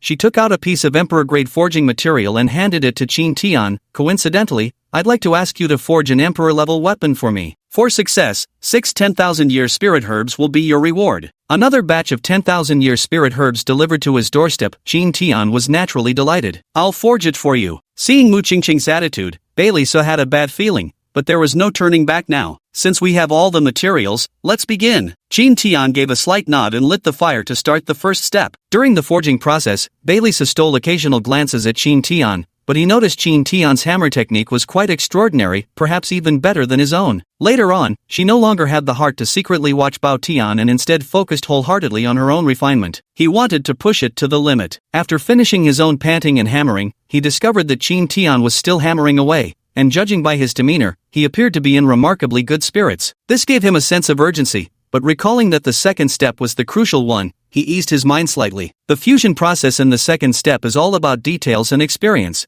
which is precisely where young cultivators are most prone to making mistakes. After swallowing a stamina-restoring pill, he immediately commenced the second step. Qin Tian also began the second step after a short while. Having gained experience from earlier attempts, Qin Tian now progressed through the second step at a significantly faster pace. He and Bailey completed their tasks almost simultaneously. Bailey began to panic inwardly, for he noticed that Qin Tian's embryonic divine weapon was clearly superior to his own. Yet he swiftly consoled himself, array formations were vast and profound, and this step was the most crucial. There was still a chance for him to turn the tide. Qin Tian swiftly carved the array patterns, ultimately finishing ahead of schedule. Strange phenomena instantly appeared in the sky above the painting pavilion. Bai Lisa sensed something extraordinary. Witnessing this scene, he was utterly stunned, halting all movement in his hands. Only when his incomplete formation exploded did he regain his composure, realizing he had failed. But none of that mattered anymore. Having forged artifacts all his life, this was the first time he'd ever witnessed a human being refined into an emperor's weapon. That the subject was still a young man made it all the more shockingly incomprehensible to him. Qin Tian handed the newly forged emperor's weapon to Mu Qingqing. At this moment, Mu Qingqing took over the emperor's weapon with a face full of reverence. It was also her first time witnessing the birth of an emperor's weapon,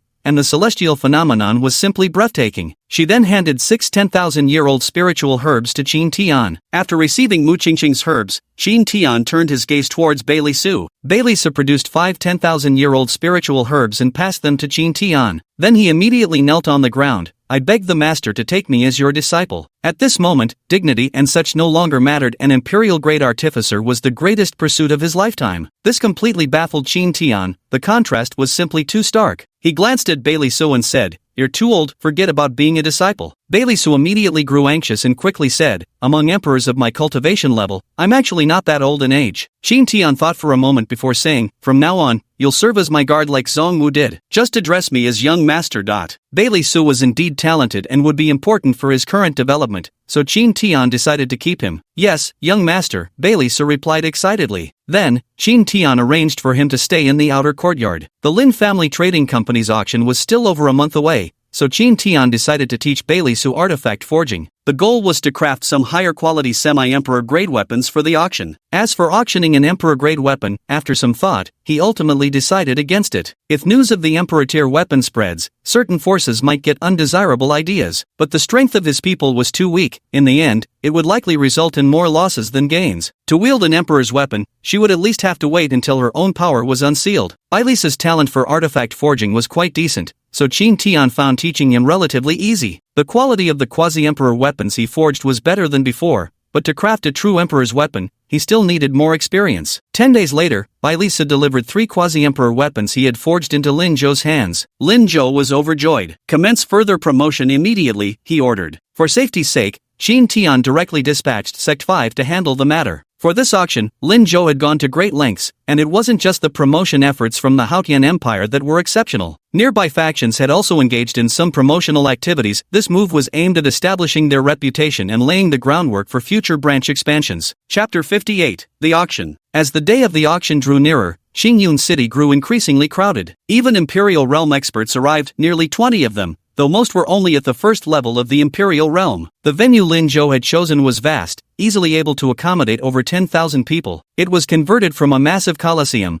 with several private boxes added above for emperor-level power figures. Aside from the 3 low-rank emperor-grade pills and 3 semi-emperor weapons provided by Qin Tian, this auction also featured numerous other items contributed by various participants. They too hoped to capitalize on this opportunity to fetch premium prices. Finally, the day of the grand auction arrived. To deter those with ulterior motives, Qin Tian sent Zhong Wu and Bailey Su to maintain order at the venue. In addition, upon receiving the news, Xiao Zhan spontaneously brought his men to assist in keeping the peace. The crowd below couldn't help but murmur at such a formidable lineup. What kind of background does this Lin trading firm have to actually command the esteemed Master Bailey and General Xiao to safeguard their interests? Indeed, this lineup rivals even that of a royal auction. Ha ha, some of the old-timers previously had ideas, but now they'll surely back down. Amidst the discussions of the powerful experts below, Lin Wan, dressed in a beautiful red silk gown, stepped onto the central auction stage, presiding over the auction under the gaze of countless onlookers. Qin Tian also arrived, intending to purchase some 10,000-year spirit herbs and emperor-grade refining materials. He showed absolutely no interest in the heaven-grade items presented earlier. Then came the climax. Emperor-grade refining materials and spirit herbs began making their appearance. 3 portions of emperor-grade forging materials and 5 10,000-year spiritual herbs. All were secured by Qin Tian's bids. He could simply pay directly with the elixirs and weapons he had auctioned off. Qin Tian's actions left many displeased, while also sparking widespread speculation about his true identity. So extravagant. They were somewhat worried that Qin Tian might bid on the elixir and weapons. Fortunately, he didn't. The various Imperial Realm experts all made their bids,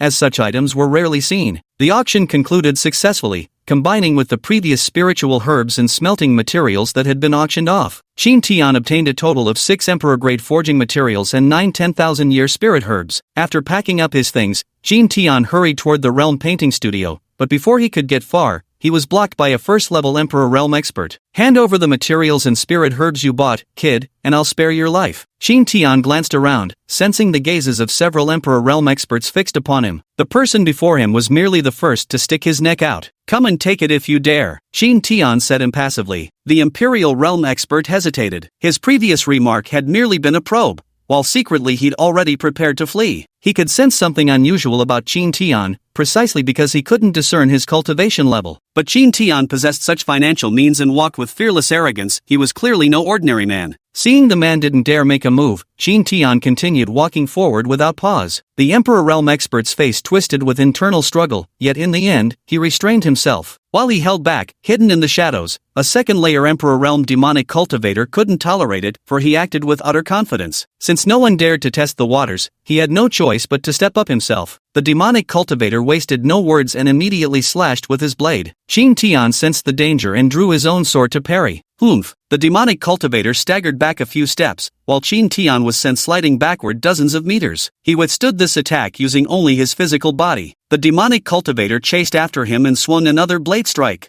Oomph! Zone 5 appeared and intercepted this attack. Why are you helping him? Do you also want a share of the spoils? The demonic cultivator said coldly. He recognized that Zhong Wu was the one who had presided over the auction earlier. He is my young master. Why do you think I'm helping him? Zhong Wu said with a murderous air. Young master? The demonic cultivator looked at Qin Tian in surprise, then chuckled. I must have acted rashly. In that case, I won't disturb you further. With that, the demonic cultivator turned to leave. With Zhong Wu present, there was no advantage for him to gain here. Zhong Wu looked at Qin Tian for his opinion. Qin Tian said with a calm expression, since they've made their move, they must pay the price. Kill them. At this moment, Zhong Wu hesitated no longer. It was the perfect opportunity to test his newly mastered blade technique. Like a shadow, he dashed towards the demonic cultivator with lightning speed. The demonic cultivator's expression turned icy upon seeing this. Illusory demon palm. A colossal black palm surged toward the charging Zhong Wu. Zhong Wu paused slightly, then sliced forward with his blade, causing the black palm to dissolve into dark mist that scattered into the air. Seeing his ultimate move effortlessly neutralized, the demonic cultivator felt a twinge of fear. Heavenly demon clone. The demonic cultivator gave a low shout and instantly transformed into 6 shadows fleeing in different directions. Still trying to escape? Zhong Wu snorted coldly and unleashed his ultimate technique. First form of Heaven Sundering Blade, Omnidirectional Slash. A surge of mighty energy instantly erupted from Zhong Wu as the core, splitting into 8 strands of power that shot outward in all directions. Upon contact with the energy, the clones instantly dissipated, leaving only the main body knocked to the ground as a mouthful of blood gushed forth. Zhong Wu dashed forward and unleashed his second technique, Boundless Slash. A dazzling arc of blade energy swept across the battlefield. The demonic cultivator frantically raised his weapon to block, but it was all in vain. His weapon was sliced clean through, and he himself was cut in half. The nearby powerful spectators were astonished. This combat prowess seemed to nearly rival that of a third-level Emperor Realm expert. The first-level Emperor Realm expert who hadn't made a move earlier secretly rejoiced. Fortunately, he hadn't acted, otherwise, he too might have ended up bisected. Then Zhong Wu picked up the demonic cultivator's storage ring and followed Qin Tian back to the realm painting studio. Now Qin Tian possesses a total of 20 Emperor-rank lower-grade spirit herbs and 3 sets of forging materials. These resources would be enough to keep him crafting for a long time. However, he still needed to have the Lin clan gather some supplementary herbs before he could begin refining pills. Now that he had more resources at hand, it was time to summon Shangguanya and the others. He handed Zhong Wu 2 letters to deliver. One was addressed to Shangguanya and the 4 saints. The other letter was for Mo Wenian, stating that if any promising young disciples from the sect were willing to come to Zhongzhou, they could be brought to him for training. After Zhong Wu departed, Qin Tian went to find Miaoling, who had begun consolidating her comprehension after grasping the sword domain. It should be about time now. Nightfall. Qin Tian arrived at Miaoling's door and was about to push it open when he noticed an array formation blocking the entrance. Could it be? Vivid and alluring images flashed through Qin Tian's mind, so he carefully located a flaw in the formation and broke through one side. Then he crouched by the window to peer inside,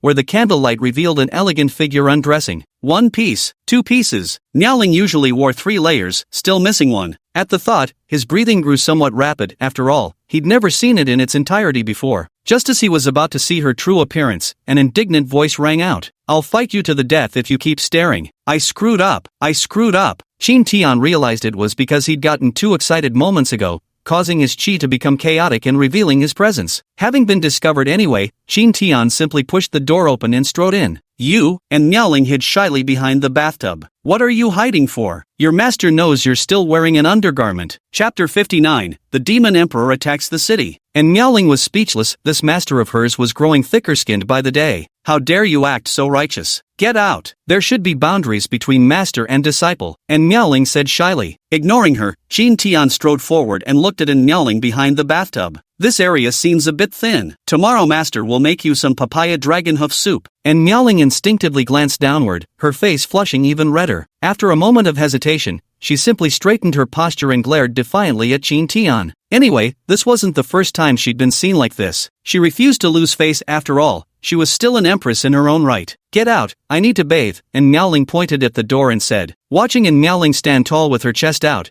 he felt his nose grow warm, suspecting he'd misjudged her earlier. So big. Then, Qin Tian glanced at the wooden tub and remarked, "You should add some roses or something, so when you're done bathing, you'll smell lovely all over." "I understand. You may leave now." Qin Tian remained unmoved. In the end, Miaoling had no choice but to forcibly push him out. Afterwards, Miaoling rearranged the formation spells. Only after observing for a while did she finally begin her bath. In the morning, Zhongwu arrived with Shangguanya from the Four Saints faction, along with Yan Qingxi and Xianlei. Among the Four Saints, only Shangguanya broke through to the third level of the Saint realm, while the others' cultivation realms remained unchanged. Qin Tian directly arranged for them to stay in the outer courtyard, where there were plenty of houses to accommodate them all. After settling in, Yan Qingxi sought out Qin Tian. "Ancestor, my master said he'll come to join us later." "Ancestor?" Qin Tian was somewhat puzzled. "Master and Su Ming ancestor have already declared you as the sect's ancestor." "Is that so?" "Even though that's the case, you should still call me little martial uncle from now on. Calling me ancestor makes me sound so old." Yan Qingxi smiled sweetly. "I feel the same way." With the supplementary ingredients also arriving, Qin Tian began refining the elixirs. Zhong Yan once again brought people to observe. This time, Qin Tian spent 3 months intermittently refining 18 batches of pills. A total of 54 low-grade Emperor-Tier pills were obtained. With the pills ready, Qin Tian began distributing them, 5 for Bai Xiaoru and her sister, 3 for Miaoling. Since they hadn't fully digested the pills they'd previously consumed, these would last them for quite a while. Zhongwu and his son, along with Shangguanya and the Four Saints, each received 2 pills. The Four Saints were overjoyed upon receiving the elixir. With these pills,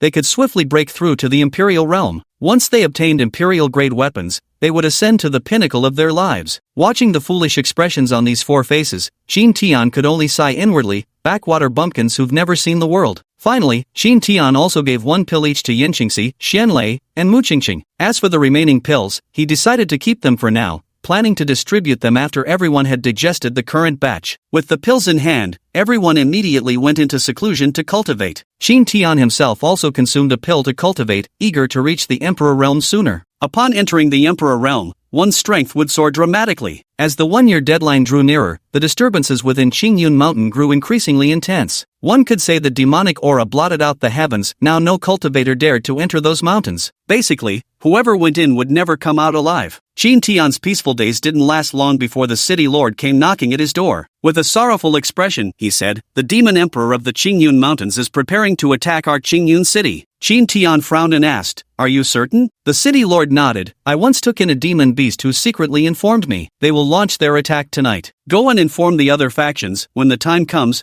I will make my move." The city lord was overjoyed upon hearing this. The entire city will forever be grateful for young Master Qin's righteous act. He had already made up his mind. If Qin Tian refused to help, he would have no choice but to abandon this place and flee for his life. Because the demon emperor was not someone he could contend with. Lin Zhou didn't take long to receive the news and immediately brought powerful experts to find Qin Tian. Through the auction, he had gained some understanding of the forces backing Qin Tian. As long as Qin Tian was present, his Lin clan had nothing to fear. At night, overwhelming demonic energy surged toward Qingyun City as tens of thousands of demons emerged from the mountains, presenting a spectacular sight. Qin Tian also led his subordinates to join the battle, as this fight would serve as tempering for them as well. Upon the city gates, Qin Tian gazed at the horde of 10,000 demons surging in the distance, profoundly shaken. It was his first time seeing so many demons gathered together. Among them were black tortoises, serpent demons, tiger demons, and more. In the skies, there were also giant killer bees, rainbow-hued poison butterflies, windbirds, and divine fire crows, among others. Beyond these, an even more terrifying presence lurked within the layers of clouds above. Witnessing this spectacle, many in Qingyun City found their legs trembling with fear. Qin Tian glanced at his own side, just over 1,000 men, and thought it far too few. The city lord ran over and reported, "Some factions have secretly fled, including the Verdant Trading Company." Qin Tian's expression instantly turned frosty. But now wasn't the time to dwell on such matters. Looking at his subordinates and in Miaoling's group, he declared, "Today shall be your trial by fire. Kill to your heart's content." Hearing Qin Tian's words, they grew somewhat excited. The demon horde surged forth,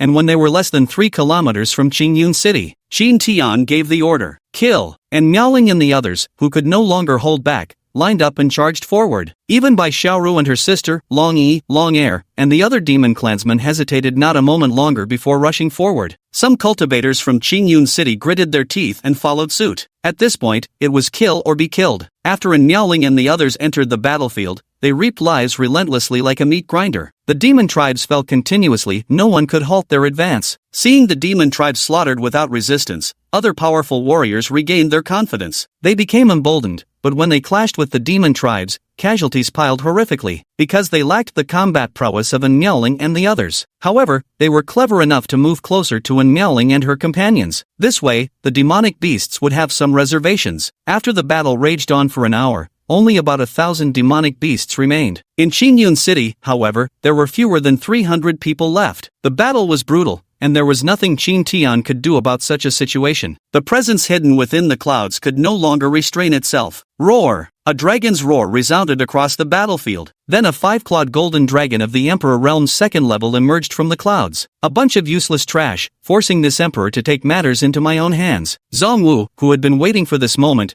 soared out to confront the 5-clawed golden dragon. This was also a tough battle for him, because dragons are inherently far more powerful than other demonic beasts of the same rank. Not to mention a 5-clawed golden dragon, its physical body has likely reached the strength of a semi-emperor weapon. At this moment, numerous humans and demons turned their gazes skyward, for the battle raging in the heavens held the key to all. Zhongwu stood facing the massive 5-clawed golden dragon with an imperial weapon in hand, yet he showed not the slightest trace of fear. He unleashed the raging aura within his body to resist the dragon's oppressive might. In the past, he might not have dared to face a dragon of equal cultivation level in battle, but now he possesses an emperor-grade weapon and supreme Emperor-Tier Blade techniques. Therefore, he believed himself invincible among those of the same cultivation realm. The 5-clawed golden dragon launched an aggressive attack, its massive maw lunging toward Zhongwu in an attempt to swallow him whole. Zhongwu leaped into the air, narrowly evading the strike. Then his body plummeted downward as he swung his blade fiercely toward the golden dragon. Chapter 60, Slaying the 5-clawed Golden Dragon. The golden dragon raised its head and let out a prolonged roar, its razor-sharp claws sweeping toward Zhongwu. Boom! Both were blasted backward by the impact. This tentative attack yielded no advantage for either side. After stabilizing his stance, Zhongwu charged forward once more, this time unleashing his ultimate technique, Spatial Slash. Oomph! The golden dragon's claw was cut open. Thick droplets of dragon blood the size of chicken eggs began falling to the ground. Qin Tian watched with mild distress. This was premium-grade treasure after all. Now wounded, the golden dragon began showing signs of wariness. But driven by draconic pride, he refused to accept this. How could I possibly lose to a human of the same cultivation level? He then began twisting and turning violently midair, his face contorting into a vicious sneer. Activating the single drop of reverse dragon blood he'd painstakingly cultivated over 1,000 years. Draconic majesty erupted exponentially. Under the suppressive dragon might, those below could no longer continue fighting. Many cultivators and demonic beings were forced to bend under the pressure. Roar! The 5-clawed golden dragon suddenly charged straight toward Zhongwu. At this moment, Zhongwu's expression turned grave, his entire aura constantly shifting. At times ancient and weathered, at others brimming with boundless vitality, he was preparing to unleash the third stance of the heaven-sundering blade. Reincarnation Slash. A powerful surge of reincarnation energy crashed toward the golden dragon. Boom! Both Zhongwu and the 5-clawed golden dragon spat out blood simultaneously. The two continued their fierce exchange of blows, and before long,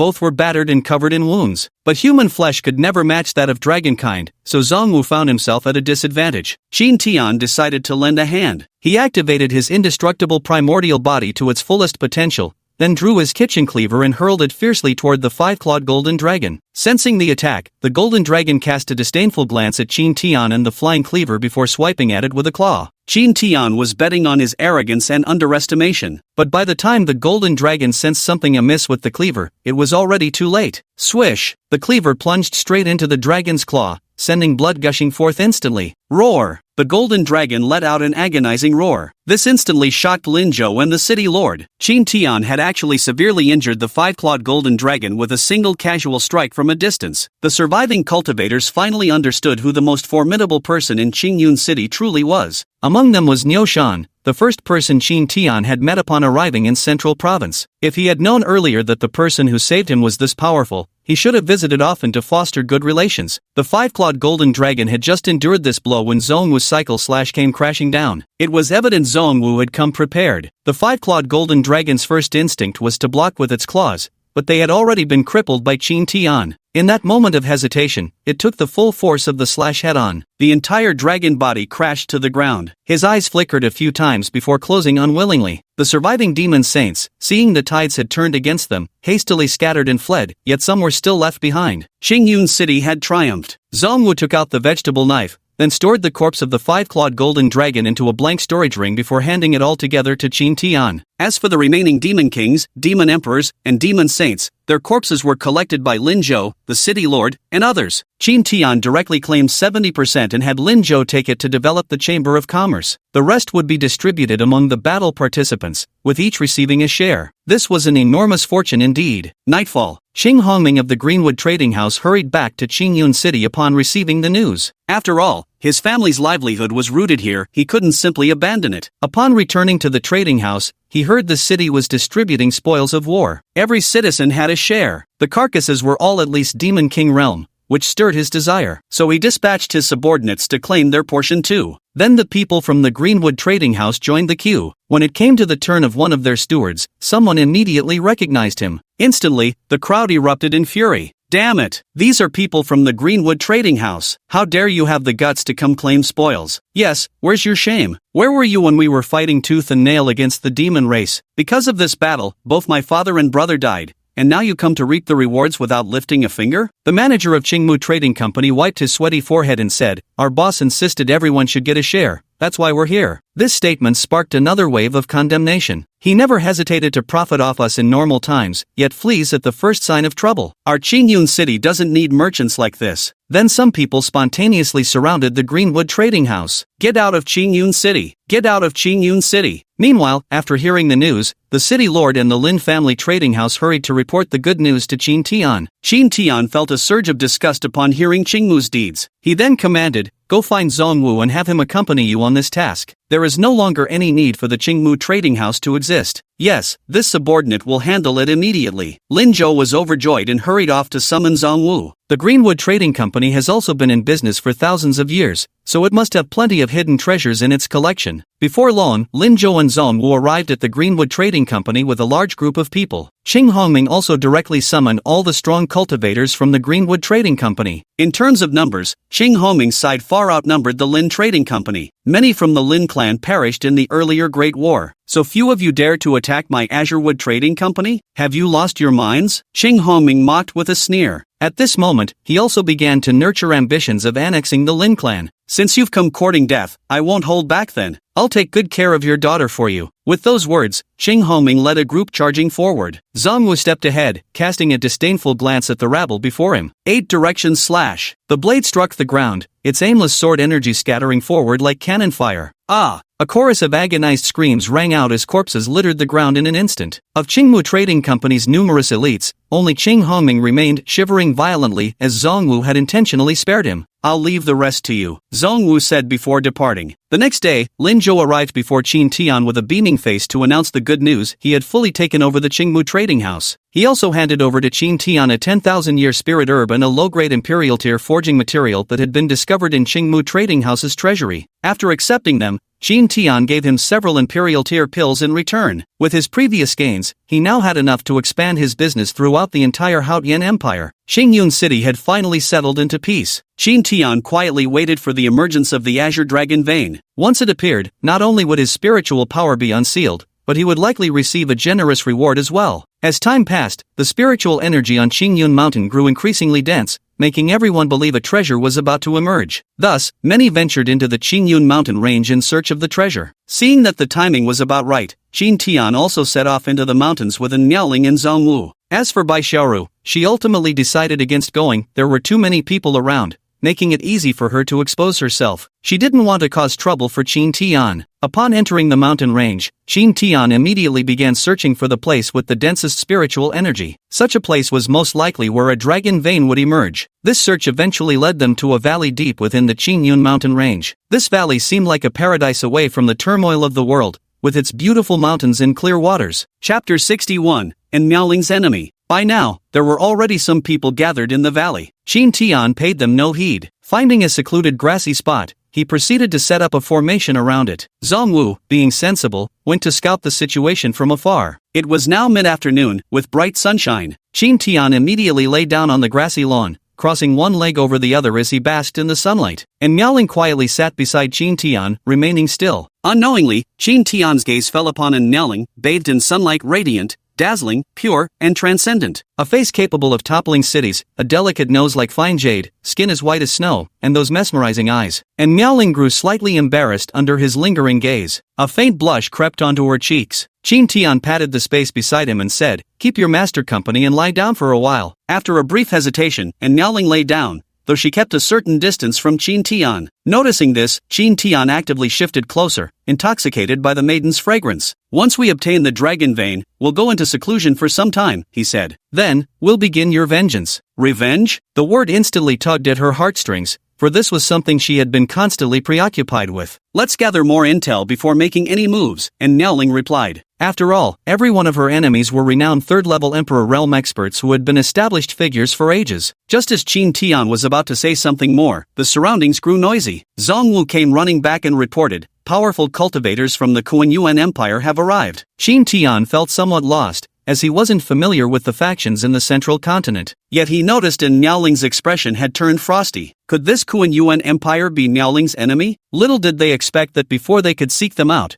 the enemy would come knocking on their own. Perhaps this was the karmic effect triggered after the blood moon. Qin Tian patted in Miaoling's shoulder. "This time, they won't be leaving alive." Hearing this, and Miaoling turned to Qin Tian, "You knew? Isn't it all written on your face?" And Miaoling nodded. "The one who struck me that day was none other than Emperor Kuan-Yuan." Zhongwu, standing nearby, was thoroughly bewildered, unable to comprehend why Emperor Kuan-Yuan would attack a mere half-saint. For Qin Tian, this confirmation was all he needed. "I originally planned to lay low before helping in Miaoling seek revenge, but never expected them to come knocking at our door." Qin Tian then instructed Zhongwu to continue gathering intel and assess the opponent's strength. He wasn't in a hurry to act either, since his powers remained sealed. If their enemy turned out to be a third-grade Emperor realm cultivator, he'd stand no chance. After a while, Zhongwu returned with news. "It's not Emperor Kuan-Yuan who came, but his elder brother, Immortal Kuan-Yuan. But he's a third-level Emperor realm master." Let's wait calmly for the dragon vein to emerge before we strike," Qin Tian replied. Time passed, and the valley began to tremble. "The treasure is about to emerge," someone nearby began to shout. The tremors grew gradually stronger, straining the nerves of everyone present. Roar! A dragon's phantom suddenly emerged from beneath the earth. Is this a dragon vein?" someone exclaimed in shock. "This dragon vein belongs to our Thousand Blade sect. Anyone who dares contend with us will face a fight to the death," roared an elder at the second level of Emperor realm as he soared into the air, his eyes burning crimson with fury. "Who does the Thousand Blade sect think they are? This dragon vein belongs to my Profound Arms sect." The entire valley buzzed with excitement. The arriving factions all eyed the scene with burning greed. Whoever obtained the dragon vein would ensure their sect's prosperity for at least 10,000 years. Zhongwu also felt a stirring in his heart. If he could cultivate atop the azure dragon vein, his cultivation speed would increase tremendously. "When shall we make our move, young master?" "No rush. With so many people around, let's sit back and watch the tigers fight." With that, Qin Tian led in Miaoling and Zhongwu to take a few steps back. Instantly, chaotic battles erupted throughout the valley as countless powerful martial techniques and cultivations exploded across the terrain. From a distance, the spectacle resembled a fireworks display, vibrant and multicolored. At the same time, angry and resentful voices echoed through the valley. People began to die. Zhongwu watched with lingering fear, then said to Qin Tian, "Thankfully our young master is wise." Gradually, the sounds of battle inside subsided, followed by another round of conversation. "Kuan-Yuan Immortal, how dare your Kuan-Yuan Empire come to wreak havoc in our Haotian Empire? What if I'm here? Do you really think you can compete with me?" Qin Tian led the way and walked over to take a look. It was actually Xiao Zhan. At that moment, he had already been injured by a middle-aged man in a green robe, none other than Kuan-Yuan Immortal. Apart from Xiao Zhan, there were several corpses and wounded people nearby. "Should we make our move?" Zhongwu asked. Qin Tian thought for a moment before replying, "Let's wait a little longer." Seeing that no one else was stepping forward, Kuan-Yuan revealed a smug smile. Then he suddenly slapped both hands onto the ground. Another dragon's roar echoed. Then a cyan dragon spirit surged up from beneath the earth. This was the true form of the dragon vein. Seeing the dragon vein emerge, Kuan-Yuan swiftly pounced forward, pressing his palms together. Two enormous spiritual energy-formed hands suddenly clamped onto the dragon vein's ethereal form. The dragon vein began to struggle frantically. Qin Tian exchanged a glance with Zhongwu. "Get ready," he said. The dragon vein's struggles grew increasingly violent, yet it remained firmly trapped. The corners of Kuan-Yuan lips curled upwards, his face brimming with excitement. If he could drag this dragon vein back to his princely estate, prosperity for his lineage would be guaranteed. Seeing escape was impossible, the dragon vein prepared to enact spiritual combustion, igniting and detonating a portion of its own spiritual energy. As the dragon vein's spirit began to swell, Kuan Yuanxian's smile froze abruptly. He understood the dragon vein's intention, but he could only brace himself. If he loosened his grip, the dragon vein would escape. Now, Qin Tian issued the command. At that very moment, the dragon vein exploded, wounding Kuan Yuanxian severely on the spot. Before he could steady himself, he sensed someone striking from behind with a blade. Turning around, he saw it was none other than Zhongwu. Reincarnation slash. Zhongwu immediately unleashed his most powerful technique. Sensing the formidable might of this strike, Kuan Yuanxian decisively abandoned the spirit vein and turned to parry Zhongwu's blade. If he didn't block it, he would surely be wounded. The opponent would continue attacking, and he couldn't simply endure indefinitely. At the very moment Zhongwu released his grip, Qin Tian swiftly embraced the dragon vein and immediately began sealing it. Kuan Yuanxian was forced into retreat by the slash of Zhongwu's blade. A glint of golden light flashed in his eyes. An emperor's weapon? He directly drew out his imperial weapon, the dragon spear. Seeing Kuan Yuanxian also wield an imperial weapon, Zhongwu felt a twinge of retreat, but knew he couldn't back down. Because Qin Tian was in the midst of sealing the dragon vein, they needed to buy time for him. With this thought, Zhongwu resolved to go all out. Kuan Yuanxian also saw through Zhongwu's plan, but he didn't care. If someone wanted to capture the dragon veins for him, let them do it. He could always seize them back later. Dragging his long spear with one hand, Kuan Yuanxian charged toward Zhongwu with domineering strides. He was determined to claim the emperor's weapon in Zhongwu's grasp. The spear arced backward then forward in a crescent moon shape toward Zhongwu. Zhongwu raised his sword with both hands to meet the attack. Boom! The spear was deflected away, but the impact forced Zhongwu to cough up a mouthful of blood. After steadying himself, Kuan Yuanxian made a sweeping horizontal strike, which Zhongwu barely blocked with angled blade before being knocked back several paces, completely overwhelmed and suppressed. Seeing this, Xiaozhen joined the battle, fighting alongside Zhongwu. Chapter 62, Seizing the Dragon Vein. Consider it as doing Qin Tian a favor. After all, he couldn't obtain the dragon vein anymore. Xiaozhen's arrival temporarily alleviated Zhongwu's predicament. But this was only temporary, as both of them were injured and would surely lose in a prolonged battle. Meanwhile, Qin Tian's sealing process was nearing its end. Got it! The dragon vein was instantly absorbed into his body. Ding! Congratulations on completing your mortal transformation task. Reward, Imperial-Tier Supreme Grade, 9 Heavens Profound Flame Furnace. Reward, Emperor-Grade Supreme, Divine Hammer. Reward, Supreme Secret Technique, Corpse Control Demonic Melody. Sign-in rewards increased by 30%. Finally completed this mission, and the rewards are exceptionally generous. The 9 Heavens Profound Fire Cauldron and the Heavenly God Hammer are used for alchemy and artifact forging. At the Supreme Tier High Grade and Top Grade levels, it's impossible to refine anything without a proper alchemy furnace and forging hammer. This means that currently, the alchemists and blacksmiths of Central Continent can only produce mid-grade items. Finally, his gaze fell upon the Corpse Control Devil Tone Technique, a Supreme Tier secret art of the highest order. Demon Sound Corpse Control. This technique utilizes demonic resonance to manipulate corpses,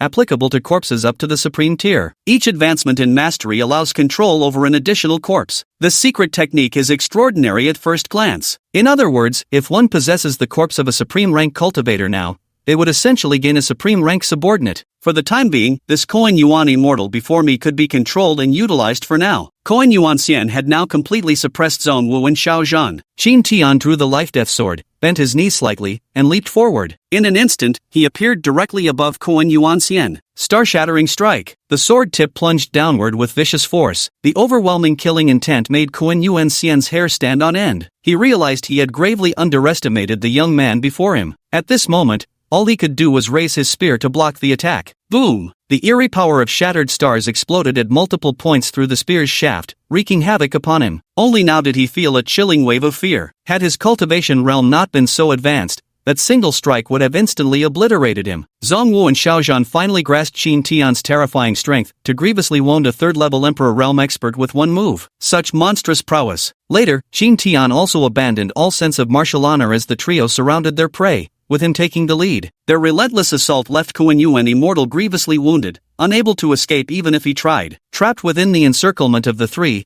Kuan Yuan immortal's face twisted into a savage snarl. His hate-filled stare locked onto Qin Tian as he growled, "Since you've left me no way out, let's die together then." Having spoken, Kuan Yuanxian took out a talisman. Faint streaks of lightning flickered across the talisman's surface, bearing within it a terrifyingly formidable energy. Sensing this power, Qin Tian actually felt his scalp crawl with unease. Young Master Qin, be cautious, this is the Koan Yuan Empire's ancestral 9 underworld's divine thunder talisman. This talisman's power rivals a half-step supreme being strike. Qin Tian was startled upon hearing this, but there was no turning back now. Yin Yang rush! With a furious roar, Qin Tian sent his life-death sword flying, carrying swirling yin-yang energies. Just as the talisman was activated, the life-death sword simultaneously pierced through Kuan Yuanxian's heart. Boom! A thunderbolt flashed across the sky as dark clouds thickened, as if brewing an even mightier lightning strike. At this moment, Qin Tian also withdrew his life-death sword, yet he could sense himself being locked onto. The others nearby also felt this terrifying power, their faces etched with worry, and Miaoling in particular clenched her frostglass sword tightly with both hands, gripped by an urge to charge forward. Boom! A thunderbolt as thick as a bucket abruptly struck down. Star Shatterer! With an angry roar, Qin Tian raised his life-death sword and charged forward. Rumble! Boom! A massive crater was directly blasted into the ground. Countless clouds of dust billowed up, obscuring the view. Qin Tian's fate remained unknown. Master! And Miaoling cried out in desperation before rushing into the gaping crater. The sky gradually cleared at this moment. In the massive crater, and Miaoling tightly embraced Qin Tian, whose mouth was bleeding. Then she kept stuffing pills into Qin Tian's mouth. Zhongwu and Xiao Zhan observed from the edge of the crater, not disturbing the master-disciple pair. After stuffing 5 or 6 medicinal pills into his mouth, Qin Tian still showed no sign of waking, and Miaoling grew frantic. Even with her peak strength from her previous life, she wouldn't have survived that attack. Unable to stop her racing thoughts, tears streamed endlessly down her face. Dazed, Qin Tian felt something moist on his face and lips, instinctively licking it. So salty, Qin Tian murmured softly. Hearing these words, and Miaoling, who had been lost in wild thoughts, snapped back to reality. Then she watched as Qin Tian slowly opened his eyes. When Qin Tian woke up and saw An Miaoling with tear-stained cheeks, he immediately understood why something had tasted so salty. He raised his hand to wipe away her tears, saying, "Master is fine now." And Miaoling gave a slight nod, then suddenly grew shy as she noticed the moisture on Qin Tian's lips. Qin Tian was basically recovered by now. His powerful physique and the supreme weapon, the life-death sword, helped him withstand most of the damage. He slowly rose to his feet and stored Koan Yuanxian's corpse back into his spatial ring. Then, he scanned his surroundings. Those who hadn't fled yet were instantly scared off by Qin Tian's piercing gaze. Switching to the intent of life, he unleashed a fierce sword wave straight toward Zhongwu and Xiao Zhan. This sudden turn of events terrified them both so much that they momentarily forgot to defend themselves. When they came to their senses, they discovered their injuries were healing at an astonishing speed. Both were utterly shocked by this miraculous method, and Miaoling covered her mouth and chuckled softly, knowing her master must have done this on purpose. Seeing An Miaoling laugh, Qin Tian said, "Consider this the interest. Before long,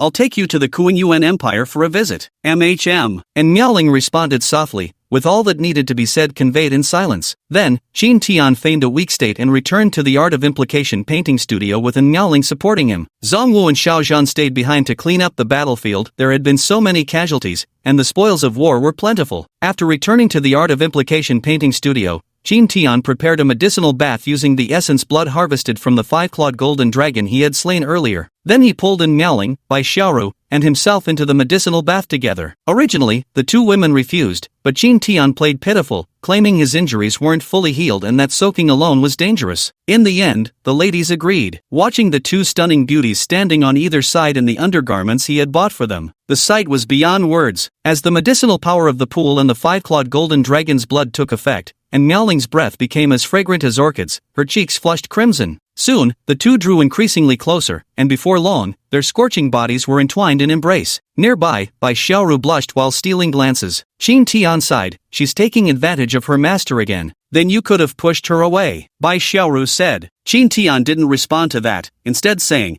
"We're just deepening our master-disciple bond through mutual support. Haven't you noticed Miaoling's physical body constantly strengthening? If you ever have similar needs, our master here would be glad to assist you too." "Humph." Bai Xiaoru immediately distanced herself from Qin Tian, declaring, "In your dreams." After absorbing the medicinal bath's essence, and Miaoling immediately distanced herself from Qin Tian, then said with a blush and a delicate voice, "Master, I'll never take medicinal baths with you again." Qin Tian chuckled and said, "Who can predict what'll happen in the future?" After placing the azure dragon vein in the inner courtyard, Qin Tian began studying the demonic tone corpse control manual. 3 months passed in devoted study, until he finally mastered the first level, gaining the ability to control a single corpse. So he took out Koin Yuanxian's corpse and began using the demonic sound corpse control technique. Soon, he felt an inexplicable connection forming between himself and Koin Yuanxian. He could now use the demonic sound to issue commands to him. Afterwards, Qin Tian outfitted him with a black robe, while his weapon remained his own Emperor-grade spear. Now he finally had combat strength at the 3rd level of the Emperor realm. Then he went to find Bai Xiaoru, feeling it had been too long since they'd last talked heart-to-heart,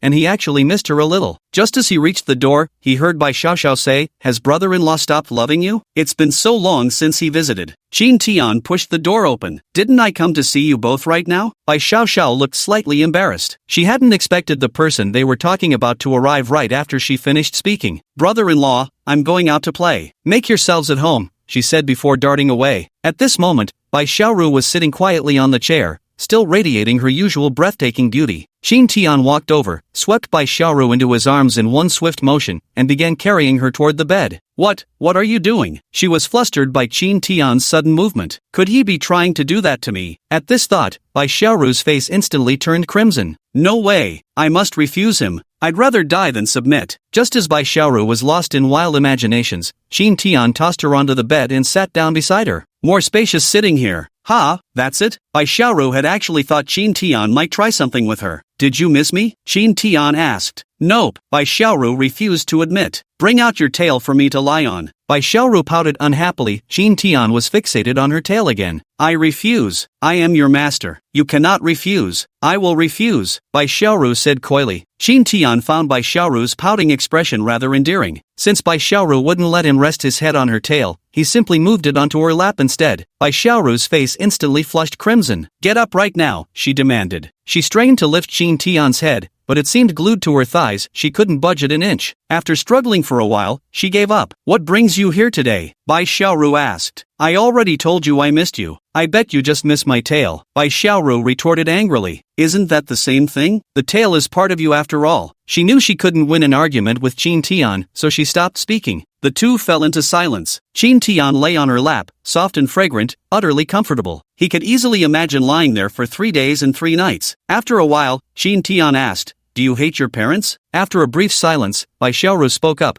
"I don't hate them. They had no choice either. Besides, it was actually my father who secretly let me escape in the end." "Do you want to go back home?" Qin Tian continued to ask. At the mention of returning home, a fleeting glimpse of anticipation flashed through Bai Xiaoru's eyes, but it vanished just as quickly. She didn't answer Qin Tian's question. "Tell me when you want to go back, I'll take you home." Having said that, Qin Tian closed his eyes and began to nap. Qin Tian seemed truly exhausted, or perhaps it was because he was so comfortable that he fell into a deep sleep. Bai Xiaoxiao came to peek at him twice, but Qin Tian never woke up. Being seen by her sister in such an intimate moment with Qin Tian, she couldn't help but feel a wave of embarrassment. The sky gradually darkened, and since Qin Tian had been sleeping for half a day, Bai Xiaoru wanted to wake him up. Looking at Qin Tian's handsome face, she couldn't resist pinching his cheeks a couple of times. Then, mischievously, she leaned down and blew air onto his eyelashes. Qin Tian instinctively pushed with his hand, seemingly touching something soft, so he nudged again, feeling quite comfortable, and detected the hurried scent of orchids in the air. Qin Tian opened his eyes to see Bai Xiaoru softening against him, shyly trying to pull away. Her arms half-heartedly concealed her bodice,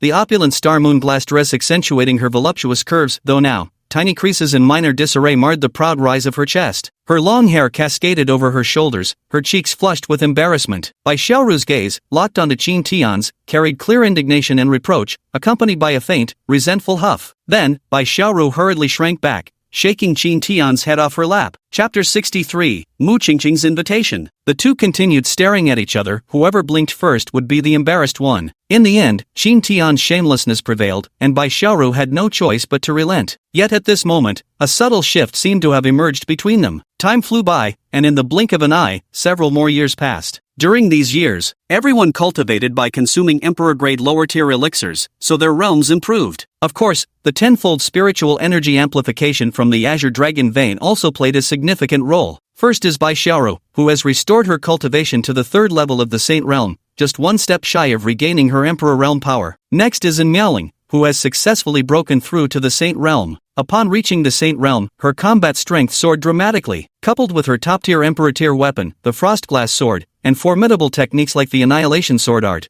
her combat prowess is now fully capable of rivaling a first-level Emperor Realm expert. Later, Qin Tian gave the Spirit-Gathering Pearl to her. This way, she still possessed formidable spiritual power endurance. And Miaoling broke through this time, and Qin Tian originally thought there would be no reward for aptitude improvement. But unexpectedly, there still was. His aptitude was elevated to the Supreme First rank, in addition to receiving a 20% bonus from the sign-in reward. With years of effort and the aid of elixirs, Zhou finally broke through to the third level of the Emperor Realm, remaining one of Qin Tian's top-tier combat forces. Next was the blacksmith Bailey Su, who also advanced to the second level of the Emperor Realm thanks to the nourishment of elixirs. Moreover, his forging skills had improved significantly. He could now craft lower-grade Emperor-Tier weapons, though the failure rate was still quite high. Apart from that, another Emperor-level combatant is Shangwanya. After she broke through to the Emperor Realm's first level, Qin Tian rewarded her with a low-grade Emperor-Tier weapon as promised. Receiving the Emperor-Tier weapon made her as happy as a child. Long Yi, Long Air, and the Sacred Fruit Tree were utterly green with envy. All three of them were at the third level of the Saint Realm, just one step away from the Emperor Realm. Mu Qingqing stayed for a while before returning. After all, she was a princess of the imperial family. However, she would come back every year to stay for a while, massaging Qin Tian's shoulders and back, so he held quite a fondness for this girl. Qianshui and Zhongyan were at the first level of the Sacred Realm, though Zhongyan could already refine low-grade Emperor-Tier elixirs. The successful refinement was primarily due to Qin Tian providing him with a lower-grade Imperial-Tier alchemy cauldron,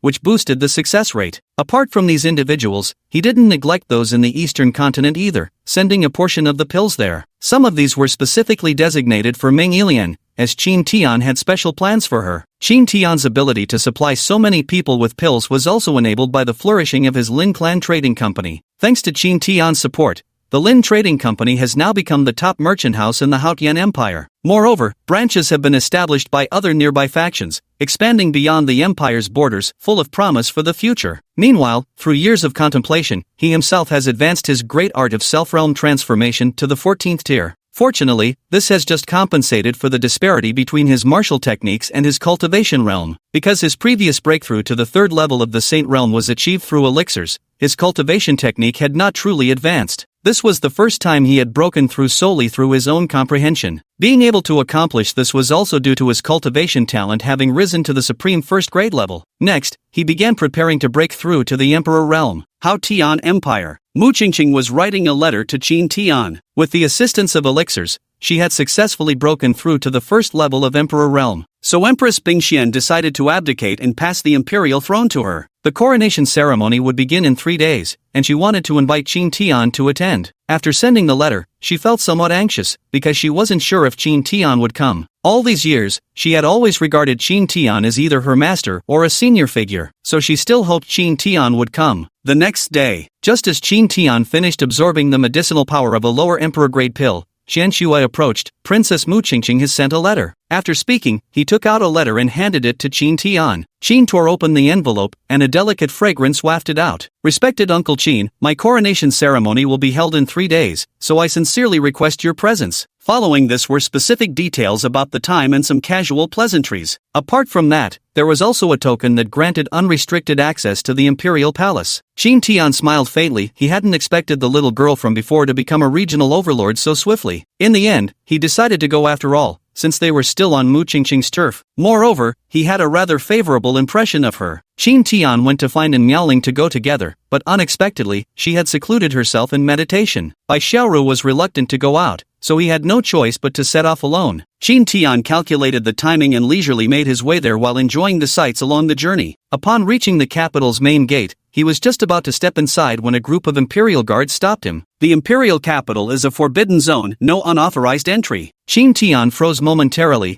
then recalled something and produced a token from his storage ring. The guards immediately knelt upon seeing the token, respectfully saying, "We pay our respects, Lord. Please enter." %%. Then, holding the token, he made his way unimpeded to the entrance of the imperial palace's grand hall. At this time, it wasn't yet the moment for entry, so everyone was waiting outside the palace. No sooner had he arrived than he bumped into an acquaintance, Xiaomeng. Xiaomeng was overjoyed at the sight of Qin Tian, as she too hadn't seen him for quite some time. "Greetings, young Master Qin. You must also be here for Princess Mu's succession ceremony. MHM. She then tried to engage Qin Tian in conversation, but Qin Tian responded only with brief replies of 1 or 2 words. Seeing this, she wisely knew when to stop, fearing she might provoke Qin Tian's displeasure. After all, their general's manner couldn't afford to offend someone of Qin Tian's status. Not far away, a man was staring at Xiao Meng and Qin Tian with undisguised jealousy. He was Gong Yusu, a scion of the Gong Yu clan, one of the four great noble families of Hao Tian Empire. For years he had pursued Xiao Meng relentlessly, yet never had she engaged with him as happily as she was speaking with Qin Tian now. At this thought, his expression twisted into something vicious, though he didn't dare make a scene in such circumstances. After a while, the entrance time arrived. Xiao Meng bid farewell to Qin Tian to join her father for the official procession. Others also entered in orderly fashion, each attendee presenting a congratulatory gift. This was the customary tribute to the new emperor. When Qin Tian's turn came, only then did he learn of this protocol. Just as he was pondering what gift to bring, Gong Yu approached and mocked. "You didn't bring a congratulatory gift, did you?" Qin Tian took out a piece of paper and a brush, writing a few words. "One exclusive artifact forging session." Gong Yu glanced at the words on the paper and asked, "Are you a heaven-grade forging master?" Qin Tian shook his head. Gong Yu carefully observed Qin Tian and noticed he was only at the Lingdong stage. He was familiar with all the renowned young masters of the Haotian Empire, so he had no reservations left. "For the new emperor's ascension, you're just sending a slip of paper? And you even dare to offer exclusive weapon forging? You're not even a heaven-grade forging master, have you no shame? I think you're just here for free food and drinks." As he said this, he deliberately raised his voice so many could hear. Then he looked at Qin Tian with contempt. Seeing the scornful looks from the crowd, Gong Yu felt rather pleased, his previous gloom dissipating. Xiao Meng, who had just arrived, also witnessed this scene before directing a mischievous glance at Gong Yu. She detested this man as well. Not only was he constantly entangled in scandals, but he even had the audacity to pursue her. Qin Tian felt a surge of anger in his heart, but he resolved to suppress it for now. After all, this was Mu Qingqing's ascension ceremony. He didn't want to disrupt the grand ceremony because of himself. After placing down the note, Qin Tian walked inside, with Gong Yu following closely behind. Many seats were already arranged inside. There would inevitably be food and drinks for celebration after the ceremony concluded. The seating arrangement stretched from the center outward, seemingly divided by hierarchy. The higher one's status, the closer they sit to the innermost seats. The innermost platform was divided into 3 tiers. At the very top stood 3 dragon thrones, one for the Ice Mistress Emperor, and another for Mu Qingqing. The middle tier below was reserved for the 4 great noble families and various princes. The lowest tier accommodated the seating for ministers and officials. Chapter 64, Mu Qingqing ascends the throne. Just as Qin Tian was pondering where he should sit, Gong Yu sneered, "Surely your seat wouldn't be by the entrance." "Ha ha." Gong Yu walked inside with a smirk. At this moment, someone beside Qin Tian whispered kindly, "How did you offend Gong Yu? He's notoriously spoiled. If you've truly offended him, you'd better apologize." Qin Tian was equally baffled. Then he asked, "Is one of those 3 top seats reserved for Qin Tian?" "It's reserved for Master Qin." Qin Tian nodded and proceeded forward. As he passed by Gong Yu on the second tier, Gong Yu froze in shock. Then, under the gaze of the entire assembly, Qin Tian took his seat upon the uppermost throne adorned with dragon motifs. Gong Yu's face kept changing colors from anger, until he finally roared, "How audacious! How dare a mere spirit movement realm trash sit on the dragon throne? This is the seat of the Frost Profound Empress, the new Emperor Mu Qingqing, and Master Qin, the imperial-grade artifact refiner. Your actions are a blasphemy against imperial authority." As soon as Gong Yu finished speaking, many in the crowd began whispering and murmuring among themselves. "Only in the spirit movement realm. Isn't that the fool of that clan? What a disaster he's brought upon his family." "Yes, do you know what gift he sent previously? It's a note that says exclusive artifact refining service one time, which absolutely cracked me up." Just as the Imperial Guards were about to step forward to apprehend Qin Tian, Xiao Zhan hastily signaled to have them withdrawn. Before he could speak, Gong Yu's father, Gong Yu Mingxian, rose and declared, "Ignorant fool, how dare you sit in this seat? You deserve 10,000 deaths." His son had just told him this was an opportunity to prove himself before the new emperor, so he took charge of the matter, intending to seek favor from the new emperor later. Xiao Zhan was happy to see the Gong Yu family suffer a setback, so he swallowed the words he was about to say. Upon hearing this, Qin Tian sneered,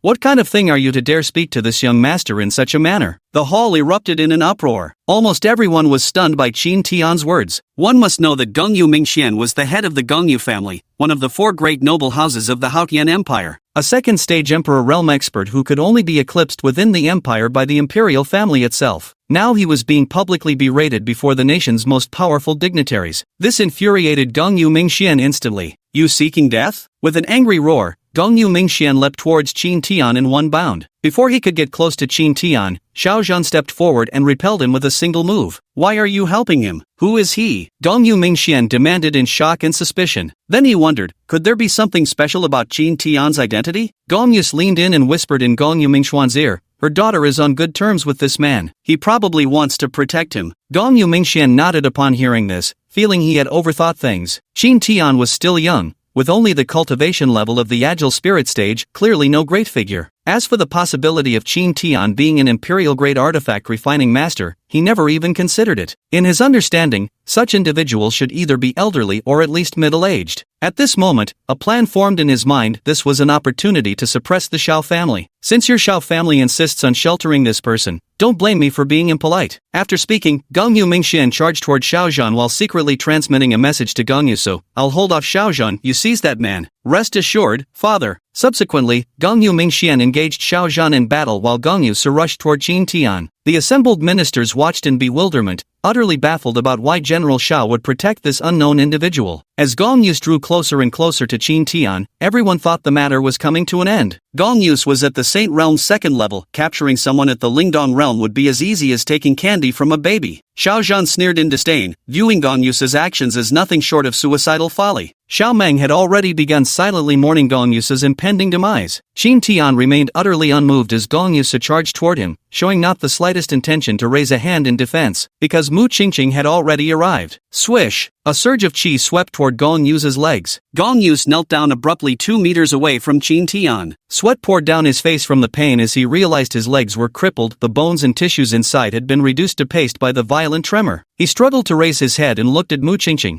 who stood before Qin Tian wearing imperial dragon robes. Why? Why? You dare attack my uncle Qin? Do you really need to ask why? Mu Qingqing said coldly. She had originally thought someone with Qin Tian's temperament would never attend such an occasion, but she never expected him to come, and now with this whole situation, she was truly afraid Qin Tian would be angry with her. Upon hearing these words, Gong Yu fainted directly. Gong Yu Mingxian wore a look of utter dejection as he helplessly glanced at Gong Yu, feeling thoroughly sabotaged by his own son. Had it not been for his son's instigation, things would never have reached this point. At this point, the crowd also learned of Qin Tian's identity, and those who had been joining in to mock and gossip about him broke out in a cold sweat. They hurriedly lowered their heads, afraid of catching Qin Tian's attention. Mu Qingqing then redirected her gaze to Gong Yu Mingxian. Since you've offended my uncle Qin, don't blame me for being impolite. She then stepped forward and declared, from this day onward, the Gong Yu clan is stripped of its status in the Haotian Empire, and all its properties shall be confiscated. At this moment, everyone realized Qin Tian's significance in Princess Mu's eyes. All because of a minor conflict, she wiped out one of the empire's 4 great families, the Gong Yu clan. Gong Yu Mingxian screamed in panic, no, you have no right to abolish my Gong Yu clan. Empress Bingxian would never agree. His words had barely faded when Empress Bingxuan's voice rang out, I consent. In my Haotian Empire, provoking Master Qin is equivalent to provoking me. Gong Yu Mingxuan's face turned ashen upon hearing this. Then the Frostwhirl Empress took action, directly sealing Gong Yu Mingxian away, before a group of guards led the Gong Yu family members off under restraint. Then Empress Bingxian said to Qin Tian, sorry you had to witness such a spectacle. No matter. Qin Tian was quite satisfied with how they handled the situation. Mu Qingqing also gave Qin Tian an apologetic smile. Then the crowd below knelt simultaneously and shouted in unison, salutations to the Empress. Salutations to Grandmaster Qin. Salutations to Princess Mu. Once the greetings concluded, the auspicious moment arrived. The succession ceremony proceeded step by step in an orderly manner. Once the ritual was completed, the assembled ministers kneeled in unison, hail the sky-shrouding Empress. This was the imperial title Mu Qingqing had chosen for herself. After the ceremony concluded, the banquet began. The first item was to display some gifts presented by ministers. Since others had offered lavish presents, it was only natural to give them an opportunity to showcase their offerings. Most brought spiritual pills, medicinal herbs, and some rare precious artifacts. Among them, the most valuable were the 10,000-year spirit herbs and emperor-grade forging materials. When the master of ceremonies announced Qin Tian's gift, everyone understood its significance. It meant that Empress Mu Tian would soon possess her own imperial weapon. Those who had mocked Qin Tian earlier now felt the sting of embarrassment. The joke was on them all along. Mu Qingqing immediately stood up and bowed respectfully to Qin Tian beside her, smiling brightly as she said,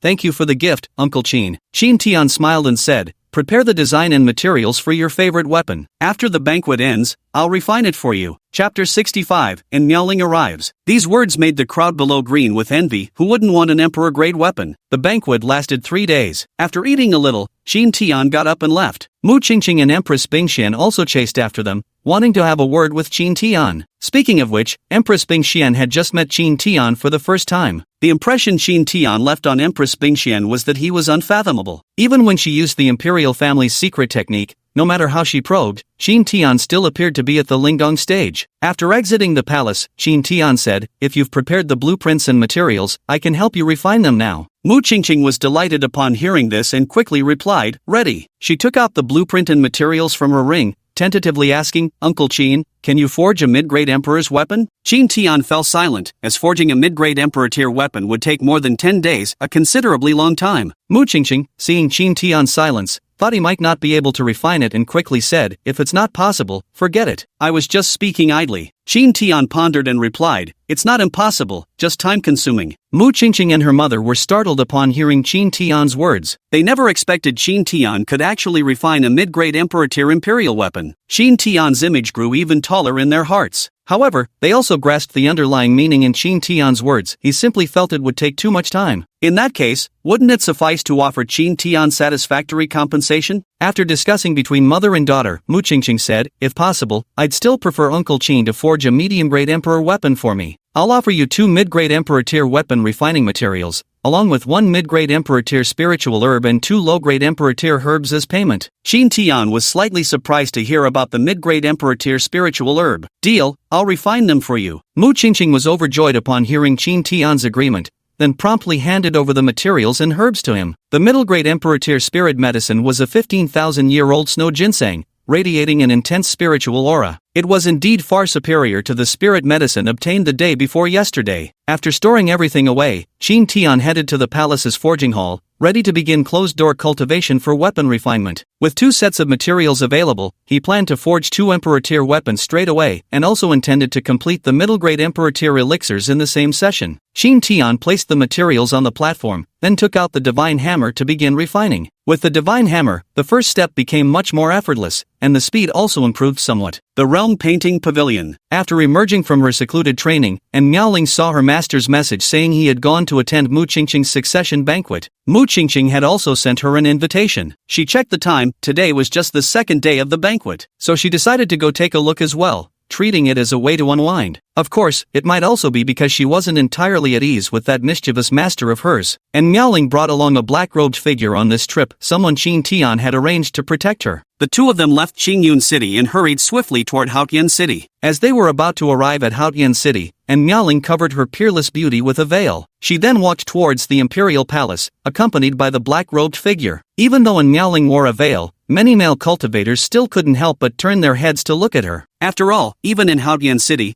few women possessed such grace and beauty as in Miaoling. As he walked, someone came up to strike up a conversation. "You must be from out of town, miss. I am the squad leader of the Haochi Guards, quite familiar with Haotian City. I could be your tour guide, miss." "No need," and Miaoling said coldly. Before the man could say another word, and Miaoling unleashed a sword intent brimming with lethal intent. It sent him stumbling backward in terror. Before long, she arrived at the entrance of the imperial palace. With guards posted at the gate, she couldn't simply force her way in, so she sent a voice message to Qin Tian, but he didn't reply, forcing her to eventually send one to Mu Qingqing instead. As soon as the voice message was sent, 2 men approached, one of whom was the very same guy who had tried chatting up and Miaoling earlier. "Big bro, isn't this beauty something else?" The white-robed man addressed as Big Bro nodded with satisfaction. Truly a rare treasure among mortals, shouldn't lose out to Xiao Meng from Xiao Manor. The man in white walked over with a smile and said, "Young lady, are you wishing to see the grandeur of the new emperor? If needed, I can take you inside." And Miaoling glanced at him and replied, "No need. Someone will come to fetch me shortly." "Oh, could the young lady perhaps be a noble daughter from one of the cities?" the man in white inquired. "No. If your family doesn't hold high-ranking official positions, it would be quite difficult to meet the new emperor. I'm a brigade commander of the Haochi Guard. If you follow me, you'll have free reign throughout the imperial palace," the man in white robes said with a hint of pride, and Miaoling paid him no further attention. The man in white frowned,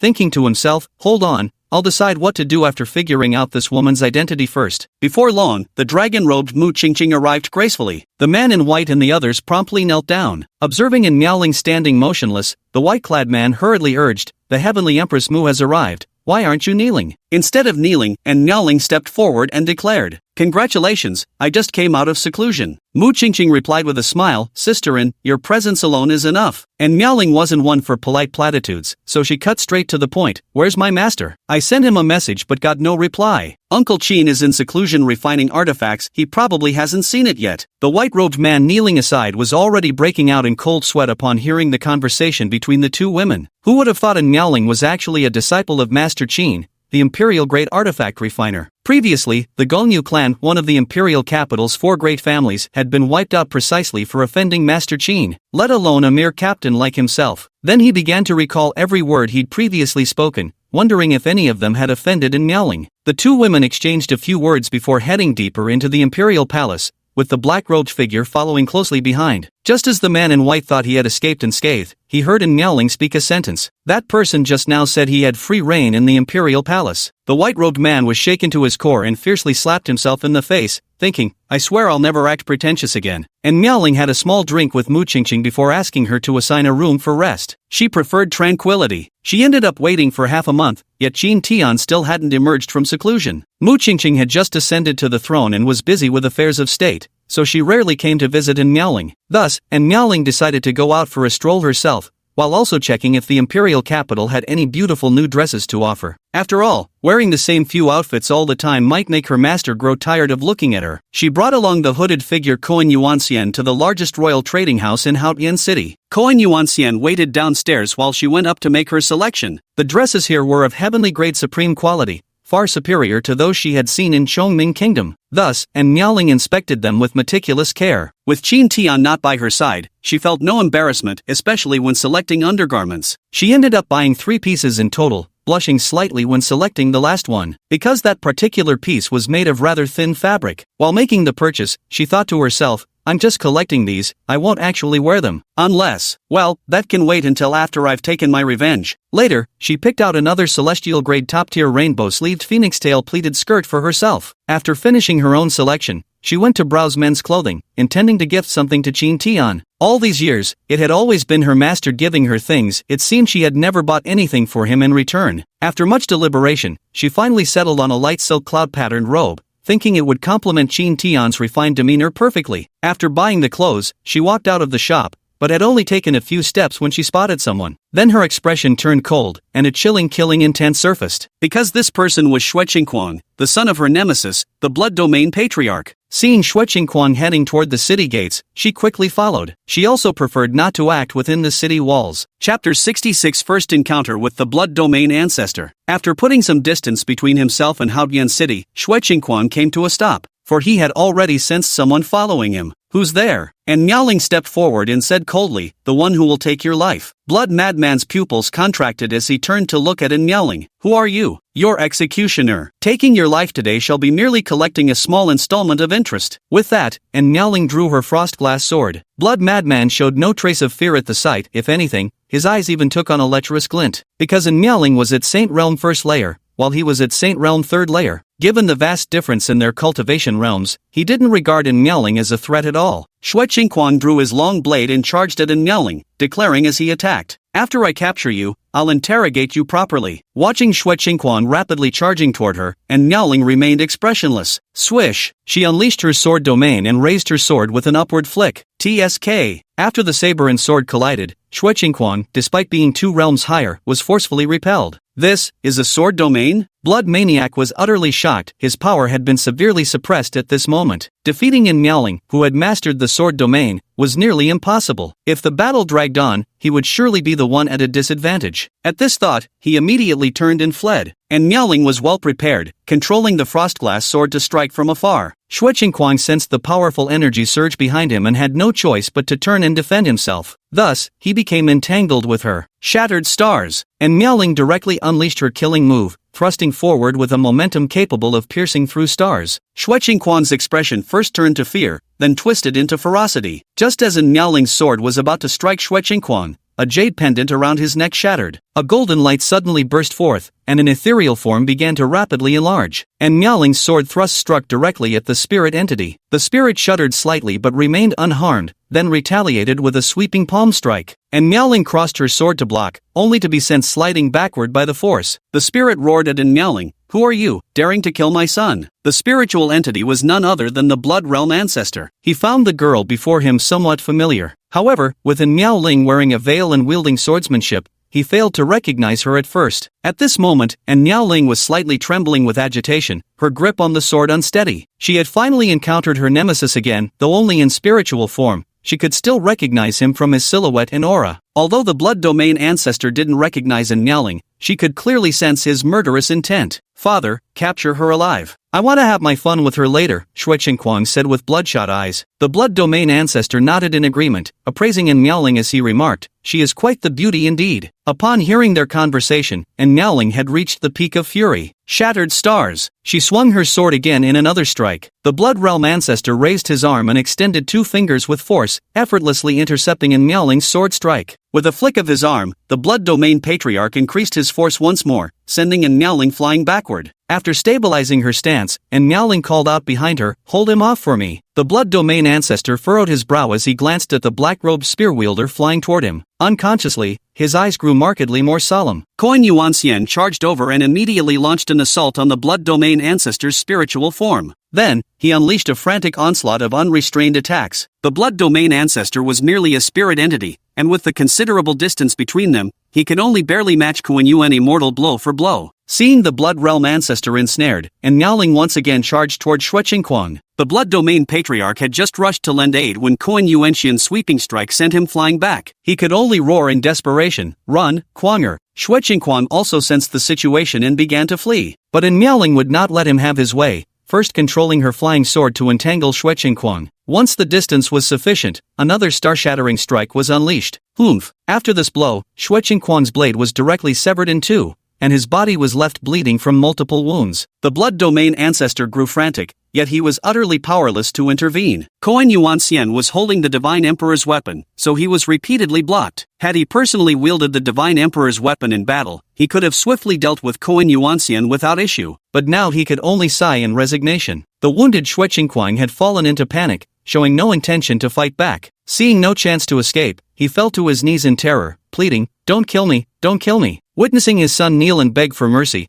Patriarch Shuiyu burned with rage, yet still clung to a sliver of hope, the hope that Miaoling might spare his son. However, Miaoling swung her sword without hesitation, severing Shui Qingquang's head from his body. Then she silently observed the battle between the blood domain ancestor and Koan Yuan the immortal. Only when Koan Yuan's spiritual form was about to dissipate did Miaoling speak coldly, "This is merely the beginning. Sooner or later, I'll send you to join your son." Arrogant! With a roar, the blood realm ancestor dissipated into the air with boundless fury. Koan Yuanxian once again stood silently behind Miaoling's back. Blood Realm Mountain. A crimson giant mountain. At this moment, inside a palace atop the mountain, a crimson-robed elder suddenly stood up and roared, "My son, your father will surely avenge you." He then began analyzing, who was that woman? In the Haotian Empire, the only formidable women belonged to the imperial royal family. With this realization, he bellowed directly, "Summon all disciples back to the mountain and await orders." Having said this, he seemed to remember something and hurriedly flew toward the Koan Yuan Empire, the Valley of Fallen Demons. Upon receiving the summons from the blood domain ancestor, the demon lord slowly rose to his feet. After utilizing cultivation resources accumulated over thousands of years,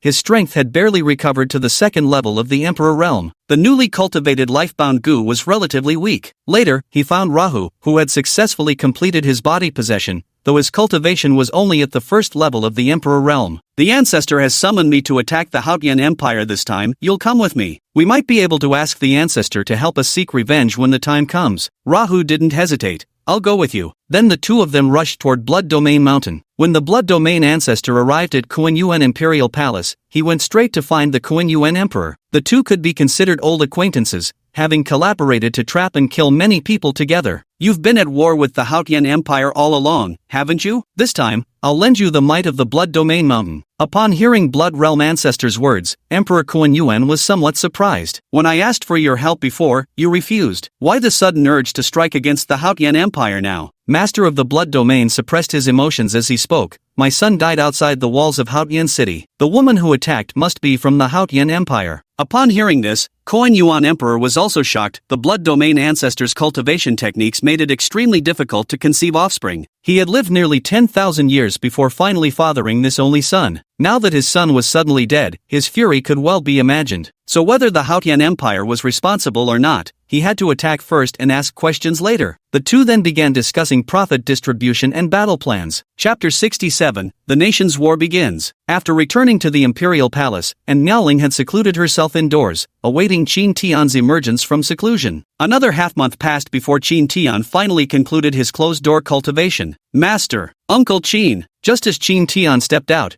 he heard the two girls calling out to him. He pulled out a mid-grade Emperor-Tier sword and handed it to Mu Qingqing. See if you like it. Mu Qingqing took the sword and examined it carefully before exclaiming joyfully, I love it. Thank you, Uncle Qin. Then she immediately began the master recognition ceremony, and instantly, celestial phenomena manifested over the imperial capital. Deep within the imperial palace, the Ice Empress revealed a faint smile. After acknowledging her master, Mu Qingqing bid Qin Tian a polite farewell before hastily departing. At this moment, Qin Tian was also in good spirits, having successfully refined 3 mid-grade Emperor-Tier pills during the process. A mid-grade pill is far superior to a low-grade one. After he fully absorbed one pill to accumulate some foundational reserves, he could then check in again and likely break through to the Emperor realm directly. After spending some time with Miaoling, Qin Tian handed her a mid-grade Emperor realm pill. This is a mid-grade Emperor realm pill? And Miaoling's beautiful eyes widened in shock. She had once absorbed a mid-tier Emperor grade pill before, fully aware of its rarity. In terms of value, it was no less precious than an Emperor-Tier weapon. Pretty impressive for a master, right? Qin Tian nodded, saying smugly, Thank you, master, and Miaoling said with rare gentleness. Then she took out the light silk Rui cloud-patterned robe she had bought and handed it to Qin Tian. I also have a gift for master, she said. Qin Tian took the fine silk robe with cloud patterns in surprise. This was the first time he had ever received a gift. Qin Tian changed into the clothes without hesitation. Dressed in the light silk robe adorned with auspicious cloud patterns, her entire being took on an ethereal, fairy-like elegance. Enjoying the view? Qin Tian asked. Beautiful. Did you buy anything for yourself? Quick, show your master. Upon hearing this, and Miaoling immediately recalled the extremely sheer undergarment she had purchased, and blushing, she said, No. Seeing in Miaoling's expression, Qin Tian instantly sensed something pleasantly surprising. So he secretly resolved to visit in Miaoling's boudoir more often in the future. Sooner or later, he'd see what he wanted to see. With that, the two took the elixirs and went into seclusion for cultivation. 10 days later, and Miaoling emerged from her closed-door training. Fueled by the immense medicinal power of a mid-level Emperor-grade elixir, she broke through to the second level of the Saint realm. Besides, there are still many residual medicinal effects in her body that need time to be absorbed. After leaving seclusion, and Miaoling went to check on Qin Tian first,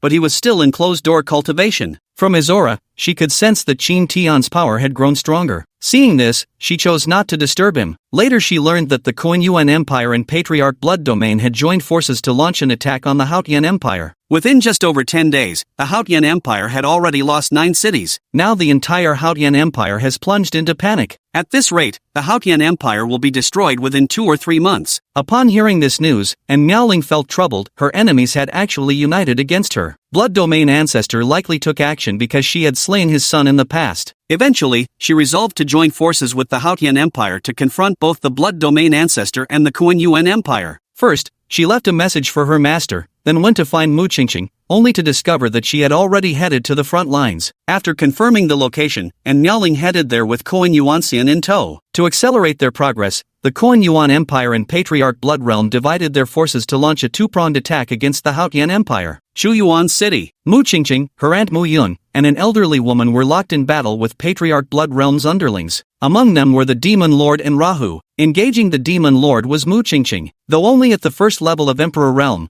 Mu Qingqing wielded an Emperor-Tier weapon and actually gained the upper hand. After several exchanges with Mu Qingqing, the Demon Lord's weapon was completely destroyed. Thus, he didn't dare summon his newly nurtured life gu either, for it was still too fragile. At this moment, he found himself missing his former life-bound gu. At this thought, his hatred for Qin Tian grew even fiercer. Mu Qingqing fought with increasing ferocity, unleashing an endless stream of imperial sword techniques. Emperor rank mid-grade martial skill Haoren sword chi. With Mu Qingqing's sharp cry, a massive sword chi came crashing down. The Fiend Lord's expression changed drastically, as Mu Qingqing's technique perfectly countered fiend cultivators like him. It was too late to flee now, he had no choice but to face this attack head-on. He transformed entirely into a swirling black mist and violently crashed forward. The black mist clashed with the sword energy, locking them in momentary stalemate. The massive shockwaves of residual energy rippled outward in all directions. Within a 1-kilometer radius, cultivators below the Emperor realm were instantly sent sprawling by the force of the tidal wave. Mu Qingqing continued to channel sword energy toward the sword aura. The demon lord within the black mist was struggling to hold on, shouting desperately, "Come help me now!" An Emperor realm expert at the second level, who had been slaughtering nearby, rushed over to assist. He condensed a massive black palm in the void and suddenly struck it toward Mu Qingqing with tremendous force. Feeling the powerful attack coming, Mu Qingqing needed to defend herself,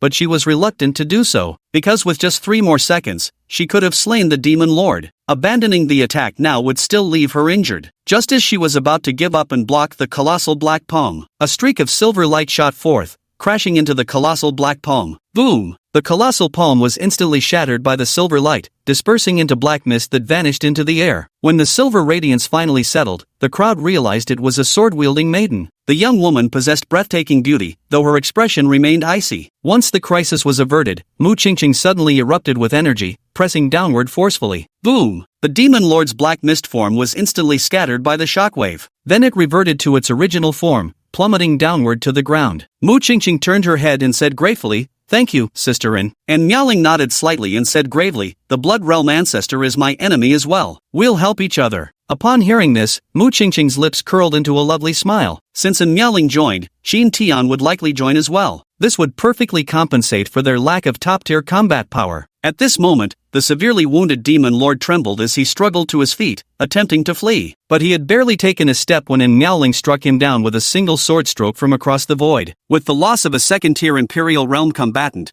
the tide of battle began to turn. At that very moment, a powerhouse at the third level of the Emperor Realm appeared in the arena. Mu Qingqing instantly showed a look of apprehension. This is the Grand Elder of Blood Domain Mountain, the second only to the Blood Domain ancestor. And Miaoling had also heard of this person, though previously he was only at the second level of the Emperor Realm. She hadn't expected him to break through now. Even though she was no match for a third-level Emperor Realm expert, she felt not the slightest fear, because Kuan Yuanxian was by her side. Mu Qingqing decisively shouted, "Retreat, let's withdraw first." But after running just a few steps, she noticed Miaoling hadn't moved. She could only stop and call out, "Sisterin, we must retreat now. A third-level Emperor Realm expert isn't someone we can resist." And Miaoling turned her head and calmly replied, "It's of no consequence." Then he saw a black-robed figure charging towards the Grand Elder of the Blood Domain Mountain with a spear in hand. After just a few exchanges, the Grand Elder was startled to discover his opponent was actually someone he recognized. "Are you the Kuan Yuan Immortal?" Grand Elder exclaimed in shock. This shout stunned everyone. The name of Kuan Yuan the Immortal was something they all recognized. After all, that was the war god of the Kuan Yuan Empire. But why would he turn against his own side? The corpse-refined Kuan Yuan Immortal naturally wouldn't answer him, offering only repeated charges in response. In the end, the severely injured Grand Elder could only flee with his subordinates to seek reinforcements. After the battle, Mu Qingqing finally breathed a sigh of relief. Then she pointed at Kuan Yuanxian and asked, "What's going on with this?" She had often seen a black-robed figure following and Miaoling before, but she hadn't paid it much mind, assuming it was just a bodyguard or a guardian cultivator. To think it turned out to be the legendary Kuan Yuanxian, the war god of our rival nation. And Miaoling shook her head and replied,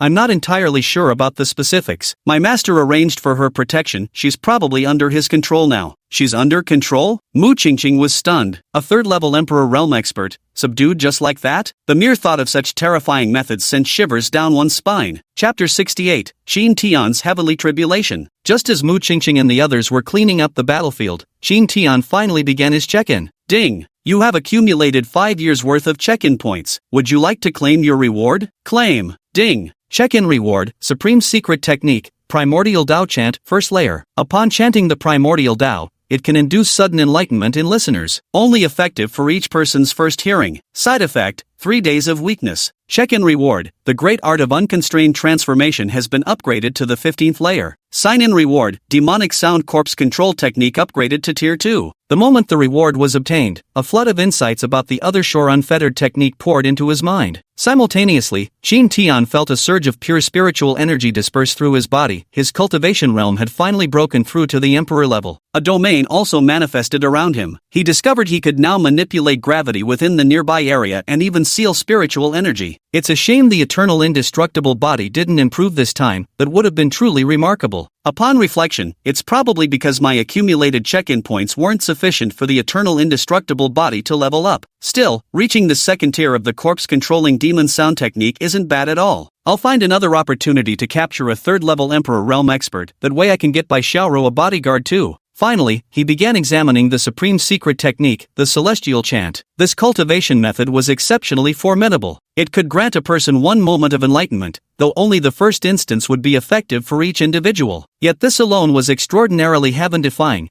as enlightenment was serendipitous and could never be sought after deliberately. However, this technique drained him severely. Each activation would leave him weakened for 3 days, so he wouldn't use it lightly. After reading the cultivation method, he checked the sound transmission stone. From Miaoling's message, he learned she had gone to help the Haotian Empire in battle against her 2 sworn enemies. The mention of Emperor Koan Yuan and Blood Domain Ancestor filled Qin Tian with murderous intent. However, he couldn't go yet because he needed to undergo his heavenly tribulation. Only after surviving it would he truly be considered an emperor-level cultivator. He sent messages to Zhongwu, Shangguanya, and others in Xingyun City, asking them to go ahead and lend a hand. Meanwhile, he quickly dashed toward the city outskirts. If he were to undergo his tribulation within the city, the entire Haotian city would likely be reduced to ruins. He could sense that his heavenly tribulation was anything but ordinary. It seemed his cultivation tribulation and physical tribulation had arrived simultaneously. His physical body had long reached the Emperor realm, but the tribulation had never been triggered before. This time, with both tribulations arriving together, it was bound to be terrifying. The moment Qin Tian stepped beyond the city gates, the skies above the entire city darkened with ominous clouds, flashing with thunder and lightning. As if doomsday had arrived, some elderly people with broader knowledge trembled and said, "This is a heavenly tribulation of lightning." Such a terrifying tribulation, unheard of. Seeing this horrifying spectacle in the sky, Qin Tian was also stunned. He tried to distance himself as far as possible from the city. He had no wish to harm the innocent. Boom! The first heavenly tribulation struck down. Qin Tian directly resisted it with his third-level eternal indestructible body. Then came the second and third strikes. Though these heavenly tribulations were formidable, they were easily withstood by his third-level eternal indestructible body, even serving to temper his physical form further. But by the time the seventh heavenly tribulation struck,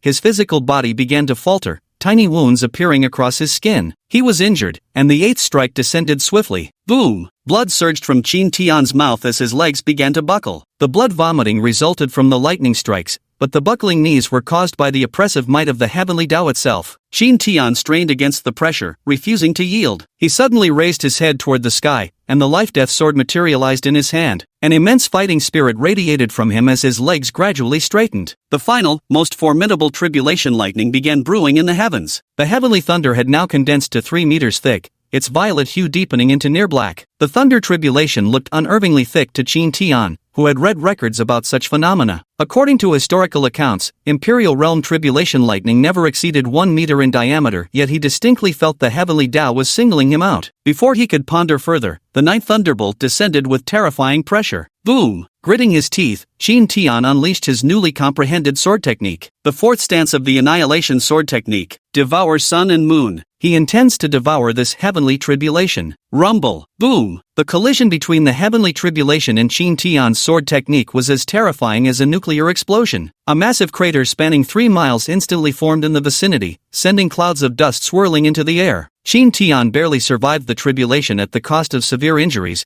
just when he thought it was finally over. His mind was invaded by inner demons, marking the beginning of his heart devil tribulation. If it were the old him who just wanted to be a lazy youth, perhaps the inner demon tribulation wouldn't have mattered much. But now he had in Miaoling and Bai Xiaoru people he cared about, so the inner demon tribulation quickly found his weaknesses. At this moment, he was almost completely overwhelmed because he had little life experience and his cultivation journey was still short. Thus, his Tao heart wasn't firm enough. In the illusion, he saw in Miaoling being captured by the Blood Domain Ancestor, who used her to threaten him. While Emperor Koan Yuan launched attacks upon him, he dared not fight back, thus his injuries grew heavier with each blow. His breath gradually weakened, until just as he was about to close his eyes, a crimson glow burst forth from a small figurine inside his storage ring. The crimson light jolted Qin Tian awake, making him realize at last that he was undergoing his heavenly tribulation. Then he swung the life-death sword with all his might, and all illusions dissipated like smoke. Just like that, the heart devil tribulation was overcome. After surviving the tribulation, he felt a lingering fear. It was the first time death had felt so close. At this thought, he hurriedly took out the tiny figurine from his storage ring. This figurine was exactly what he had once found in his father's study. Could my father be a peerless expert? Qin Tian began to speculate. He always felt his parents were quite mysterious. While he was pondering, the miniature figure directly shattered and vanished. Was this a one-time use thing? Qin Tian felt somewhat frustrated. Unable to figure it out, he decided not to dwell on it further. Taking out several healing pills, he stuffed them into his mouth and began recuperating. He still had to rush to the battlefield to support in Miaoling and the others. On the other side, the Great Elder of Blood Domain Mountain and others went to find the Blood Domain ancestor to explain the situation and seek reinforcements. Upon hearing that the intruders were a young girl and a black-robed man, the Blood Domain ancestor's eyes immediately turned red with fury. After asking a few more specific questions, he confirmed that this girl was indeed the one who had slain his son right before his eyes. He stood up angrily and said, "That's the one who killed my son. Take me to them at once." "Yes, sir." The group then hurried back towards Chuyuan City. Inside Chuyuan City, and Miaoling grew somewhat worried. The Blood Domain Patriarch had already gotten word of the situation. It's highly likely that the moment is almost upon us. Sure enough, before long, a massive horde of formidable figures came charging in. This time, the number of enemies far surpassed the previous wave. On the city wall, and Miaoling and Mu Qingqing stood with swords drawn, silently watching the approaching enemies outside the city. "If we can't handle this in a moment, you should retreat first. Remember to ask Uncle Qin to avenge me," Mu Qingqing declared solemnly. She seemed fully prepared to meet death without regrets. And Miaoling remained silent, her only hope now pinned on her master's timely arrival. The Blood Domain ancestor soared above the city walls, sneering down at Miaoling. "So I finally found you after all. Do you regret your actions now?" "No regrets." And Miaoling uttered those two words softly. Looking at Miaoling, who wore a veil, Qin Tian felt an inexplicable sense of familiarity upon hearing her pronounce those words. Yet he hadn't even begun to consider the possibility of reincarnation. Because reincarnation was nothing more than a legend, something he didn't believe in at all. At this moment, the Blood Domain ancestor's voice was icy, his eyes brimming with fury. Finally, he spoke with sinister coldness. "I won't let you die easily. I'll torture you thoroughly. Every disciple of my Blood Domain Mountain sect will have their turn to toy with you. Ha ha ha ha." As he uttered these words,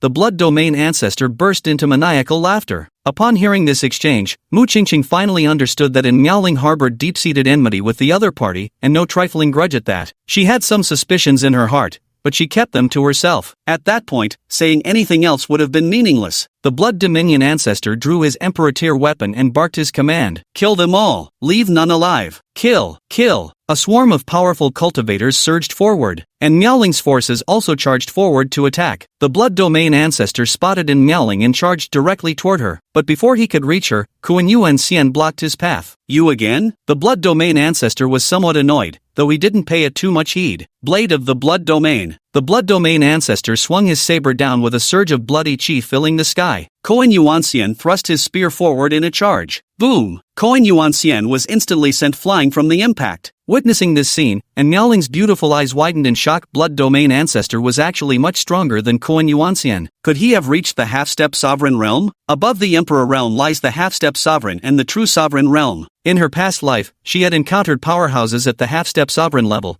but true sovereigns remained only legends, none she had ever seen. On the other side, the Grand Elder began another massacre. Mu Qingqing was forced to retreat after just a few exchanges. Chapter 69, Battle against the Blood Domain Patriarch. Just as the situation was about to spiral out of control, White Clothes by Xiaoru wearing a veil, along with Zhongwu and the others, arrived. "Hope we're not too late," Bai Xiaoru said with a chuckle, and Miaoling shook her head before diving back into battle. Among the arrivals, Bai Xiaoru, Zhongwu, Bailey Su, and Shangguanya were all Emperor-level combatants. They all wield imperial treasures, making their combat prowess formidable. Zhongwu immediately confronted the Grand Elder and swiftly gained the upper hand, though finishing him off would still require some effort. Despite the support from Zhongwu and the others, the crisis was still far from resolved, because the Blood Domain ancestor was someone they simply couldn't handle. Too powerful. Kuan Yuan Xian kept passively taking hits, but fortunately being a demon corpse refined by Qin Tian meant he couldn't feel pain. If this were a living person, they probably wouldn't have lasted this long already. But now, cracks had begun to appear on Kuan Yuan Xian's physical body, and it looked like he wouldn't last much longer. TSK. Blood Domain ancestor unleashed another move, Blood Domain Frenzied Blade. Kuan Yuan Xian's arm was severed in one strike, yet no blood flowed from the wound. nor did he utter a single cry. This eerie sight sent a chill down Blood Domain Ancestor's spine. It also reminded him of the legendary corpse refining clan. After losing his arm, Koan Yuanxian's combat power declined further, making him no match for the Blood Abyss Ancestor. Before long, he was hacked into several pieces, completely destroyed. At this moment, the Blood Abyss Ancestor turned his gaze to Miaoling. Do you feel despair yet? After slaying a Saint Realm expert with a single sword strike, and Miaoling turned her gaze towards the Blood Domain Ancestor. Her mortal enemy stood right before her eyes. Though vengeance burned in her heart, she knew she was no match for him. Just as Miaoling remained silent in contemplation, the Blood Domain Ancestor suddenly struck out with a palm attack. Shattered stars! Without hesitation, Miaoling unleashed her most powerful technique to meet the attack head-on. Yet all this was in vain, for the gap between their realms was too vast a bridge. This single strike sent Miaoling flying with severe injuries. Watching Blood Domain Patriarch approach step by step, Miaoling decisively activated the spacetime token. In her heart she prayed, "Master, I hope you've completed your seclusion. Otherwise, you'll never see your disciple again." Qin Tian did not disappoint him. A golden spirit emerged from the spacetime token. Watching the sudden appearance of the spirit, the Blood Domain Ancestor halted and asked, "And who might you be?" Qin Tian didn't respond. Instead, he turned to Miaoling and inquired, "Is he your enemy?" And Miaoling nodded in agreement. After receiving confirmation, Qin Tian declared, "Master will avenge you." With those words, he charged forward directly. Dragon Ascension, Dragon Ancestor's Claw. Watching Qin Tian's battle stance, the Blood Domain Ancestor grew wary. A dragon clansman? However, what he feared were the Dragon Clan, not Qin Tian, who was merely a spirit entity. Watching the massive claw sweeping toward him, the Blood Domain Ancestor remained utterly calm, raising his Emperor-grade saber and slashing with full force. The gigantic claw instantly dissipated into nothingness. At this moment, Qin Tian also realized his opponent was no ordinary foe, far stronger than typical third-step Saint Realm cultivators, and wielding Emperor-grade weaponry at that. This kind of fight puts his spirit form at a great disadvantage, but now he must stall for time until his true body arrives. And Miaoling saw the severity of the situation and immediately tossed the glacial sword over, shouting, "Master, catch the sword." Qin Tian caught the glacial sword and charged forward once again. Shattered stars! The Blood Domain Ancestor showed no weakness, unleashing his Blood Domain Frenzied Blade. This move put Qin Tian at a disadvantage, his spiritual body dimming slightly. He realized he couldn't fight head-on if this continued. His spiritual avatar wouldn't last until his true body arrived. From then on he began fighting evasively, avoiding direct clashes with the Blood Domain Ancestor's attacks wherever possible. After just a few exchanges, Blood Domain Ancestor instantly discerned Qin Tian's intentions. His attacks grew even more ferocious. Qin Tian's spiritual form was growing increasingly dim. Though Mu Qingqing's side held significant advantage in their battle, their faces remained filled with worry, because once the Blood Domain Ancestor was free to act, none of them would be a match for him. Now they could only pray that Qin Tian would arrive quickly. TSK. The spirit was forced back once more, its form now becoming somewhat translucent. The remaining spiritual energy was dwindling. Qin Tian expended what little was left to unleash the technique Devour Sun and Moon. Boom! The Blood Domain Ancestor was sent flying back hundreds of meters, yet Qin Tian's spiritual form dissipated into nothingness. The icy sword returned to Miaoling's grasp. She began to scan her surroundings, hoping to spot the source of that voice, while the others also searched around, including the Blood Domain Ancestor. Seeing no one around, Blood Domain Elder immediately charged toward Miaoling. From their previous encounter, he sensed there was something extraordinary about Qin Tian. It would be best to settle matters before his true form arrived. Right now, all he wanted was to kill Miaoling. Die! Blood Domain Ancestor swung his blade downwards. Just as Miaoling was about to raise her sword to block, a familiar figure wrapped an arm around her slender waist and swiftly pulled her aside, narrowly avoiding the deadly slash. "Wow! Brother-in-law is so handsome!" Bai Xiaoxiao exclaimed in amazement. Mu Qingqing looked on with envy, wishing it were her being embraced instead. Zhongwu and the others finally let out a sigh of relief. Had Qin Tian not arrived, they would have simply been waiting for death. Qin Tian looked at the mangled remains of Koan Yuanxian and felt a pang of regret. So he turned his gaze towards the Blood Domain Ancestor, considering refining him into a demonic corpse, yet felt something wasn't quite right. After all, the Blood Domain Ancestor was Miaoling's sworn enemy. Seeing that wretched face every day would be too revolting. While Qin Tian was still pondering, and Miaoling squirmed slightly in his arms. Being stared at by so many people made her somewhat bashful. Qin Tian knew now wasn't the time for intimacy, so he released Miaoling. With a swing of the Life and Death sword, a surge of life force poured into Miaoling's body. Her injuries rapidly healed. Witnessing such means from Qin Tian, the Blood Domain Ancestor grew somewhat apprehensive. Then Qin Tian switched to the Death Intent realm,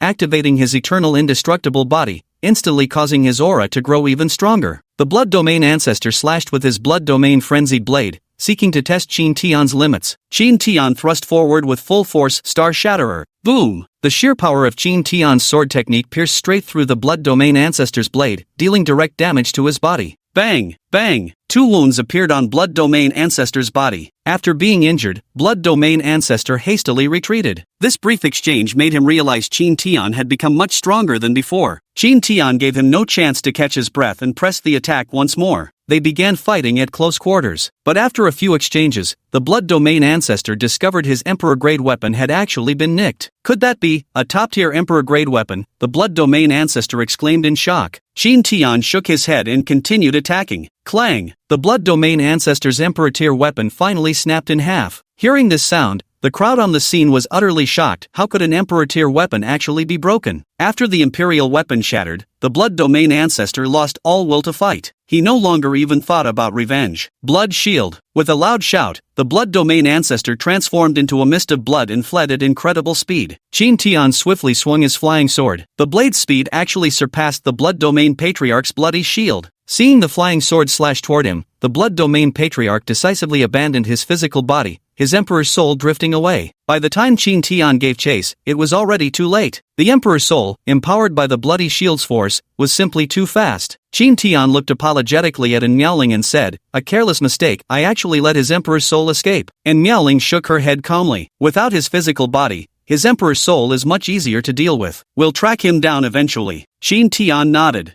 Meanwhile, the sight of Blood Domain Ancestor's downfall stunned the Grand Elder, leaving him defenseless against sect leader Wu's eternal blade piercing his heart. The remaining Blood Domain Mountain experts, already overwhelmed by Xiaoru and the others joining the battle, were nearly all slain. Chapter 70 Ning Elian ascends the throne in Central State. After the battle concluded, Qin Tian collected the Great Elder's corpse. Mu Qingqing approached and obediently called out, "Uncle Qin." Qin Tian smiled and remarked, "That imperial robe suits you quite well." Mu Qingqing smiled shyly. Seeing Mu Qingqing's expression, the powerful experts of the Haotian Empire were all stunned. Just moments ago she was a decisive and ruthless empress, but now she's turned into a bashful little girl? "Let's go attack the Kuan-Yuan Empire," Qin Tian said. MHM. Hearing that Qin Tian was going to attack the Kuan-Yuan Empire, she was delighted. Soon after, Mu Qingqing led a group of people to Silver Moon City. This was the very place where her mother had battled against Emperor Kuan-Yuan. By the time they arrived, Emperor Kuan-Yuan and Empress Bingxian were already locked in a fierce battle in the skies. The battle below was putting the Haotian Empire at a slight disadvantage, but after Mu Qingqing and the others joined in, the situation instantly took a turn for the better. When Empress Bingxian saw Qin Tian and Mu Qingqing appear together, she knew their side had won the battle. Emperor Kuan-Yuan, however, paled at the sight. Qin Tian didn't charge forward. Instead, he quietly began setting up an array formation to prevent a repeat of earlier events. He absolutely couldn't let this Kuan-Yuan Great Emperor escape as well. After making his preparations, Qin Tian raised his sword and slashed toward the Kuan-Yuan Great Emperor, going straight for the kill with his ultimate technique, devouring the sun and moon. With a single strike, Emperor Kuan-Yuan was sent flying like a cannonball, his imperial weapon damaged in the process. Qin Tian swiftly followed up with a second sword stroke, shattering Emperor Kuan-Yuan's imperial weapon completely. Then came the third sword strike. Seeing no way to evade, Emperor Kuan-Yuan abandoned his physical form entirely and fled in spirit. But he hadn't run far before crashing into a giant golden web suspended in midair. Retract! Qin Tian swiftly formed hand seals and shouted the command. The golden giant net directly trapped Emperor Kuan-Yuan's imperial soul. For those who had previously witnessed Qin Tian's battle with the Blood Domain Ancestor, this scene was somewhat comprehensible. But the people on Empress Bingxuan's side were utterly astonished. This was the most powerful figure from the Kuan-Yuan Empire,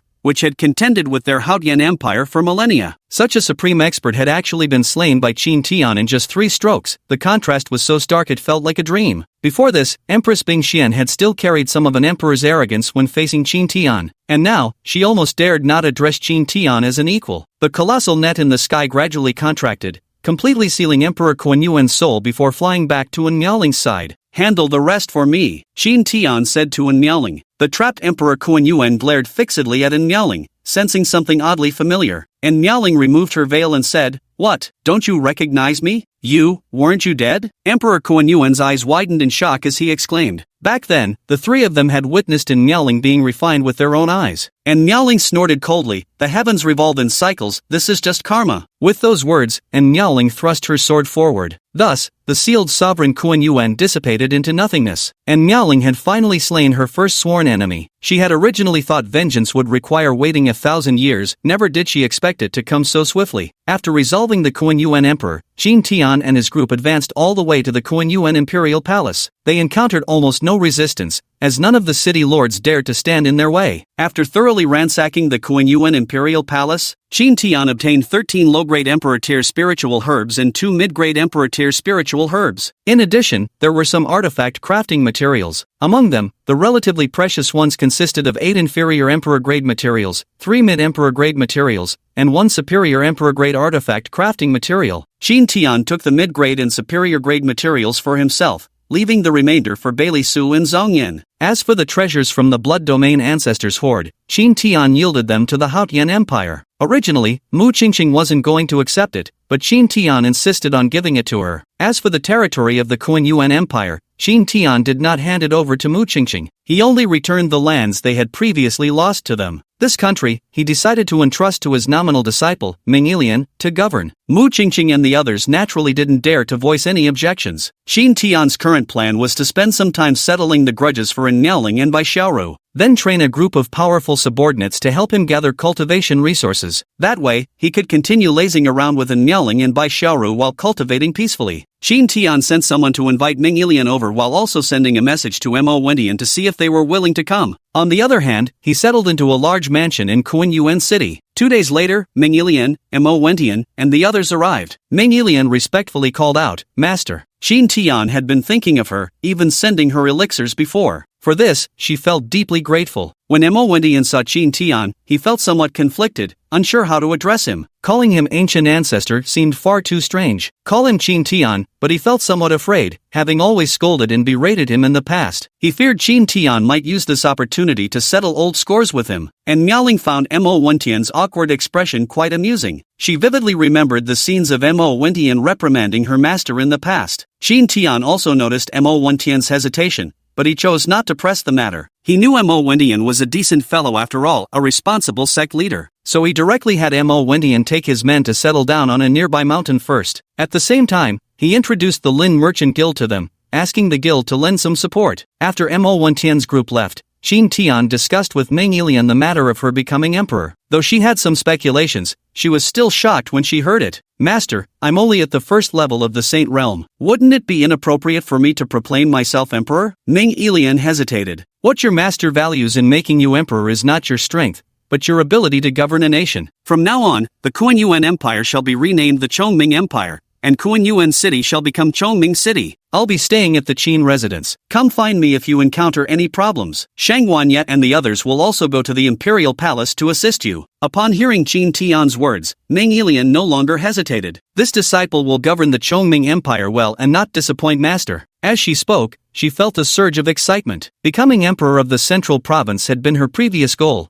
as well as the long-standing ambition of the Chongming nation since its founding. It actually happened so effortlessly. The Chongming Empire remained fundamentally prosperous despite the recent Great War that had claimed many powerful figures. With most city lords still alive, the nation wouldn't descend into chaos, at least not yet. In the early stages, Qin Tian dispatched Zhong Wu to assist Ming Ilian in subjugating various city lords across the territories, simultaneously building their own prestige. Execute all rebels and those connected to the Kuan Yuan imperial family. With the Lin Trading Company joining forces and cooperating with the royal family, the entire kingdom began progressing towards a prosperous future. The Chongming Empire and the Haotian Empire also became allied nations. The 2 female emperors also became good friends. Qin Tian also ordered both nations to fully investigate the whereabouts of the Blood Domain Patriarch's emperor's soul, directly offering an imperial weapon as a reward. As for Miaoling's last enemy, the Enlightenment Void Patriarch, they also needed to investigate his location. This person and Miaoling didn't even know which faction he belonged to. Once everything was arranged and back on track,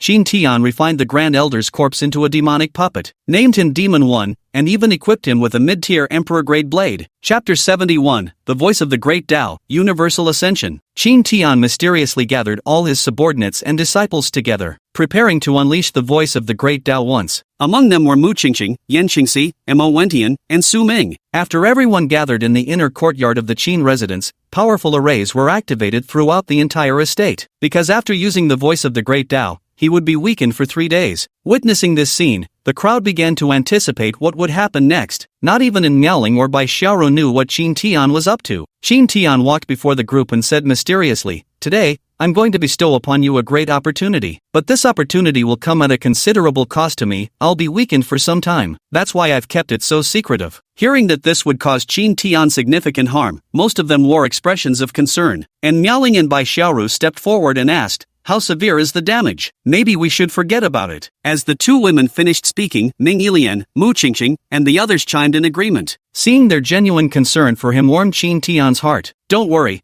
I know what I'm doing. It'll just leave me weakened for a few days." Then Qin Tian turned to Miaoling and Bai Xiaoru and said, "Stand back, I'm about to begin." The two women nodded slightly and retreated to the rear, sitting cross-legged. "I have a secret technique that can induce a momentary enlightenment for you, but it's only effective once per person, so I hope you'll cherish this opportunity." A single moment of enlightenment? The crowd was astonished, as this was a tremendous opportunity. Many cultivators wouldn't experience even a single enlightenment in 10,000 years of practice. After an uproar, everyone gradually quieted down. Qin Tian began emitting the voice of the Great Tao. As golden characters spilled forth from Qin Tian's lips, the assembled listeners slowly closed their eyes. He entered a state of profound enlightenment. Meanwhile, Qin Tian began to grow increasingly weak. It felt as if his body had been completely drained. Watching everyone else sinking into enlightened states filled him with immense envy. But why doesn't it work on me? 2 days later, Zhong Yan, Bailey Su, Shang Guanya, Xian Xue, and some members of the Kunlun sword sect gradually woke up. Gazing at those still immersed in enlightenment, they couldn't help but feel envious, though there was nothing they could do about it. After all, their innate talent for cultivation simply couldn't compare to others. On the third day, Ming Yilian, Mu Qingqing, Xian Empress, Zhong Yan, Zhong Wu, and Bai Xiaoxiao awoke. Only Miaoling and Bai Xiaoru remained on the scene,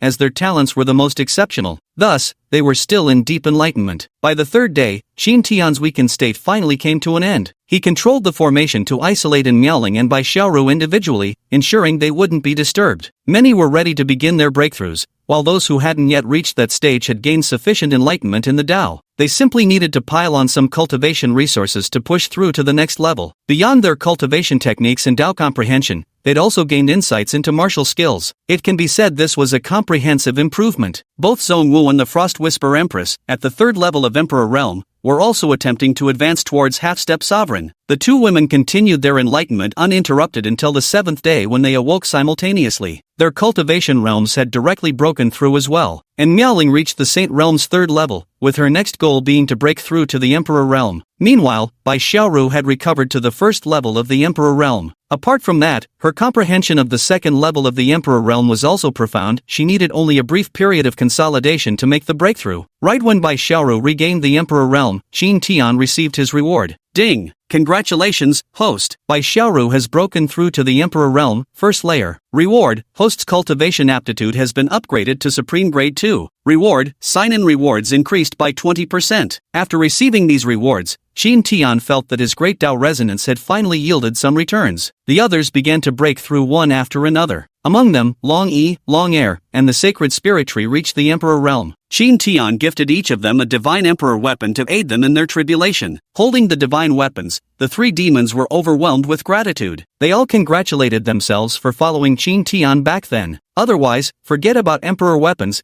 Breaking through to the Emperor Realm would have been an uncertain dream. Once the breakthroughs were complete, everyone dispersed. Shang Guanya, Long Yi, and the others went back to assisting Ming Yilian. Qin Tian and the others temporarily regained their peaceful daily lives. In the evening, Qin Tian prepared a lavish feast to celebrate everyone's breakthrough. Under the moonlight, Qin Tian and the 3 women enjoyed their meal while the Emperor-grade Dragon Emperor drank spiritual wine, filling the atmosphere with contentment. Before long, a slight tipsiness set in, flushing the cheeks of the 3 women with a charming rosy hue, making them even more captivating. Watching Qin Tian's lecherous gaze, and Miaoling blushed instantly and ran away. Bai Xiaoxiao giggled and said, "Brother-in-law, my sister's all yours tonight, I won't disturb you." With that, she scampered off, leaving behind a blushing Bai Xiaorui. To Bai Xiaorui now, Qin Tian looked exactly like a wolf in sheep's clothing. "Let's go. I'll walk you back to your room. I happen to have something for you," Qin Tian said. He planned to give Bai Xiaoru the extra Emperor-Tier middle grade pill he had. It would perfectly help Bai Xiaoru break through to the second level of the Emperor realm faster. Bai Xiaoru blushed slightly in embarrassment. "Would you like me to carry you to your room?" Qin Tian teased with a smile. Bai Xiaoru pouted her lips and stood up, heading towards her room. Watching her playful demeanor, Qin Tian found it utterly adorable. Upon entering Bai Xiaoru's room, Qin Tian casually closed the door behind him. Hearing the door close,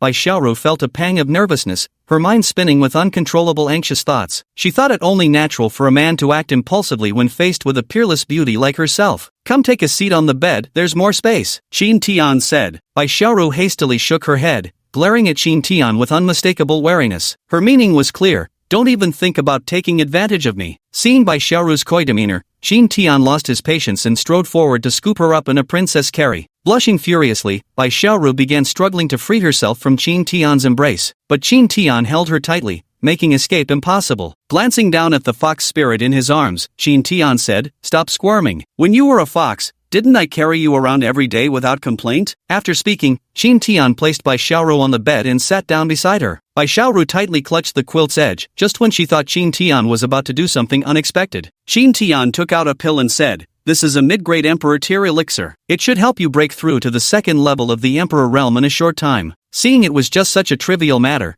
she inexplicably felt a pang of disappointment in her heart. Thinking of all those powerful cultivators who had fought tooth and nail for her, she couldn't help but admire Qin Tian's restraint. How could he remain so composed in the presence of a beauty like herself? Bai Xiaoru stretched out her delicate hand to take the elixir, but Qin Tian dodged her grasp. "If you want the elixir, same rules as always." Qin Tian grinned mischievously. "Same rules?" Bai Xiaoru suddenly realized he still couldn't get over his obsession with her tail. Then she released her tail. After all, it wasn't the first time. She took the elixir and gazed at Qin Tian, momentarily deciding not to begin absorbing its essence. After all, digesting a divine-grade mid-rank pill wasn't something that could be accomplished in a short while, so she decided to wait until Qin Tian left before peacefully absorbing and cultivating. Later, Bai Xiaoru spotted Qin Tian sprawled on her tails, leisurely reading a novel. "Am I not beautiful anymore?" Thinking of this, she took out a mirror and looked at herself, finding her peerlessly beautiful face still flawless. Her strength had now recovered to the Emperor realm, making her demeanor even more striking than before. Just as she was gazing into the mirror, she felt a large, warm hand moving up and down her back. "So we're starting already?" She shyly glanced at Qin Tian, who was reading a book with one hand while resting the other on her back. It felt just like before when she lay in his arms reading books in her fox form. Chapter 72, Journey to Qingxiu. After a while, Bai Xiaoru finally couldn't take it anymore. Blushing slightly, she whispered softly, "That's enough, hurry up and get up." Qin Tian stopped petting her, rolled over, and said, "No way." Gradually, Qin Tian drifted off to sleep. Bai Xiaoru glanced at Qin Tian, scrutinizing him carefully, only to notice a trace of weariness still lingering on his face. It must be that the aftereffects of the heavenly Tao's resonance haven't completely faded, making her reluctant to wake Qin Tian. Judging by Qin Tian's posture, he'd probably sleep for at least half a day, so she also found a comfortable position and lay down. At the doorway, Bai Xiaoxiao secretly crept over and glimpsed through the window by candlelight two figures lying together on the bed. This brother-in-law is officially confirmed now. At this thought, Bai Xiaoxiao felt inexplicably delighted. With someone so powerful protecting her sister, maybe they wouldn't have to fear that villain Di Tian anymore. Early morning, the sunlight cast dazzling rays, streaming brightly through the window. Qin Tian slowly opened his eyes and realized his face was pressed against Bai Xiaoru's abdomen. One of her legs was draped over his stomach. The sight was enough to stir any man's desires. Qin Tian reached out a hand to place it on Bai Xiaoru's jade-like leg, attempting to shift it away, but the sensation against his skin left him somewhat reluctant to let go. Just then, Bai Xiaoru slowly opened her eyes as well. To her astonishment, she realized her legs seemed to be resting on Qin Tian's body, their bodies nearly pressed together. Instantly her face flushed crimson with embarrassment, vexed at how she could have fallen asleep like that. Not only did he fall asleep, but he also snuggled closer on his own. The more she thought about it, the more embarrassed she felt. She tried to move her leg away, but a large hand was resting on it, so she secretly glanced at Qin Tian, only to find that he was looking back at her. Ah! Bai Xiaoru cried out before hurriedly sitting up.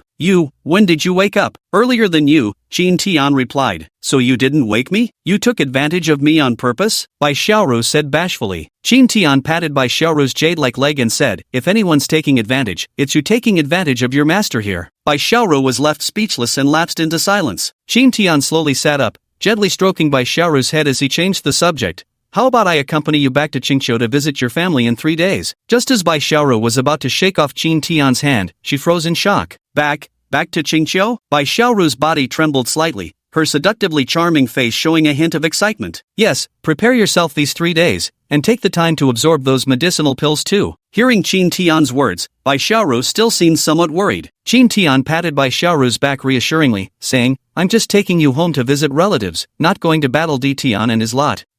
Hearing this, Bai Xiaoru let out a sigh of relief. 3 days later, Bai Xiaoru finally finished absorbing the medicinal effects of the pill. At this point, she was capable of breaking through directly to the second level of Emperor Realm. But she didn't break through, instead forcefully suppressing it. She wanted to stabilize herself a bit more before breaking through. After stepping out the door, she saw Qin Tian and Bai Xiaoxiao waiting outside. Standing nearby were Zhongwu and Moe. As for the others, they weren't brought along. Qingqiu was located in the heart of central continent amidst a great mountain, and the mountain itself bore the name Qingqiu. Along the way, Bai Xiaoru began introducing Qingqiu. Mount Qingqiu is the gathering place of fox clans, home to 7 major races including the Azure Foxes, Crimson Foxes, and Silver Foxes. The most formidable among them is the Nine-Tailed Fox clan of the Bai family. The Nine-Tailed Fox clan also serves as the ruler of Mount Qingqiu. The most powerful in their clan is his grandfather, Bai Wudi, who reportedly reached the half-step supreme realm 10,000 years ago. When speaking of their grandfather, both Bai Xiaoru and Bai Xiaoxiao wore expressions of reverence. Qin Tian was also stunned, half-step to the supreme realm 10,000 years ago. What level must he have reached by now? He realized he had underestimated the major factions of the central continent somewhat. If your grandfather is so powerful, why were you forced to flee from home? Could Emperor Tian possibly be stronger than your grandfather? Bai Xiaoru shook her head. He's far inferior to my grandfather. However, there might be someone within Emperor Tian's imperial clan who could rival my grandfather. The reason I left was because my grandfather hasn't emerged from seclusion for thousands of years. In the past, he would at least send voice transmissions or manifest spiritual avatars when needed. But for the last millennium, there's been absolutely no news from him. Precisely because my grandfather has been silent for over 1,000 years, they dare to bully our fox clan like this. Hearing this, Qin Tian roughly understood the situation. Then Bai Xiaoru continued explaining the state of affairs in Qingqiu. Below my grandfather stand the 5 emperors of Qingqiu, each at least at the 3rd level of the Emperor realm. My father is Bai Jiangyu, the first among the 5 emperors. Qin Tian nodded slightly, though he was somewhat surprised by this revelation. Yet a mere 3rd-level Emperor realm expert wasn't something he particularly concerned himself with. The only ones capable of making him apprehensive were half-step sovereign realm experts and true sovereign realm masters. On the way to Qingqiu, Qin Tian finally realized just how vast the central continent was. Even with their Emperor realm strength moving at full speed, it still took them 7 full days to reach Qingqiu Mountain. Along the way, they traversed countless territories of various sizes and powers. He had originally intended to gather information about Zhang Qingxue and his parents during the journey. It seems this matter is still somewhat difficult now. After entering the Qingqiu territory, Qin Tian discovered that the spiritual energy concentration here was far denser than even the Qin residents blessed with the Azure Dragon vein. This is enough to show that the great clans still possess substantial foundations. Qin Tian had Moe in Zone 5 wait on the periphery while he followed Bai Xiaoru deeper inside. Along the way, Qin Tian caught sight of many fox clansmen, all of whom took on strikingly attractive human forms when transformed. Of course, none could compare to himself or Bai Xiaoru. The news of Bai Xiaoru's return to the mountain quickly spread, and the entire Qingqiu became bustling with excitement. Many young fox maidens gazed at Qin Tian with starry-eyed infatuation, while also speculating about his identity. Some members of the fox clan grew worried, fearing that Bai Xiaoru's return might bring disaster to Qingqiu, especially since the blood moon had appeared not long ago. Before long, a middle-aged man in a gray robe appeared before them. "Why have you come back?" The gray-robed man spoke with displeasure. He was Bai Hao, the second of the Bai family's 5 emperors and one of the ruling figures of the Fox clan. Bai Xiaoru bit her lip and replied, "I've returned to see my parents." "Yes, uncle, my sister just came back for a visit." Bai Hao glared at Bai Xiaoxiao and said irritably, and you dare speak? Sneaking down the mountain, just wait and see how I punish you. Neither you nor your sister can give me a moment's peace. Bai Hao sighed with exasperation. Then he turned to Qin Tian, and who are you? What business do you have coming to our Qingqiu? This is my brother-in-law. Bai Xiao blurted out, not one to avoid stirring trouble. Before Bai Xiao could explain, Bai Hao unleashed a crushing wave of oppressive aura toward Qin Tian. Qin Tian met Bai Hao's gaze without flinching. Were it not for Bai Xiao's sake, he would have struck back immediately. Though you're only at the Lingdong stage, your physical body is remarkably strong. Could you be a body cultivator? Bai Hao inquired. Something like that. Something like that? Bai Hao said displeasedly. Let me be blunt, you're not worthy of being our Qingqiu son-in-law. We of Qingqiu don't welcome you either. Be gone. Chapter 73, by Jiang Yu, Patriarch of Qingqiu. Qin Tian raised an eyebrow, speaking neither warmly nor angrily. Since when does Fox Valley listen to you, Qingqiu? I'm just accompanying Bai Xiaoru to see her father, so step aside if you've got nothing important. Upon hearing Qin Tian's words, Bai Hao's face turned livid with rage. In his thousands of years at Qingqiu, no junior had ever dared to talk back to him like this. Now someone actually dared to speak to him in that tone. Bai Hao stepped forward, ready to take action. The two women's expressions changed as they hurriedly shielded Qin Tian. Bai Hao froze momentarily before shouting angrily, "Are you trying to rebel? Get out of my way." Bai Xiaoru remained unmoved, not because she feared Qin Tian would come to harm. She was worried Qin Tian might seriously injure her second uncle, leaving her father with no way to account for it. Little Bai was indeed somewhat afraid, having often been disciplined by Bai Hao in the past, but for her brother-in-law's sake, she chose not to leave. Bai Hao found himself completely cornered in this situation, his expression shifting constantly. At that moment, numerous Fox clan members also appeared nearby. Who is that handsome guy? The princess and the little princess are actually protecting him like this. Yes, this is none other than Emperor White Hao Fox. This situation won't be easy to resolve. Some began notifying the other high-ranking members of the Fox clan. I repeat, step aside. Bai Hao's expression turned cold. Bai Xiaoer showed no sign of backing down either. This is someone I brought here. If there's any issue, I'll personally explain to father.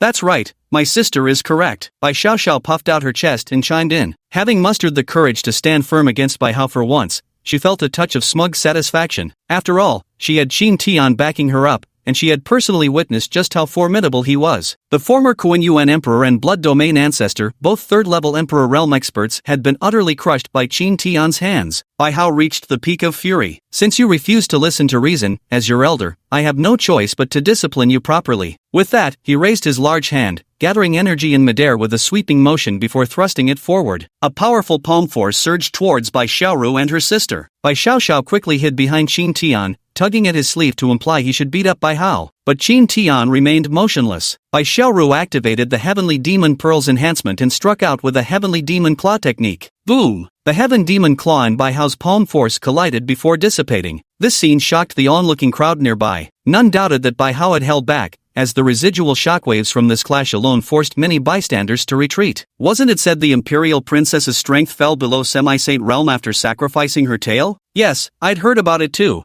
and I've been really worried. At such a young age, the Imperial Princess can actually trade blows with Emperor Bai Hao, such terrifying talent. I hope she can withstand the Heavenly Emperor Alliance. If she holds out, she'll become the pillar of our Fox clan's future. If she falls, everything will be mere clouds passing by. The most shocked was Bai Hao, who had just exchanged blows with her. He hadn't used his full strength in that strike, but he could also tell that Bai Xiaoru wasn't using her full power either, as she had countered it effortlessly. Defeating her would only be possible by using an emperor-level weapon. Yet, as an elder, he couldn't bring himself to stoop so low as to wield such a weapon against her. Just as Bai Hao was struggling with how to handle the situation, a middle-aged man flew over. He wore a white robe, with sharp black eyes beneath handsome sword-like eyebrows, and his tall, slender figure made him appear aloof and solitary yet imperiously aggressive. Standing alone, he exuded an aura that overlooked all rivals. One glance was enough to tell this was an emperor. At that moment, all the onlookers shouted in unison, "We welcome the clan leader." Bai Hao also called out Big Brother. Bai Xiao, on the other hand, leaped into the middle-aged man's arms, while Bai Xiaoru called out father with complex emotions. He was none other than Bai Jiangyu, the clan leader of Qingqiu.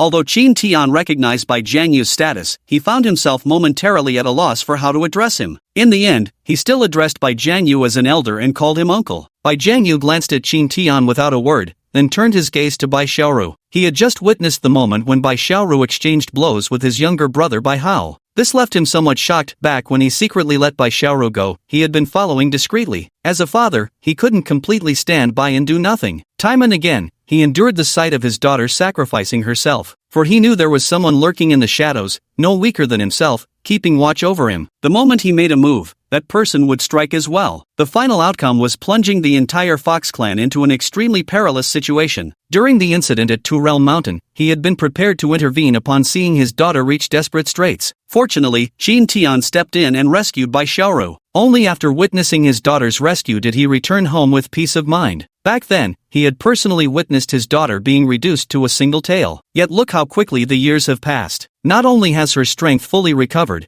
but she's actually reached even greater heights. Could it be because of her heavenly fox bloodline? Bai Jiangyu couldn't help but wonder. Finally, he sighed helplessly. Heaven envies true talent. This is simply fate's cruel jest. You're actually doing quite well out there, so why did you come back? Bai Jiangyu asked sternly. You should have stayed hidden outside to cultivate further. Returning at this time is bad for both Qingqiu and yourself. With such a big commotion now, Di Tian and the others must have received word. They're probably already on their way here. Bai Xiaoru's expression darkened upon hearing this. She was an intelligent girl, and her father was right. She really shouldn't have returned at this time. At the very least, she shouldn't have come back so openly. Seeing Bai Xiaoru's distress, Qin Tian spoke up. I was the one who insisted on bringing her back for a visit. I'll protect her. As soon as the words fell, everyone looked at Qin Tian. Some were puzzled. Where did this guy get his confidence? He was hiding behind a woman when facing Bai Hao earlier. Now he comes out spouting nonsense? Bai Jiangyu also began to scrutinize Qin Tian carefully. He hadn't been able to discern Qin Tian's true strength during their first encounter at Two Worlds Mountain. Back then, Qin Tian appeared to be at the Lingdong realm level, yet he had astonishingly slain a Saint Realm expert. However, judging from his battle against a Saint Realm expert back then, it could be inferred that his strength was at most equivalent to the third level of Saint Realm. Now he still appears to be only at the Lingdong realm, but in such a short time, his strength couldn't have surpassed the first level of Emperor realm. Among the younger generation, this is truly remarkable. However, when facing the powerful cultivators of our era, it's still far from enough. Thinking this, he spoke up. First, I thank you for saving my daughter. But do you realize how formidable Emperor Tian's faction truly is? Youth may be wild at heart, but never should it be arrogant. Your actions have harmed not only yourselves but also Qingqiu. At this point, Bai Jiangyu sighed before continuing. Leave while they haven't arrived yet. I'll escort you. Bai Xiaoru turned to look at Qin Tian, seeking his opinion. Qin Tian pondered for a moment before saying, no matter. Upon hearing this, Bai Hao roared furiously. You insolent brat who doesn't know your place. The more he looked at Qin Tian, the more displeased he became. Bai Jiangyu also frowned, visibly irritated. He looked at Bai Xiaoru,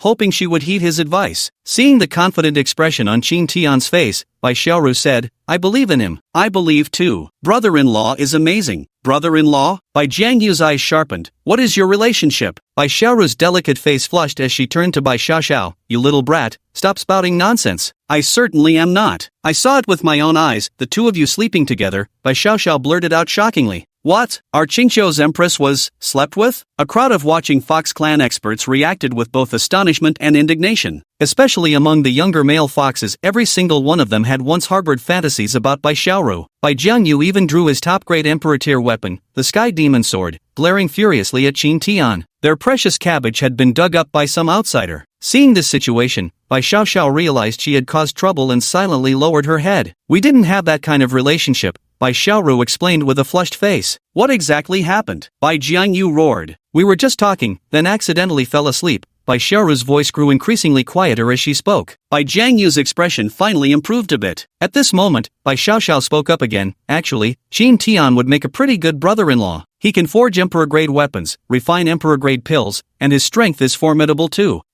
Anyway, Uncle Bai probably couldn't beat him. As for father, I'm not so sure. Ha! Bai Hao scoffed. So young, yet both an Imperial-grade alchemist and an Imperial-grade artifact smith, with strength surpassing mine. Even if you're going to lie, at least make it believable. The only thing you've learned from this trip is how to weave tall tales.